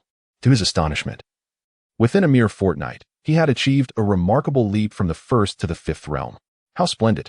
Dear little rascal, do await me. Your beloved brother is so consumed with thoughts of you that he can hardly find rest. Rubbing his hands together, Yi Qiu felt an exhilarating urge, given his current prowess. Coupled with the bloodthirsty demon god's talent, dealing with Yi Qing should pose no significant challenge. Now, everything is set, awaiting him to obediently present himself. He has yet to forget that strike from the Yi family. A noble sentiment to establish a heart for the world. Well said, young man. In light of your words today, I, Kong Yunfeng, declare here and now that should anyone dare to trouble you in the future, they may come to seek me out. How outrageous. Do they truly believe that scholars can be so easily bullied in the absence of a tiger's roar? In an instant, the atmosphere shifted. Kong Yunfeng unleashed an overwhelming aura as a tempest surged forth, leaving the crowd in astonishment. Exquisite. These 4 sentences can be deemed the words of a sage, striking a profound chord within Kong Yunfeng's heart. He could scarcely fathom that such earth-shattering phrases could emanate from the lips of a mere youth. The assembly of literati present cast admiring glances, to which Yuchio responded with a smile, expressing his gratitude. Thank you, esteemed elders, and thank you all. He continued. This tavern is owned by my dear friend, Xiaowui, and tomorrow marks its grand opening. I shall be here to welcome your esteemed presence. At that time, I will compose a poem for your enjoyment and critique. Upon hearing these words, the crowd was momentarily taken aback, their expressions alight with excitement. He has more poetry? After witnessing Ichio's formidable poetic prowess, their anticipation for his next creation grew exponentially. The earlier 4 lines had already astonished everyone present. They were eager to discover what extraordinary verses might emerge the following day. Indeed, it shall be my honor to accept your invitation. How could I dare to decline? I am also eager to witness your new work, Kong Yunfeng promptly replied. His eagerness palpable as he wished to leap forward to tomorrow and witness the birth of a timeless masterpiece. The anticipation was overwhelming. If he had previously regarded Yichio's poetic talent as a fleeting glimpse of genius, he was now thoroughly convinced that Yichio was undoubtedly a gifted and ambitious young scholar. His forthcoming work would assuredly not disappoint. After exchanging a few polite remarks, Kong Yunfeng departed, while others conveyed their congratulations, approaching Yichio to greet him. Yichio warmly reciprocated, employing the highest courtesies of a scholar to express his homesickness. However, after bidding farewell to the crowd, a faint smile tugged at the corners of Yichio's mouth as he leisurely returned to the tavern. At that moment, Xiaowui emerged from within, giving a thumbs up and exclaiming, "You're remarkable. I no longer need to promote. Your 4 sentences are enough to create a tremendous wave in Hanjing City, or even throughout the entire imperial state. To establish a heart for heaven and earth? Goodness. It's truly you. Few would dare utter such audacious words." At this point, Xiaowui was entirely convinced. He could never articulate such impressive sentiments himself. Yichio smiled modestly and replied, "Let us keep it low-key. In the future, you shall find me even more impressive." With that, Yichio ascended the stairs. Indifferent to the tumult this matter might create outside, for his thoughts were solely on how to retrieve those 2 old fellows tonight. Did they not wish to locate their young master?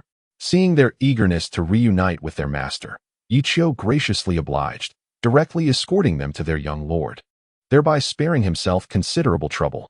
Upon returning to his chamber, Yichio exchanged his scholarly white robe for his own striking red and black attire, instantly transforming his demeanor. Clad in his new garments, he silently departed from the Yellow Crane Tower. Meanwhile, Yang Tianqing and his companions had just left Hanjin City, preparing to return to Liang to report to the clan leader. Along the way, they were vociferously cursing. "Damn Kong Yunfeng. If it weren't for his interference disrupting our plans, we could have easily extracted a confession from Yichio."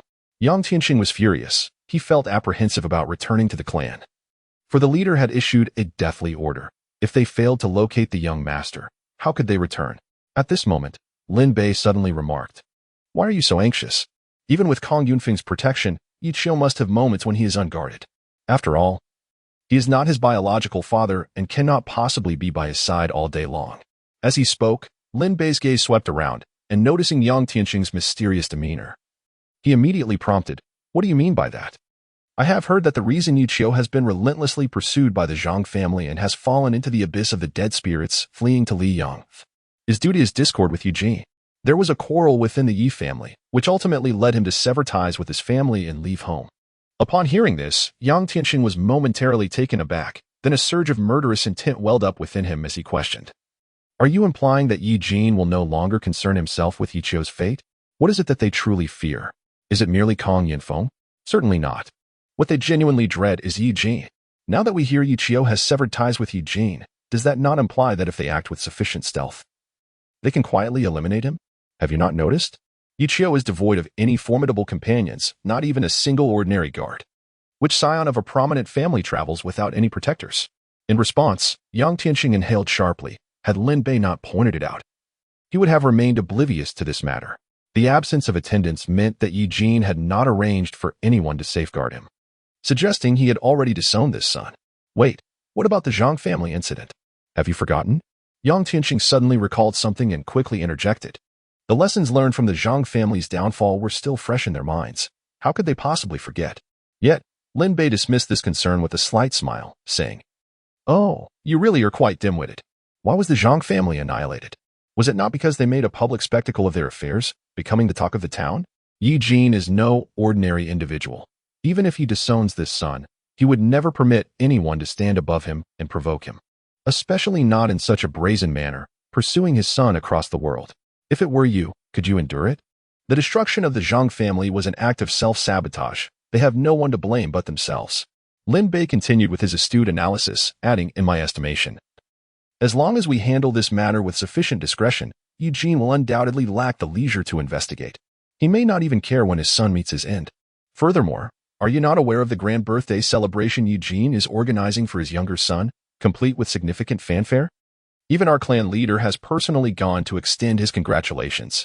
If he truly cared for Yichio, how could he leave him to wander alone while arranging such a celebration? Any discerning person can see that Yi Jin acknowledges only Yi Qi as his son. As for Yichio, he is merely a useless cast-off." With a cold chuckle, Lin Bei placed unwavering trust in his judgment. From the myriad signs exhibited by Yi Jin and Yichio, he was certain that the estrangement between this father and son was irreparable in this lifetime. Whether it was Yi Jin's indifference or the icy detachment reflected in Yichio's eyes when he spoke of Yi Jin, both validated Lin Bei's conjecture.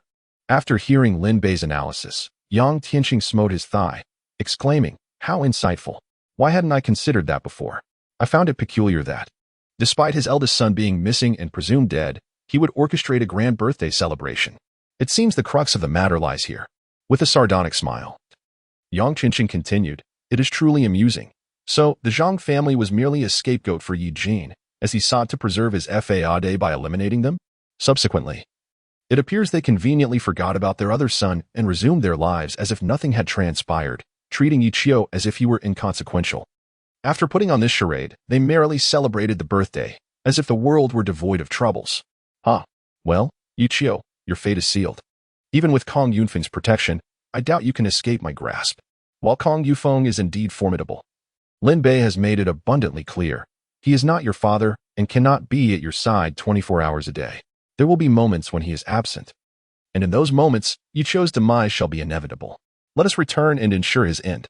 Bring him to me at any opportunity, and employ various tortures to extract the whereabouts of my young master." Yang Tianqing promptly slammed his hand down, resolved to execute a surprise counterattack. Now was the perfect moment for Yichio to lower his guard, believing himself secure under Kong Yunfeng's protection, utterly unaware that they were preparing to launch a sudden strike. As the group geared up to return, a sudden gust of wind swept through the mountainous forest. There is a murderous intent. Lin Bei was the first to react, sensing a chilling and sinister aura emanating from that breeze. His expression shifted abruptly as he regarded his surroundings with heightened vigilance. "Let us investigate." This secluded valley was too hidden, making it difficult to detect foes lurking in the shadows. Lin Bei signaled to one of his clansmen behind him. The individual nodded and soared into the sky, ready to assess the situation ahead. However, just as he ascended, a blade of energy hurtled through the forest. Whoosh! With a resounding thud, that Lin clan member plummeted to the ground, crashing heavily. Enemy attack. Remain alert. Lin Bei remained composed in the face of danger. Swiftly realizing that the menacing sword intent emanated from the valley, its speed astonishingly rapid. In the blink of an eye, they were caught off guard. Cold sweat dripped from Yang Tianqing as he exclaimed, "What a swift blade! Who might this formidable being be, coming to assassinate us? We have not wronged anyone." A sense of foreboding settled in Lin Bei's heart as he pondered the identity of the most likely assailant. Judging by the manner of the strike, it was evident that their adversary was a highly accomplished swordsman, possessing a terrifying mastery of the sword, the ability to kill unseen. Without them even sensing the presence of the foe was chilling. One of their kin had perished silently. Such a dreadful sword intent could only be wielded by a formidable figure of at least the sixth realm, he mused. With this realization, Lin Bei's complexion paled. Among their group, The strongest was merely at the pinnacle of the fifth realm, he and Yang Tianqing. If their opponent was indeed a sixth realm powerhouse, their fate today could only lead to demise. May I inquire who you are? Is there perhaps a misunderstanding between us? I beseech you to reveal yourself, he implored. Desperation creeping into his voice as he sought to glean information about the enigmatic assailant. Several names flitted through his mind, yet he dismissed each one. Kong Yufeng, a grand master of Confucianism, would never stoop to such treachery. Had he wished to harm them, he could have done so within the city. Could it be Yuqiu? No, that was implausible. Rumors suggested that this youth was merely at the 7th rank of the first realm, the last in the trials of the holy land of Tianbu, and thus could not possibly possess such formidable strength. Doubts clouded Lin Bei's thoughts. Neither Kong Yunfeng nor Yi Qiu could be the culprit. Who then could it be? Before he could unravel the mystery, dozens of sword energies suddenly surged from the forest. Not good. Be careful. Lin Bei reacted instantly, positioning his sword to block. His formidable treasure and bone patterns erupting to shield everyone behind him. Suddenly, whoosh. The sword energy pierced through the air as if encountering no resistance, swiftly claiming another victim. More members of the Lin family fell, oblivious to the unfolding chaos. Damn it, we can no longer sit idly by. Brother Yang, assist me in revealing this fiend. Lin Bei, filled with fury, drew forth a mirror. Yang Tianqing responded without hesitation, and together they unleashed their combined might. The mirror radiated a dazzling light, and soon, a spectral figure flitted through the forest. Found you. Lin Bei initially felt a surge of joy, yet it swiftly dissipated. The speed of his adversaries was so formidable that he could scarcely discern their appearances, only catching a fleeting glimpse of a blood-colored figure. In a matter of moments, several streams of sword energy sliced through the air, causing the remaining members of the clan to fall with a resounding thud. Only Lin Bei and Yang Tianqing remained at the scene. Damn it. Hold still. Lin Bei seethed, unleashing a torrent of power as he hurled the mirror high into the air. An unusual domain materialized abruptly, seemingly constraining the figure within the mountainous forest, causing its movements to slow. What an opportunity! Without hesitation, Lin Bei leapt into the woods, while Yang Tianqing stayed behind, hesitant to act recklessly. A sense of dread gripped him. The mysterious figure was too enigmatic, appearing and disappearing without a trace, having slain all his kin in a mere minute. A fleeting thought of fleeing crossed his mind, but before he could contemplate it further, a chilling scream echoed from the forest. Yang Tianqing recognized it distinctly. It was Lin Bei's voice. This is bad. Almost certain that Lin Bei had met his demise, Yang Tianqing dared not linger any longer and bolted. Though fear coursed through him, he retained some semblance of reason. This mysterious foe clearly shunned the light. All he needed to do was ascend into the sky and escape the forest, for surely the pursuer would not dare follow. However, just as he prepared to flee, a figure flickered into view. A strikingly handsome young man with an extraordinary presence stood before him, grinning broadly. Their eyes locked, and Yang Tianqing's hair stood on end. Yi Qiu, surprised to see me, aren't you? You've long sought your young master, and look at me. So considerate, I've come to escort you to meet him. No need for thanks. I never leave my name when performing good deeds. Yi Qiu chuckled malevolently, and before Yang Tianqing could react, a swift strike landed upon him. With a clang, it was done. Half an hour later, within the dim confines of a cavern, water droplets dripped slowly from the stone walls, creating a rhythmic sound in the stillness. Through a haze of confusion, Yang Tianqing struggled to open his eyes, feeling a splitting headache and a parched throat. Where am I? Bewildered, he managed to open his eyes, only to find the surroundings desolate, a chilling breeze sweeping through, causing him to tremble. Instinctively, he attempted to move, but his foot found nothing but empty air. Looking down, he was horrified to discover that he had been bound in midair, and to his shock, he was stripped bare. A sudden chill coursed through him as he beheld the scene before him. A blood-red figure stood with its back turned, intermittently producing a sound akin to metal scraping. What was he doing? Sharpening a blade? Gula swallowed hard. A wave of terror surged within him. Yang Tianqing attempted to free himself from the bindings, only to be met with a sharp pain coursing through his body, as if 100 needles had been thrust into him, sealing all his acupoints. The power within him was utterly inaccessible. In his desperate struggles, a resigned voice echoed in his ears. Stop fighting. I have already tried. That fellow has implanted bone nails within us, sealing all our cultivation. The more you struggle, the deeper the pain will become. Lin Bei's voice, filled with despair, reached him. He had awakened even earlier than Yang Tianqing, yet his condition was far more pitiful. Bloodied and disheveled, he appeared utterly wretched. At that moment, his heart was gripped by fear and astonishment. astonished by Yichio's terrifying strength, capable of overwhelming even a peak 5th-tier warrior like himself with a single strike. Fearful of Yichio's ruthless and merciless nature, perhaps they had all been mistaken, deceived by his first 20 years, believing him to be a weak and unassertive man of few words. Previously, they had only suspected that their young master had been captured by Yichio, lacking any evidence. But now it was clear that their young master had indeed fallen into his grasp, and judging by his condition, it seemed he had endured some inhumane torment. Yang Tianqing stared in horror, realizing that Lin Bei had also been captured. Even more shocking was the sight of 2 other individuals suspended on the opposite side of the cave. Was that not their young master, whom they had been desperately searching for over the past days and nights? Young master, are you still alive? Upon seeing Yang Bai, Yang Tianqing could not contain his excitement. Yet, his joy quickly waned. The good news was that they had found their young master. The bad news was that he too had been bound. Hearing the commotion, Yang Bai struggled to open his eyes, and upon seeing Yang Tianqing, he immediately implored, "Uncle Tianqing, save me." Lin Ran also stirred awake, and upon discovering Lin Bei in the same predicament, his heart sank into despair. It seemed that this time, there truly was no hope left. In recent days, he had been contemplating that if he could just endure a little longer, his family would surely find him and rescue him. However, he did not anticipate that while his family did arrive, the outcome was scarcely better than his current predicament. Faced with the desperate pleas of the young master, Yang Tianqing wept bitterly, exclaiming, "Young master, please stop. Even I, Tianqing, am unable to save myself." He truly wished to rescue him. If he could bring Yang Bai back, it would be a great achievement, and the clan leader would undoubtedly reward him handsomely. Yet, the reality was that he was suffering too.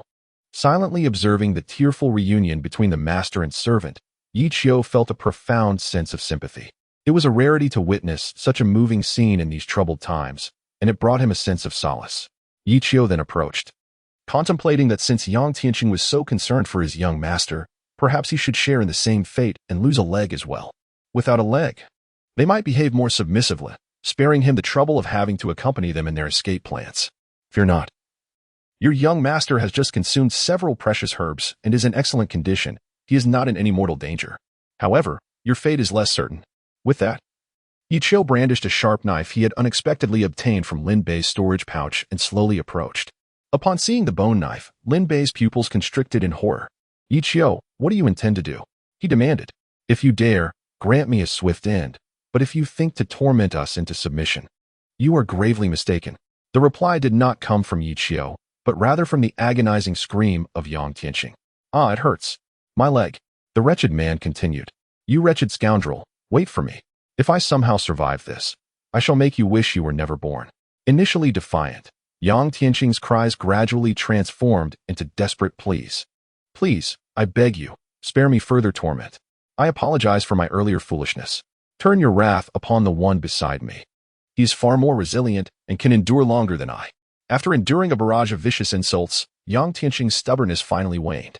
As he felt the life force being drained from him by Yichio, his complexion turned ashen. Behind him, Lin Bei erupted in furious curses. "Yang Tianqing, you wretched dog. I shall not let this go." Before he could finish, Yichio was upon him, for Yang Tianqing's blood had nearly been completely drained. To prevent Lin Bei from perishing outright, Yichio reluctantly administered some healing herbs to prolong his life. Having dealt with Yang Tianqing, Yichio turned his gaze upon Lin Bei, his smile growing increasingly sinister. Lin Bei trembled, fear flooding his heart. "What do you want? I warn you, it would be best to release us. Otherwise, when the clan leader of the Lin family arrives, it will be your end. Should you choose to release us now, we can, for the sake of Eugene, pretend that nothing has transpired. Otherwise, should your deeds become known, you will inevitably be branded a fiend, hunted by all." At this juncture, Lin Bei still attempted to intimidate Yichio, but was met with the merciless edge of Yichio's blade.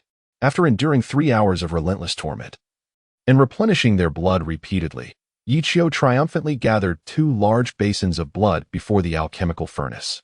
He now possessed 4 sources of blood, alleviating any immediate concerns regarding the materials for brewing.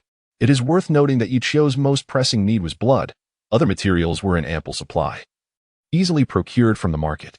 With the bargaining prowess of Xiao Wui, the acquisition costs were quite reasonable.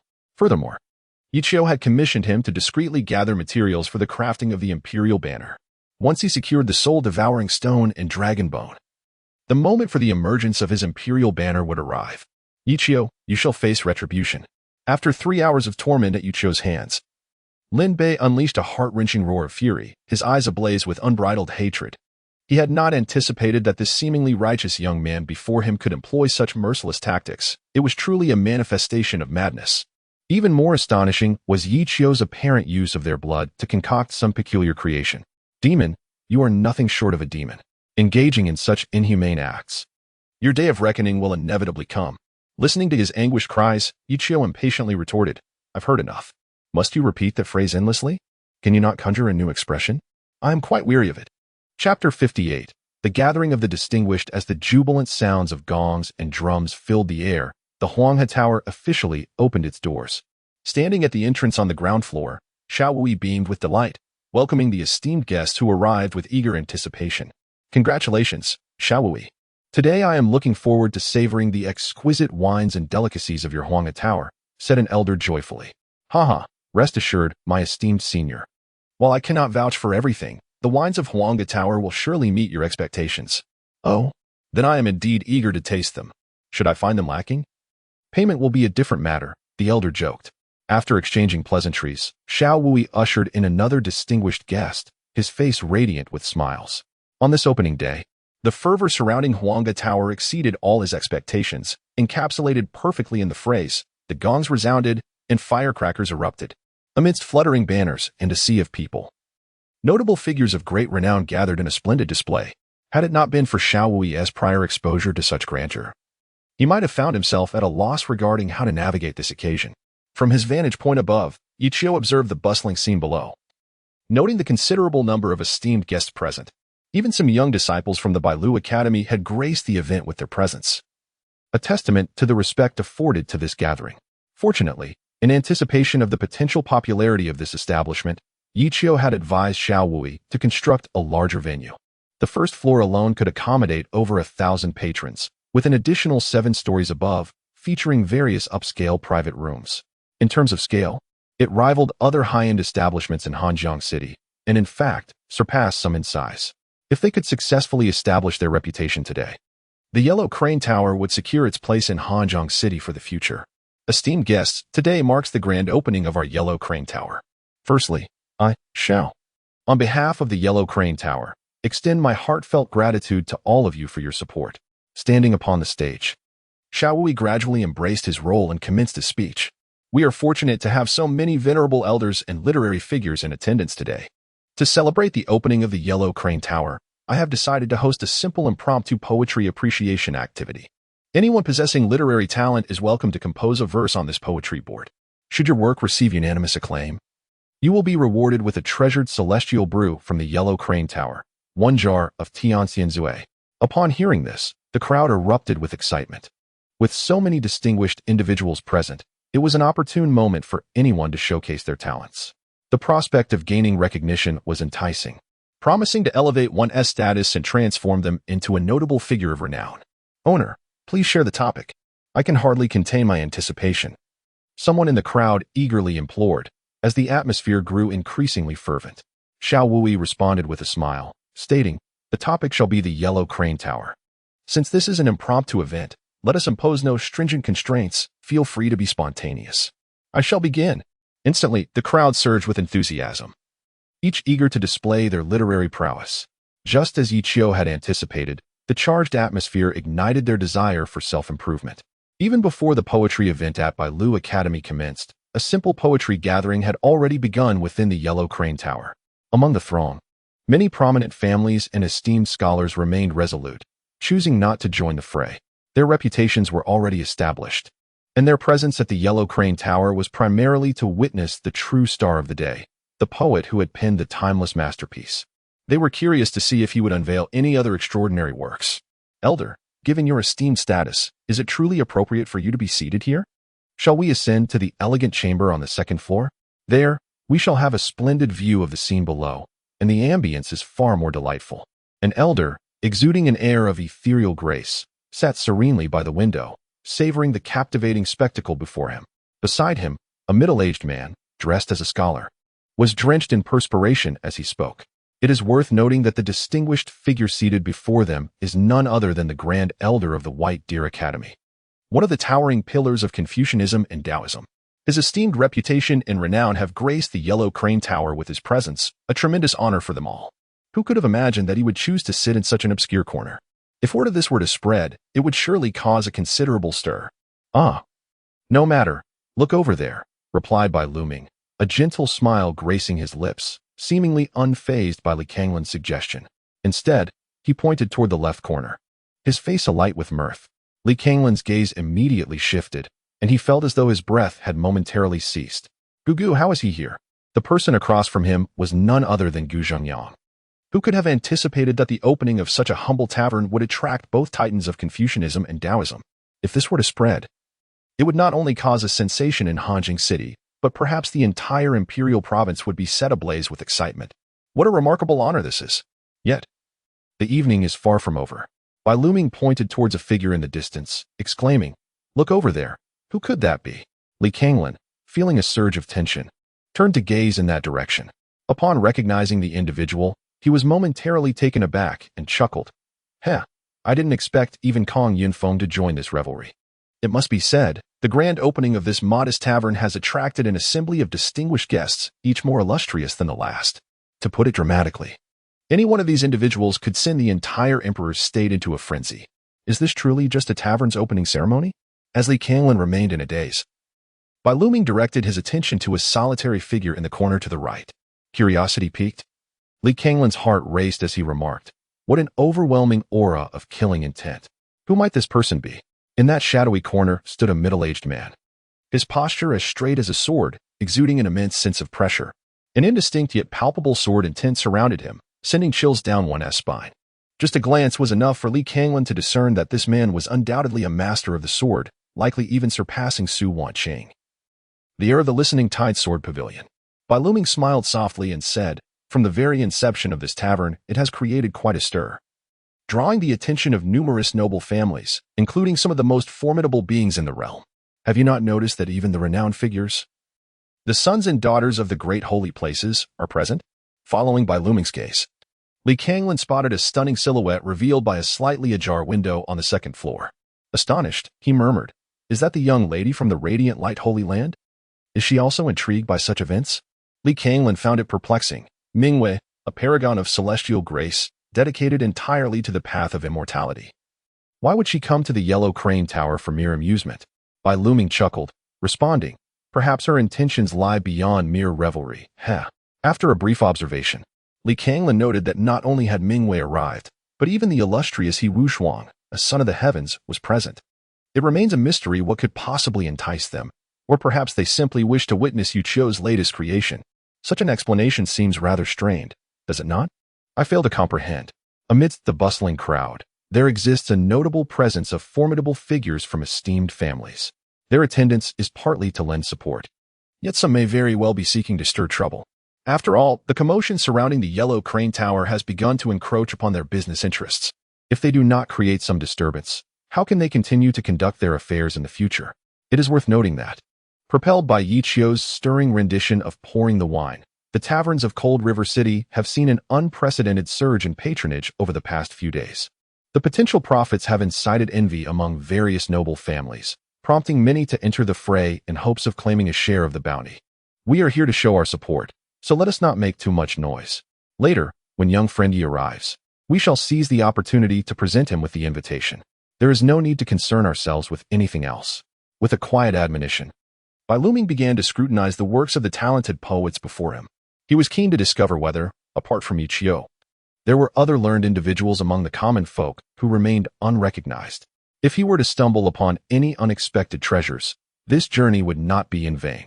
Nevertheless, his primary purpose for attending was indeed Yu Qiu. He was eager to witness firsthand the extraordinary individual capable of proclaiming, to establish a heart for heaven and earth, to establish a destiny for the living, to continue the teachings of the ancients, and to usher in peace for all generations. Originally, he had not intended to attend, but after hearing those 4 lines yesterday, he felt compelled to experience it all in person. Chapter 59. The most stunning woman of the emperor's state in the elegant chamber on the second floor, Mingwei frowned slightly as she observed the raucous scene below. Had it not been said that the poet would emerge to compose verses? Why had he yet to make an appearance? Miss, do not be anxious. In my experience, the more exceptional the individual, the later they tend to arrive. Let us first examine the works of others, so we may have a point of comparison, Xiaoyan explained patiently. Mingwei nodded slightly, her gaze inadvertently drifting to the opposite chamber, where her eyes briefly met another's, causing her brow to furrow. He was Shuang? What brings him here? The figure across the way was indeed the unparalleled holy son of the heavenly spring sacred realm, whom she had encountered several times, though they were not well acquainted. His talent was commendable, ranking among the more formidable contenders she had faced. Yet, her understanding of his character was limited. She had only heard that he was deeply calculating and willing to employ any means to achieve his ends. A rather formidable character, indeed. Retracting her gaze, Mingwei chose to focus below once more, her eyes suddenly sweeping over an individual, causing her heart to race. Miss, what troubles you? Xiaoyan inquired, noticing her intense reaction. Mingwei spoke slowly, it is Director Bai. He has also come. Which Director Bai? Xiaoyan was momentarily taken aback, suddenly recalling the esteemed Director Bai from Hanjiang City. Glancing down, she noticed Bai looming seated in a corner on the first floor, greeting them with a benevolent smile. Instantly, Xiaoyan's face turned pale with fright. Miss, should we descend for a moment? She inquired, feeling an overwhelming sense of pressure. Good heavens, that was the legendary figure. She had never anticipated that she would be fortunate enough to catch a glimpse of his true visage, and even receive a greeting from him. If this were to spread, it would provide her with tales to recount for a lifetime. Mingwei slowly rose and said, let us go and greet the esteemed elder and inquire about his well-being. Having witnessed him, she could not feign ignorance. As a junior, it was imperative to pay her respects. Moreover, Bai Luming, as the headmaster and chief elder of the Bailu Academy, held significant esteem among all scholars in the Empire of Wang. Even those from the celestial realms would bow respectfully before him, addressing him as headmaster. His greatness extended beyond the founding of the Bailu Academy. He had opened the doors of education to countless children from impoverished families, allowing them access to learning. Thus, he was revered and cherished, a saint in the hearts of the common folk. In a rush, Mingwei descended the stairs, and the moment she did, all eyes in the room converged upon her, eliciting gasps of astonishment. Suddenly, the crowd began to stir, exclaiming, it's Fairy Mingwei. What? Mingwei's here too? Where is she? Let me see what the most beautiful woman in the Empire of Wang looks like. In an instant, the atmosphere became electric. No one had anticipated that such a figure would grace the opening of a modest tavern. However, what truly astonished them was that Mingwei was walking directly towards an elderly man. As they recognized the old man's visage, the collective breath of the crowd was held in suspense. Goodness gracious, it's Headmaster Bai. Am I dreaming? Is this real? Oh heavens, what is happening? I thought this gathering was merely a low-key affair for us humble scholars, yet a deity like him has emerged. Upon discovering Bai looming hidden amongst the crowd, a commotion erupted, leaving the aristocratic families lurking in the shadows momentarily stunned. What is going on? Are you serious? Do you know who he is? Among all scholars in this land, he is the most formidable. To cause trouble in his presence is something even 10 royal families cannot withstand. Chaos ensued as everyone turned their gaze toward Bai looming, some daring enough to approach him in hopes of making an acquaintance. Bai looming regarded the scene with resignation. He had merely come to observe the festivities, unaware that he would be drawn into the fray. With a twitch of his lips, he suddenly remarked, look over there. No sooner had he spoken than the crowd fell silent, all eyes shifting simultaneously to the direction he indicated. There, opposite Bai looming, an elderly man with snow-white hair was awkwardly picking peanuts from a plate, his movements slightly stiff. Gu Xingyang, bewildered, lifted his head, and as he realized that all attention was now upon him, he could not help but twitch at the corners of his mouth. Hello, everyone. With a smile that was both awkward yet courteous, Gu Xingyang, having been exposed, ceased his pretense and gradually rose to his feet. Today, by fortunate invitation from the esteemed young friend Yuchio, I am honored to attend the grand opening ceremony of the Yellow Crane Tower. Please disregard my presence. Feel free to present your remarkable works, as both I and Director Bai shall personally offer our critiques. Upon hearing this, an uproar ensued in the crowd, with Bai looming's lips curling in disbelief. He had not agreed to provide critiques. How shameless could this elder be? Gu Xingyang merely smiled at him, unfazed by his silent protest. For the words had already been spoken. As the commotion stirred, Xiaowei felt a bead of sweat trickle down his back. Oh dear. No one informed me that these two venerable figures would be in attendance. I am utterly unprepared." In a fluster, he rushed forward with an apologetic grin, exclaiming, "Esteemed elders, it is my failure as a junior to have overlooked your arrival and allowed you to sit here. I am at fault." With that, he slapped his own face in exasperation, continuing his profuse apologies. "Elders, I shall promptly arrange for the finest private room and serve you the best wine and delicacies to properly honor your presence." "Ah, young man, you possess a certain cleverness. But it matters little. I find myself quite fond of this place, as I am eager to witness the remarkable works presented by the talented individuals gathered here today." Bai Luming waved his hand dismissively, never one to be bound by formality. Seeing this, Xiaowui dared not press further and quickly turned to Gu Zhengyang, who also waved his hand and resumed his seat, returning to the task of battling the bowl of peanuts before him. Xiaowui, now drenched in perspiration, had no choice but to summon a waiter at once, instructing, "Hurry, bring forth our finest wine for the elders to savor." "Understood, I shall fetch it immediately." The waiter replied, and as Xiaowui wiped the sweat from his brow, he stood awkwardly before the two elders. At that moment, Mingwei cast him a glance and approached gracefully. "Revered Bai, esteemed Elder Gu, it is a pleasure to meet you," she said, executing a slow bow, to which both men nodded slightly, their expressions reflecting satisfaction. The rumors surrounding this young lady have circulated widely, garnering considerable admiration among the younger generation. Her talent stands as the most remarkable, making her the youngest Seven Realms powerhouse in the Empire of Kings. It is noteworthy that she is merely 23 years of age. Yet she has attained the formidable realm of 7, an unprecedented achievement that precedes her and is unlikely to be surpassed by anyone thereafter. Her future accomplishments will undoubtedly rival those of anyone present. To refer to her as the most stunning woman in the Empire of Kings would not be an exaggeration.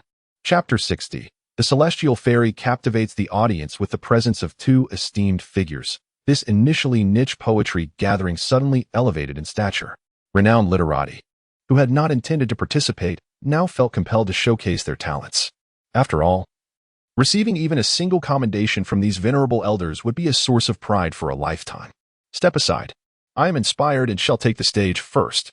Waiter, bring me wine. How can one compose poetry without it? Following a wave of excitement, many began to compose verses for the newly opened Yellow Crane Tower. However, most of the submissions were merely ornate phrases, lacking true substance. There were a few commendable pieces, yet they still fell short of the expectations set by Bai Luming. With a smile, he turned his gaze to the side where Mingwei stood, and inquired, "Mingwei, would you care to showcase your talents?" Upon hearing this, Mingwei felt a bit shy and replied, "Dean, my knowledge is quite limited, and I fear I may not produce a work that meets your expectations. I came to this poetry gathering merely to witness the brilliance of the talented, with no intention of composing myself."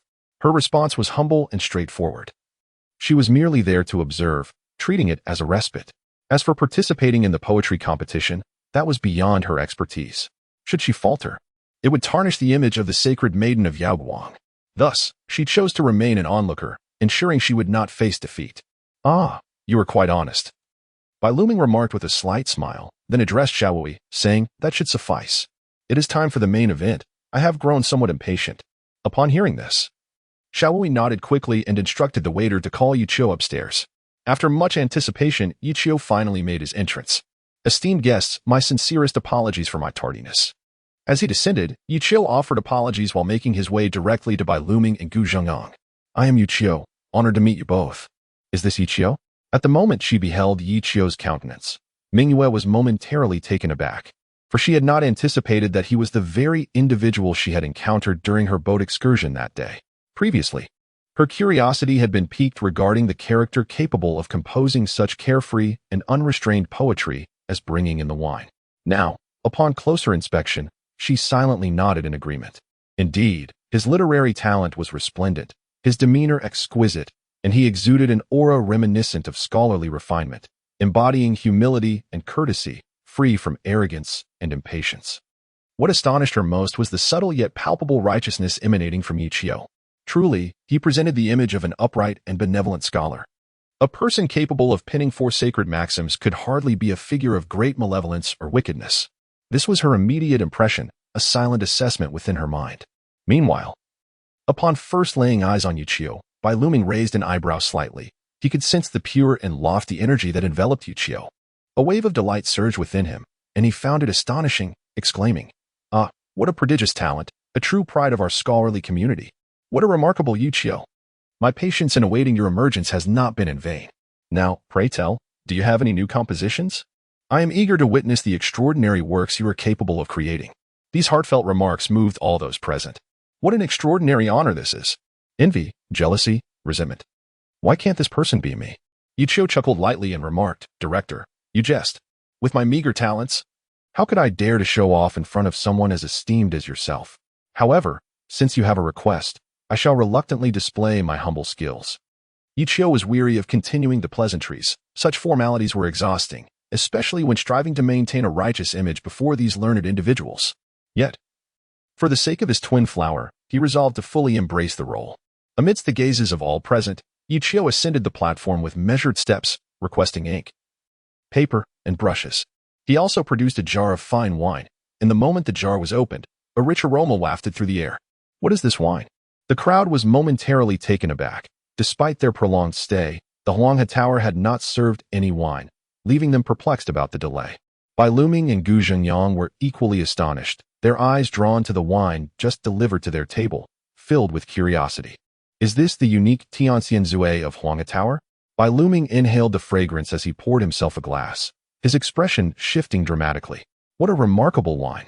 This robust aroma is intensely potent, and it contains 100 kinds of lethal toxins. Yet, there is something uniquely extraordinary within it. What could it be?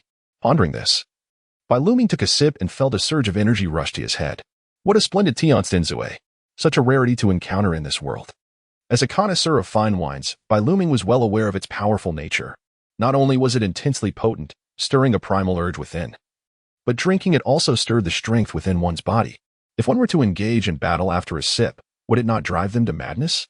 Moreover, unlike those temporary elixirs that boost strength, this wine bore significant side effects. The primary drawback was the risk of intoxication, which could lead to reckless abandon in one's actions, resulting in particularly vigorous blows when engaging others. Excellent wine, excellent wine. Ha! Tianxian Zue? Truly befitting of its name, even the divine would succumb to its allure.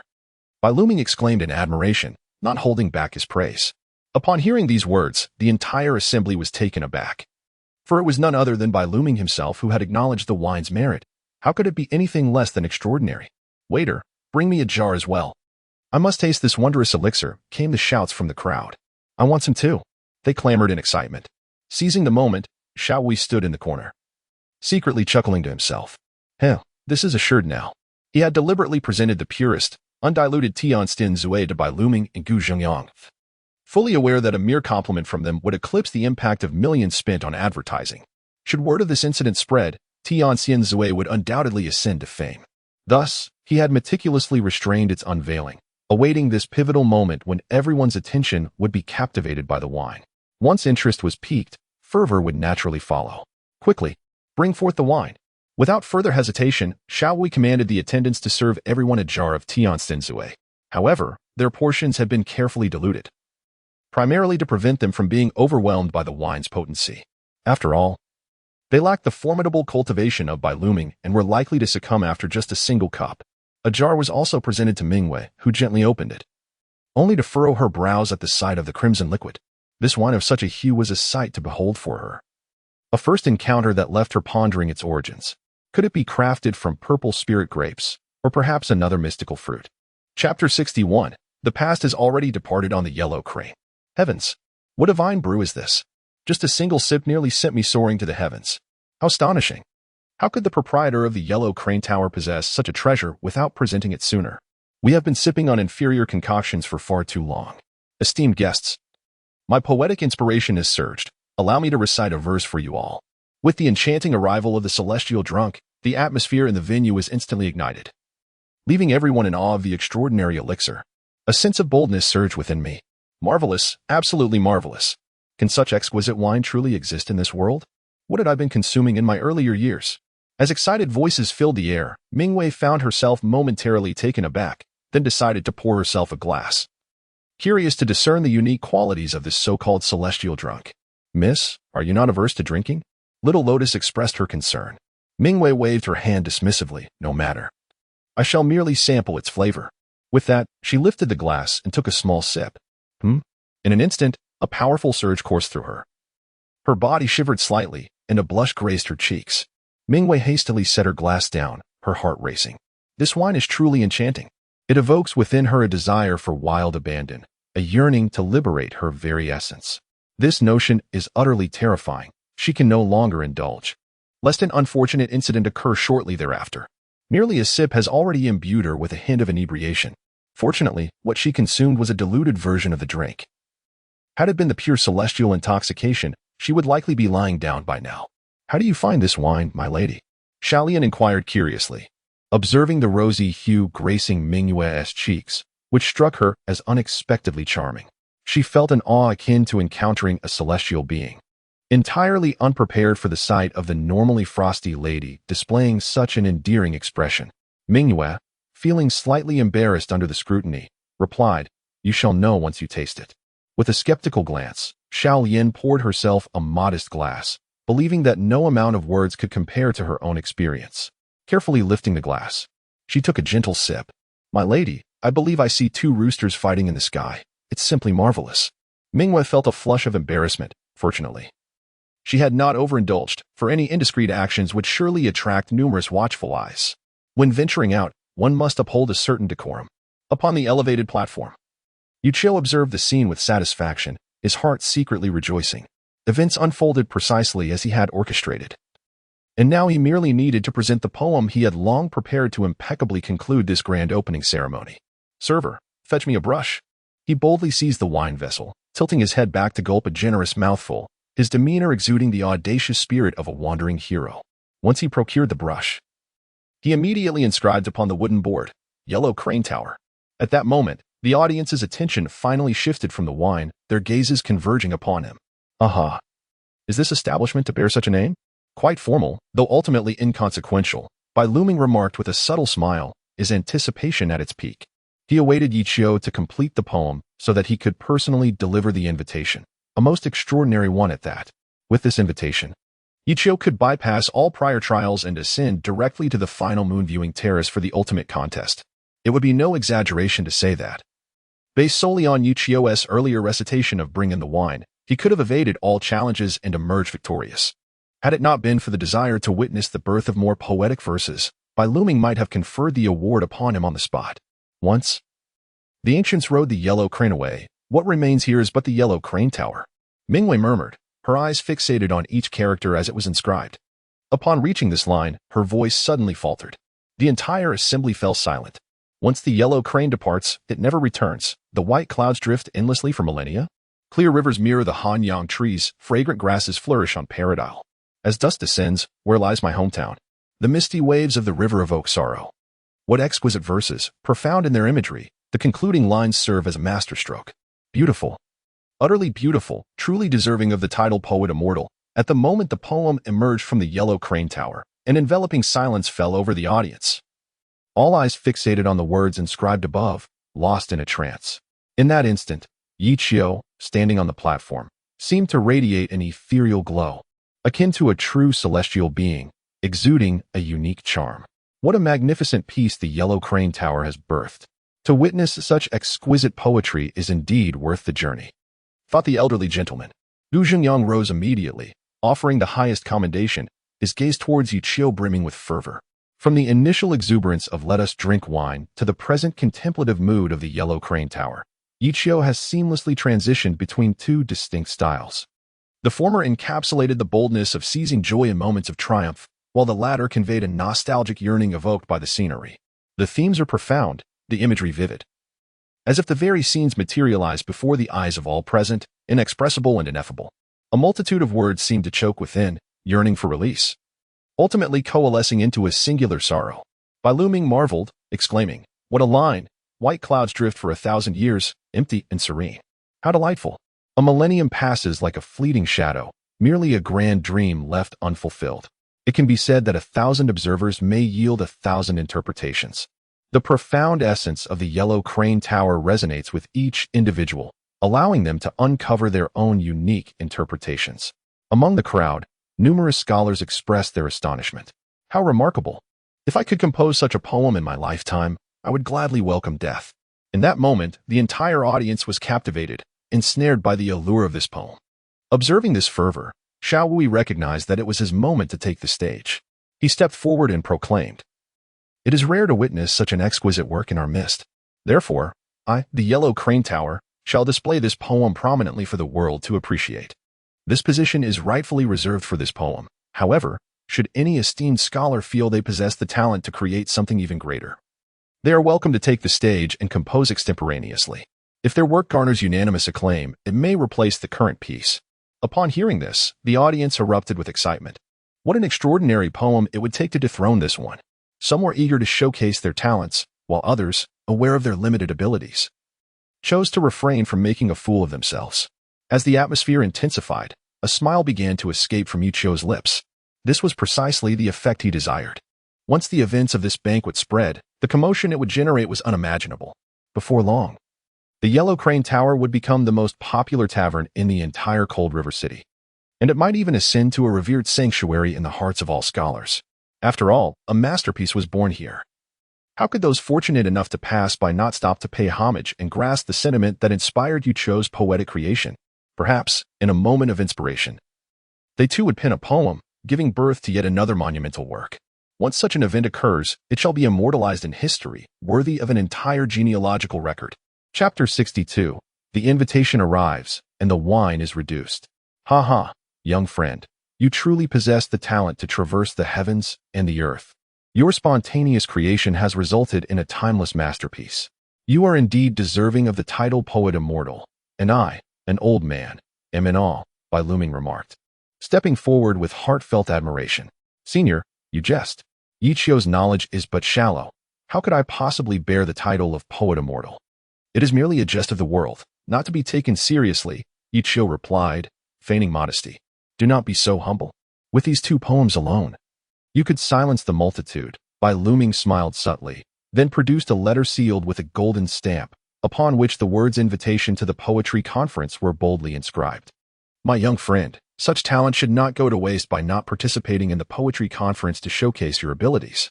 I have come today not only for your poem, but also to personally deliver this invitation, as a testament to Bai Lu Academy's esteem for you.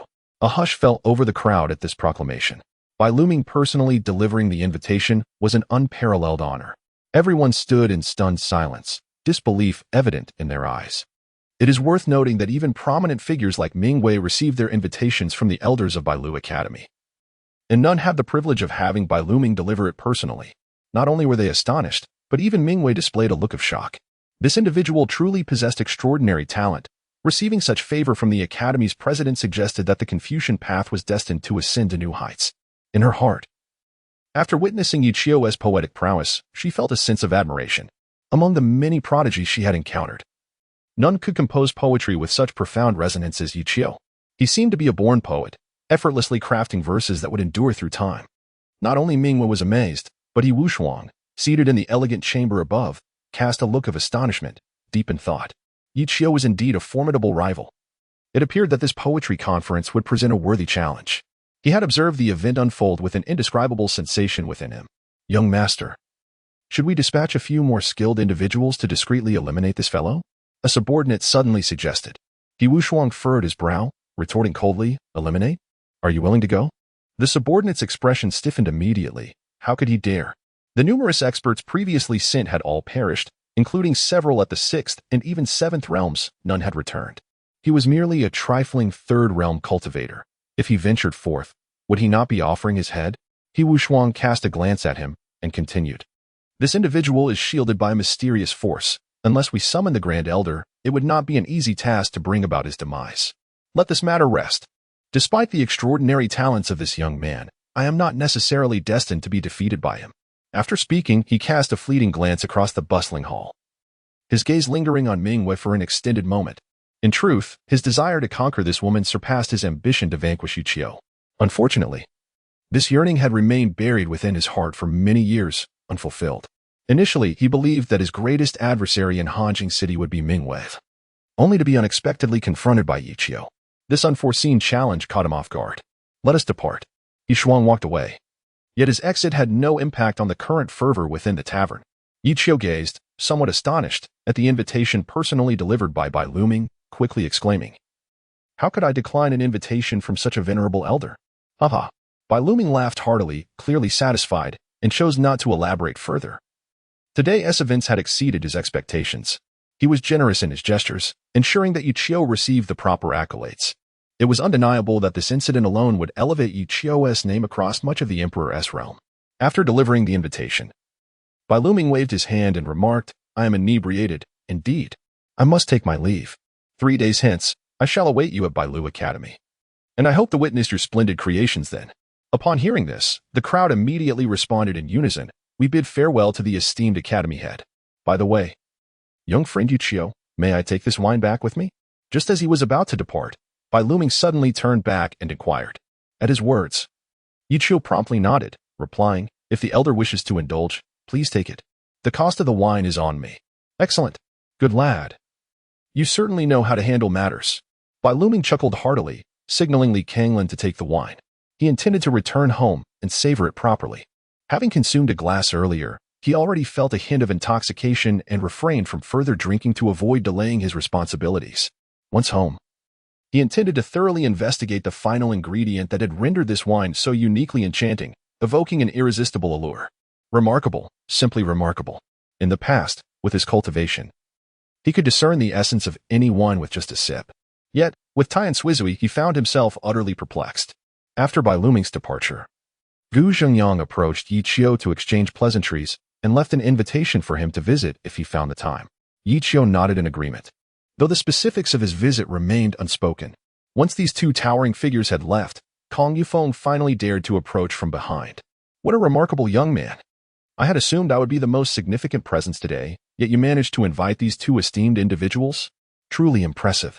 Kong Yufeng was genuinely astonished. Having remained silent throughout the proceedings, with such monumental figures present, he felt it unnecessary to voice his opinions.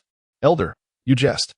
Uncertain of today's exquisite wine and the poem of Yellow Crane Tower, do they capture your discerning eye?" Yichio smiled faintly, while Kong Yufeng patted his shoulder and earnestly remarked, "In 1,000 words, I can only express this sentiment. This wine, a rarity bestowed from the heavens, is seldom encountered on earth. This poem is truly unparalleled, a gem in this world. You are indeed a genius. If it were not for pressing matters today, I would relish the opportunity to indulge in a hearty drink here, to fully immerse myself in the essence of your verses. Alas, burdened by responsibilities, I must take my leave." Upon hearing this, Yichio promptly replied, "Senior, please travel safely. When you return next time, I shall ensure we indulge in a splendid feast together." After bidding farewell to Kong Yufeng, Yichio turned to gaze at the bustling business and the surging influx of spirit stones, unable to suppress a smile. How exhilarating! A sudden sensation of regarding wealth as mere refuse washed over him. Just moments ago, Xiaowei reported that within a mere hour, the tavern's revenues soared to a staggering 100,000, with the majority attributed to the enchanting Tian Sinsue. This wine has truly become a sensation. It feels almost addictive. After a single sip, one is compelled to take another, and the intoxication only deepens with each drink. Just moments ago, a group of individuals engaged in a drinking contest, vying to see who could consume the most. Their extravagant indulgence resulted in nearly 2,000 spirit stones contributed directly to the tavern. In the wine cellar, the bottles that Yichio had initially set aside were rapidly being depleted. There are fewer now. The stock has diminished. Had I known earlier, I would have drawn more blood and refined a few thousand jars. That would have greatly enhanced my profits. I must return shortly to procure additional restorative potions to properly replenish their vitality. This recent turn of events has indeed taken me by surprise, fortunately. Yichio currently possesses an ample supply of blood essence, enabling him to concoct more wine at any moment. Moreover, each time he produces 100 jars, he can transform them into 10,000. The primary concern lies in the procurement of materials, which is why he has instructed Xiaowei to arrange for personnel to gather resources from major pharmaceutical shops in Tianbao Pavilion. Chapter 63. I cannot sleep without extracting him. Aside from this, a more pressing dilemma confronts Yichio. It is impossible for him to remain at this indefinitely. Furthermore, should he open additional branches in the future, the demand for wine will inevitably increase, rendering it impractical for him to immerse himself in the brewing process day after day. After all, this is a tumultuous world. Without strength, one cannot safeguard their possessions. It seems the matter of refining goo needs to be prioritized expeditiously. Yichio had initially contemplated this notion, to capture a few individuals and transform them into corpse goo. Under the control of the goo worms, they could function like machines. laboring on his behalf. Once forged into corpse goo, they would be devoid of independent thought, compelled to obey his commands without the risk of betrayal that could expose his winemaking endeavors. This idea is quite promising and must be executed promptly. Whom shall I test it on first? Yang Bai? No, he is far too weak. Perhaps I could return to the Yi Wang residence and capture that little brat Yu Qing? This thought suddenly crossed his mind, but recalling Yi Jin's formidable strength, Yi Qiu quickly dismissed this reckless notion. Given their adoration for their youngest son, were he to dare harm Yi Qing, he would likely meet an untimely demise on the spot. For the time being, it would be unwise to pursue this boy. This matter requires careful deliberation. Besides, Yi Qing's prowess is not to be underestimated. Should a confrontation arise, Yi Qiu would find himself at a distinct disadvantage. After all, at such a young age, he has already achieved the 6th realm, surpassing Yi Qiu by a level. The Yi family has invested immense resources in nurturing him as the foremost genius of Mount Bulao, and his combat abilities are certainly not on par with those of ordinary cultivators. Moreover, this endeavor would take place under the watchful gaze of Yi Qing, making it even less feasible. Well, you may be impressive. However, there will surely be times when you are absent, right? I refuse to believe that Yi Jin can safeguard his precious son for eternity. Besides, Yi Qiu cannot remain stagnant forever. Do you truly believe your youngest son surpasses me? Very well. Let us observe who truly possesses greater prowess. I require no assistance. I shall effortlessly trample upon your cherished son. In due time, you shall witness the sensation of having nurtured him for years, only to find him reduced to mere refuse in my eyes. For others, Yu Qiu would not hesitate to exterminate. However, with Yi Qing, his intention is to strike at the very core of his being. To shatter his pride and crush that which he holds dear beneath his feet is the most profound blow. The more arrogant a person is, the less capable they are of enduring such a setback. This is a common flaw among prodigies, particularly when confronted by someone they deem inferior yet who can easily dismantle them. Such a blow is akin to a sharp blade piercing deep into their heart, obliterating their dignity and pride into mere dust. The poem Yellow Crane Tower once again propelled Yu Qiu into the limelight. In the ensuing days, the entrance to the Yellow Crane Tower was nearly trampled flat. Countless individuals flocked to behold the scenic views and the poetry's charm. Others, lured by the exquisite wine, contributed to the staggering revenue that soared to millions within just 2 days, much to Yu Qiu's delight. However, amidst the flourishing business, for individuals found themselves in dire straits. After all, the success of the wine meant they would endure additional hardships. If one were to inquire who wished for Yu Qiu's business to fail the most, it would undoubtedly be these 4. Yu Qiu, may you meet a wretched fate. Retribution will surely come for you. As usual, Yu Qiu frequently heard this phrase. His heart long since desensitized. He even felt that their curses lacked fervor, inferior to the mere musings of internet trolls. Their attacks were too feeble, at times. He truly wished to personally instruct them on how to deliver a proper insult. Upon returning to the Yellow Crane Tower, Yi Qiu handed the wine he had painstakingly crafted over 2 days to Xiao Wui, saying, "The poetry competition commences the day after tomorrow, and disciples from esteemed families, sacred lands, and academies from around the world have begun to arrive in the city. Business is thriving. You must expedite the preparations for opening a second branch. Additionally, aside from the materials for brewing, gather some special ingredients that will prove immensely useful." Receiving the list, Xiao Wui nodded in agreement, replying, "No problem, leave this to me. You should also prepare for the poetry competition. You must understand that your reputation is now quite prominent.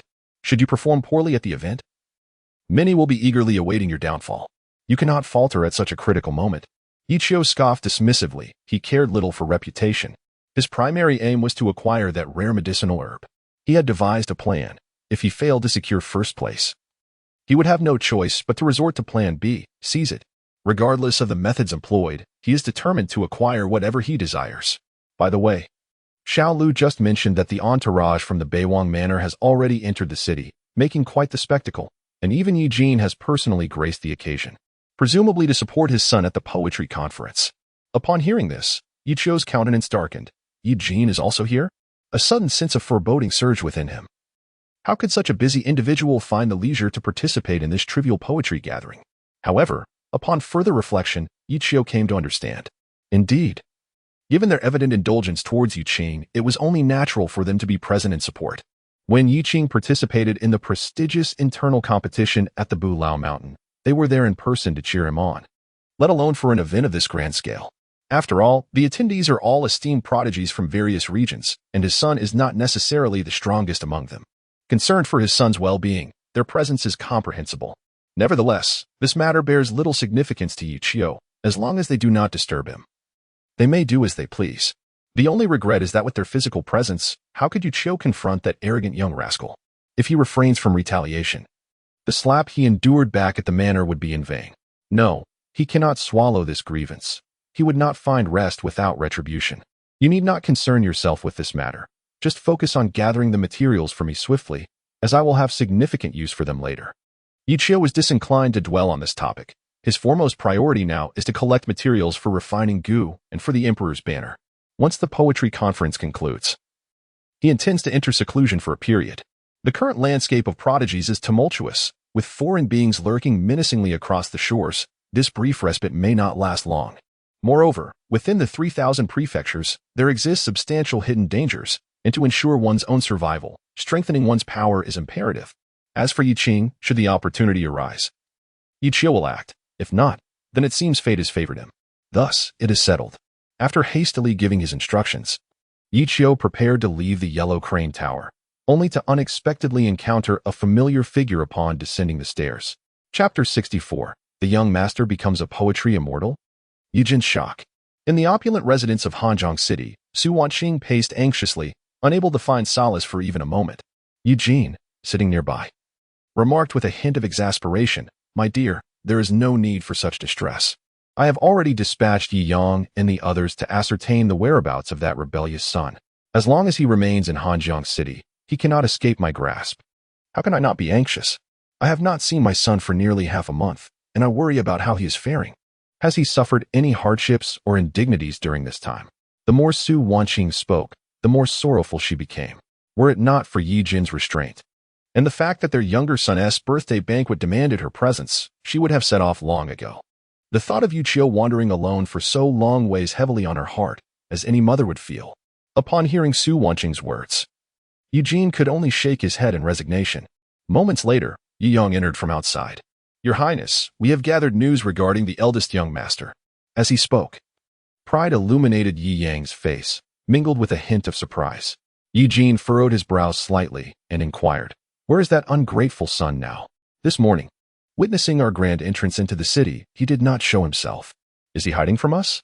"Your Highness, the young master has just returned to Hanjing City and is currently at the Yellow Crane Tower." "The Yellow Crane Tower? Which family's establishment is that?"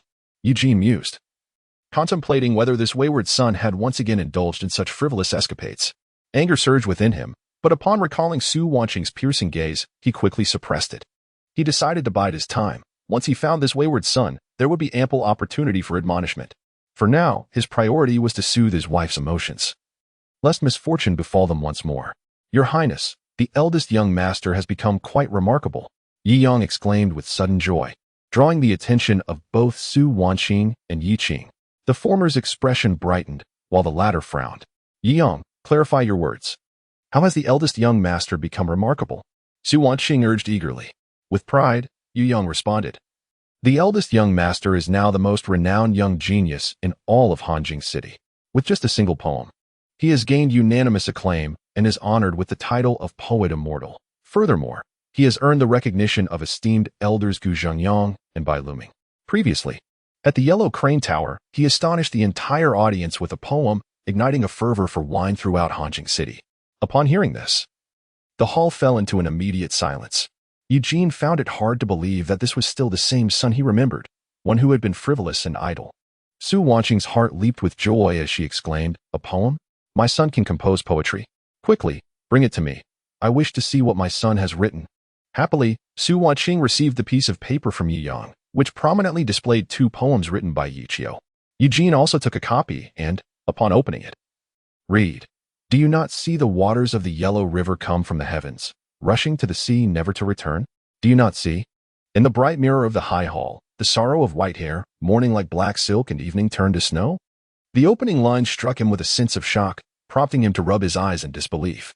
In life, one must revel in joy, lest the golden goblet remain empty before the moon.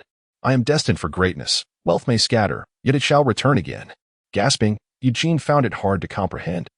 When had this boy learned to craft such eloquent verses, exuding a magnificent spirit? He inhaled sharply, struggling to reconcile this newfound talent with the son he remembered, one who had been timid, lacking in resolve, and possessed only shallow knowledge. Not only had he struggled in his studies, but he had also consistently ranked last in the examinations at the revered heavenly pillar. How had he come to write poetry? At the very outset, a thunderclap resounds on a clear day. The ancient traveler has already departed on the yellow crane, leaving behind the empty yellow crane tower. Once the yellow crane has flown away, it shall never return. The white clouds drift aimlessly for 1,000 years. Su Wanqing softly murmured, reciting this verse from Yellow Crane Tower, her heart suddenly trembling. What a beautiful sentiment! Did my son compose this? Indeed, madam. It was penned by the young master himself just 2 days ago atop the Yellow Crane Tower, where he spontaneously created it, astonishing all present. Even the esteemed head of Bailu Academy, the venerable Bailu Ming, was left in awe, declaring the young master truly deserving of the title poet immortal and a prodigy unparalleled throughout the ages. At this juncture, Yi Yang's eyes brimmed with tears. He deeply understood the sentiment embodied in the young master's poetry.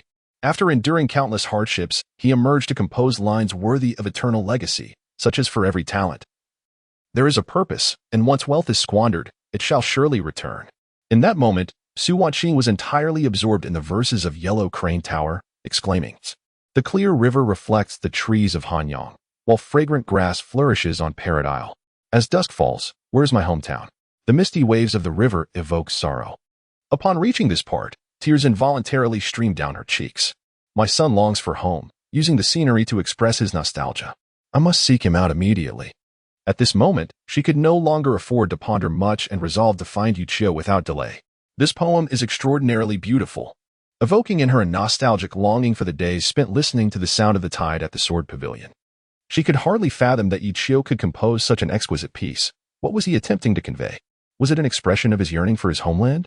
Perhaps he remains unaware of the tragic news regarding the Zhang family's demise, believing himself to have made a grievous mistake, too fearful to return home, and instead drowning his sorrows in wine, penning this ode to the Yellow Crane Tower in remembrance of his roots. Contemplating this, Su Wanqing found her tears flowing uncontrollably. Beside her, Yi Qing observed the scene with an expressionless demeanor, feeling an inexplicable pang in his heart. He could not comprehend why that scoundrel always seemed to bring tears to his mother's eyes. Whenever trivial news about him surfaced, it invariably stirred Su Wanqing's emotions, leaving her restless throughout the night, consumed with worry. In contrast, he had never caused his parents a moment's concern. To his astonishment, Yichio's 2 poems had even garnered praise from Gu Zhengyang and Bai Luming. What an immense honor it is. Though a sense of reluctance lingers within, it remains unspoken. And silence prevails. My lady, the young master is currently at the Yellow Crane Tower. Yi Yang reminded her, stating he had awaited this day for an extended period. At long last, the young master has garnered the approval of the prince and princess, and the burden that weighed upon his heart has finally been lifted. It is hoped that after this occasion, the young master may lead a life of greater ease, unlike the arduous past he has endured. My lady, I shall accompany you. It is indeed time for us to have a proper discussion. With a sigh, Yi Jin slowly rose, feeling that the moment for conversation had arrived. He hoped that during the past half-month, Yuchio had experienced sufficient hardship to understand his sincere intentions and rectify his mistakes. Possessing such talent, it is not beyond reason to find a distinguished mentor to cultivate his abilities, even if he does not pursue the celestial path. He could still emerge as a prominent scholar of his time. Indeed, he could even aspire to become a great sage like Bai Lu Ming, which would not tarnish Yi Jin's reputation in the slightest. In truth, whether in the celestial or Confucian path, aside from differing methods of cultivation, there exists little distinction. The ultimate objective remains the same, to attain immortality and sanctity. Yi Jin would certainly not oppose the ambition of becoming a sage, provided Yuchio is willing to humble himself and acknowledge his faults. He would invest considerable resources to support him, even enlisting the most renowned masters in the world to provide personal instruction. The only condition is that he must relinquish his resentment and recognize his errors. Chapter 65, The Hero in Decline, Growing Old Senior? What troubles have befallen you? Before the Yellow Crane Tower, Yuchio stood in a daze, gazing incredulously at the aged figure before him. How could it be that mere days apart had turned his hair so gray and aged his appearance so significantly, even resulting in the loss of an arm? Yi Qi was taken aback with the prowess of this elder, who in the world could possibly rival him, let alone sever an arm? Ah, My young friend, it has been far too long. The old man has greatly missed your exquisite wine. As soon as I returned, I could hardly catch my breath before I hastened to indulge in your delightful brew. Observing Yi Chio's astonished expression, Su Chaofeng chuckled nonchalantly, waving his empty right sleeve. Yi Chio felt a profound respect for the savior. Had it not been for his intervention against the devouring heaven bull python, Yi Chio likely would not have survived unscathed. Old senior, you flatter me. Your presence here is already an honor. A mere barrel of wine is nothing. If you wish to drink, please take as much as you desire. Yi Chio generously produced 10 jars of fine wine, aware of Su Chaofeng's formidable strength, recognizing that this modest offering would hardly suffice to intoxicate him. Thus, he presented only the finest, unadulterated selections. Upon seeing the wine on the table, Su Chaofeng waved his sleeve and collected it without hesitation. Haha, in that case, I shall not be polite. He grasped Yi Chio's shoulder and said, Come, let us find another place to converse, lest we be disturbed by some bothersome individuals, which is rather vexing to behold. With that, he lifted Yi Chio and leaped away from the yellow crane tower. What astonishing speed! High above the 9 heavens. Yi Chio gazed in astonishment at the towering mountains receding behind him, his heart overwhelmed with awe. The speed of this esteemed elder is astonishing. Even when he is fully unleashed, riding the winds with all his might and enhanced by every conceivable buff, he still does not match even 1/10 of the elder's swiftness. Truly, he is a formidable presence among the 9 realms, his strength indeed formidable. Most notably, after their last parting, Yi Chio has discerned a new, decaying aura surrounding him. This aura resembles the twilight of life, as if it is approaching its inevitable conclusion. What on earth is happening? Where did he vanish to without a word? What transpired? And who was it that severed one of his arms? Half an hour later, atop a towering peak that pierced the clouds, Yi Chio landed steadily. Gazing down from his elevated vantage point, the scene before him was both magnificent and awe-inspiring. At the horizon, it seemed as if a divine retribution loomed ominously at the edge of the sky. Esteemed elder, what place is this? Yi Chio inquired, perplexed by Su Chaofeng's intentions in bringing him here. To his surprise, Su Chaofeng, with a sense of utmost satisfaction, produced a small wooden table and a cushion, settled down, and began to prepare a cup of wine. This locale, known as the ethereal immortal traces, was said to be the closest place to the celestial realm, often attracting the most formidable beings of the human race seeking seclusion, drawn by the desire to comprehend the principles of the heavenly way and pursue the path to immortality. Upon hearing this, Yi Chio was inwardly astonished. No wonder he felt a chilling sense of scrutiny upon his arrival. It was, in fact, the watchful eyes of hidden powerhouses in this place. Nevertheless, with the presence of this venerable elder, he felt reassured against any potential dangers. If peril were to arise, he would unhesitatingly shield Su Chaofeng with his own body. Ah, esteemed elder, you possess quite the refined taste to think of coming to such a place for wine, Yi Chio remarked. Indeed, it was quite elegant. However, he was more curious about how Su Chaofeng had lost his arm. Tentatively, he pointed to the empty space where the elder's right arm once was and asked, Esteemed elder, did you encounter a particularly troublesome adversary? What led to such a predicament? Those mere clods of earth, how could they possibly harm me? Had they not resorted to treachery years ago, I would have vanquished them long ago. Su Chaofeng scoffed dismissively. This was a sacrifice I made myself. In this world, if I wish to depart, no one can impede me. Upon hearing this, Yi Chio couldn't help but furrow his brow. He had always considered himself quite arrogant, but this elder's hubris surpassed his own. How could one remain so defiant after suffering such a fate? Noticing Yi Chio's scornful glance, Su Chaofeng was suddenly amused and retorted, What? You don't believe me? Yi Chio expressed his skepticism, yet before he could respond further, Su Chaofeng swiftly struck to his left, unleashing a formidable sword intent in an instant. Several dozen miles away, a mountain was reduced to dust, and an old man was violently ejected from the debris. In a fit of anger, he stormed off in silence.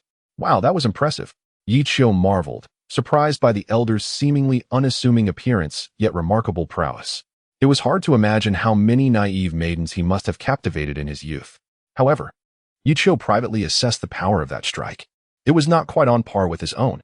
Indeed, while the appearance is striking, the might and momentum of the sword intent undeniably pale in comparison to the sword of celestial punishment. Although Yi Chio currently struggles to comprehend the profundities of the third sword, the prowess demonstrated by the first 2 swords suffices to place him among the esteemed masters of swordsmanship. Well, what do you think? Are you eager to learn? Observing Yi Qiu's astonished expression, Su Chaofeng could not suppress a smug smile. You think I can't sway you? Just admit your desire to learn, and I shall teach you forthwith. However, to his surprise, Yi Qiu shook his head and replied, Esteemed elder, I do not wish to dampen your spirits. But in terms of sword techniques, I possess a certain prowess myself. Su Chaofeng? His grin faltered abruptly. Such audacity. After millennia of mastering the sword. You are the first to dare to debate swordsmanship before me. Very well. I am curious to witness what extraordinary sword techniques you have acquired. And perhaps I might offer you some guidance. Amused, Su Chaofeng felt a surge of enthusiasm. Initially, he intended to showcase his own abilities before Yi Qiu, seeking an opportunity to impart a fragment of his esteemed knowledge. However, he was acutely aware that Eugene would never share the formidable secret techniques with him, while his younger grandson seemed to be more selective in his learning.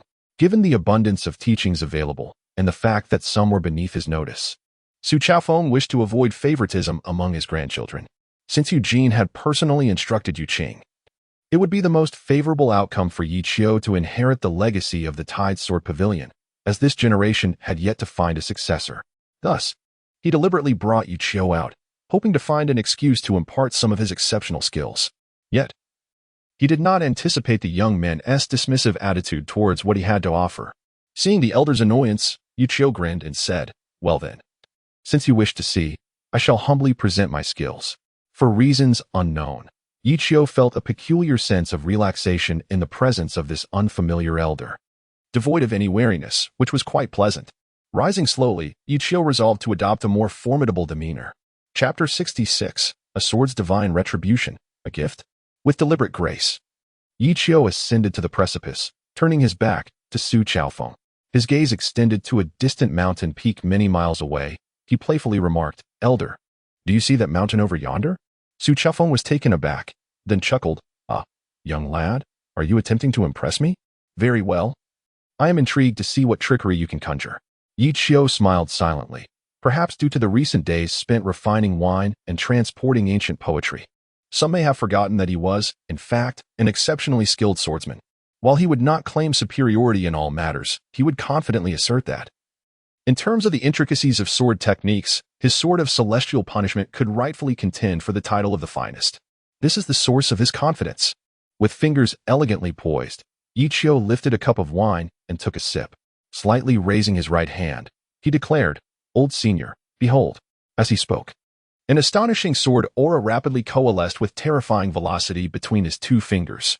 Suddenly, the skies darkened, plunging into an inkwash world, where the moment the brush touched the canvas, a flawless arc was delineated.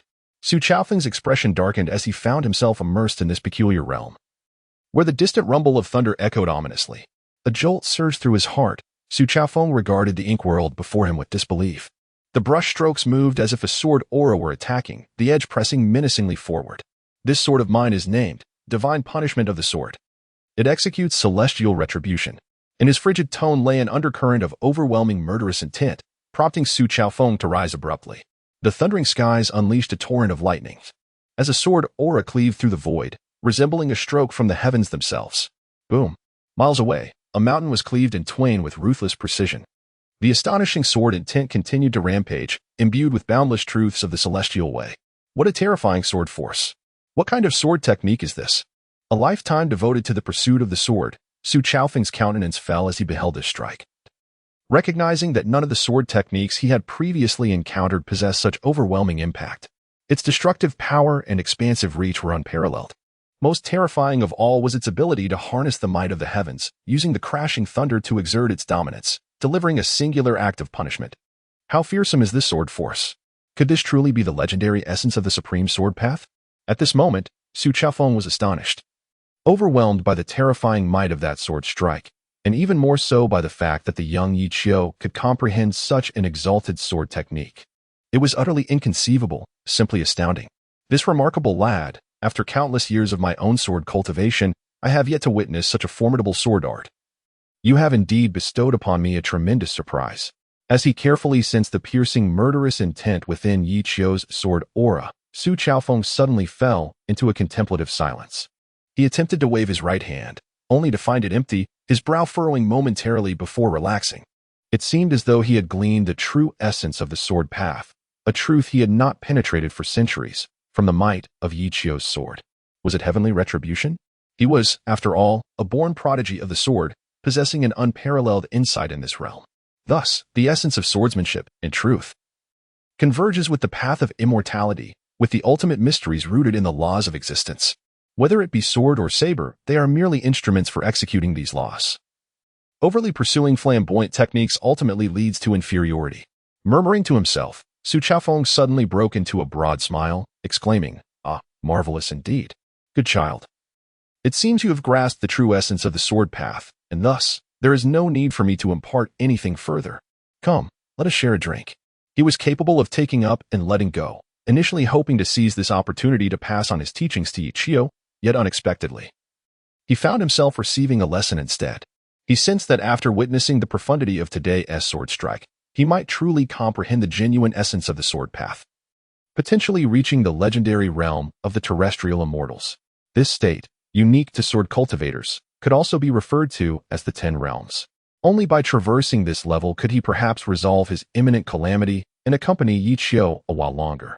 With this thought, Su Chaofeng's heart surged with excitement. No, I cannot perish yet. This old life of mine may still hold some value. In these tumultuous times, with the world in chaos, the situation ever-changing, and myriad races vying for dominance, the path of immortality is strewn with corpses. Each individual schemes for the future of their descendants, seeking a glimmer of hope.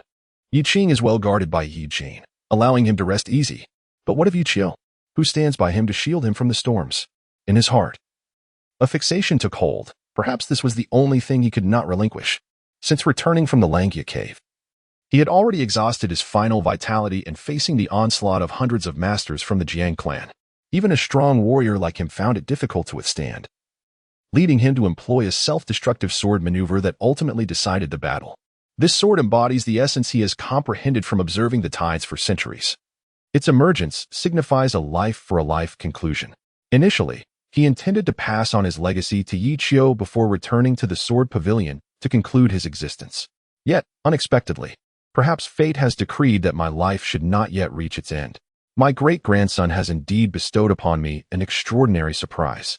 If he can truly unravel the profound essence of the sword path that I have relentlessly pursued throughout my life, the realm of the sword immortal may very well be attainable. With this thought, Su Chaofeng's gaze grew resolute. Perhaps it is time for him to return.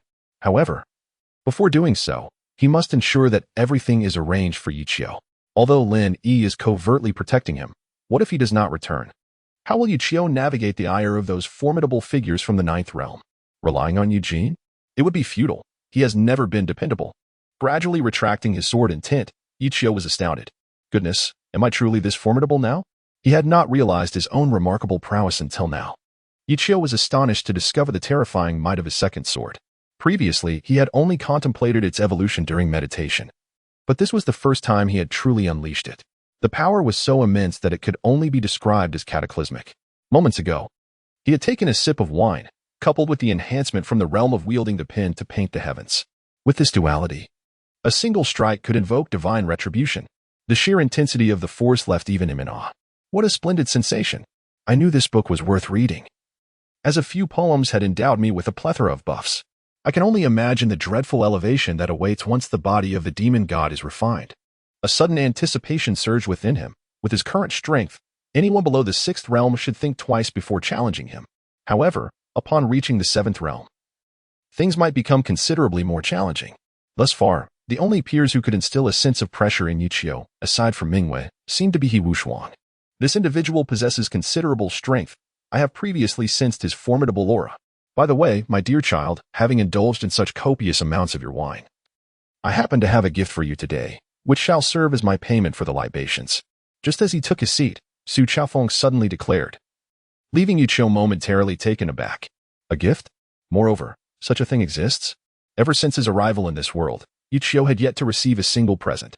He never anticipated that his very first gift, from someone with whom he shared no familial ties, would indeed come from this elderly gentleman. This is quite unexpected.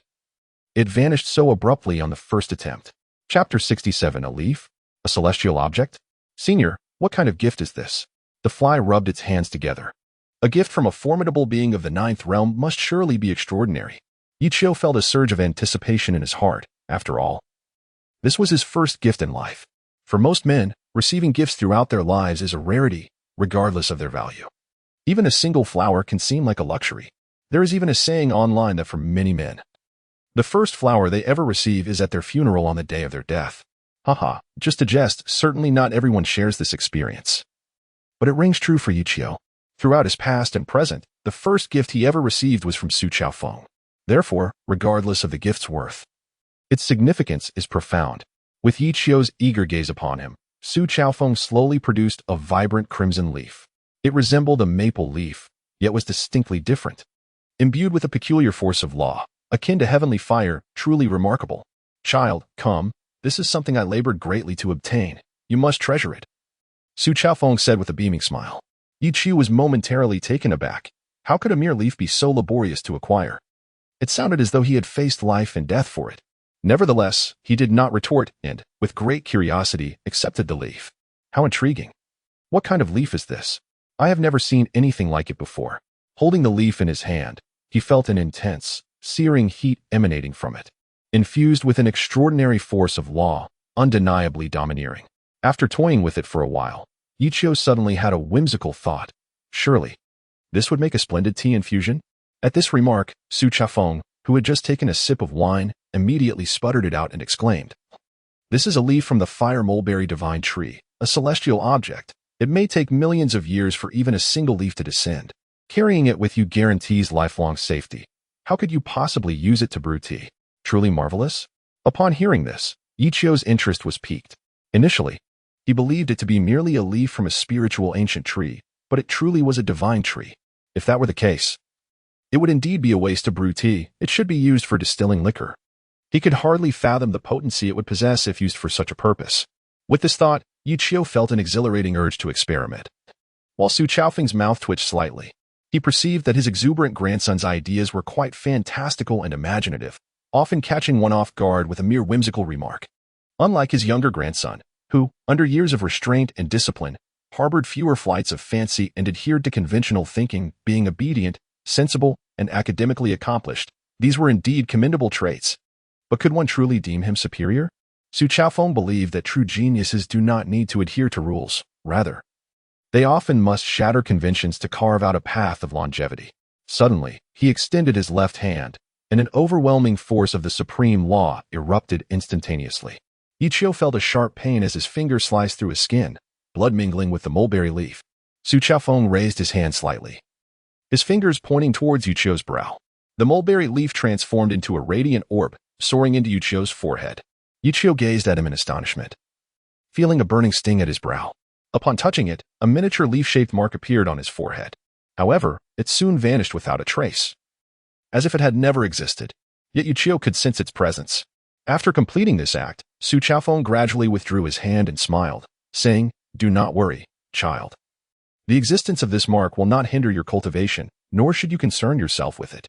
Perhaps one day in the future, when you face peril, it may serve as your last glimmer of hope." Upon hearing this, Yichio was secretly astonished, never having imagined such a remarkable capability. If that were the case, this leaf indeed could not be used for brewing wine. After all, one cannot walk by the riverbank without getting their shoes wet. In this world, he was utterly alone. If danger were to arise, there would be no one to stand up for him. If this mark truly could preserve his life, then perhaps he could continue to live recklessly. As this thought crossed his mind, a smile involuntarily crept across Yichio's lips, difficult to suppress. "Thank you, esteemed elder, for bestowing upon me such a precious gift. I am at a loss for how to repay you. Let us speak no more of it. I shall express my gratitude through my wine. I drink to you." Were it not for the elder's advanced age, Yichio would have gladly proposed a bond of brotherhood on the spot. What a good person. Where can one find such a remarkable old man? Not only did he save my life, but he has also presented me with such a precious gift. What is a biological father worth in comparison? Primarily, in this world, the concept of adopting a foster father is not prevalent. Otherwise, Yichio would have readily proposed it. After wandering aimlessly for half a lifetime, I have yet to encounter a true benefactor.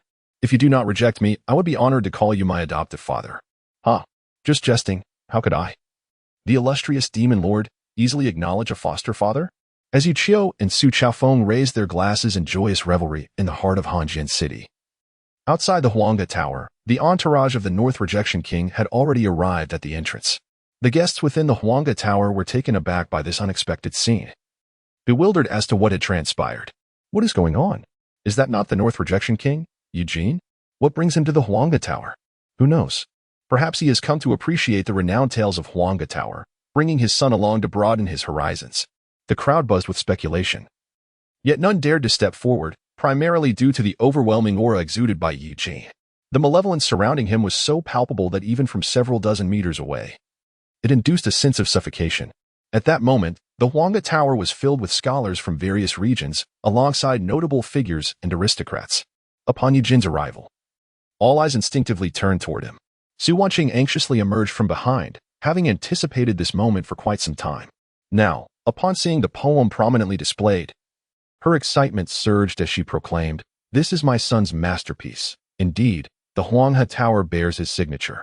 At her declaration, a wave of astonishment swept through the assembly. What nonsense is this?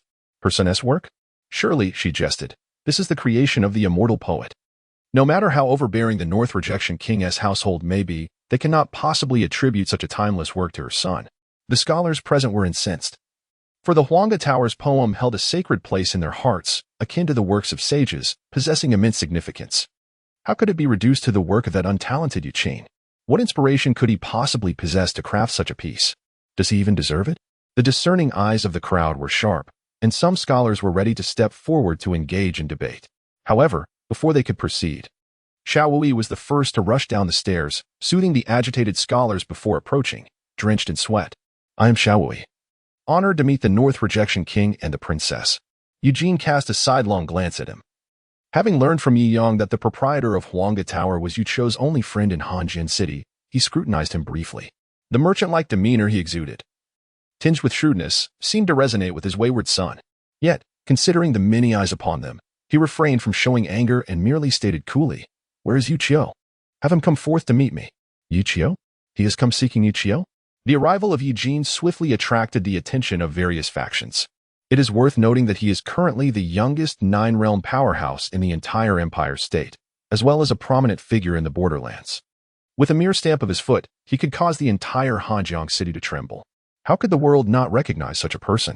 In an instant, countless pairs of eyes turned towards him, whether in friendliness towards the Yellow Crane Tower or filled with hostility. Eugene? What brings him to seek out Yu Qiu? Could the rumors from before truly be accurate? In a secluded loft, under the bright moon, a woman stood atop a high platform, gazing down at the distant building. Her brow furrowed in contemplation. In her hand lay a sheet of white paper, upon which was inscribed a poem, the very one penned by Yu Qiu that day at the Yellow Crane Tower. The first time she read this poem, she was profoundly captivated, thus drawing her attention to Yu Qiu with an inexplicable curiosity. She wondered what kind of life Yu Qiu had lived to compose such exquisite verses. "Miss, I have inquired and indeed confirmed that Yu Qiu is the son of the Northern King, Eugene." At that moment, Xiao Lian hurried upstairs and exclaimed, "Oh, Eugene's son? How could that be? If he were truly his son, why has he remained obscure for over 20 years? Ming Yu's interest was piqued, and she pressed on, "Do elaborate. What exactly is going on?" Breathless, Xiao Lian replied, "Miss, I previously sent someone to Liyang to inquire and discovered that Yu Qiu is indeed Eugene's son. However, he was abandoned for 20 years and has only recently been sought out." Abandoned? Ming Yu was taken aback. This revelation was unexpected. No wonder she felt that Yu Qiu lacked the demeanor of a scion of a prominent family. Instead, he exuded the carefree and bold spirit of a roguish hero, one who relishes both friendships and rivalries. So he was a pitiable soul cast aside by his parents since childhood? As Xiao Lian recounted the entire tale, Ming Yu's heart trembled involuntarily, a wave of inexplicable suffocation enveloping her, a sensation so profound that even as a listener, she felt its weight. What must Yu Qiu have felt in that moment? Her curiosity surged. How would he confront his biological parents after all these years? Many were watching the situation at the Huanga Tower. Meanwhile, standing beside Eugene, Xiao Wui was drenched in anxious sweat. He never anticipated that just after Yu Qiu left, Eugene would arrive and immediately demand to see him. Suppressing his fear, Xiao Wui forced a smile and said, "Your Highness, Yu Qiu has just departed." "He is not in the building at the moment." "Just departed?" At these words, Eugene's rage erupted instantly. This ungrateful wretch. Does he think he can evade us knowing we are here? How audacious. Does he truly believe everyone should revolve around him? He has gone too far. I have humbled myself to seek him out, yet he has fled? The anger that had been quelled surged forth once more. Initially, he had hoped that after this encounter, Yi Qiu would show some restraint, understanding the hardships of his parents, and cease his childish antics. Yet, it appeared he was still indulging in such trivial games. Did he believe that without him, the royal residence would be in disarray? Right now, you must bring him out to see me, or I shall demolish your establishment. Upon hearing this, Xiao Wei felt a jolt of fear. He dared not question whether Yi Jin would indeed raise the Huanghe Tower. If he truly did, no one here could possibly stop him. It was over. His dreams of prosperity were shattered. Xiao Wei felt aggrieved. All he wished was to conduct his business peacefully. Yet here he was embroiled in such turmoil. Noticing his tense demeanor, Su Wanqing stepped forward, her voice gentle. Young brother, please do not be frightened. We simply wish to see our son. There is no malice intended. If you let him come out and return home with us peacefully, we will not cause you any trouble. Your Highness, I truly do not know where he has gone. Just now, an old man with one arm suddenly appeared, seized him, and fled before I could even catch a glimpse of his face. However, I sensed an aura of terrifying power emanating from him. It is preliminarily estimated that he is at least beyond the threshold of an 8th realm expert. What? My son has been abducted? Upon hearing this, Su Wanqing's complexion drained of color, her eyes filled with panic. She could not comprehend how they had been so close, yet still arrived too late. Who was that one-armed old man?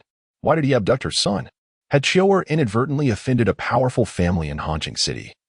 Or was it that his recent brilliance had drawn the ire of those wishing to eliminate him to clear obstacles for their own descendants? As these thoughts raced through her mind, Su Wanqing felt a sense of despair. She should have come sooner. She had entered the city early that morning, only moments away from reuniting with her son. Yet, whether by the caprice of fate or mere coincidence, she was always a step too late and could not see him. Tears streamed uncontrollably from the corners of her eyes, her emotions spiraling out of control. Mother.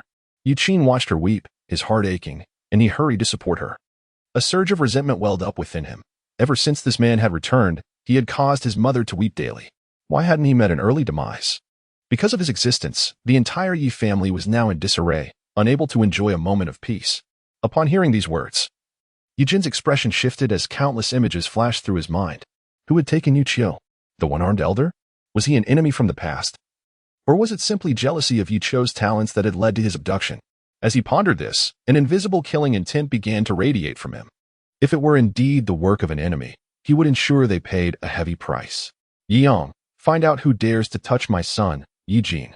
Locate him, and if my son has even a single hair harmed, I shall make them wish they had never been born. Yes, Your Highness. Yi Yang nodded solemnly. Filled with regret for not having remained vigilant, he had only stepped away for a brief moment, yet such calamity had befallen them. As Yi Jin's words echoed, everyone present began to grasp the gravity of the situation. My heavens, Yi Qiu is truly his son? No wonder they bear some resemblance. This is going to be quite the spectacle. Who had captured Yi Qiu? Did anyone see who it was? Everyone had been distracted by the poetry.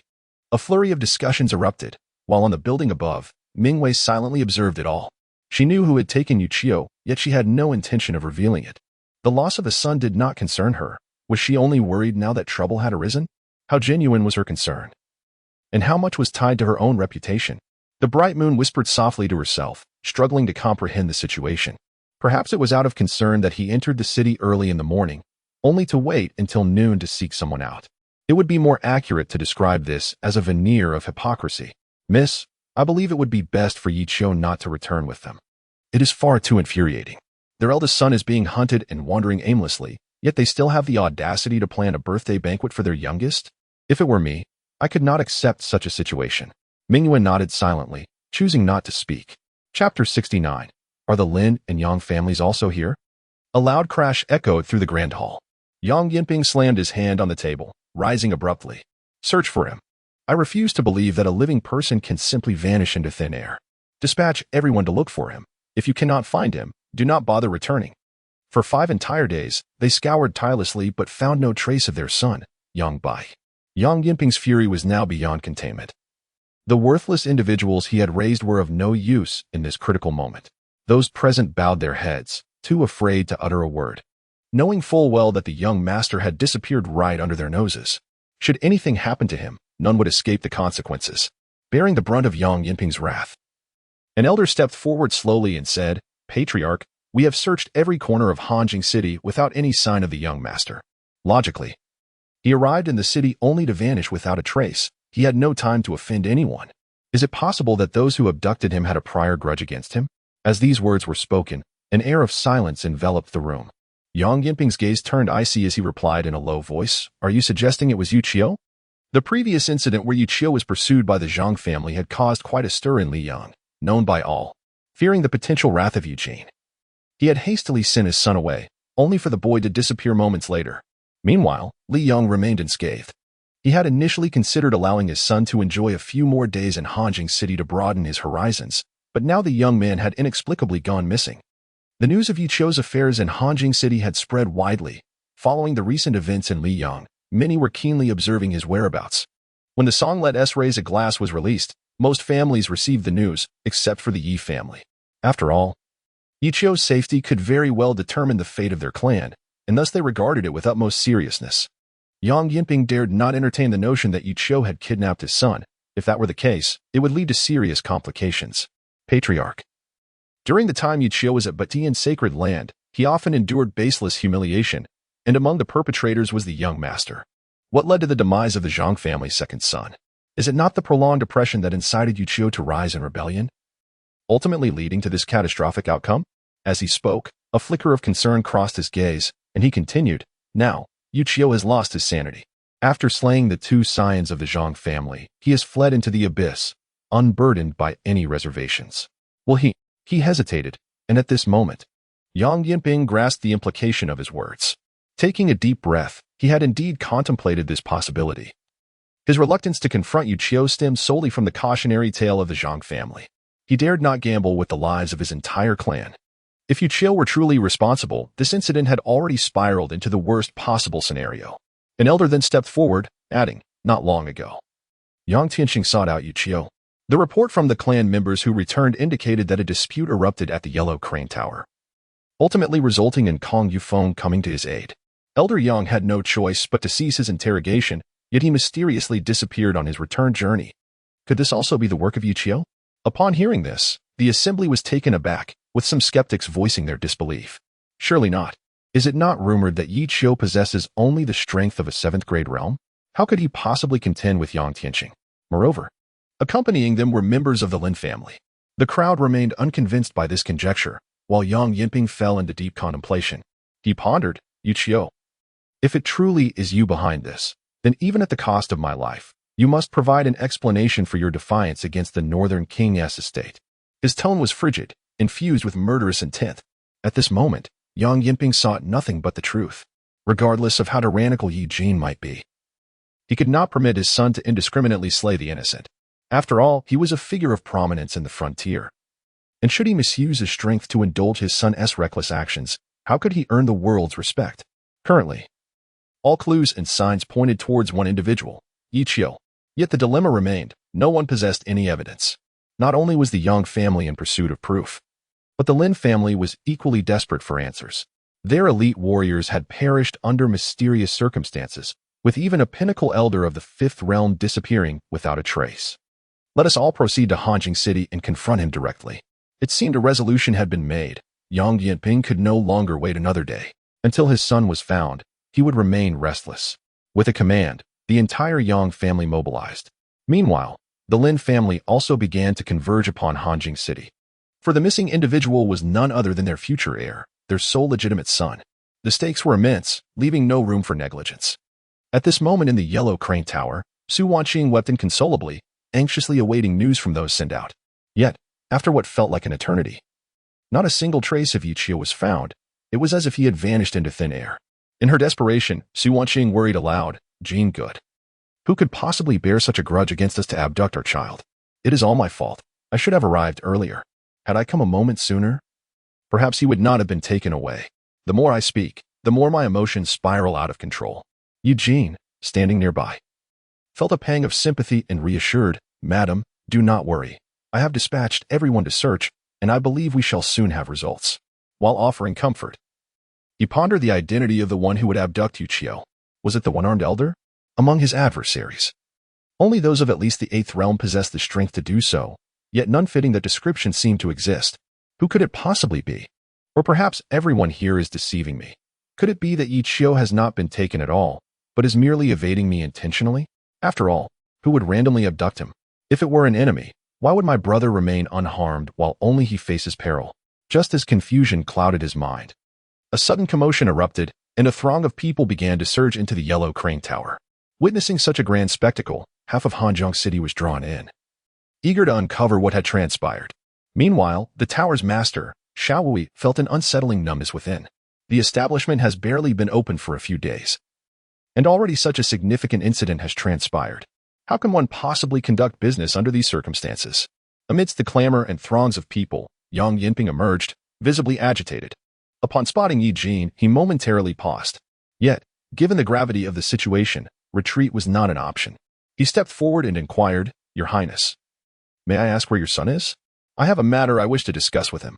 At this utterance, the atmosphere in the room instantly became suffocating. Everyone held their breath, wary of making the slightest sound. It was common knowledge that Yi Jin was currently in a volatile state, and for the Yang family to approach at such a moment was undeniably daunting. If Yi Jin were to erupt in anger, none present would escape unscathed. Upon hearing the question, Yi Jin furrowed his brow, a palpable aura of menace enveloping him. "What do you wish to inquire about?" Chapter 70, Without Evidence. "On what grounds do you suspect him?" Yi Jin maintained an intimidating composure, astonished that the Yang family would approach him at such a critical juncture concerning Yi Qiu's disappearance. What was their purpose? Could it be that Yi Qiu's vanishing was somehow linked to them? As he pondered this, the Lin family contingent arrived, led by none other than the patriarch, Lin Wang. Upon entering the Yellow Crane Tower, Lin Wang immediately noticed Yi Jin and Yang Yinping and approached them with the inquiry. "Your Highness, may I ask where your son is? I have a matter I wish to clarify with him." Another party seeking Yi Qiu. On the upper floor, Mingwei rested her delicate, fair hands lightly on the railing, intrigued by the unfolding scene. What an unusual day this is. It seems as though all matters have converged. Yet another group is here looking for Yi Qiu. What on earth has he done to attract such attention? On that day, Mingwei spent her time idly, merely sitting here watching a play unfold throughout the day. "Miss," she heard, "it seems that the young masters from the Lin and Yang families have mysteriously vanished in Hanzhong City. They suspect that Yi Qiu is involved, and thus they have come to confront him. Previously, when Yi Qiu was at the Butian sacred land, he had not yet been reclaimed by the Yi family and was left vulnerable, often bullied by these scions of noble houses. After a falling out with Yi Jin at the Yi family estate, he returned to the Butian sacred land, where he took the lives of 2 sons from the Zhang family, leading to their pursuit which resulted in his fall into the abyss of the undead.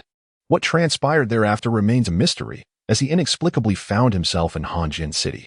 In light of this incident, Yi Jin was infuriated, vowing that the entire Liang would pay in blood for his son, prompting the Lin and Yang families to send their offspring to Hanjin City, only to unexpectedly encounter Yi Qiu there. Xiao Lian explained in a hushed tone. Upon hearing this, Mingwei was momentarily taken aback before bursting into laughter. "So, have they walked into their own trap?" Forgive her, she seldom found joy in laughter, yet for some reason, after grasping the intricacies of the situation, she could not help but chuckle. "What is this called? This is a case of reaping what one has sown. There is no pity to be felt for them. Even if Yi Qiu were indeed the one responsible for their demise, Mingwei believes their deaths were not in vain. The manner of their passing, however, evokes a hint of amusement. They thought themselves the sole survivors, only to become the singular victims of this incident. Suddenly, she finds herself captivated by Yi Qiu's vengeful nature.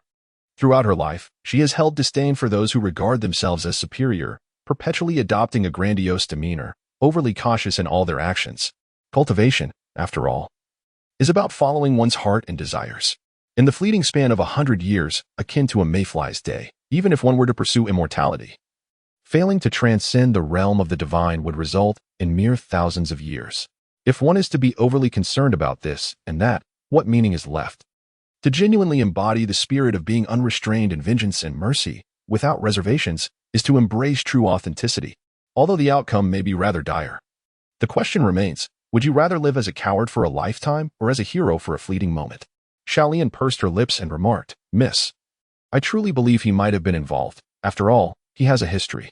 Just as she was about to elaborate further, Mingyue smiled gently and interjected, "Well, whether he did it or not is inconsequential, given the misdeeds of the 2 pests from the Lin and Yang families. Any person with a sense of justice would not easily let them off the hook. Therefore, Xiaolian, remember this. Never underestimate a person's desire for revenge. When they have nothing to lose, they can become more ferocious than anyone else, leaving no room for mercy. Pausing for a moment, Mingwei continued. From the instant he left the Yi family, he chose a path of no return, unbound by any constraints. Even if he were to wipe out the Lin and Yang families, what would it change? For every cause, there is an effect. Had they not indulged their son's reckless behavior, how would they have invited retribution upon themselves?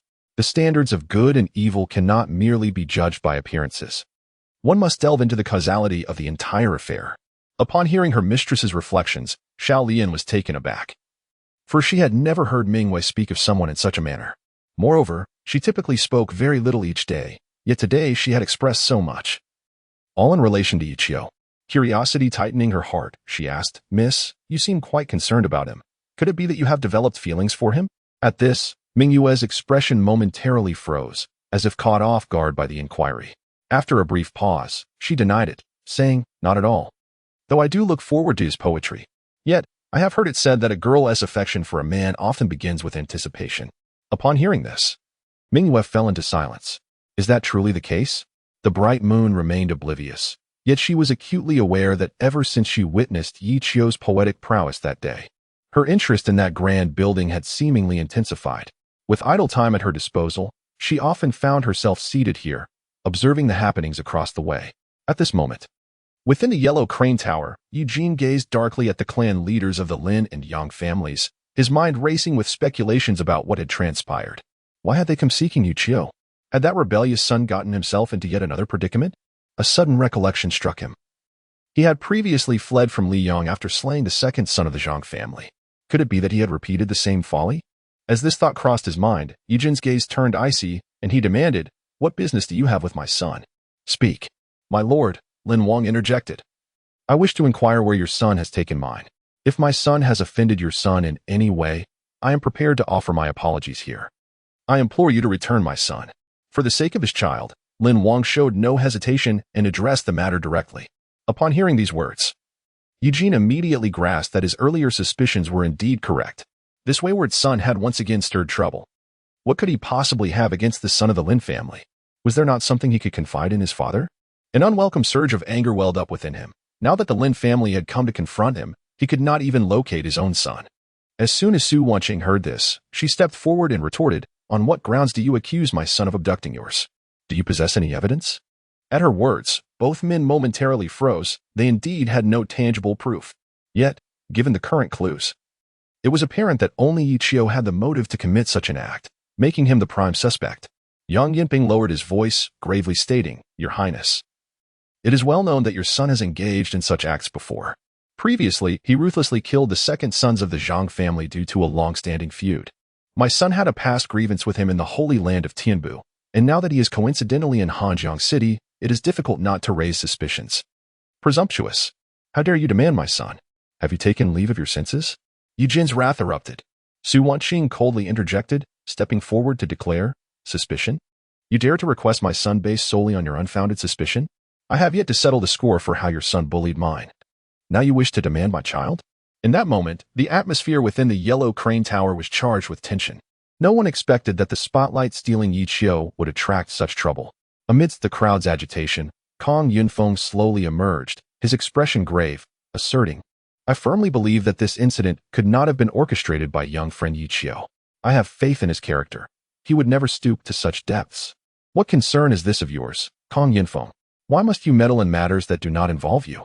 Yang Yinping was immediately incensed. Astonished that Kong Yunfeng possessed an even more volatile temperament than his own, he nearly retaliated with a slap but managed to evade in time. "Humph. This matter may not pertain to me, yet your intentions to stir trouble at the Yellow Crane Tower certainly do. Moreover, I am well aware of Yichio's character. He is a person of integrity, dedicated to righteousness. How could he possibly engage in such despicable acts? You allege that he has abducted your son. Do you possess any evidence? Without proof, I can only interpret this as a provocation against scholars like us. I prefer reasoning, but I am not averse to using my hand if necessary." Upon hearing this, the assembly of scholars at the Yellow Crane Tower rose in unison. The expressions of the Lin and Yang families changed dramatically. They had not anticipated that Yichio had established such a formidable reputation among this learned crowd. Remarkably, he commanded their unwavering support. While the Northern King had yet to unleash his wrath, why were they so quick to incite uproar? Kong Yunfeng's words left Yi Jin momentarily taken aback, as he was equally surprised by Yi Qiu's esteemed standing among the scholars. He felt perplexed. If Yi Qiu truly suited the path of Confucianism, it was not beyond reason for him to consider offering his full support. Su Wanqing gazed at him with disappointment and said, "Yi Jin, how long do you intend to watch? Your son is bullied, yet you remain indifferent. He is pursued, and still, you do nothing. Now he faces unjust accusations, and you still refuse to act. They have already brought their troubles to our doorstep, yet you maintain your princely demeanor. Is this how a father should behave?" Eugene felt utterly humiliated by her words and stood up, about to respond. "Mother, my position as the Northern King comes with its own burdens. As a figure revered by the people, if I do not discern right from wrong and allow my son to commit wrongful acts, what will others think of me? Perhaps he truly did commit this deed. This situation is shrouded in mystery. It would be prudent to locate him and ascertain the truth before passing judgment." Yi Qing interjected, stating that their quarrel was futile, for no one knew Yi Qiu's whereabouts, whether he was alive or dead. Observing the farce before him, Xiao Wui felt a twitch at the corner of his mouth as he regarded Yi Qing, akin to viewing a fool. Good heavens! You, the esteemed Northern King, are discussing the potential abduction of their sons, yet even if you were to slaughter their entire families, who would dare utter a word against you? And you still deliberate over the truth of the matter? What astonished him most was that the usually domineering Yi Jin had actually acquiesced to his perspective. Heavens! I must be dreaming. Meanwhile, in ethereal seclusion, after consuming a flask of celestial wine, Su Chaofeng was already feeling slightly intoxicated. Yi Qiu looked at his empty sleeve with a tinge of sorrow and inquired, "Senior, with your right arm gone, how will you manage henceforth? Will this not impact your life?" As he spoke, Yi Qiu revealed a knowing smile, though it was quickly concealed. For someone of his stature, what could he possibly lack? There is no need for me to take action myself. At his advanced age, it is unlikely that he would still harbor interest in such matters. The only regret lies in the loss of his arm, which will undoubtedly have a significant impact on his prowess, for he is, after all, a swordsman. "Ha! You young rascal, are you insinuating something?" Su Chaofeng chuckled, not taking offense. He continued, "But this mere arm is inconsequential, even without it. I can still reign supreme in this world." Upon hearing these words, Yi Qiu was momentarily taken aback. After all, this was an esteemed elder, and his words carried weight. When will I ever be able to speak with such grandeur? To kill until no one dares to claim supremacy, to tread upon the blood of millions. Step by step ascending to the celestial realms beyond, achieving the status of an otherworldly demon god, such thoughts stirred excitement within him. Yet, this journey is destined to be fraught with obstacles, and there remains a long road ahead. Initially, Yi Qiu believed that through relentless slaughter, he could attain limitless upgrades. However, he soon realized his folly. Even a demon requires a certain degree of tempering, allowing their will to reach the realm of being forged by 100 trials. Only then can one emerge as a demon god amidst the sea of blood. As articulated in the Supreme Demon Classic, treading upon the path of immortality, contending for destiny. Reflecting upon the past, mountains of corpses of millions, blood staining the rivers and mountains. These are merely the marks of a few hardships. Does he lack a conscience? What value does a conscience hold? Those powerful clans have built impenetrable fortresses from mountains of corpses, solidifying their exalted status. Do they possess a conscience? It is merely an act of cleansing after achieving fame and success. Su Chaofeng spoke with such ease, as if the loss of his arm were of no consequence to him. But is the reality truly as effortless as he claims? Perhaps only he knows the truth. As a fellow swordsman, Yi Qiu deeply empathized. The absence of that arm would render many of his previous sword techniques inaccessible. Even if he were able to employ them, their might would be greatly diminished. Unless he could shatter these shackles and forge a new path, he might never return to his former pinnacle. After a long silence, Su Chaofeng suddenly chuckled. "Well then, it seems our conversation has reached its conclusion, my child. I must take my leave. If fate allows, we may meet again in this life. I have a humble request. I wonder if you would grant it?" Upon these words, the atmosphere grew tense. Yi Qiu seemed to sense something and quickly replied, "Elder, please speak." "Ah, it is not a difficult matter. I have heard that you possess remarkable talent in poetry. Might you compose a verse for me when we next meet?"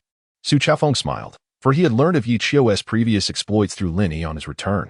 He felt immense joy at the thought of his grandson's extraordinary literary talent. How could his grandson be a mundane individual? He simply has not had the opportunity to showcase his talents. As the saying goes, heaven has bestowed upon me a unique gift, even if I squander all my wealth. It shall return. What he lacks is a chance, one that would make him known to the world. Unlike Yi Qing, he grew up in the bustling streets, unnoticed and uncelebrated. Whereas Yi Qing was always in the limelight, never lacking a platform for display. The disparities in their starting points are evident. Thus, we witness two sons. One is the pride of the family, a prodigy in everyone's eyes, while the other is viewed as a scoundrel, a wayward spirit, devoid of ambition. He felt a surge of joy, for Yu Qiu had successfully emerged from the mire. He was no longer shackled by any constraints, nor would he be ensnared by baseless pressures. Listening to Su Chaofeng's earnest request, Yi Qiu's heart quivered, and he replied, "If the elder wishes for poetry, I can compose it at this very moment. No, there is no rush. When we meet again, I shall enjoy it fully then." At this, Su Chaofeng paused and continued, "Child, do not let burdens weigh you down. The path ahead lies beneath your feet. Walk it with confidence, unfettered by the gaze of others or the prejudices of society. Forge your own path boldly, and regardless of what transpires, even if millions fail to understand you, do not fear. I will always stand behind you." Chapter 72, Brat. I have awaited your arrival for a long time. As Su Chaofeng's voice echoed from afar, gradually fading, Yi Qiu felt a tumult of emotions. Remarkably, in this cold world, there existed someone who genuinely cared for him. Do not worry about the road ahead. Who does not recognize you? How laughable it is. Gazing into the distance, Yi Qiu inquired, "Elder, where shall I seek you in the future? When the time for our reunion arrives, we shall meet again. There is no need for concern." From the far horizon came the voice of an elder, eventually fading into the sky. Yi Qiu cast a glance at the table beneath him, where an empty wine jug swayed gently before tumbling down into the abyss. Not far away, a colorful crow perched upon a withered tree, emitting a hoarse cry. The path lies before him. He need not concern himself with the judgments of society. He should walk forth with assurance, even if millions do not comprehend him. Whispering Su Chaofeng's final words, Yi Qiu fell into deep contemplation. Unbeknownst to him, his gaze grew resolute, and his resolve became even more steadfast at that moment. Damn it. I am out here making my way. Why should I owe anyone any regard? Having completed his cultivation, Yi Qiu departed from the cliff, retracing his steps towards the direction of Hanjing City. Su Chaofeng had already left, and Yi Qiu was uncertain whether they would ever cross paths again in this lifetime. All he could do was pray for his friend's survival against the impending calamity. From the moment he had indulged in drink, Yi Qiu could sense the heavy aura of death surrounding him, indicating that he had reached the brink of exhaustion. His departure was a venture into the realm of mortality. Should he succeed in overcoming this trial, there remained a chance for him to ascend to greatness once more. In Hanjing City, before the Yellow Crane Tower, the farcical spectacle attracted increasing attention from various factions. Yet, as of this moment, the principal character had yet to make an appearance. Xiao Wui was in a state of frantic anxiety. The Yellow Crane Tower could be rebuilt, but he fervently hoped that Yi Qiu would not return at this critical juncture. Should he return, it might ensnare him in perilous circumstances. However, his hopes were soon dashed. A radiant light streaked across the sky and descended gracefully upon the Yellow Crane Tower. At the instant that figure appeared, all eyes in the vicinity were drawn towards him. Yi Qiu. Yang Yanping uttered those two words in an exceptionally low voice, his gaze filled with an intense hatred that had reached its zenith. Upon seeing Yi Qiu, Su Wanqing rushed forward, her heart aflame with emotion. After many days, she was finally reunited with her eldest son, but before she could draw near, Yi Qiu entered the building, calmly surveying his surroundings. "My child, I have finally found you. Allow me to see if you have sustained any injuries or been mistreated," Su Wanqing said, her eyes brimming with tears as she moved to embrace Yi Qiu. Yet, to her astonishment, he took a step back and stated, "Princess, please maintain your decorum." The cold utterance of princess stunned everyone present, and Yi Jin rose from his seat in righteous indignation. "How outrageous. You have been away from home for only a few days, and you can no longer even call your mother by name? Have you grown wings now?" Su Wanqing gazed at him in despair. The term princess pierced her heart like a needle. She had envisioned countless scenarios for their reunion, but never had she anticipated such resoluteness from him. Yi Qiu met Yi Jin's glare without flinching and replied, "What do you mean by that, my lord? I find myself somewhat perplexed. I believe I made my intentions quite clear before, did I not? From this point forth, I wish to sever all ties with the northern prince's residence. Why then, do you seek me out today? Unfilial son, do you truly wish to sever our relationship?" Yi Jin's face darkened with rage, his eyes filled with an icy fury that cast a palpable sense of dread over all present. Yi Qiu remained unperturbed. a faint glow emanating from his brow as he withstood the oppressive atmosphere. "Ha, my lord, you jest. In the autumn, I am but a fragile existence, unworthy of aspiring to the lofty branches of the northern Wang residence. My parents departed from this world years ago, leaving me, Yi Qiu, to wander alone. Devoid of any attachments, what need have I for the concept of parents?" With a resolute gaze, I responded to Yi Jin while stepping further inside, my eyes lingering on Yi Qing, revealing a smile laden with profound significance. Subsequently, I turned my attention to the assembly from the Lin and Yang families. And it dawned upon me the nature of today's gathering, an orchestrated effort to confront me. How fortuitous, all gathered in one place. "Child, do not speak in such a manner. Regardless of your thoughts, you are still your mother's child, born after 10 months of gestation. No matter the extent of your disdain for us, your mother holds no resentment. She only wishes for you to return home. Whatever you desire, she will grant." Su Wanqing attempted to articulate further, but I interjected with bluntness. "Enough. Spare me the pretense of a noble maternal figure. I seek neither your pity nor any form of charity from you. How dare you speak to your mother in such a tone?" The words had scarcely left my lips when a youthful voice, brimming with indignation, rang out. I turned to see Yi Qing advancing through the throng, his hand raised in a swift strike. "Be careful," Kong Yufeng exclaimed, shocked by Yi Qing's sudden aggression. After all, Yi Qiu was his elder brother. Regardless of his faults, as a younger sibling, he had no right to impose discipline. Thus, he was unprepared for what was to unfold, and by the time he reacted, it was already too late. Yet, what none anticipated was that at the very moment Yi Qing's palm descended, I instinctively stepped back, a playful smile gracing my features. "Huh. Everyone saw that he struck first. I shall not hold back." Elated internally, I had been pondering how to seize an opportunity to deal with this insufferable brat, and fortune had delivered him unto me. With a swift sidestep, I evaded his blow, and in one fluid motion, I seized him and delivered a powerful knee strike. The impact resounded. Yi Qing coughed up blood, the force of the blow fracturing several ribs, a testament to the ferocity of my retaliation. This was devoid of any emotional pretense. It was simply a matter of personal vendetta. The sudden turn of events caught everyone present completely off guard. Yi Jin, filled with rage, commanded, "Stop." The terrifying aura emanating from Feng Wang instantly crushed the atmosphere, causing everyone to feel an overwhelming weight, nearly collapsing to the ground. Such a formidable presence. In a state of urgency, Su Wanqing rushed forward to intervene between the two brothers, when a tremendous force erupted, separating them abruptly. With a cough, Yi Qing spat out another mouthful of blood, his complexion pale as he crashed against the wall, while Yi Qiu was also sent flying. Amidst the chaos, he struck himself in the turmoil, striving to extract a drop of blood. He too coughed blood, but not from Yi Qing's assault. It was self-inflicted. "Qing'o." Seeing Yi Qing so grievously injured, Su Wanqing instinctively hurried over to support him.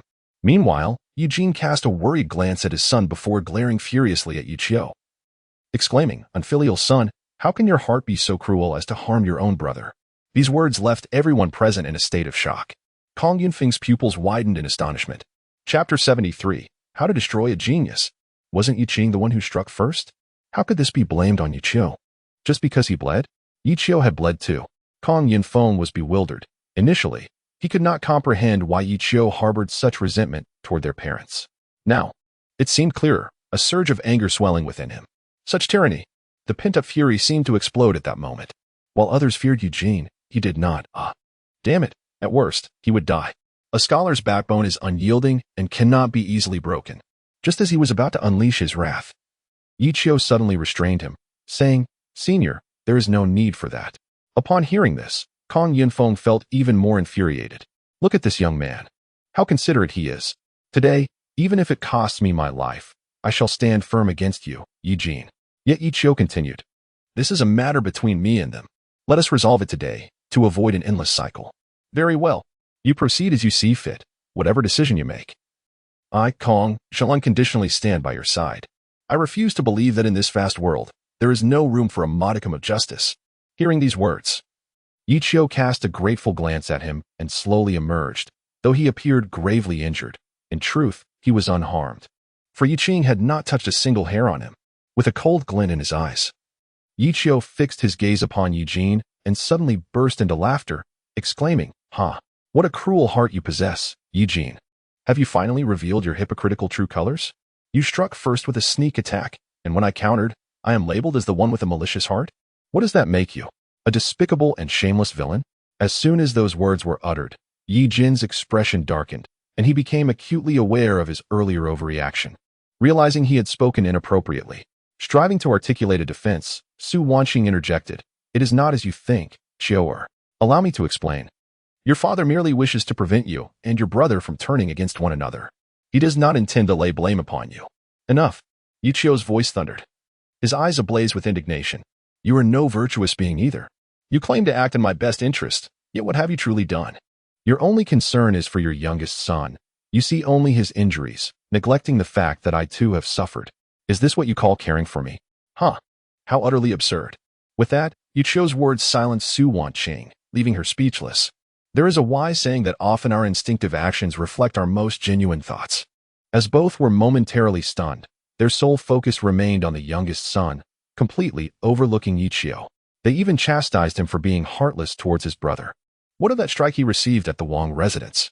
"Not like this, Qiu'er. Listen to your mother. I acted out of haste. You both are my beloved children, and I would feel pain for either of you if harmed. Stop with the feigned sympathy. I do not require your false compassion. Moreover, do not presume to assume a parental role over me. In the past 20 years, you have taught me nothing and have no right to admonish me. Scoundrel! You wretched fool!" In an instant, the atmosphere in the tavern reached a boiling point, ignited by Yi Qiu's words. The tension hung palpably in the air, leaving onlookers in stunned disbelief. No one anticipated that Yi Qiu would dare to confront Yi Jin so boldly. Yi Jin was nearly driven to the brink of fury, yet he found himself unable to retort, for every word Yi Qiu uttered was grounded in truth. With so many witnesses in attendance, including the meddlesome scholar Kong Yufeng offering his support, the tide began to turn. "Well said," a voice from the crowd rang out, igniting a wave of excitement throughout the assembly. Seeing this shift, Yi Jin's face grew even more ashen. He had not anticipated Yi Qiu's defiance to reach such a level. The rebellion had begun. With a sudden slam of the table, a moment of fury erupted, unleashing a fierce intent to kill that swept through the room. Everyone's expressions changed drastically, hastily retreating. Kong Yufeng surged forward, his right hand drawing a circle, summoning a formidable force that struck back. With a spurt of blood, Kong Yunfeng was nearly shattered by the power, but thankfully, Yi Jin retained a sliver of rationality and refrained from delivering a fatal blow. The onlookers, upon witnessing his true strength, finally understood why he was referred to as the Northern Demon King by beings from other realms. His power was simply beyond what a mere 8th realm warrior like Kong Yufeng could withstand. Seeing Kong Yufeng injured, Yi Qiu rushed to support him, exclaiming with anger, "What is this? Are you so humiliated that you wish to silence us? Go ahead, can you truly kill us all? Can you silence the voices of the world? Unfilial son, depart from me. From this day forth, you shall no longer be my son, and your life and death shall have no connection to me." Yi Jin was thoroughly incensed, and as his words fell, the members of the Lin and Yang families instantly brightened. Su Wanqing, however, was in a state of desperation, pleading, "No, Qiu'er, quickly apologize to your father. I promise to give you anything you desire from now on. Please, don't do this." Yi Qiu ignored her, glaring at Yi Jin, declaring, "The ones who should leave are you. This is not your royal residence. Scoundrel, I will kill you." Yi Jin's murderous intent surged, and Yi Qiu's actions had ignited his wrath entirely. How dare he speak to his parents in such a manner? It was utterly beyond redemption. As Yi Jin charged again, an evil smile resurfaced on Yi Qiu's face, growing increasingly audacious. Suddenly, he downed a drink, and a surge of celestial energy erupted forth. As he met the incoming palm strike, he countered with his own, and the two terrifying forces clashed, sending Yi Jin hurtling backward. Standing atop the dining table, Yi Qiu looked down, his disdain palpable. After consuming so many precious elixirs and wasting such resources and wealth, you cannot even defeat a rogue like me? Is this what you take pride in? To put it bluntly, with these treasures, you could feed a pig, and it would ascend to the heavens. Yet, you are even inferior to a pig. With those words, Yi Jin spat out a mouthful of blood, his face flushed with rage. If one were to ponder what inflicts the most profound harm upon a person in this world, it is undoubtedly a devastating blow to the spirit. Today, he truly comprehended the feeling of having his dignity trampled underfoot and shattered. Su Wanqing, frantic at the side, attempted to console him, but Yi Qiu continued, "If I were you, I would simply choose to die. Living in this world is a disgrace. Just as I said back at the royal residence. Do you truly believe you are exceptional? You have merely enjoyed a few years of family benefits. In my eyes, you are not even worth a single hair of mine. Even in the absence of these resources, I could easily slay you as one would butcher a pig or a dog." As Yuchio uttered these words, the entire assembly erupted in astonishment. My heavens, what a heart-wrenching declaration! How utterly ruthless! After all, he is a distinguished son of the unaging mountain. Yet he has been belittled to such a pitiful extent. What is the most effective method to annihilate a genius? It is to cruelly shatter their illusory dreams and force them back into the harsh grip of reality. Chapter 74. You see me as a mayfly sees the vast sky. I shall take your life. What does it mean to be incensed? At this moment, Yuqing's eyes were bloodshot, teetering on the brink of losing control. He could not fathom accepting the humiliating truth of having been bested by this worthless individual, nor could he endure the disdain and contempt reflected in the latter's gaze. The gaze he wore, just a fortnight ago, was the very same he directed towards Yuchio. In a moment of impulsiveness, Yuqing contemplated rushing forth to humiliate himself further. However, Yuchio's grin betrayed a sense of eagerness. Hurry, hurry. I can hardly contain myself. My anger is mounting. And your fury only fuels my excitement. You fool. Do you not feel ashamed? Step back.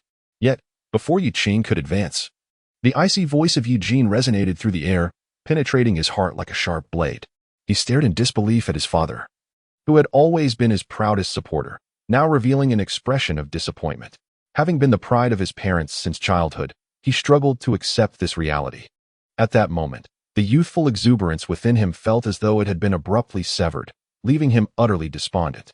He had lost, defeated by a brother who once lacked even the merit to carry his shoes, and worse still, he had instigated his father's disappointment.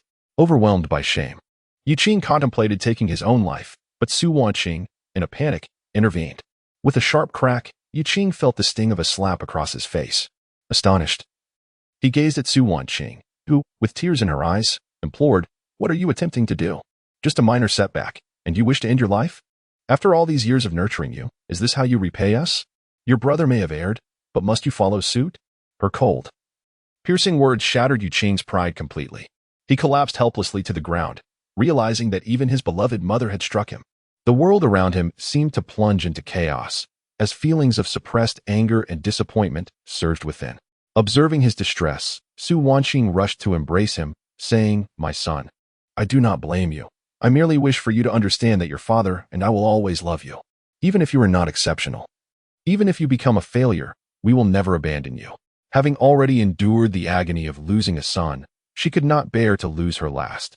When she witnessed Yuqing on the brink of despair, her world crumbled, and she recognized just how grievous her earlier misjudgments had been. Had they not scorned Yuchio's mediocrity, perhaps this outcome could have been averted. Hearing Su Wanqing's comforting words, Yuqing's fractured heart began to mend, and regretful tears streamed down his cheeks. He realized his error. He should not seek to punish his parents through his own demise. After all, they had never been in the wrong, always standing by his side. The true fault lay with Yuchio, and he could not perish. He must regain his strength and not provide Yuchio the satisfaction of witnessing his downfall. "Mother, I was wrong. Good child. Acknowledging your mistakes is the first step to redemption. You remain your parents' beloved son. Let us return home. I will take you back." Tears welled in Su Wanqing's eyes as she supported the pale-faced Yuqing in rising from the ground. Witnessing this scene, Yuchio suddenly remarked, TSK. One cannot deny that they are indeed family. Just look at the bond between mother and son. It is truly moving. Indeed, Kong Yunfeng nodded in agreement. Yet he found this display of familial affection somewhat distasteful. In this family, the treatment of the elder son starkly contrasts with that of the younger one. He increasingly comprehends Yuchio's actions, having previously almost misjudged him as an unfilial descendant. Witnessing the current situation, he mutters in frustration, questioning the purpose of such parents. Su Wanqing gazes at Yuchio with disappointment, yearning for him to concede at least a minor fault, even a simple apology. Even if he refuses to admit his mistakes, she would be content if he simply returned home with her. Yet, he remains unyielding. A myriad of grievances and a sense of desolation swell within her. But she finds herself at a loss for words. Yuqing, with a frigid demeanor, coldly fixes his gaze on Yuchio, declaring, "You scoundrel. Wait for the day when I will repay this slap in kind." The malice in his words reveals the pinnacle of his hatred. He has lost, defeated by his own hubris. Had he exerted himself from the outset, perhaps his defeat would not have been so crushing. He has no one to blame but himself for perceiving Yuchio as the same insignificant cultivator he was a month prior. In response to Yi Qing's provocation, Yi Qiu casts a sidelong glance, smirking as he retorts, with your talents, you perceive me as a frog in a well gazing at the moon or a mere insect witnessing the vast sky.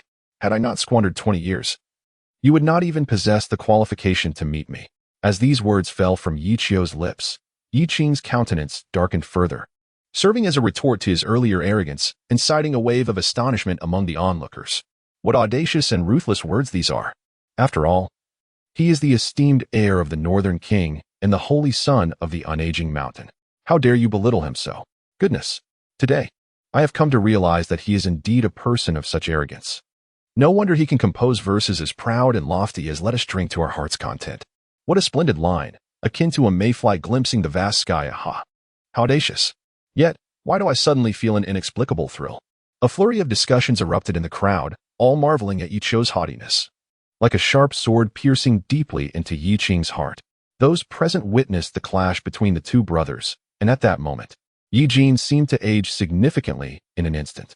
He had never envisioned a day would come when brothers would turn against each other in such a manner. A surge of sorrow filled his heart as he pondered why the heavens would treat him thus. For the sake of the world, had he not sacrificed enough? All he desired was a harmonious family, to see his children grow joyfully under his protection. Was this request truly unreasonable? Yet now, he beheld brothers at odds. Akin to sworn enemies, each harboring a lethal intent towards the other. How had it come to this? He reflected, struggling in agony. Despair washed over him as he gazed at his eldest son, whose resistance was far more intense and resolute than he had anticipated. Perhaps the root of the discord between the brothers lay with their parents. For the past 20 years, they had been strangers, unaware of each other's existence. How could any affection possibly flourish? Meanwhile, the youngest son, who had been doted upon since childhood, had always been exceptional and had naturally acquired a touch of innate arrogance. Such arrogance is not fearsome. What is truly alarming is when this arrogance collides with the deep-seated inferiority of one who has grown up in the mire. It becomes akin to dry tinder meeting a raging fire, ready to ignite at the slightest touch. The conflict between the two brothers has escalated to an irreconcilable degree, even to the extent that the bond of father and son has reached a breaking point. A sigh escapes for the once formidable king of Beida, who commanded respect. Now finally bows his proud head. He was mistaken, grievously so. Have you truly made up your mind? Will you not return with us? With a quiver in his voice, Yi Jin spoke to Yi Qiu, almost pleadingly. This marked the first instance in his life when he bowed his head. Yet, the response he received was merely a faint smile from Yi Qiu, who said, "Your Highness, please take your leave." Chapter 75. How can one bend the brow before the powerful? Yi Jin fell into silence. In that moment, Yi Qiu's indifferent expression pierced through him like a sharp sword, inflicting a profound ache upon his heart. A wave of pain surged within him. Had he suppressed Yi Qiu too harshly, driving him down this extreme path? He could not help but question himself as the crowd erupted in murmurs, finally grasping the enigma of Yi Qiu's origins, realizing that he, too, had once endured such oppressive past. Meanwhile, Yi Qing had become overwhelmed by the scornful gaze of Yi Qiu. A month prior, it was he who had looked at Yi Qiu with such disdain. Now, the tables had turned. What a display of arrogance it was. At that moment, Yi Qiu truly revealed to Yi Qing the essence of pride. The contempt that emanated from the depths of his soul struck a painful blow to Yi Qing's spirit. He had lost due to his own carelessness, allowing Yi Qiu to deal a significant blow in just one exchange. Otherwise, he would never have succumbed so easily. Yi Qiu, the humiliation of today shall be avenged 100-fold on another day. I will surely kill you one day, he roared, nearly at the brink of exhaustion. Yet, what awaited him was a cold slap from Yi Jin. With a sharp sound, Yi Jin glared at him, saying icily, "You fool, whom do you intend to kill?" In his eyes, disappointment was evident. He could hardly fathom that his younger son, who had always excelled, would utter such treasonous words. No matter what, Yi Qiu was still his brother, Yi Jin's son. Did he wish to commit fratricide? Would he, in time, harbor thoughts of patricide as well? Yi Jin was truly enraged. The reason he could not discipline Yi Qiu was that guilt lingered in his heart, rendering him powerless. Yet Yi Qing had received the best education and resources under his protection since childhood. Failing to instruct his son was a father's fault. If he did not rectify Yi Qing's misguided thoughts today, who knew what he might do in the future? Yi Qing was evidently stunned by Yi Jin's slap. Momentarily unable to comprehend, Yi Jin continued, "No matter what, he is still your brother. Have I ever taught you to disregard your elder brother and act against him? No. After all these years of study, where have your manners gone? Yi Qing lowered his head, feeling a sense of grievance, but dared not reveal it before his father. His actions today had brought disgrace upon the royal house, turning him into a laughingstock in the eyes of the world. Yi Jin's fury surged. But with so many witnesses present, he chose not to chastise his son publicly for the sake of preserving his dignity. Instead, he spoke in a subdued tone, "Go back. You are not permitted to step outside the house without my permission." Stumbling to his feet, Yi Qing, supported by several guards, departed from the yellow crane tower. As he left, Yi Qiu felt an overwhelming sense of reluctance, yearning to call out to him for just a little more conversation. "How could I possibly endure your absence?" Unfortunately, with Yi Jin by his side today, Yi Qiu ultimately refrained from acting on his impulse, which left him filled with regret. Yet, there was no need for haste. He chuckled softly, for the path ahead was long, and one could never predict who might rise to greatness. Sooner or later, I shall make you taste the fervent love that a brother holds for you, so intense, so painful. After concluding this farce, Yi Jin turned back to glance at Yi Qiu, his lips quivering slightly, yet he remained silent. In truth, upon hearing Yi Qiu's casually spoken title of prince, he comprehended that the chasm between father and son had become irreparably wide. Had he recognized his mistakes sooner, perhaps this disheartening scene could have been averted. Ultimately, it was his fault. He bore no resentment towards anyone, nor did he seek to lash out at Yi Qiu, despite having been subjected to insults directed at him. Ultimately, Yi Jin departed, accompanied by the reluctant Su Wanqing, leaving the yellow crane tower.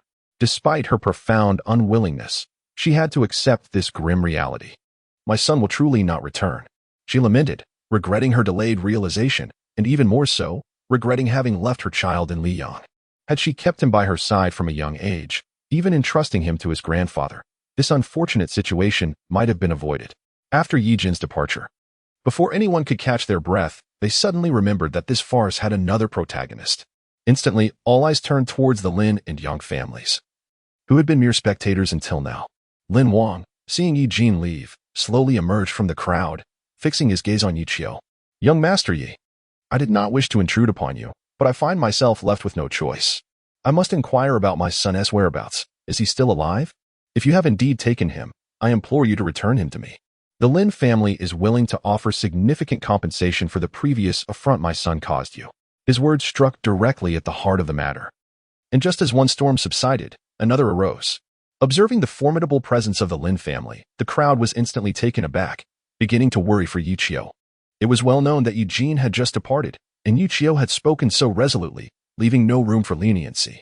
Given Yi Jin's character, how could he possibly lower himself to assist in resolving this crisis? At this moment, Yi Qiu had become the target of collective animosity, once more ensnared in peril. As Lin's inquiry hung in the air, Yang Yinping stepped forward, coldly declaring, "Yi Qiu, you would do well to return my son, otherwise, I shall ensure that you do not find peace, even at the cost of my own life." As these words were uttered, the atmosphere once again became charged with tension. Observing their aggressive demeanor, Yi Qiu offered a faint smile and said, "I cannot comprehend your words, but if you believe me to be an easy target, feel free to come at me without hesitation. Even in the face of 1,000 troops, I, Yi Qiu, can stand my ground with a single sword." With this declaration, the ambience grew increasingly fraught with anticipation. Yang Yinping, filled with fury, was about to press for answers when he suddenly noticed Kong Yufeng stepping forward behind Yi Qiu. The scholars behind him, as if compelled by an unseen force, also moved forward in unison, brimming with restless energy. Witnessing this scene, Yang understood that extracting any information today was nearly impossible. It was all Kong Yunfeng's meddling that had placed them in such a precarious position. "Yi Qiu, do not think that with Kong Yunfeng's protection, you are beyond reproach. The only reason no one dares to touch you is due to your father, Yi Jin. Now that you have lost that identity, you are nothing." With these harsh words, Yang Yinping's voice echoed menacingly. A flicker of ire crossed Yi Qiu's gaze.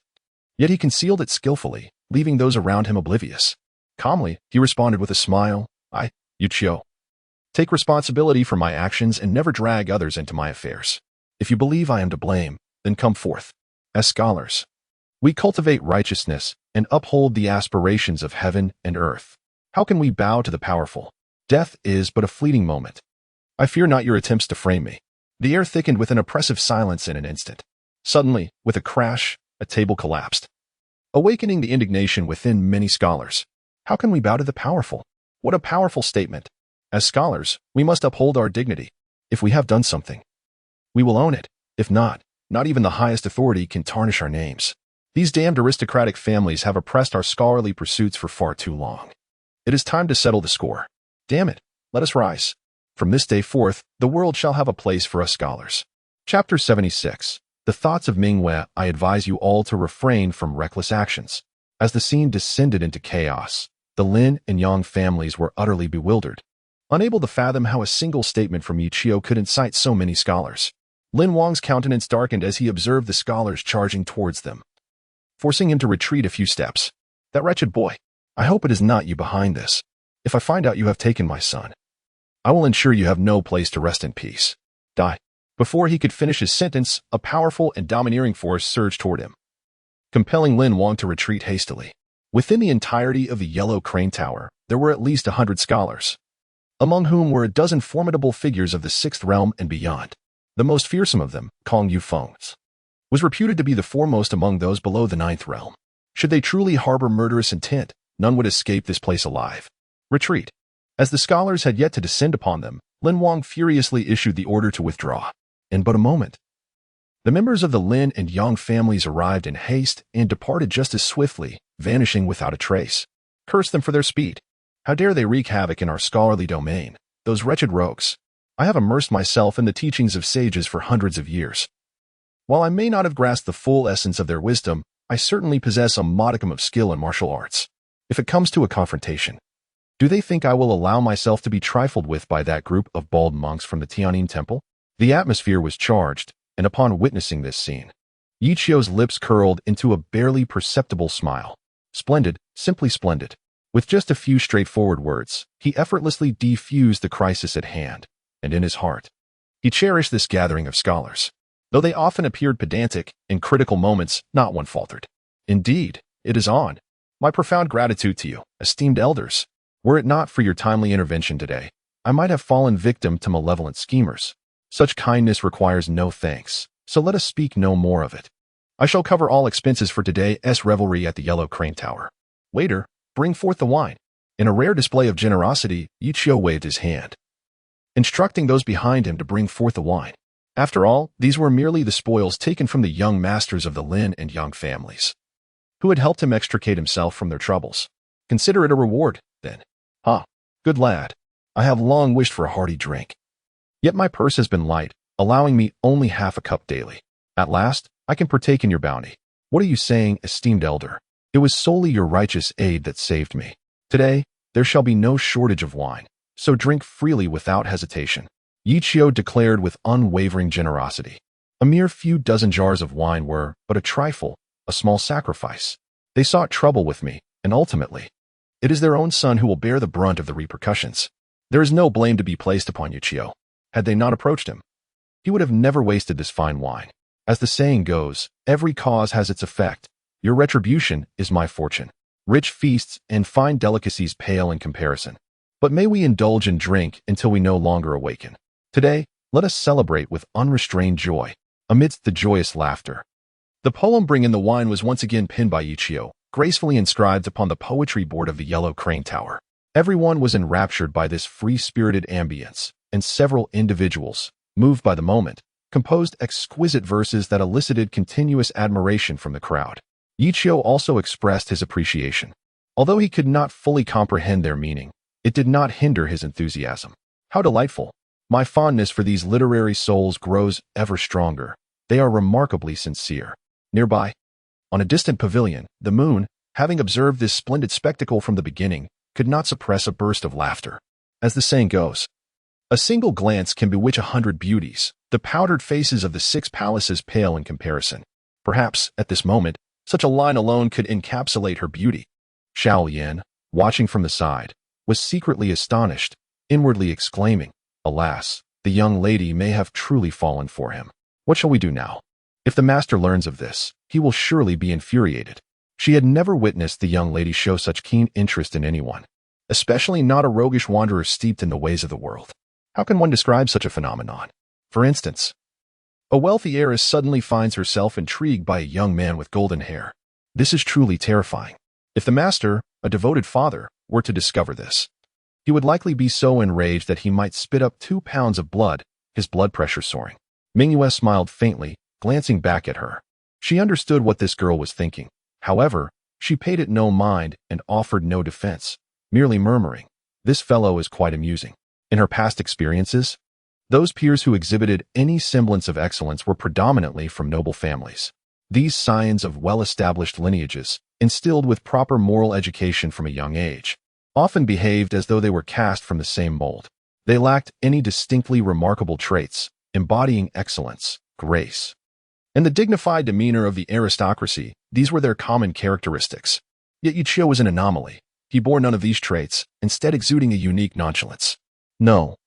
To be precise, it was a sense of rebellion against convention. He could raise a cup in revelry with esteemed scholars, engaging in lofty discussions, and could just as easily converse with common folk, exploring the intricacies of life. Miss, you cannot truly be developing feelings for him, can you? Do not be foolish. Perhaps his current upright persona is merely a fade. He may very well be a malevolent fiend, utterly depraved. Let me tell you, people today can be quite wicked, presenting one fade while concealing another beneath. Do not be easily deceived by his talents. Listening to Xiaoyan's words, Mingyue could only find it amusing. When had she ever needed a young maid to enlighten her on discerning right from wrong? How old was Xiaoyan? Nearly 15 or 16. And now she was presuming to teach her. With a serene smile, Mingyue calmly replied, "I am well aware of the kind of person he is. There is no need for your further commentary. In this world, the definitions of right and wrong lack any universal standard. Individuals merely contemplate issues from the perspective of their own interests. The aristocracy has forged their dominion upon the flesh and blood of countless individuals. And yet they demand that all others judge morality according to their own principles. Tell me, are they benevolent or malevolent?" Xiaoyan fell silent, feeling that this question was far too profound for someone of her age to comprehend. What I admire in him is not solely his talent, but also his audacity to challenge societal norms and his unwavering resolve in the face of the powerful. After hearing Mingyue's words, Xiaoyan muttered softly, "But you are also of noble birth. If the master were to hear this, he would likely be furious."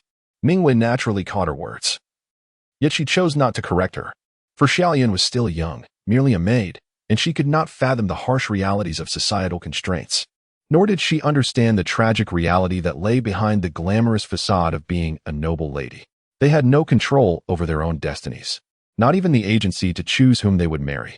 In this world, not everyone possesses the ability to turn a blind eye like Su Chaofeng does. One must respect their daughter's choices. Many are unable to dictate their own destinies, which is precisely why Mingyue strives so fervently in her cultivation. She yearns to break free from the shackles of fate and truly take control of her own life.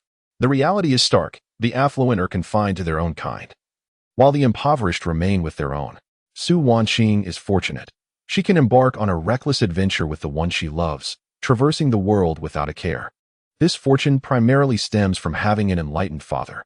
Had it been anyone else, Yi Jin would likely have met his demise hundreds of times over. Yet, it is Su Chaofeng who has given rise to the present-day king of the north. Chapter 77. Who the hell did this? Damn it. That cursed Kong Yufeng. I will not let this go. Within a mansion in Hanjing City, Lin Wangyu roared with murderous intent. Today was supposed to be their most promising opportunity to extract information about their son, yet unexpectedly, the meddling Kong Yunfeng appeared, along with a group of impoverished scholars. They were compelled to retreat, allowing Yichio to evade capture for yet another day. The thought of this filled him with anxiety.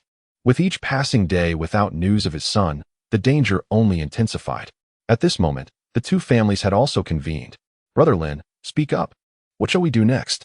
This matter concerns the lives of our sons. Every day we delay increases their peril. We cannot afford any more hesitation," Yang Yinping said somberly. Lin Wangyu's gaze darkened as he pondered. "You saw what transpired earlier. The relationship between that father and son has deteriorated to an irreparable state. We merely need to avoid Kong Yufeng, and when he is absent, we can seize that young man. Once we have him, I am confident he will divulge the information we seek." A surge of menace radiated from Lin Wangyu, indicating he was genuinely enraged. Yang Yinping, however, expressed his concerns. "But if our actions are discovered, how will our two families protect themselves against Yi Jin?" "Rest assured," Lin Wangyu replied with a smirk. Yichio's earlier words have already shattered his parents' hearts. How could he possibly care for Yichio's fate at this moment, when he is preoccupied with comforting his younger son? As long as we conduct our affairs discreetly, no errors will occur. Tomorrow is the poetry competition. Once it concludes and Yi Jin returns to Liyang, we shall act. Upon hearing this, Yang Yinping contemplated deeply, steeling himself. Very well. Let us proceed as you suggest. Damn it, we shall go all out. From this day forth, both our families will dispatch all capable experts to secretly monitor that young man. Should he show any sign of movement, we must be promptly informed. He must not escape. Under the conspiracy of the two families. The resplendent restaurant was suddenly beset by numerous watchful eyes.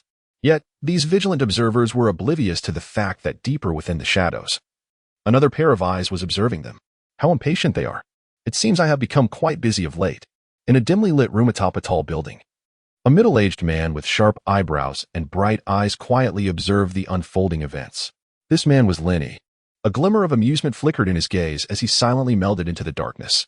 The following morning, the streets of Hanjiang City were abruptly grazed by several lifeless bodies. Their origins remained a mystery, their faces were unrecognizable, and their bloodied forms instilled an extreme sense of horror, drawing a considerable crowd. When members of the Lin and Yang families arrived at the scene and beheld the corpses, their expressions darkened with palpable dread. They recognized that these bodies belonged to their clan's formidable experts, each one a powerhouse of at least the sixth realm. With a resounding clap, the sound of a hand striking the table echoed through the Lin residence. Lin Wang, filled with rage, exclaimed, "Damn that Kong Yufeng. He has gone too far. How could he be so cruel, especially for someone who claims to be a scholar? To have simultaneously slain these experts without leaving a trace, I can think of no one else capable of such a feat. It could not be Yi Jin. For his style would never resort to such underhanded tactics. If he wished to deal with the two families, he would confront them openly, excluding Yi Jin. Lin Wang could conceive of no one but Kong Yufeng who could accomplish this. Brother Lin, this situation is exceedingly unfavorable for us. Kong Yunfeng resides in the Yellow Crane Tower, and as long as he remains there, we have no means of striking back. Calm yourself. I refuse to believe he can continuously guard against Yu Qiu. Should he provoke me further, I shall deal with him as well." Meanwhile, within the Yellow Crane Tower, Kong Yunfeng had just awakened, his expression still weary. After all, he had endured considerable strain the previous day to protect the scholars. Enduring a wave of fury from Yi Jin, he had sustained significant injuries, and after consuming copious amounts of alcohol, he had slept soundly until dawn. Barely recalling how he had returned to his chamber. Ah, the folly of drinking. I nearly missed the poetry competition. This celestial intoxication is truly peculiar. I have consumed alcohol for half my life without ever becoming drunk, yet this particular brew renders me speechless. As Kong Yunfeng mentally lamented, he opened his door and was met with the sound of fervent discussions below. Curiously, he seized the opportunity to inquire of a passing waiter, "What is the commotion below? Why the uproar?" "Sir, it is nothing of consequence. A few corpses have suddenly appeared in the streets, and no one knows who is responsible. Everyone is merely speculating." Upon hearing this, Kong Yunfeng's brow furrowed slightly, and he hastily donned his robe before descending. As he reached the throng, he noted the bustling crowd, many still engaged in discussion. Pushing through the gathering, his frown deepened as he recognized the bodies. Were they not the elders from the Lin and Yang families from yesterday? It is indeed perplexing. How could they meet their demise here? Could it be that someone harbored ill intentions towards the esteemed friend Yu Qiu, aiming to abduct him, which led to a conflict and ultimately a violent confrontation? It appears that I must refrain from indulging in wine for the next few days, as momentous events are certainly afoot. I pondered silently. Having publicly vowed to safeguard Yi Qiu, I could not allow any misfortune to befall him under my watchful eye. Scholars place great emphasis on integrity. Without trust, one cannot stand firm. A promise once made must not be broken. The perils of excessive drinking are all too clear. Thankfully, Yi Qiu remained unscathed, for had he encountered harm, I would have found it impossible to forgive myself for my negligence. Amidst the commotion, Yi Qiu was drawn by the cacophony and emerged slowly. Upon witnessing the lifeless bodies strewn upon the ground, he cried out, "Who did this? Who in the world is responsible? Cursed be the wretches. Such valuable materials for brewing were wasted so recklessly. Is there no understanding of resourcefulness? I had intended to capture them in a few days. How could you have slain them? Who am I to pursue now? My carefully laid plans have been utterly thwarted." And Yi Qiu's defenses crumbled. He had envisioned these skilled members of the Lin family as the most suitable candidates for refining elixirs, with them overseeing the continuous production of heavenly drunkenness to ensure the smooth operation of the establishment. The others, possessing formidable strength, could serve as bodyguards, upholding order within the tavern. What a perfect choice for puppets. Yet, to his astonishment, they had perished overnight. In that instant, a profound sorrow engulfed him, leaving him heartbroken. Truly, he is a poet of unparalleled kindness, unable to bear the suffering of the world, even towards his adversaries, exhibiting such sincerity without a trace of schadenfreude. This is what one calls great vision.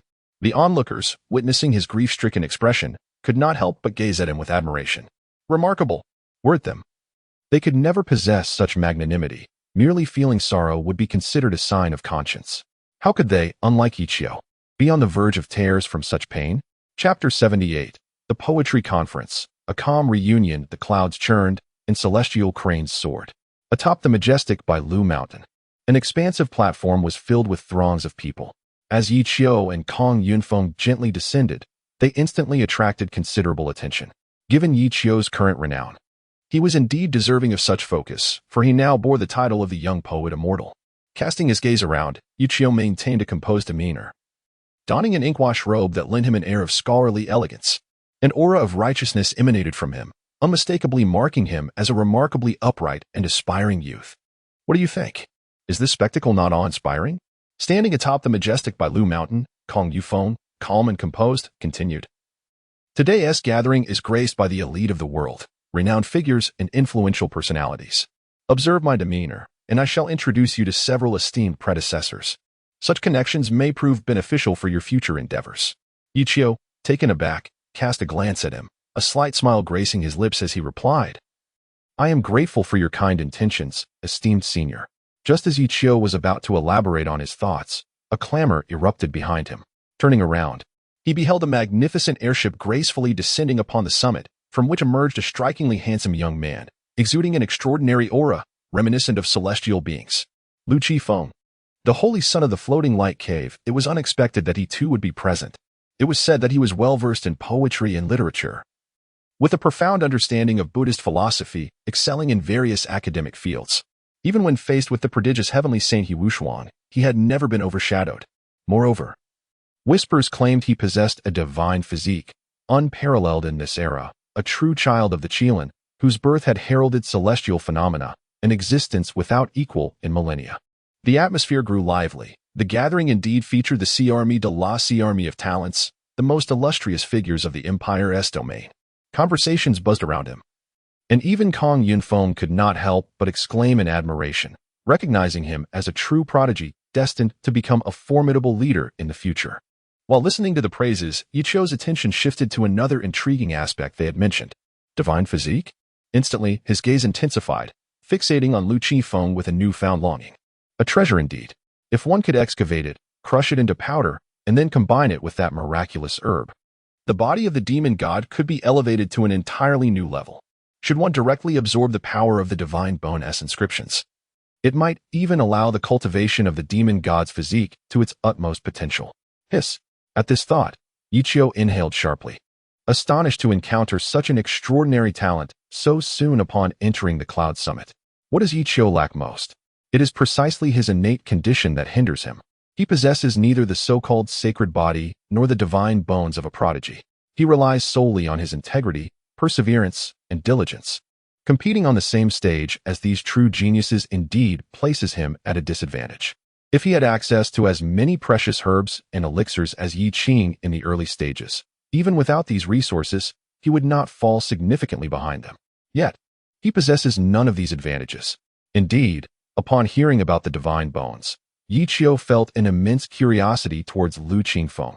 However, upon noticing the several formidable figures accompanying him, he could not help but twitch his lips. Why bring so many powerful allies along? The greater the entourage, the more it signifies a lack of confidence. The essence of genius lies in self-assurance. If one does not believe in their own strength, how can they aspire to become a titan who dominates a realm? With a silent sigh, Yi Qiu turned away, realizing that he could not contend with the two guardians beside Lu Qifeng. Looking at them was futile. Why waste his thoughts on him when there are more beautiful sights to behold? Brother Yi, you have come as well? In his aimless wandering, Yi Qiu heard someone call out Brother Yi, thinking it was directed at him. Just as he was about to respond, he realized the speaker was Lu Qifeng. However, standing beside him was Yu Qing, who was not addressing Yi Qiu. The two conversed amiably upon their meeting, suggesting they were already acquainted and shared a strong bond. Yi Qiu's attention shifted as he noticed Eugene and Su Wanqing following closely behind, engaging in conversation with various clan leaders and renowned figures attending the poetry conference. It was evident that Eugene commanded great respect, as people approached him for connections, even boldly attempting to strike up conversations. In contrast, Yi Qiu's presence felt rather desolate. He could not help but question the prowess of Kong Yufeng. What is the matter, senior? Why is it that, despite being a senior expert, no one approaches you to greet you? Faced with Yi Qiu's probing inquiry, Kong Yunfeng's face flushed red, primarily due to his straightforward nature. He had only made enemies over the years, with few friends to speak of. Moreover, as a humble scholar, why would anyone seek to cultivate a relationship with him? There was nothing to gain. Haha, trivial socializing. I have never cared for the opinions of the mundane world. Kong Yufeng chuckled awkwardly before adding. Now you understand how high Yi Jin's prestige truly is, don't you? Upon his entrance, the entirety of the audience's attention coalesced around him, with countless individuals seeking to curry favor with not only him but also those in his vicinity. How does it feel? Do you harbor any regrets? If you were to humble yourself even slightly, you, the son of the Northern King, would undoubtedly become an object of universal admiration. Yi Qiu cast a sidelong glance at him, a faint smile gracing his lips as he replied, Ah, esteemed senior, you jest. A life as humble as mine in autumn cannot indulge in such privileges. Furthermore, even devoid of this title, I am fully capable of becoming a figure of global renown. His response did not surprise Kong Yunfeng. It was precisely this spirit of defiance that he admired in Yi Qiu. A scholar may bend in many ways, but the waist and the knee must remain unyielding. Moreover, relying on the gifts bestowed by others never yields true ownership. Only that which is genuinely earned allows one to stand tall. Yi Qiu spoke with an air of calm, for he had already transcended the identity of a mere ruffian after the emergence of several of his poems. He had gained considerable influence, having achieved all his success through his own endeavors, unlike certain individuals who relied on paternal connections. He is not worth a single hair of mine. While Yi Qiu engaged in light conversation with Kong Yunfeng, Su Wanqing also noticed him, instinctively yearning to approach. Suddenly recalling something, her expression dimmed, revealing a hint of despondency. Madam, what troubles you? Eugene, having discerned her unease, inquired promptly. Su Wanqing remained silent, merely gesturing with her eyes. Following her gaze, Eugene's attention was drawn to the distant figure of Yi Qiu. He too appeared momentarily astonished, suddenly recalling the recent uproar surrounding the invitation personally delivered to him by Bai Luming. His presence here was entirely expected. However, facing the son who harbored resentment towards them once more left both unsure of how to proceed. Since returning home yesterday, they had engaged in deep reflection regarding the matter, ultimately concluding that they were in the wrong, profoundly so. Yet, when they came to this realization, they found that their son had already distanced himself completely from them. This encounter was far less intense than before, imbued with an unusual tranquility, as both parties found no common ground. Chapter 79, The Humanitarian Departure of the Radiant Yanghua. Yet I arrive in an unseasonable spring. Gazing intently in the direction where Yi Qiu had departed, Eugene sighed and remarked, Madam, perhaps it is time we let go. Our years of effort were aimed at ensuring our child could grow up joyfully and happily.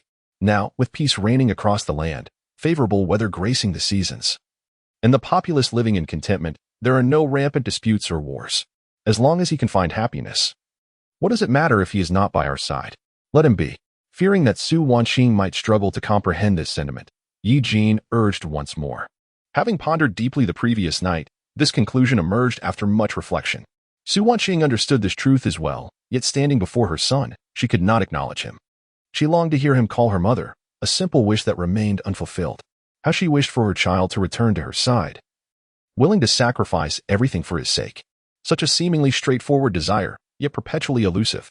As these thoughts coursed through her mind, tears streamed uncontrollably from her eyes. I only wish to hear him call me mother. I dare not even dream of him returning to us. Is this small request too much for him to grant?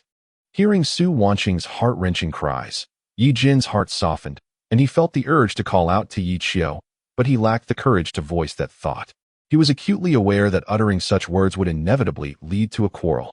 In his recollections, the moments shared between him and Yi Qiu were predominantly marked by conflict, devoid of calm discussions. In the past, despite the harshest reprimands, Yi Qiu would humbly accept them without retort. But now, it was different. A single word of reproach would provoke a response that left him speechless and full of shame. Amidst the crowd, Yi Qing silently observed the situation between his parents, and he too noticed Yi Qiu's presence, a flicker of icy disdain crossing his gaze. Beside him, Lu Qingfeng expressed his surprise, suddenly recalling something. He remarked, "Brother Yi. He must be the so-called unworthy brother you mentioned, correct?" As a longtime friend of Yi Qing, Lu Qingfeng naturally possessed some knowledge regarding the Yi family. Previously, he had heard Yi Qing mention that there was an elder brother of his, lost to the world for many years, whose talents were rather mediocre. This brother had succumbed to a host of vices and was utterly ignorant of the most fundamental noble etiquette. He often brought shame to the family and indulged in reckless antics, paying no heed to the reputation of the royal household. Consequently, his father would frequently erupt in fury. And within the confines of their home, the echoes of his reprimands could often be heard. However, Lu Qifeng had only heard such tales from Yi Qing. This was his first encounter with the legendary brother. He indeed matches your description, lacking any semblance of a noble's demeanor. He is comparable to the ruffians lurking in the streets, Lu Qifeng teased with a smile. Yi Qing shot him a surprised glance, not expecting their opinions to align so closely. That said, I heard you were assaulted yesterday. Is there any truth to that? Upon mentioning this incident, Yi Qing's expression darkened. Humph. I merely let my guard down.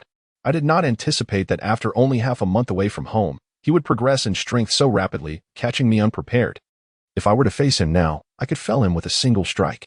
As he spoke, Yi Qing's arrogance resurfaced, a testament to his confidence in his own abilities. Not to worry. Your parents are present, and it would not be wise for you to act. Just look to me.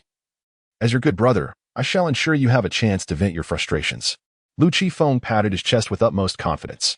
Unbeknownst to them, their conversation was overheard by Mingwei, who passed by. A subtle smile graced her lips, a hint of intrigue sparking within her. How interesting. It seems there will be quite a spectacle to behold. Ignoring them, she proceeded directly to the venue of the Grand Assembly. Her purpose for attending the poetry conference was originally to unwind and witness a performance.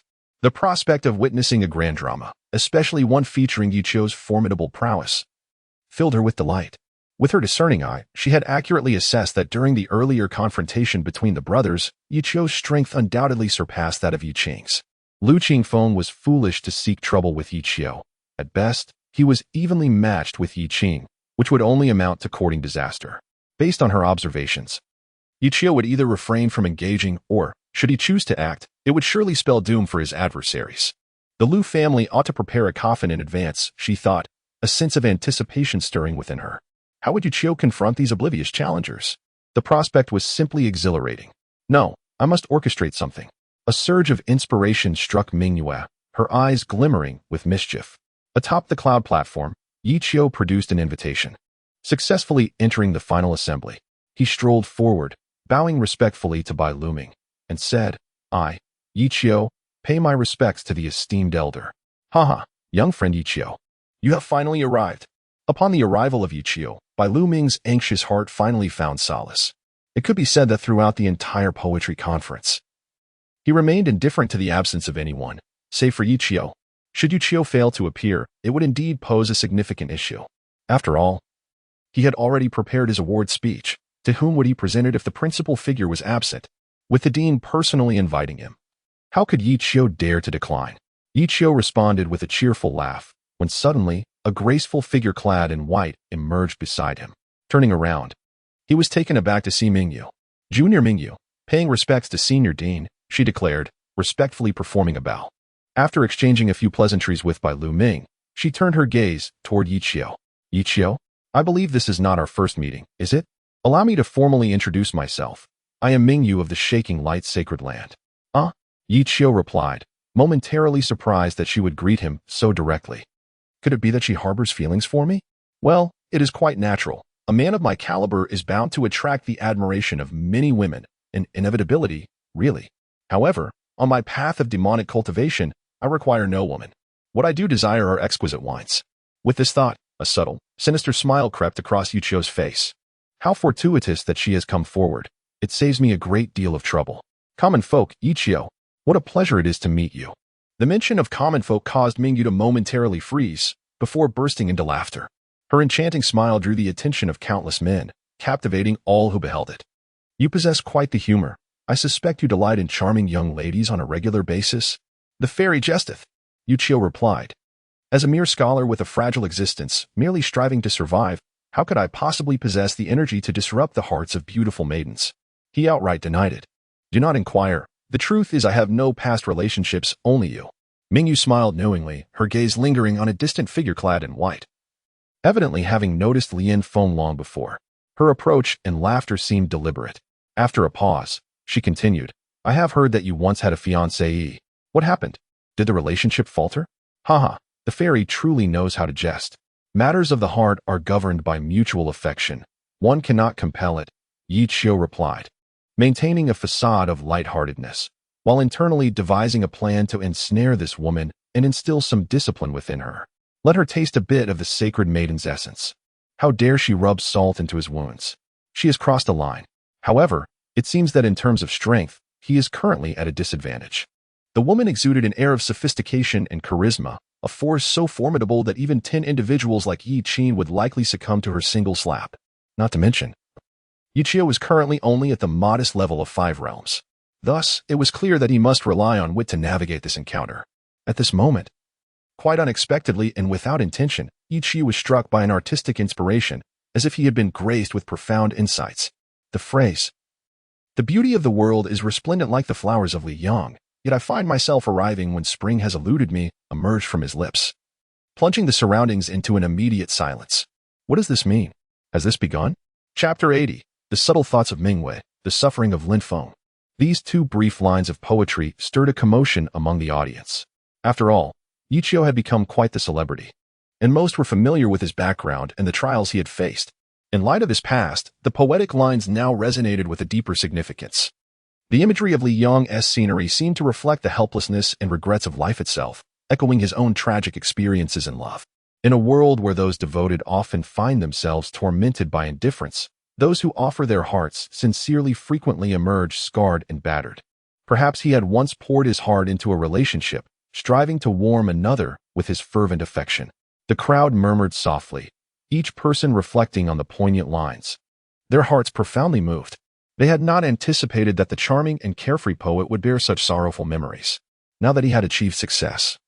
One wonders if those who once caused him pain feel remorse for their actions.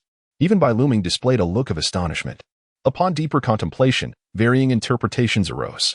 Some, with a more superficial understanding, envisioned the breathtaking landscapes of Liyang, which they had long yearned to see but never had the chance.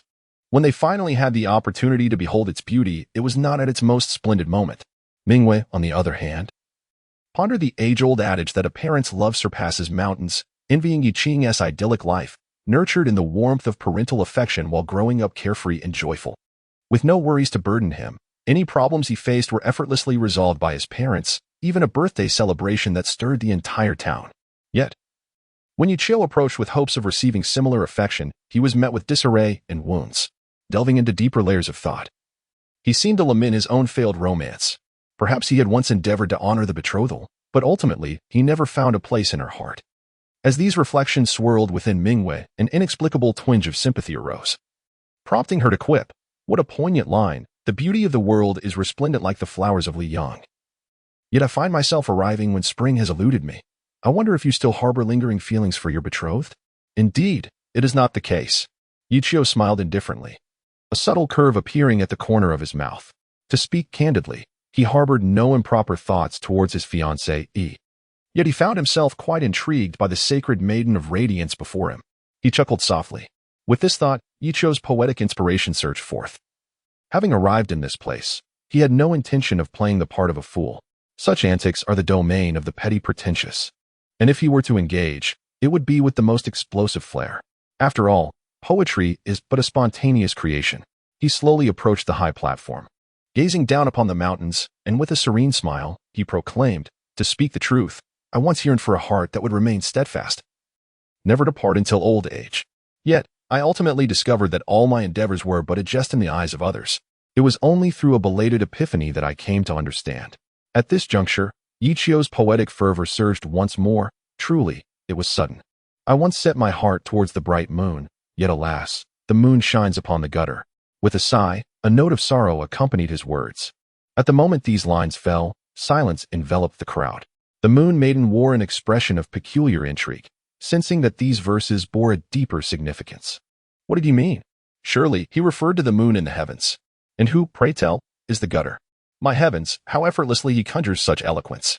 What a splendid couplet. I once set my heart towards the bright moon, yet alas, the moon shines upon the gutter, undoubtedly a timeless phrase. How shall the competition proceed now? The poetry contest had yet to commence, and he had already captivated the audience. An intense murmur erupted throughout the assembly.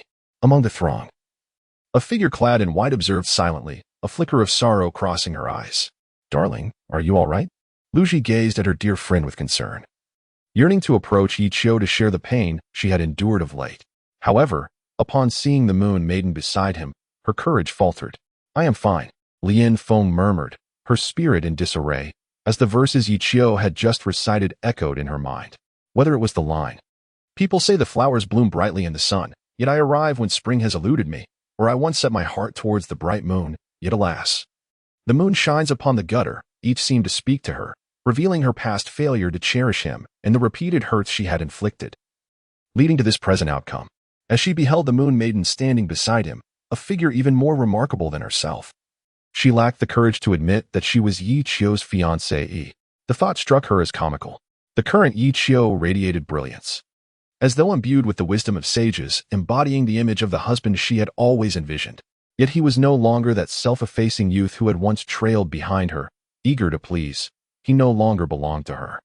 Must one only realize the worth of what they have after it is lost? In the past, when she was close to him, she could discern no commendable qualities in Yi Qiu, yet now he seems to radiate an ethereal glow. For a fleeting moment, Lian Feng found herself entranced, restraining Lu Ji from ascending the stage. Meanwhile, Yi Jin and Su Wanqing observed the scene with a pang of sorrow in their hearts. Su Wanqing, with tears welling in her eyes, longed to embrace her son, who had been so grievously wounded by their neglect, to tell him, mother was indeed wrong. However, she lacked the courage to confront the coldness reflected in Yi Qiu's gaze. She sensed that his verses, rather than merely addressing Lian Feng, were subtly directed at them. How could her heart not ache? If only they had extended a modicum of care towards him, even the slightest bit, her son would not have distanced himself from her. Their indifference, apathy, and disdain, fixated solely on the younger son, had entirely overlooked him, leading to this tragic outcome. As she observed the commotion in the audience, Mingyu pondered, her heart racing. It struck her as peculiar. Even when faced with ancient formidable beings, she had never felt such anxiety. Why was it, at this moment, that her pulse quickened? Though she knew he was not referring to her, it felt as if he were speaking directly to her. Was it merely because he had used the name Mingyu? How amusing, she thought, for Mingyu, you were truly being overly sentimental.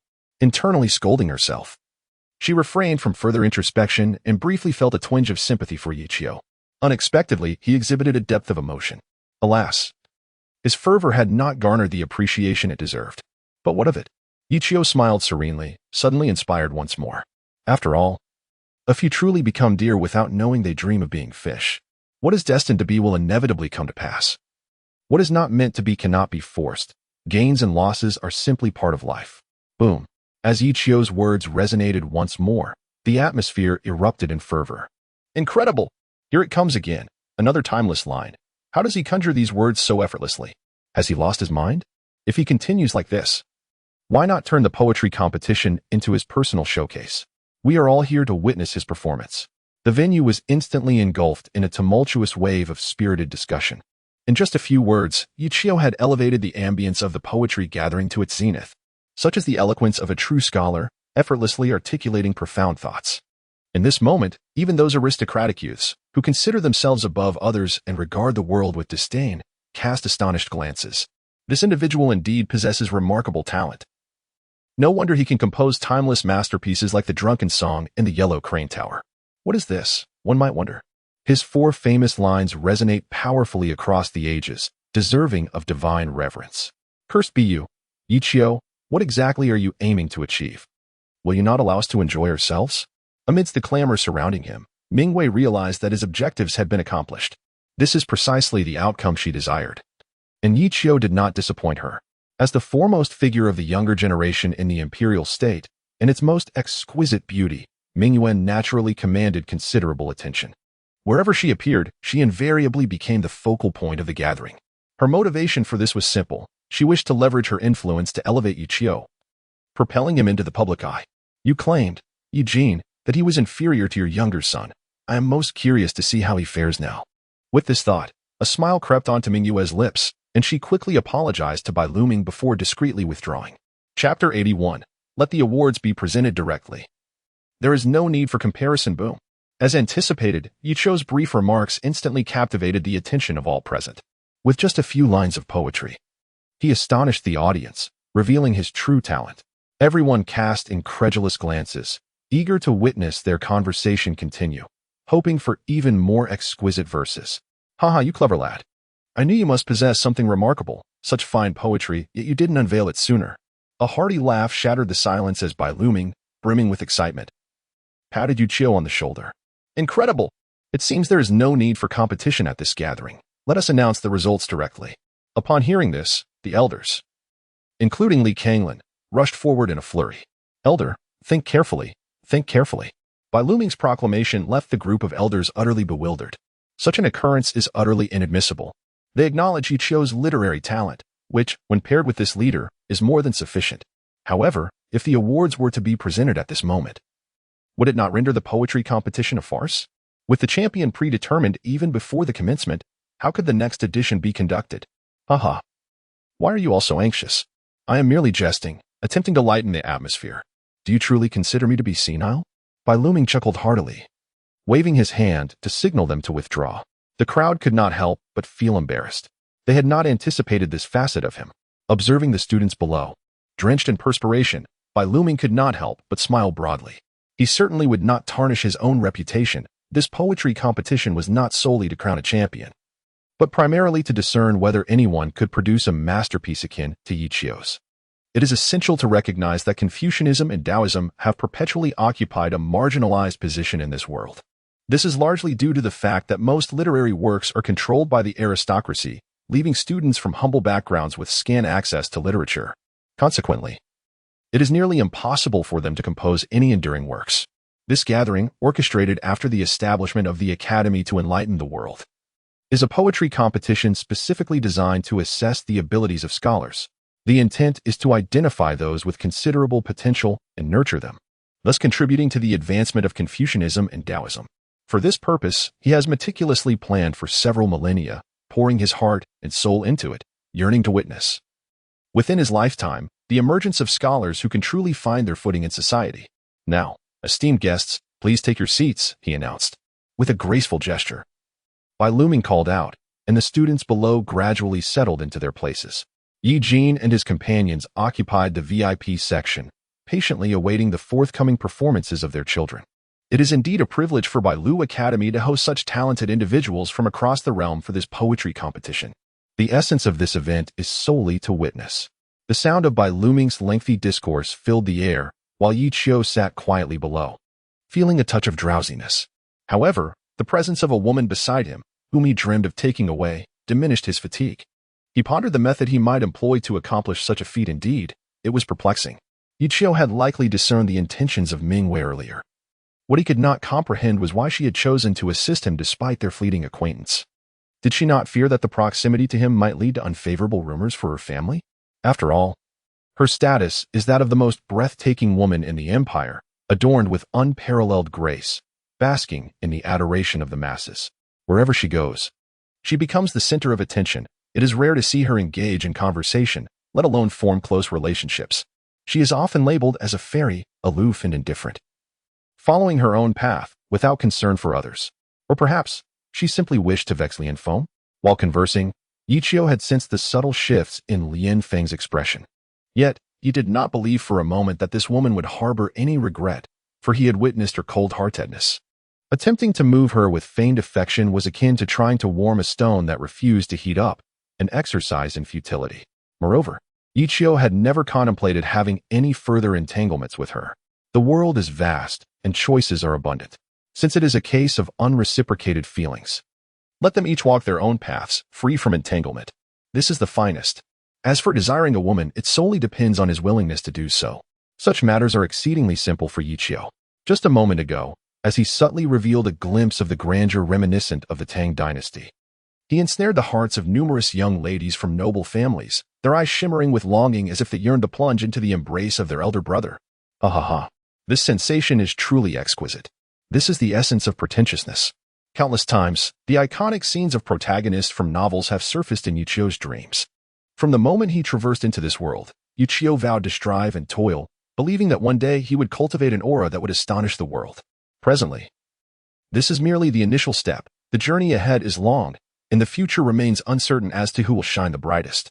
Observe the gazes filled with admiration. In their hearts, Yuchio has undeniably become the ideal suitor. Clad in an ink-wash robe, he embodies the elegance of a gentleman, refined and graceful. How charming he is. Yet, a thought suddenly crossed his mind. Why has no young lady approached him to express her affections?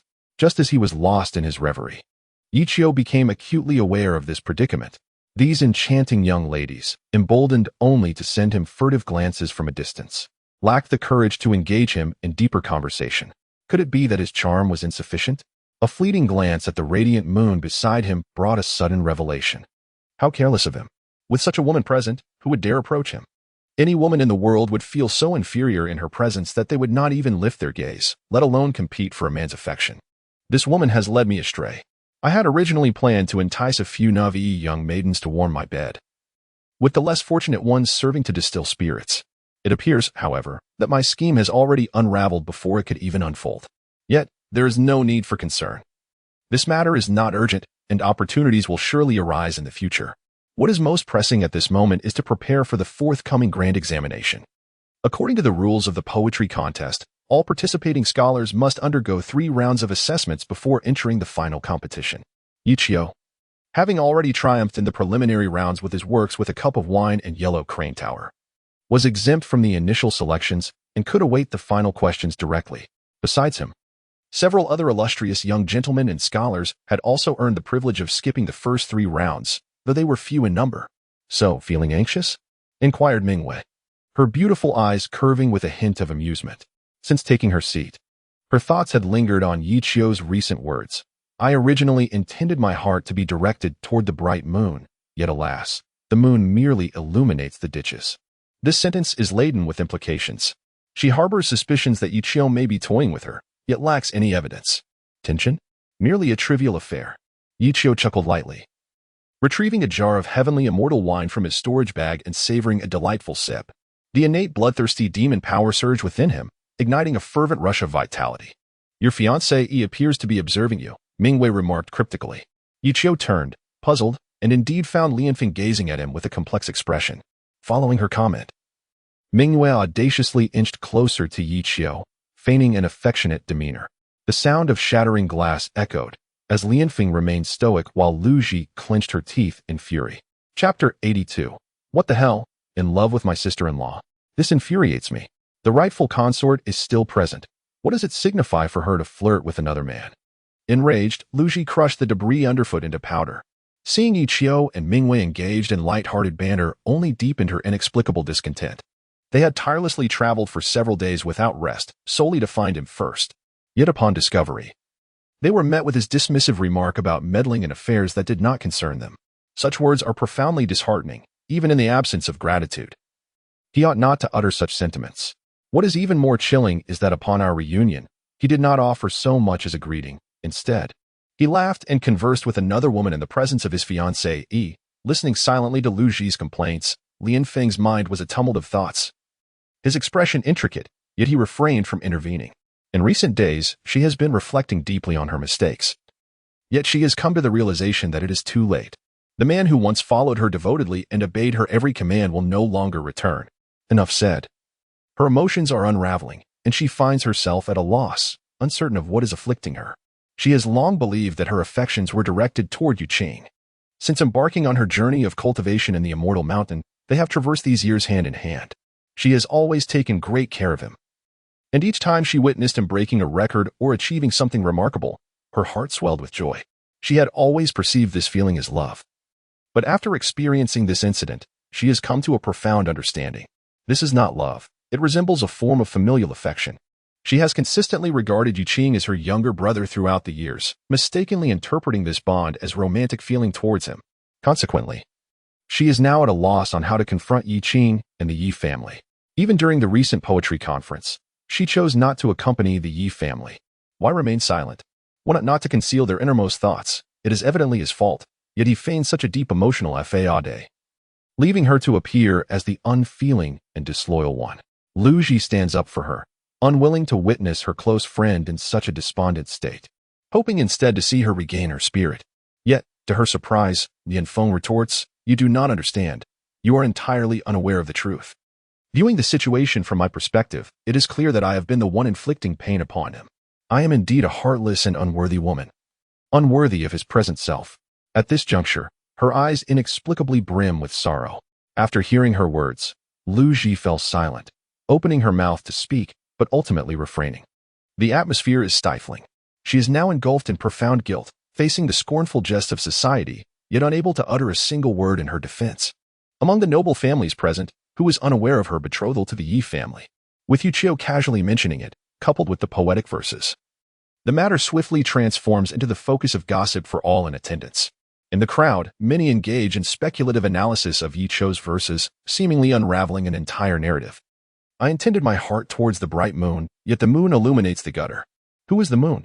Who embodies the gutter? Are you truly that dense? Unable to grasp such a simple matter? Everyone knows that the illustrious holy son Yi Qing and the sacred maiden Lian Feng have long been regarded as a celestial couple, their bond flourishing since childhood. Moreover, the Yi and Lian families have been entwined in marriage since their youth. A little contemplation would reveal the truth." Upon this revelation, the crowd erupted in lively discussion. "Ah, I understand now. What you imply is that the one betrothed to the Lian family's princess is not Yi Qing, but rather his forsaken elder brother, Yi Qiu? No wonder it fell to miss. Their ages do not align for such an engagement. The crux of the relationship dilemma lies here. In essence, the sister-in-law has become involved with the younger brother? How outrageous. How could this woman be so indiscreet? She's already engaged yet associates with her brother-in-law? For years, I believed them to be a couple, having shipped them for quite some time. This younger brother is no saint, coveting his brother's fiancée. It is utterly inhumane."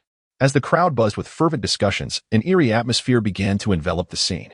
Particularly resonant was Yi Qiu's poignant remark, "The world is adorned with vibrant blossoms, yet I arrive in a season bereft of spring." This sentiment propelled the tension to its zenith. How tragic. After enduring years of usurpation, upon returning, his fiancée has yet to grant him a kind glance, and even his family has shown him no kindness. What he had envisioned as a new beginning now revealed itself to be yet another abyss. As public opinion gradually shifted, certain events from years past were meticulously unraveled by these gifted individuals. In light of Yi Qiu's earlier experiences, the duplicitous nature of Yi Jin began to emerge. It was claimed that everything was for the benefit of the elder son, yet all the good fortune was bestowed upon the younger, who received nothing but indulgence. Conversely, when it came to the elder son, he was met only with oppression and blame, utterly devoid of any paternal responsibility. Upon hearing these discussions, Yi Qing's expression darkened, his gaze laden with malice directed at the distant Yu Qiu. How could he, a man of pride throughout his life, endure the scornful whispers of others? What fault did he possess? From the very beginning, he had been a victim in this matter. Prior to this, he was entirely unaware of the existence of a brother. Even more shocking was the revelation that the man who had been betrothed to the woman he cherished most was none other than himself, not the other. "Damn you, Yi Qiu. One day, I shall take my vengeance upon you." His heart roared in anguish, yearning to unleash all his fury. Yet the thought of his parents' presence compelled him to suppress it. Sensing his distress, Lu Qingfeng, standing nearby, expressed concern. "Yi Qing, are you all right?"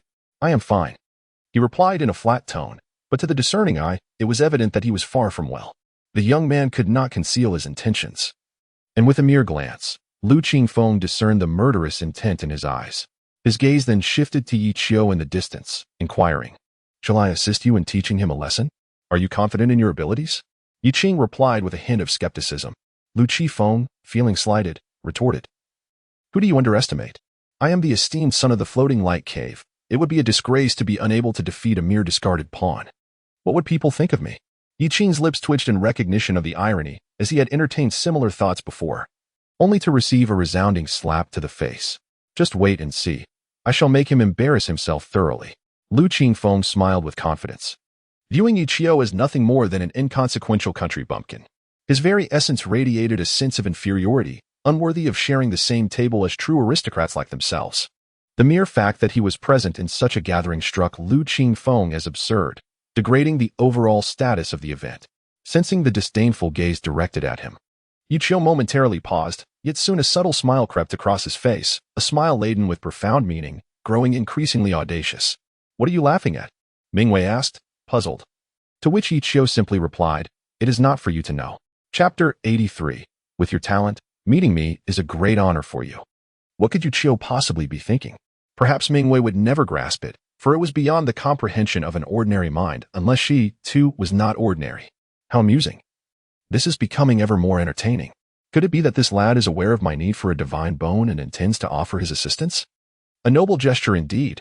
Once I forge the Emperor's banner, I shall appoint you as my deputy. Initially, Ichio was uncertain of how to provoke him. But now it seemed that Lu Qifeng was eager to seek trouble with Ichio. An unexpected anticipation began to swell within him. In what manner would the other approach him to instigate conflict? Ideally, it would provoke him to the point of extreme humiliation. Yet, should he take the initiative to confront Ichio, it would grant Ichio the opportunity to subdue him. However, at present, he was flanked by two formidable experts, complicating matters. Indeed, it seems I must devise a strategy to eliminate those two before proceeding. Lost in thought, Ichio suddenly recalled a frenzied array formation, a smile of delight illuminating his face. "Excellent, you shall do." While his heart was elated, Ichio maintained an outward demeanor of calm and composure, awaiting the conclusion of the 3 rounds of assessment, for the true spectacle was about to unfold. The elders of the White Deer were in a state of urgent deliberation, and after a thorough review, some exceptional students began to emerge. Marvelous, simply marvelous. Who is the author of this white dragon chant? With a gasp of admiration, Bai Luming said, slightly agitated, that he had not anticipated encountering such a prodigy at this year's Cloud Summit Poetry Festival, aside from Ichio. This remarkable talent had composed a piece that truly captivated him. Of course, there were many commendable works, yet few managed to leave a profound impression on him. Director, this is a work by Xiao Wucai from the Xiao family. Xiao Wucai? That name is indeed peculiar. Bai Luming paused, suddenly recalling something, and added, "Is he from the Xiao family in Zhongling City?" Precisely. Upon hearing this, Bai Luming felt a surge of astonishment. After all, it was no surprise that a descendant of royalty possessed genuine talent. However, he was intrigued that such an ancient and illustrious family would participate in a poetry gathering, which was quite unusual. This family was notoriously enigmatic, and its direct descendants rarely ventured into the public sphere, rendering the world largely unaware of them. Today, he had the rare fortune to witness an outstanding member of the Xiao clan. Amidst the spotlight of attention, a striking young man clad in a crimson robe gracefully emerged from the crowd, exuding vibrant energy and youthful vigor. His arrival elicited countless gasps from the young women present, marking him as a figure of undeniable allure. Ichio cast a surprised glance at the newcomer and remarked, "Which family's scion is this? Quite the show-off." Mingwei smiled whimsically and replied, "After all, he hails from royal lineage, a prestigious family, the Xiao family of Jiangling. Naturally, he can afford to be arrogant." Jiangling's Xiao family? Ichio suddenly froze, realizing that this was indeed the family of Xiao Wui. He held a great appreciation for his younger brother, who was capable, grounded, and shared a remarkably similar fate. The only distinction was that Xiao Wui had been cast out, while Ichio had chosen to depart on his own accord. Xiao Wucai? How intriguing this becomes. Murmuring the name Xiao Wucai, a subtle smile crept across Ichio's lips. Isn't this the royal lineage he had been pondering for quite some time? To his surprise, he encountered it so swiftly. It seems he must devise a strategy to seize this opportunity. Such a fortuitous chance if squandered. What hope would there be for cultivating immortality? He might as well return home to tend to pigs. One Lu Qifeng, one Xiao Wucai have unwittingly entered Ichio's hunting list. Oh, and let's not forget Yuqin and He Wushuang. He had long coveted these exquisite elixirs, a fortuitous gift from the heavens. Amidst a throng of admirers, Xiao Wucai gradually ascended the high platform, making a striking entrance. Once he had basked in the limelight, the true performances of the poetry competition commenced. With a resounding declaration from Bai Luming, he called forth all scholars to enter alongside him, signaling the commencement of the final challenge of this assembly. At his command, all contestants rose slowly, and Yi Qiu quietly stood, making his way toward the lofty pavilion that stood majestically atop the mountain. This newly erected edifice, yet to be named, offered a breathtaking view of the surrounding mountains and rivers, with the waters of Dongting Lake flowing gracefully below, a sight of unparalleled splendor. "Brother Yi, keep your eyes peeled. Watch how I toy with him," whispered Lu Qifeng, his gaze fixed intently on the solitary figure of Yi Qiu ahead. He nodded in agreement, saying, If you truly manage to teach him a lesson, I shall treat you to a drink later. Haha, a trivial matter indeed. No need for you to treat me. I can cover it myself, Lu Qifeng chuckled, dismissing the notion entirely. In his mind, Yu Qiu remained nothing more than an inconsequential commoner. Stripped of his identity as the Prince of Beibei, he scarcely possessed the qualifications to enter such a refined gathering. How could one possibly feel at ease sharing the same roof with such a person? To him, it was nothing short of a disgrace. As he entered the attic, he inadvertently collided with Yu Qiu and was about to reprimand him with scornful words. However, Yu Qiu turned around, casting a haughty glance at him. As if regarding a mere insect. What is the matter? Mingyu questioned, puzzled, only to hear Yu Qiu shrug and mutter disdainfully. Nothing. Just stepped in a pile of dog feces. Dog feces? Mingyu's expression turned peculiar as he noticed Yu Qing behind him, suddenly comprehending the implication. At the utterance of those words, the insults that had been poised on Lu Qingfeng's lips were instantly silenced, his face flushing red. This was intolerable. Yu Qiu, you are merely a lowly commoner. What right do you have to call me dog feces? He could hardly fathom that Yu Qiu would dare to speak to him in such a manner.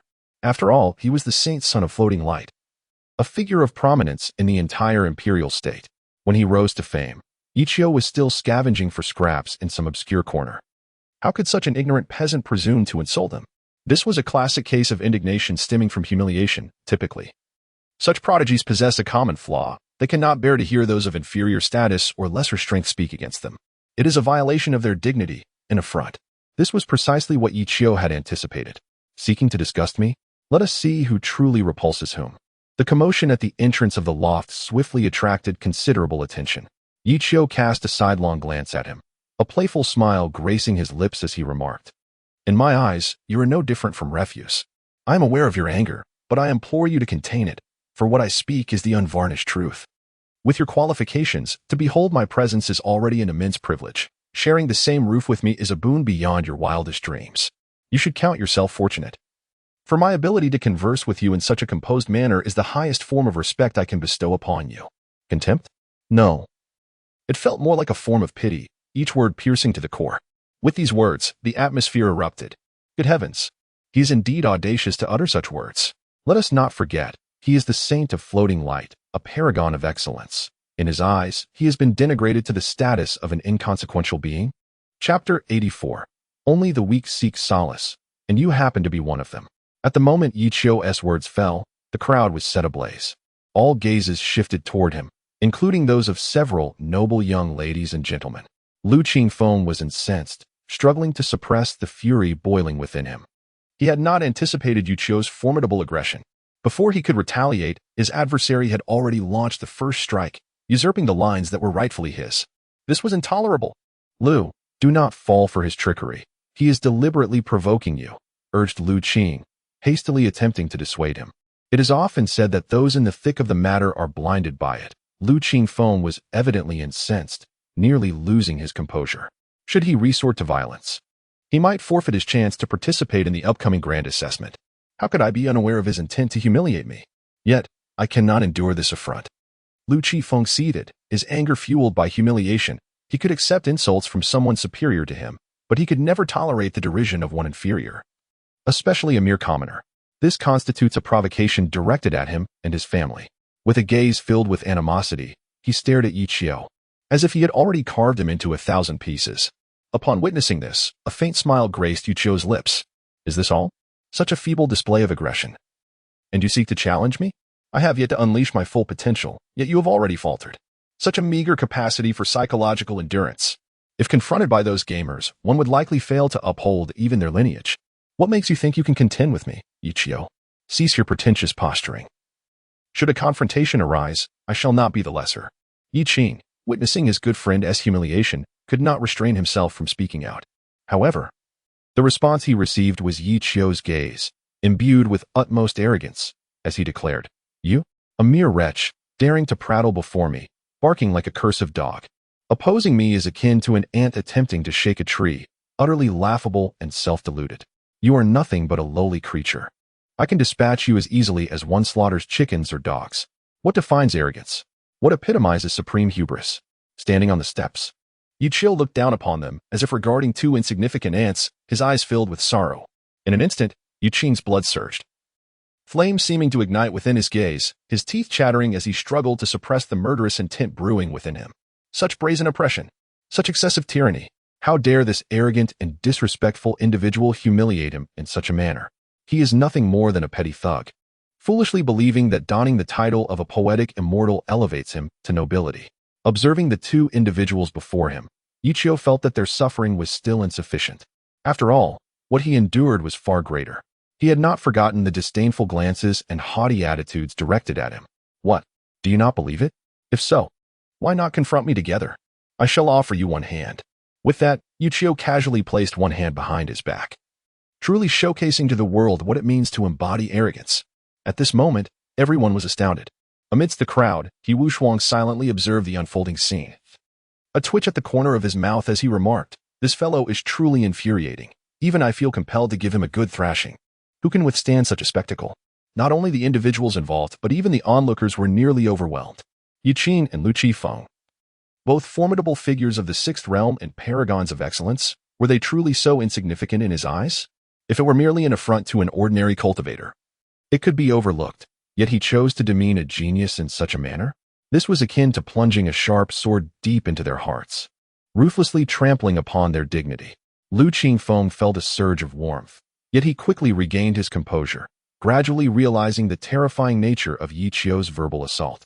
If they were to follow his lead entirely, they would inevitably be methodically dismantled, utterly defenseless. Contemplating this, a spark of clarity illuminated his mind. He suddenly spoke, dripping with disdain. "Ha!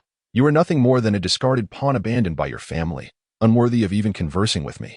Do you think that penning a few poems can alter your lamentable fate? How naive! Before true aristocracy, you are merely an ant that can be easily crushed. If you were wise, you would tuck your tail and amuse me. Perhaps then, I might generously spare you a trinket, sufficient for your meager existence." As these words escaped his lips, the atmosphere in the room instantly froze. Clearly, those present had come to understand Yi Chio's lineage, recognizing him as Yi Jin's son. Lu Qingfeng's mention of this matter at such a moment, coupled with his repugnant insinuation of extracting favors, was nothing short of a cruel affront to Yi Chio's already precarious identity, delivering a searing blow to his very core. Could this be considered his positive response? This fellow seems likely to be enraged. In an instant, all eyes turned to Yi Chio. Under normal circumstances, who wouldn't desire the affection of their parents? Who wouldn't yearn for the approval of their family? Yet, Yi Chio is an unfortunate outcast, perpetually met with denial and disdain from his parents, regardless of his actions. Perhaps this is the deepest thorn in his heart. Everyone eagerly anticipated Yi Chio's outburst, curious to witness how he would respond to Lu Qifeng. Yet, to their astonishment, Yi Chio merely smiled faintly. He was not angry at all. How could this be? Did he truly not care about the matter at hand? Shouldn't he desire to return to the Yi family? Was he not intent on reclaiming his position as the heir of the Northern Rejection King? Confusion enveloped all, save for Yi Chio, who wore a devilish smile. At this moment, he recalled the words of a certain celestial being. "Are you perplexed as to why I remain unperturbed?" Lu Qingfeng's gaze was fixed upon him, desperately seeking any trace of pretense. He could not fathom how Yi Chio could maintain his composure in the face of such provocation. Clearly, this apparent indifference was a fade. If he possessed even a shred of conscience or sentiment, he would surely be enraged. However, Yi Chio chuckled and remarked, "Those with narrow minds often succumb to anger at the criticisms of others and find joy in their praise. Yet, such opinions are merely reflections of others' perceptions. To live by the judgments of outsiders is a pitiful existence. Your life is tragically sad. You have spent your days seeking the approval of others, living for their commendations. Your vision is confined to a minuscule realm. Once attained, you treasure it as if it were a priceless gem.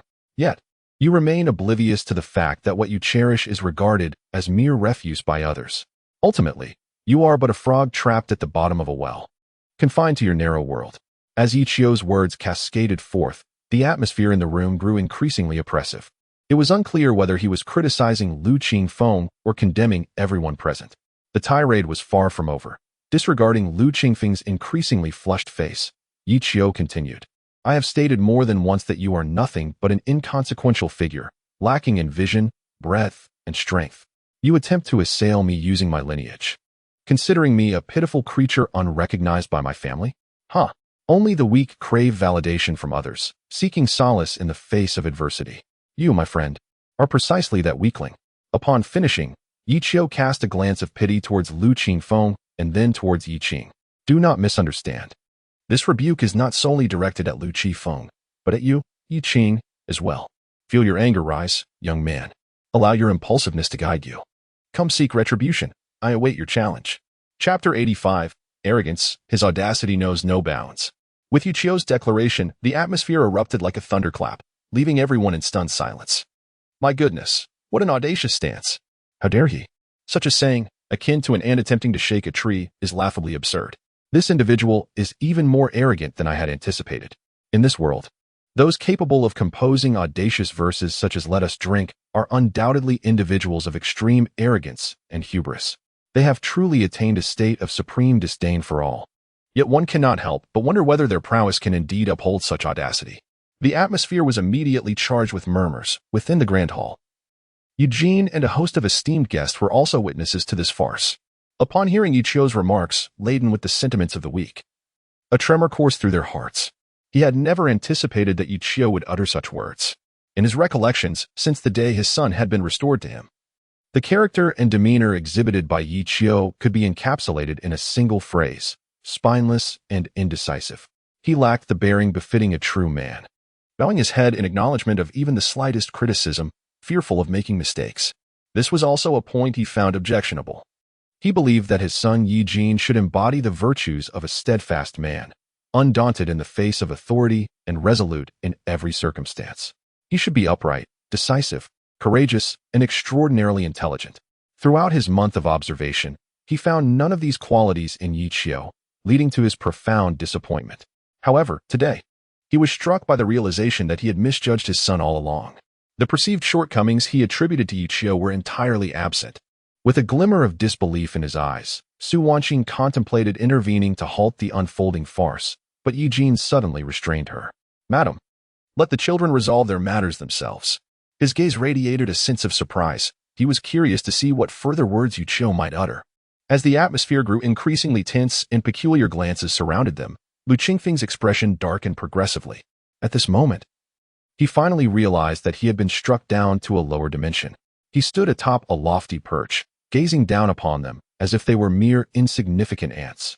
From the very beginning, they had been destined to lose. At least in this exchange, they possessed no capacity to retort. Yet, he was reluctant to accept this reality, for it pertained to his dignity and whether he could maintain his standing in the future. With an icy tone, Lu Qifeng declared, Yu Qiu, I can see that your verbal prowess is indeed remarkable. However, mere rhetoric will not suffice to establish oneself in this realm. Do you dare to challenge me? Boom. Upon uttering these words, the atmosphere erupted in fervor. Was this a declaration of war? What a spectacle this promised to be. The sun from the radiant light cave was challenging an unknown disciple from the celestial realm of mending heaven, who was once the heir to the northern reject king. This confrontation was becoming increasingly riveting. In an instant, everyone was filled with excitement, for this poetry gathering had always encompassed more than just the recitation of verses. It inherently included elements of martial camaraderie. This is precisely the reason for inviting so many extraordinary talents to the venue, to invigorate the atmosphere. When Lu Qingfeng boldly issued a challenge to Yi Qiu, the intensity of the ambience surged to its zenith. Accept his challenge, accept his challenge. At the moment Lu Qingfeng uttered these words, every gaze in the room converged upon Yi Qiu. Lu Qingfeng's eyes, filled with murderous intent, were fixed on him as he clenched his teeth in restraint. Yi Qiu regarded him for a prolonged moment before speaking in an excessively arrogant and disdainful tone. Echoing the words he once said to Yi Qing, if you do not cultivate, you will see me as a frog in a well gazing at the moon above. If you do cultivate, you will see me as a mayfly glimpsing the vast sky. Shifting his gaze to Yi Qing, Yi Qiu continued, if you were not my brother, you would not even possess the qualification to meet me. Silence. The surrounding atmosphere became eerily quiet. In such a setting, these words struck like an underwater bomb, unleashing tumultuous waves. Yi Qiu reveled in this moment of madness, ever mindful of Su Chaofeng's earlier words, the path lies beneath your feet. How to tread it depends on you. Having chosen this road, he embraced the madness it entailed. Ha ha ha. Anger? Anger is the manifestation of the weak. A futile howl against one's own inadequacy, lamenting the heavens, fate, and the relentless passage of time. Do you wish to challenge me? By rights, you lack the qualification. Yet today I shall show you a modicum of pity. With an air of supreme arrogance, Yichio remarked with a mocking smile gracing his face. On the surface, he appeared exceedingly arrogant, but internally, he was elated. Very well, very well, very well. Let us follow this rhythm. At last, I have seized the opportunity. Haha, you dare to challenge me? I was just pondering how to deal with you all. No, no, I must not smile now. That would be too conspicuous. Struggling to suppress the upward curve of his lips, Yichio continued. How about this? Fighting one of you would be too trivial. Why not have two come at me instead? After all, it would be an effortless endeavor. Boom. What does it mean to shock the entire audience? What does it mean to exhibit extreme arrogance? Such blatant bullying. Yichio, I, Lu Qingfeng, shall be your nemesis. The roar of fury echoed, confirming Yichio's assertion that the weak can only rage impotently. At this moment, Lu Qingfeng was beginning to flush with anger, spiraling into a frenzy. He was all too capable. The balance of restraint was meticulously maintained. These prodigies, when provoked, struck with unerring precision.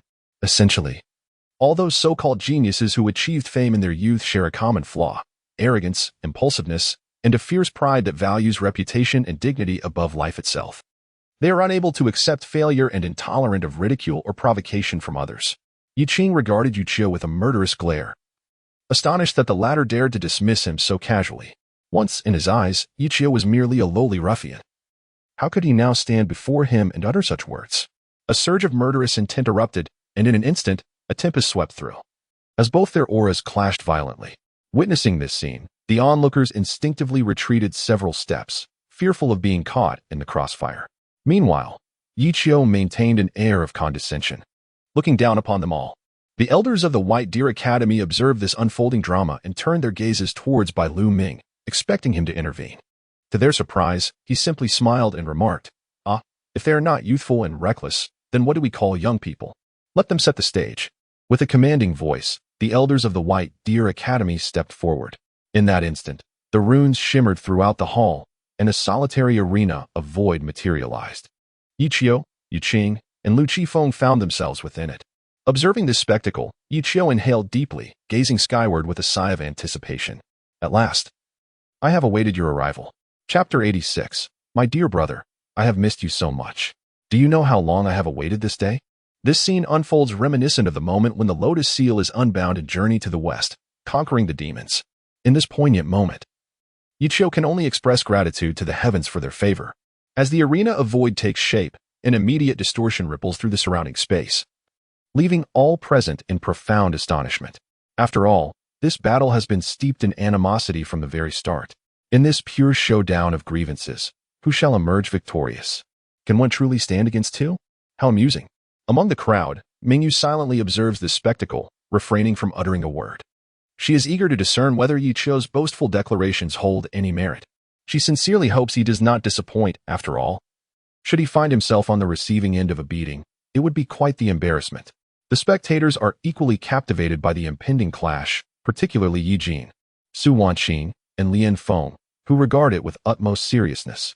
This is especially true for Yi Jin and Su Wanqing, as two of the participants are their sons, and they are like fire and water, at odds with each other. Jingge, do you think we should intervene? Su Wanqing expresses her concern. For any injury to either Yichio or Yi Qing is something she dreads.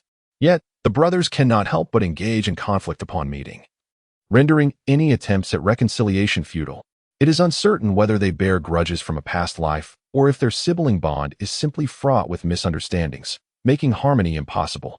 Eugene shares in this worry but chooses to remain patient, stating, "Let us observe for now." Although Qinger can be somewhat headstrong, he knows where to draw the line. There should be no significant issues. Moreover, even if danger arises, with me present, Chior will remain unharmed. Eugene possesses unwavering confidence in his own abilities. In this battle, he did not believe that Yichio could emerge victorious. Even though he had previously injured Yiqing, it was primarily due to Yiqing's carelessness, as he had initially exerted merely 10% of his strength. He presumed that Yichio remained the same first-tier cultivator as before, and even at 20% of his power, he could easily vanquish him. Thus, that single defeat could hardly be considered a true failure. It was merely a consequence of his own underestimation. As for Yichio's capabilities, he was not entirely certain. Since leaving home, Yichio's cultivation had become an enigma. The layer of righteous aura enveloping him completely obscured his true strength, leaving even Yi Jin unable to discern it. Nevertheless, Eugene did not believe that in a genuinely fair confrontation, Yi Qiu could rival Yi Qing, especially with Lu Qifeng in the mix. A one-on-two scenario offered no chance of success. Meanwhile, Lianfeng watched the unfolding scene with deep concern. She yearned to intervene and halt this brotherly conflict. Yet, as she prepared to step forward, she hesitated, uncertain of the role she should assume in order to prevent it. Should she act as Yu Qiu's fiancée? However, he had forsaken even his identity as the prince of the Northern Kingdom, let alone her status as his betrothed.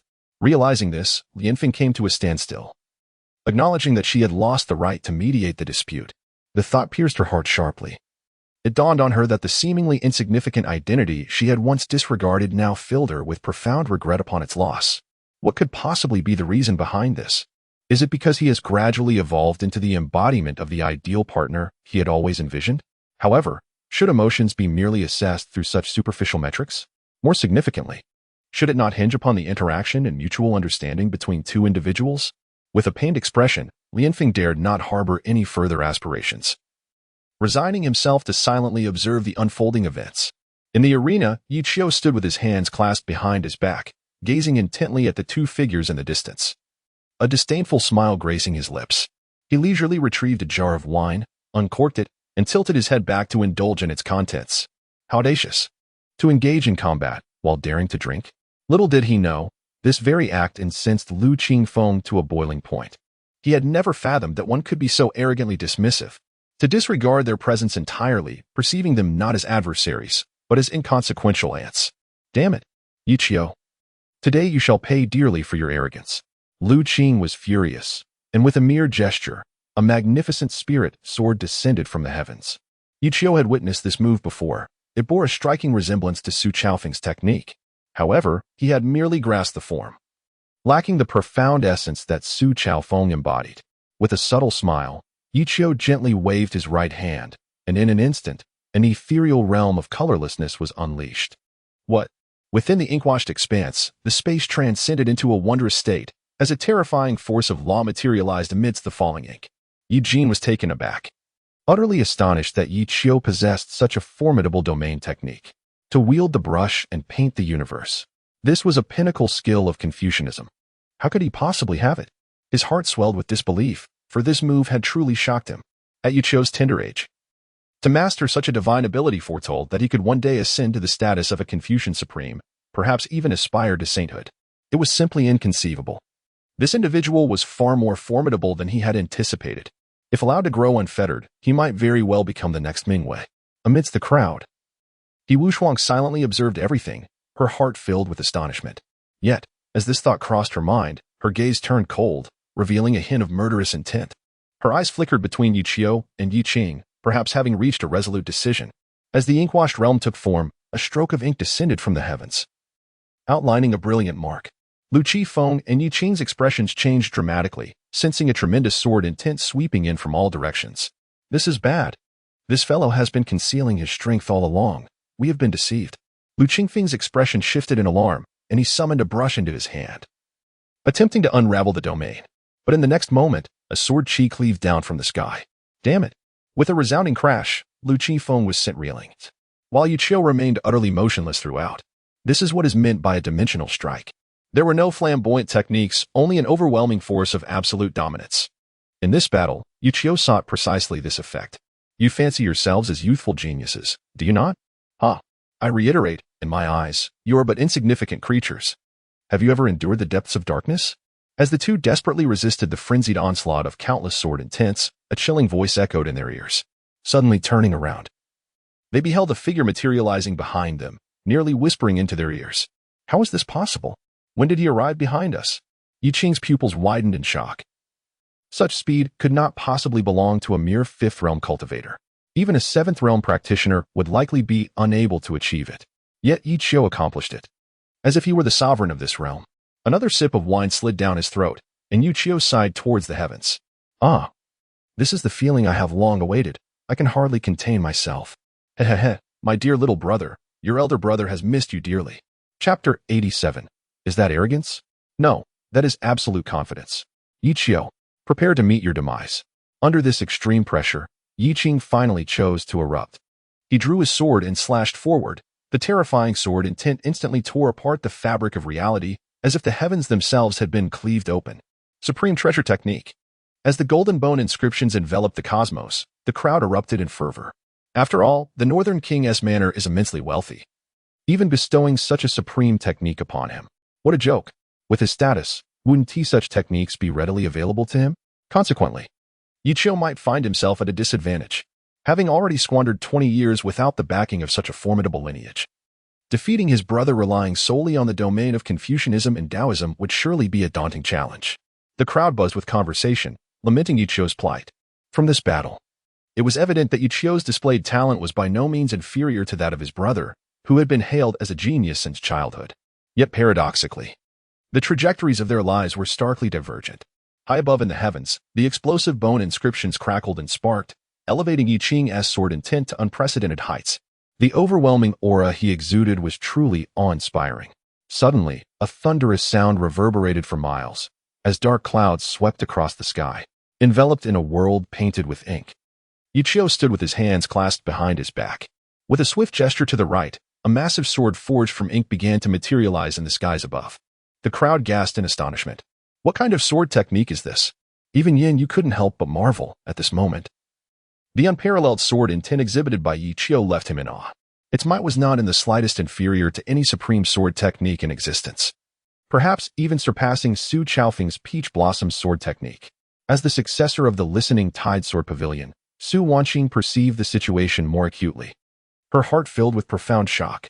She could sense that within Yichio's sword intent lay boundless truths of the heavenly Tao, devoid of any ostentatious moves, merely embodying the overwhelming force from the heavens. It was clear that Qing'er was destined to lose. Her face pale, she shook her head in disbelief, murmuring softly. The moment Yichio unleashed his sword, she realized that Yiching could never hope to contend with him in the realm of swordsmanship. The chasm between their understandings had become one of insurmountable disparity. Boom. At the moment when the two swords clashed violently, a tempest swept through, nearly scattering the arena. Bai Luming took a gentle step forward, and with a push of his right hand, he subdued the tumultuous sword intent. Puffed. Yiching spat out a mouthful of blood, his face a mask of disbelief as he gazed up at Yichio, who loomed over him like a deity. In that instant, his past arrogance seemed utterly foolish. He realized he had been akin to a jester, attempting to look down upon his brother, who had grown up in the mud, believing he was unworthy of the title of brother. Little did he know, it was precisely this arrogance that had provoked Yichio's true defiance. In just a month, he had effortlessly dismantled 20 years of Yiching's pride. Had he lost? In this instance, a wholly straightforward confrontation unfolded, devoid of any underhanded tactics. He remained vigilant and exerted himself to the utmost. Yet, he still faced defeat. In a true sense, he succumbed to his brother, who had never been regarded with any significance. Lu Qifeng observed this scene, a surge of fury swelling within him. Failure was not an option. His eyes blazed with intensity, and in an instant, a searing flame erupted from his being. The skyward fury, intertwined with the flowing fire and bone inscriptions, gradually revealed a divine bone manifesting upon him. Yichio's eyes brightened instantly, fixated on the location of that divine bone, his heart swelling with delight. Ah, he had discovered it. What a precious find.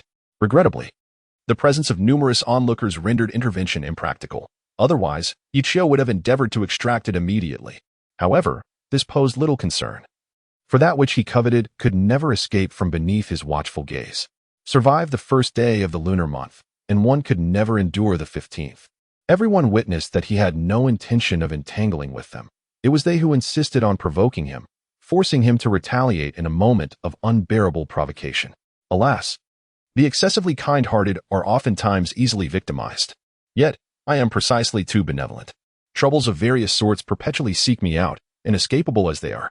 The moment the divine bone erupted, an overwhelming force nearly shattered the entire domain, with blazing flames resembling a fire dragon relentlessly assaulting Yichio's territory.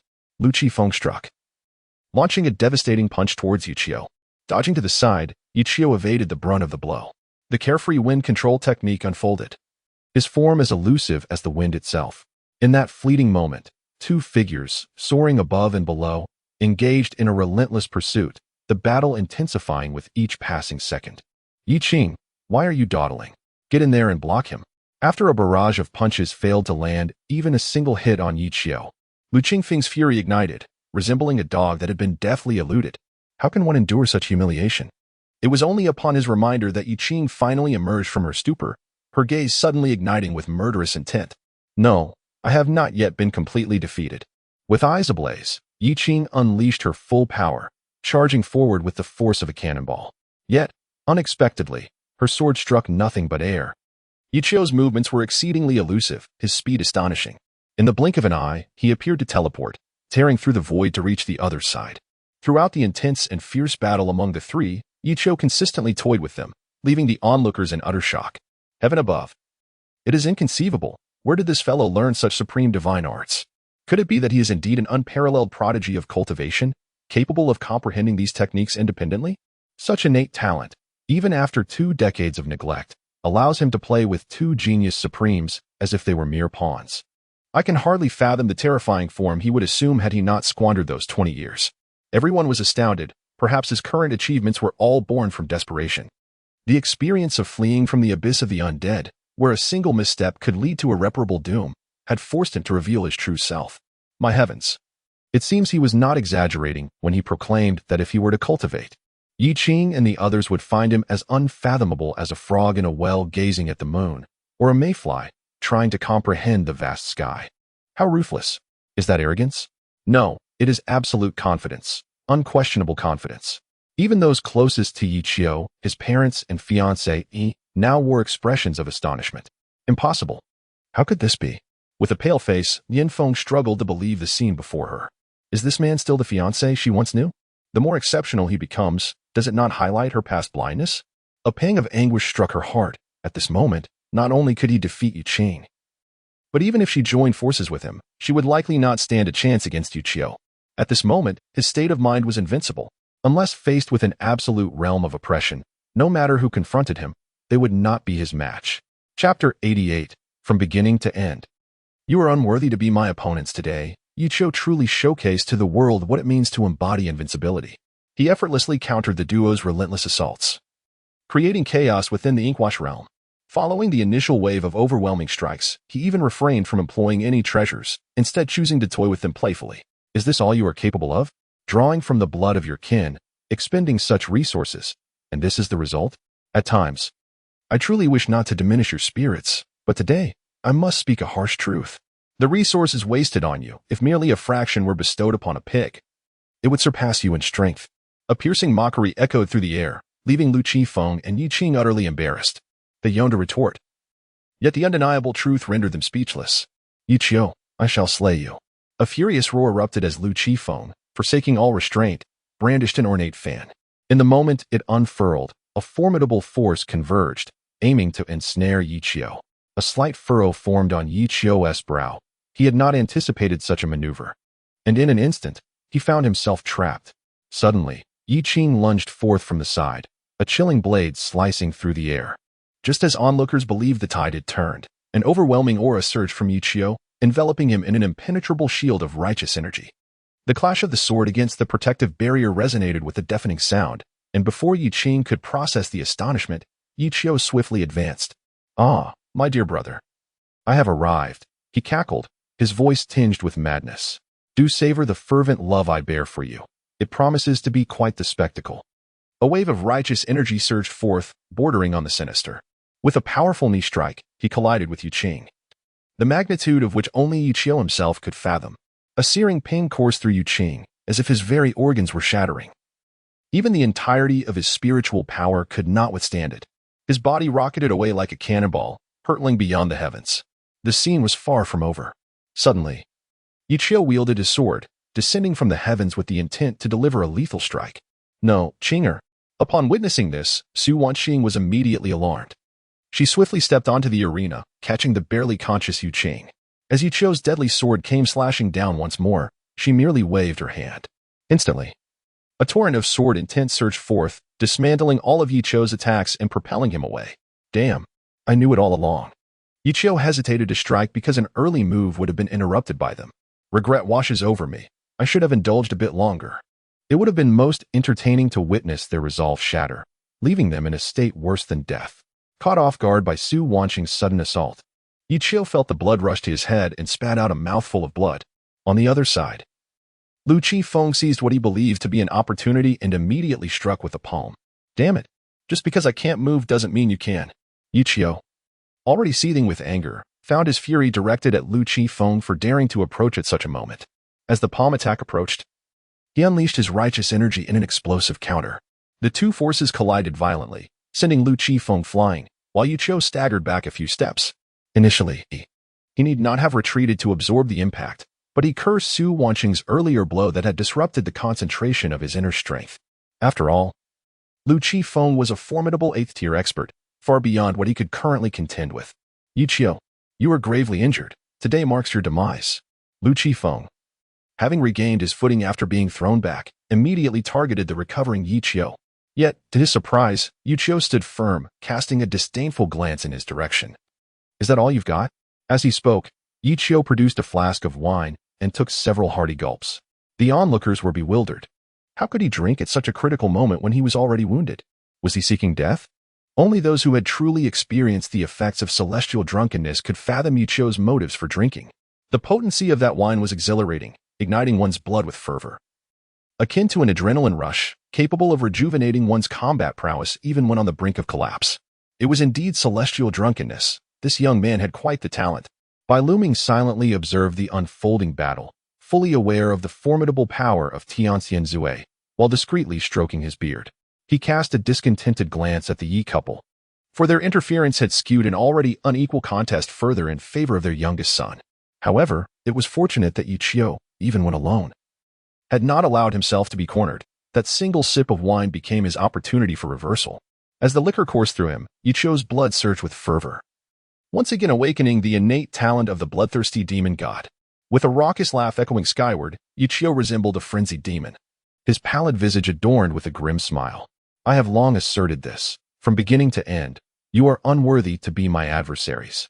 Your relentless efforts for 2 decades, seizing opportunities and vying for fate, cutting through the throngs of countless souls to emerge victorious, were merely to earn the right to behold me. Boom.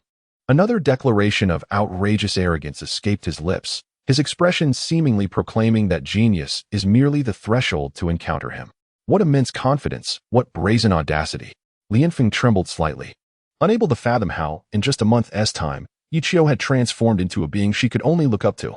Is this the pride that resides within his heart? The invincible aura that regards all the world's geniuses as myriads embodies the ideal image of a perfect companion in her heart. However, you are somewhat commendable, albeit only marginally superior to a certain individual who relies solely on familial protection. Striking with lethal intent, as Yi Qing's complexion gradually improved, Yi Qiu swiftly delivered another blow, fearing that he might truly recover, which would surely displease him. With a sudden expulsion of blood, Yi Qing's face flushed crimson, overwhelmed by an unprecedented sense of humiliation. As the son of the Northern King, Yi Jin, how could he ever have endured such disgrace? Today, Yi Qiu seemed to have stripped away his dignity and ruthlessly crushed it beneath his feet. Enraged, the efforts of his past life appeared to him as nothing more than a jest. He could not accept this reality. It felt as though he had stepped into a dark abyss, his eyes instantly reddening, betraying an overwhelming intent to kill. I shall slay you. Breaking free from Su Wanqing's support, Yi Qing charged forward once more. No, Qinger, do not engage with him any further. You are not his match. This phrase struck Yi Qing's heart like a sword, piercing deeply. Even his most respected mother deemed him unworthy of being a match for that so-called waste.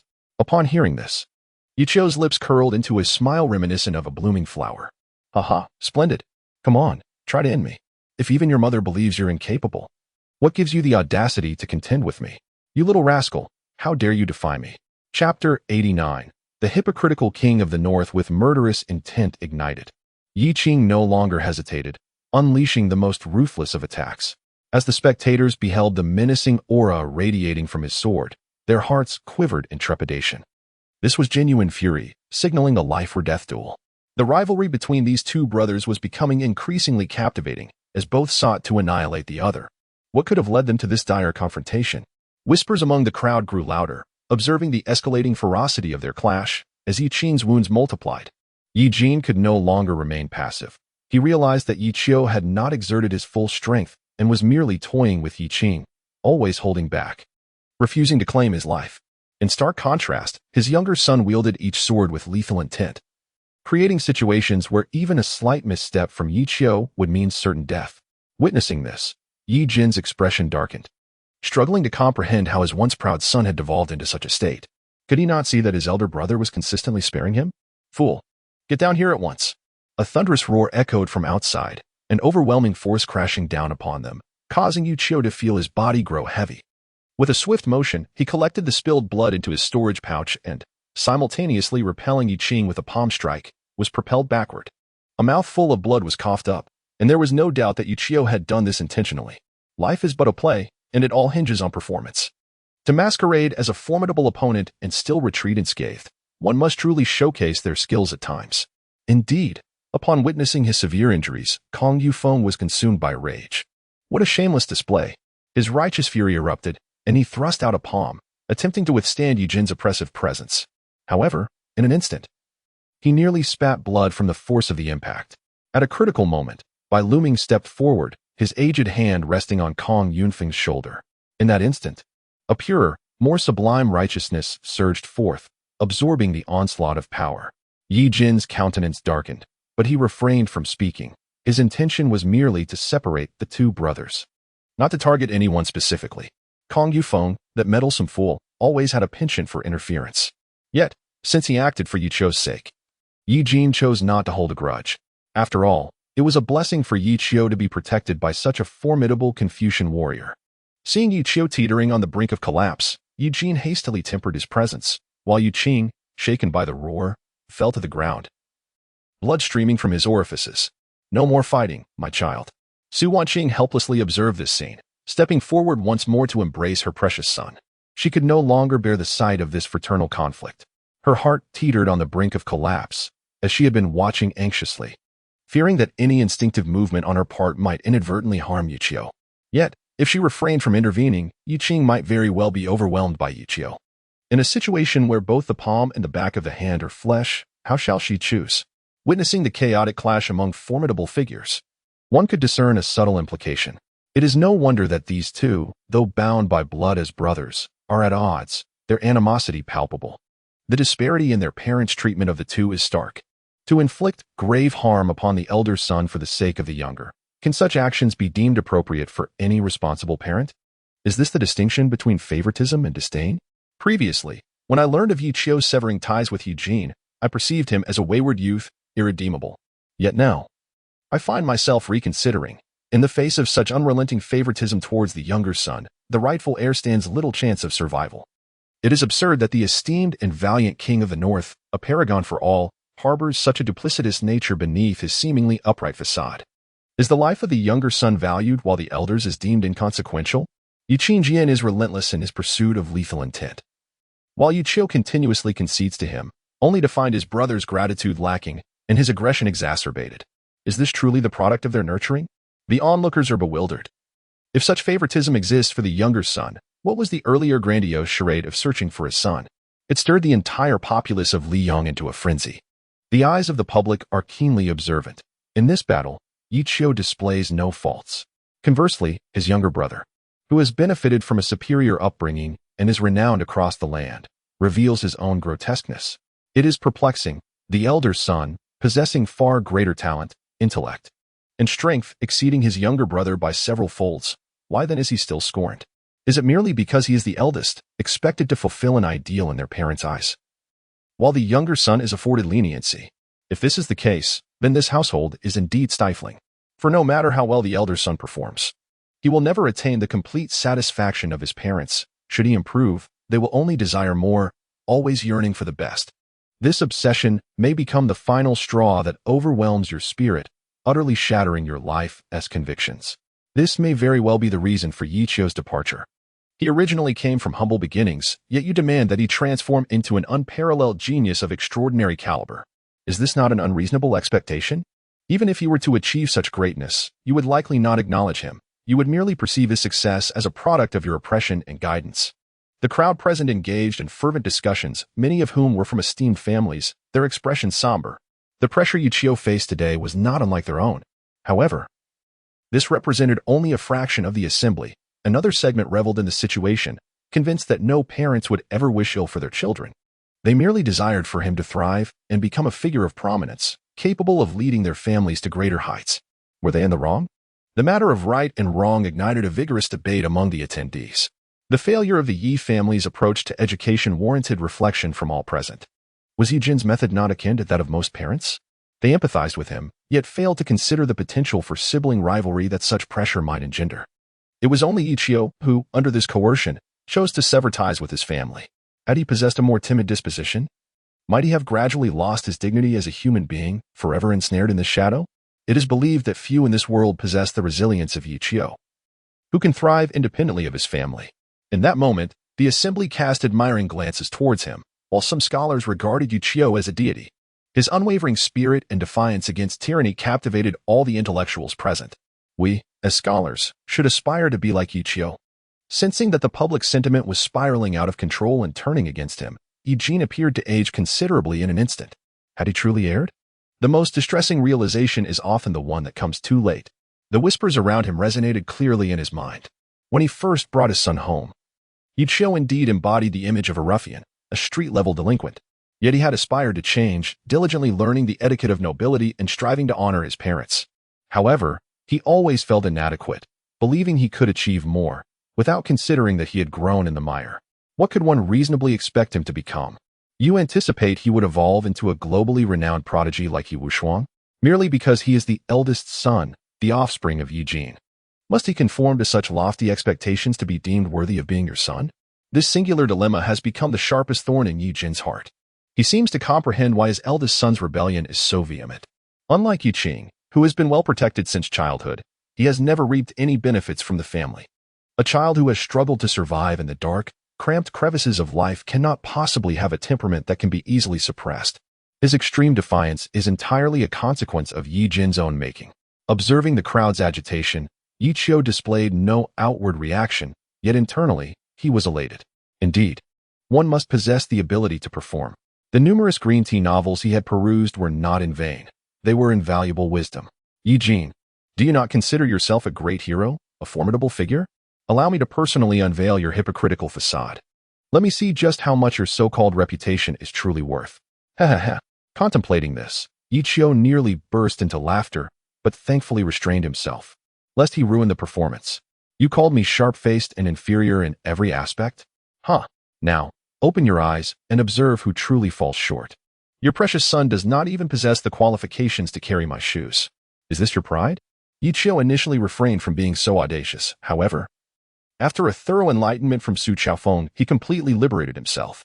Damn it, I am out here making my way in the world. Regardless of whether you are the king of the north, even if the heavenly king himself were to appear, I would not extend any courtesy for words that do not sit well with me. In any case, once this battle concludes, Ichio will bid them farewell forever. In this vast world, where is not a home, just as he proclaimed when he departed. Ichio would never meet his demise upon the grave of the Yi family, lest he tarnish their reputation. Life is sustained by a mere breath. Having made this arduous journey, it seems preferable to embrace death rather than endure a suffocating existence. Driven to desperation, I could even forge you into a weapon, for I have already borne enough infamy and fear not the additional stigma of parricide. Boom. Above the 9 heavens, thunder rumbled, as if even the heavens could no longer bear witness. The scene shifted. Beneath the rolling dark clouds, Lu Qifeng rose once more. His eyes aflame with crimson fury. Anger and impulsiveness had clearly clouded his judgment. Ichio, today, I swear to slay you. His voice brimmed with murderous intent. For Lu Qifeng had suffered unprecedented humiliation.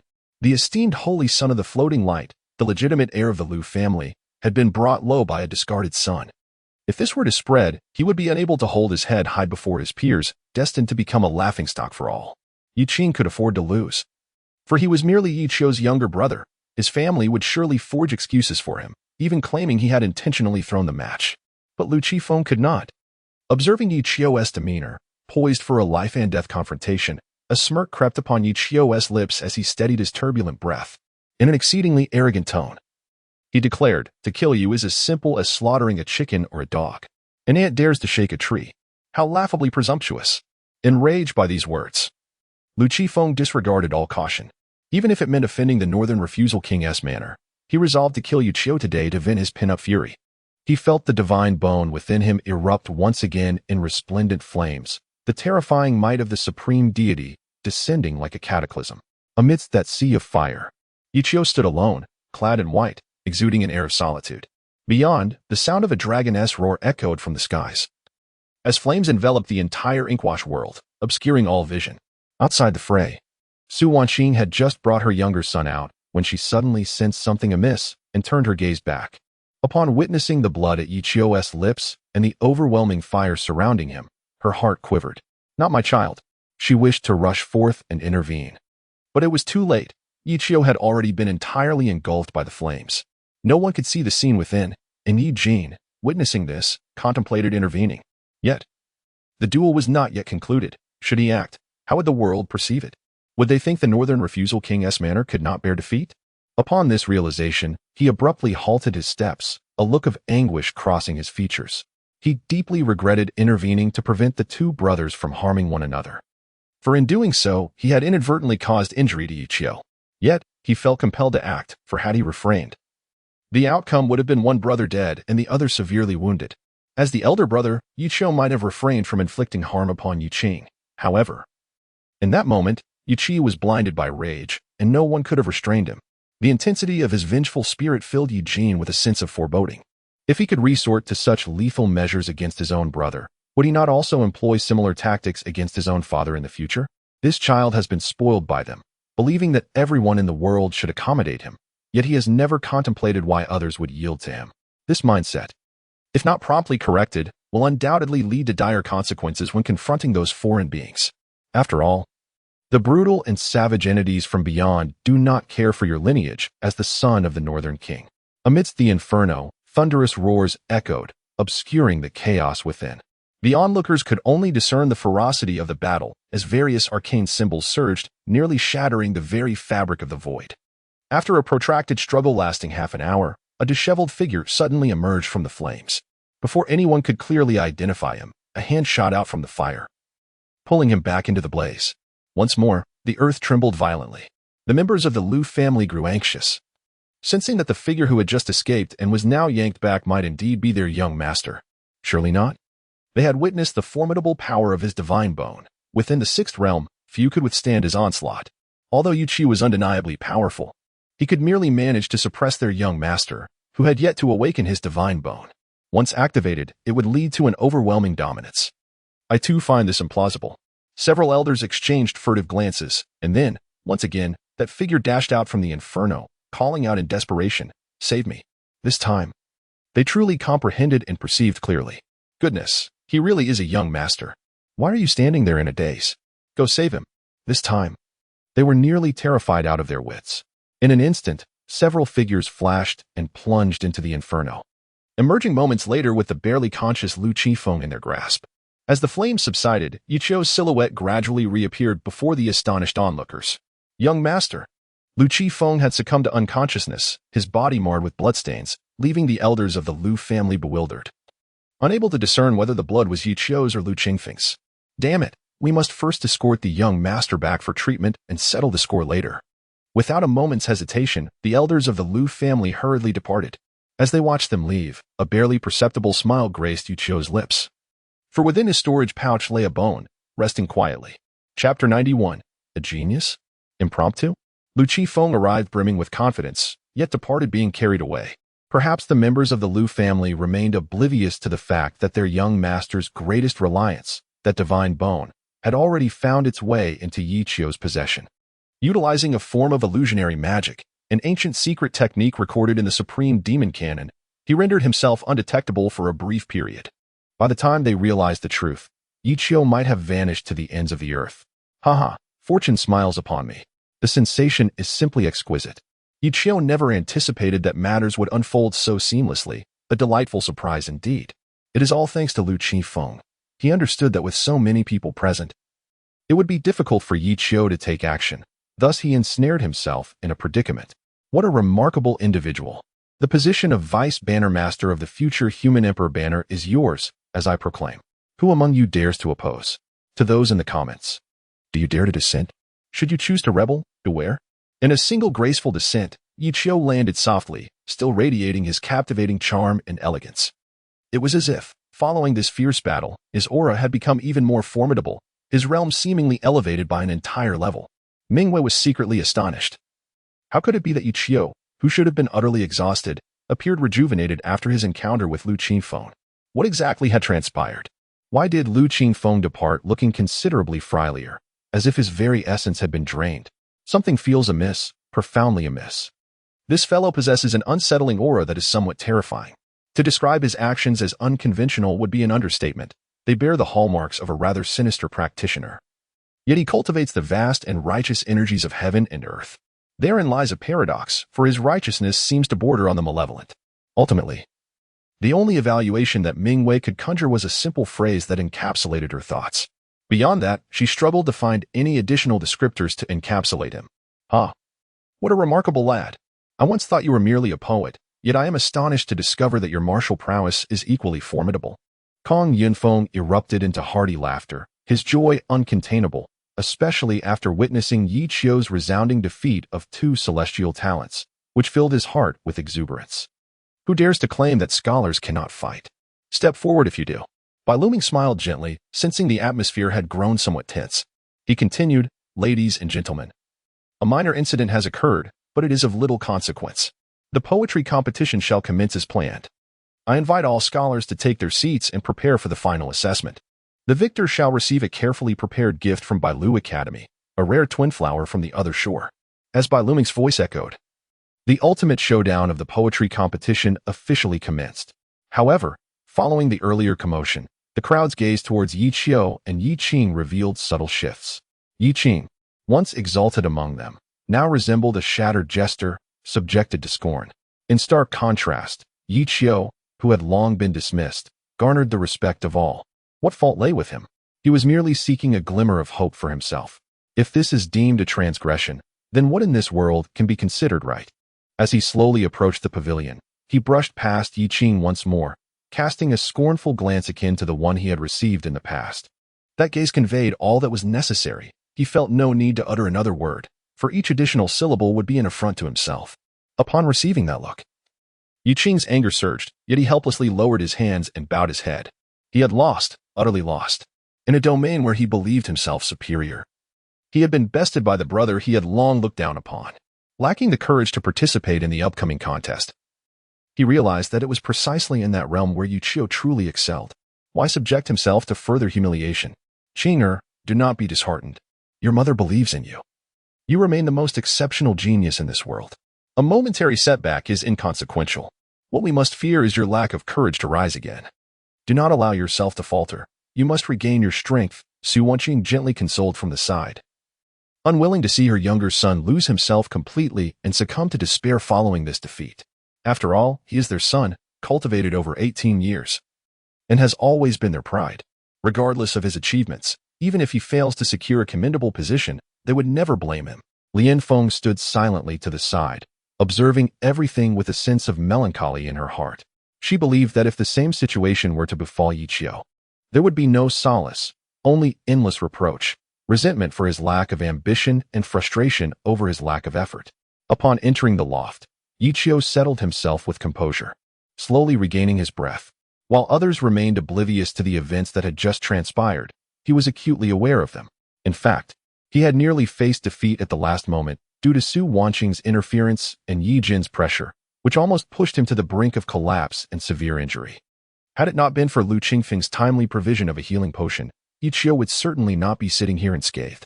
The effect of the illusion might last only half a day. I must act swiftly. I need to secure the twin soul lotus and make my escape. Once I am free, the vast world will pose no threat to me. He thought to himself, having nearly gathered all the necessary materials over the past few days. Aside from the last 2 items, the dragon bones and the soul-devouring stone, he had essentially completed his collection. These final 2 items were the most challenging to acquire. Perhaps Yi Qiu would have to personally venture into the tomb again or search within the forbidden zones. Otherwise, relying on purchases would mean an indefinite wait. Time was of the essence. He did not wish to squander it. Moreover, the Lu family would not afford him much time, and the Yang and Lin families were equally watchful. According to Yi Qiu's estimates, they would likely take action after the poetry competition concluded, so he had already devised an escape route. Upon returning from the ethereal realm, He had mentally prepared himself for potential troubles. Fear not. While I may not excel in combat, I am adept at fleeing. Within the loft, Bai Luming, occupying a high position, looked down and proclaimed loudly, "Esteemed students. You must have noticed that this loft is a newly constructed edifice of Bai Lu Academy, dedicated solely to the pursuit of knowledge for scholars across the realm. Within its walls lie over 36,000 sacred texts, encompassing all Taoist principles, Confucian truths, and Buddhist doctrines." As he spoke, the audience was taken aback. A wave of astonishment rippling through the crowd as they cast respectful glances toward Bai Luming from the depths of their hearts. In the heart of the scholar, the revered sage differs from Gu Jingyang, for his endeavors are entirely devoted to paving the way for fellow intellectuals, ensuring that they have access to literature. It can be asserted that in today's imperial realm, Bai Luming holds the esteemed position of being the foremost figure in the minds of all scholars. A sage truly deserving of such accolades. Casting his gaze around, Bai Luming smiled and remarked, "Today, a new pavilion has arisen, yet it awaits a name. Perhaps it would be fitting to consider this. Those gathered here are the remarkable talents and luminaries of this world. I hold great confidence in your foundational knowledge. So why not indulge in a bit of spontaneity?" With this, Bai Luming surveyed the assembly once more and continued, "For the first challenge of today's gathering, let us draw inspiration from this very pavilion. You shall improvise and bestow upon it a name. The victor will have their poem immortalized by that title." Upon hearing this, the crowd stirred with excitement, while Yu Qiu felt a subtle smile tugging at the corners of his mouth, unable to suppress his enthusiasm. Genius? Improvisation? When these two words converge, many minds likely conjure a clear answer. As for the poem, or rather, it should be termed a parallel prose, it contains numerous allusions, a few of which may not align with this world.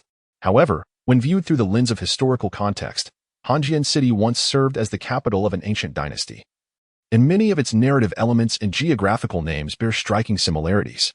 After careful comparison, Yu Qiu discovered a wealth of coincidences, with slight modifications. He could present a flawless performance.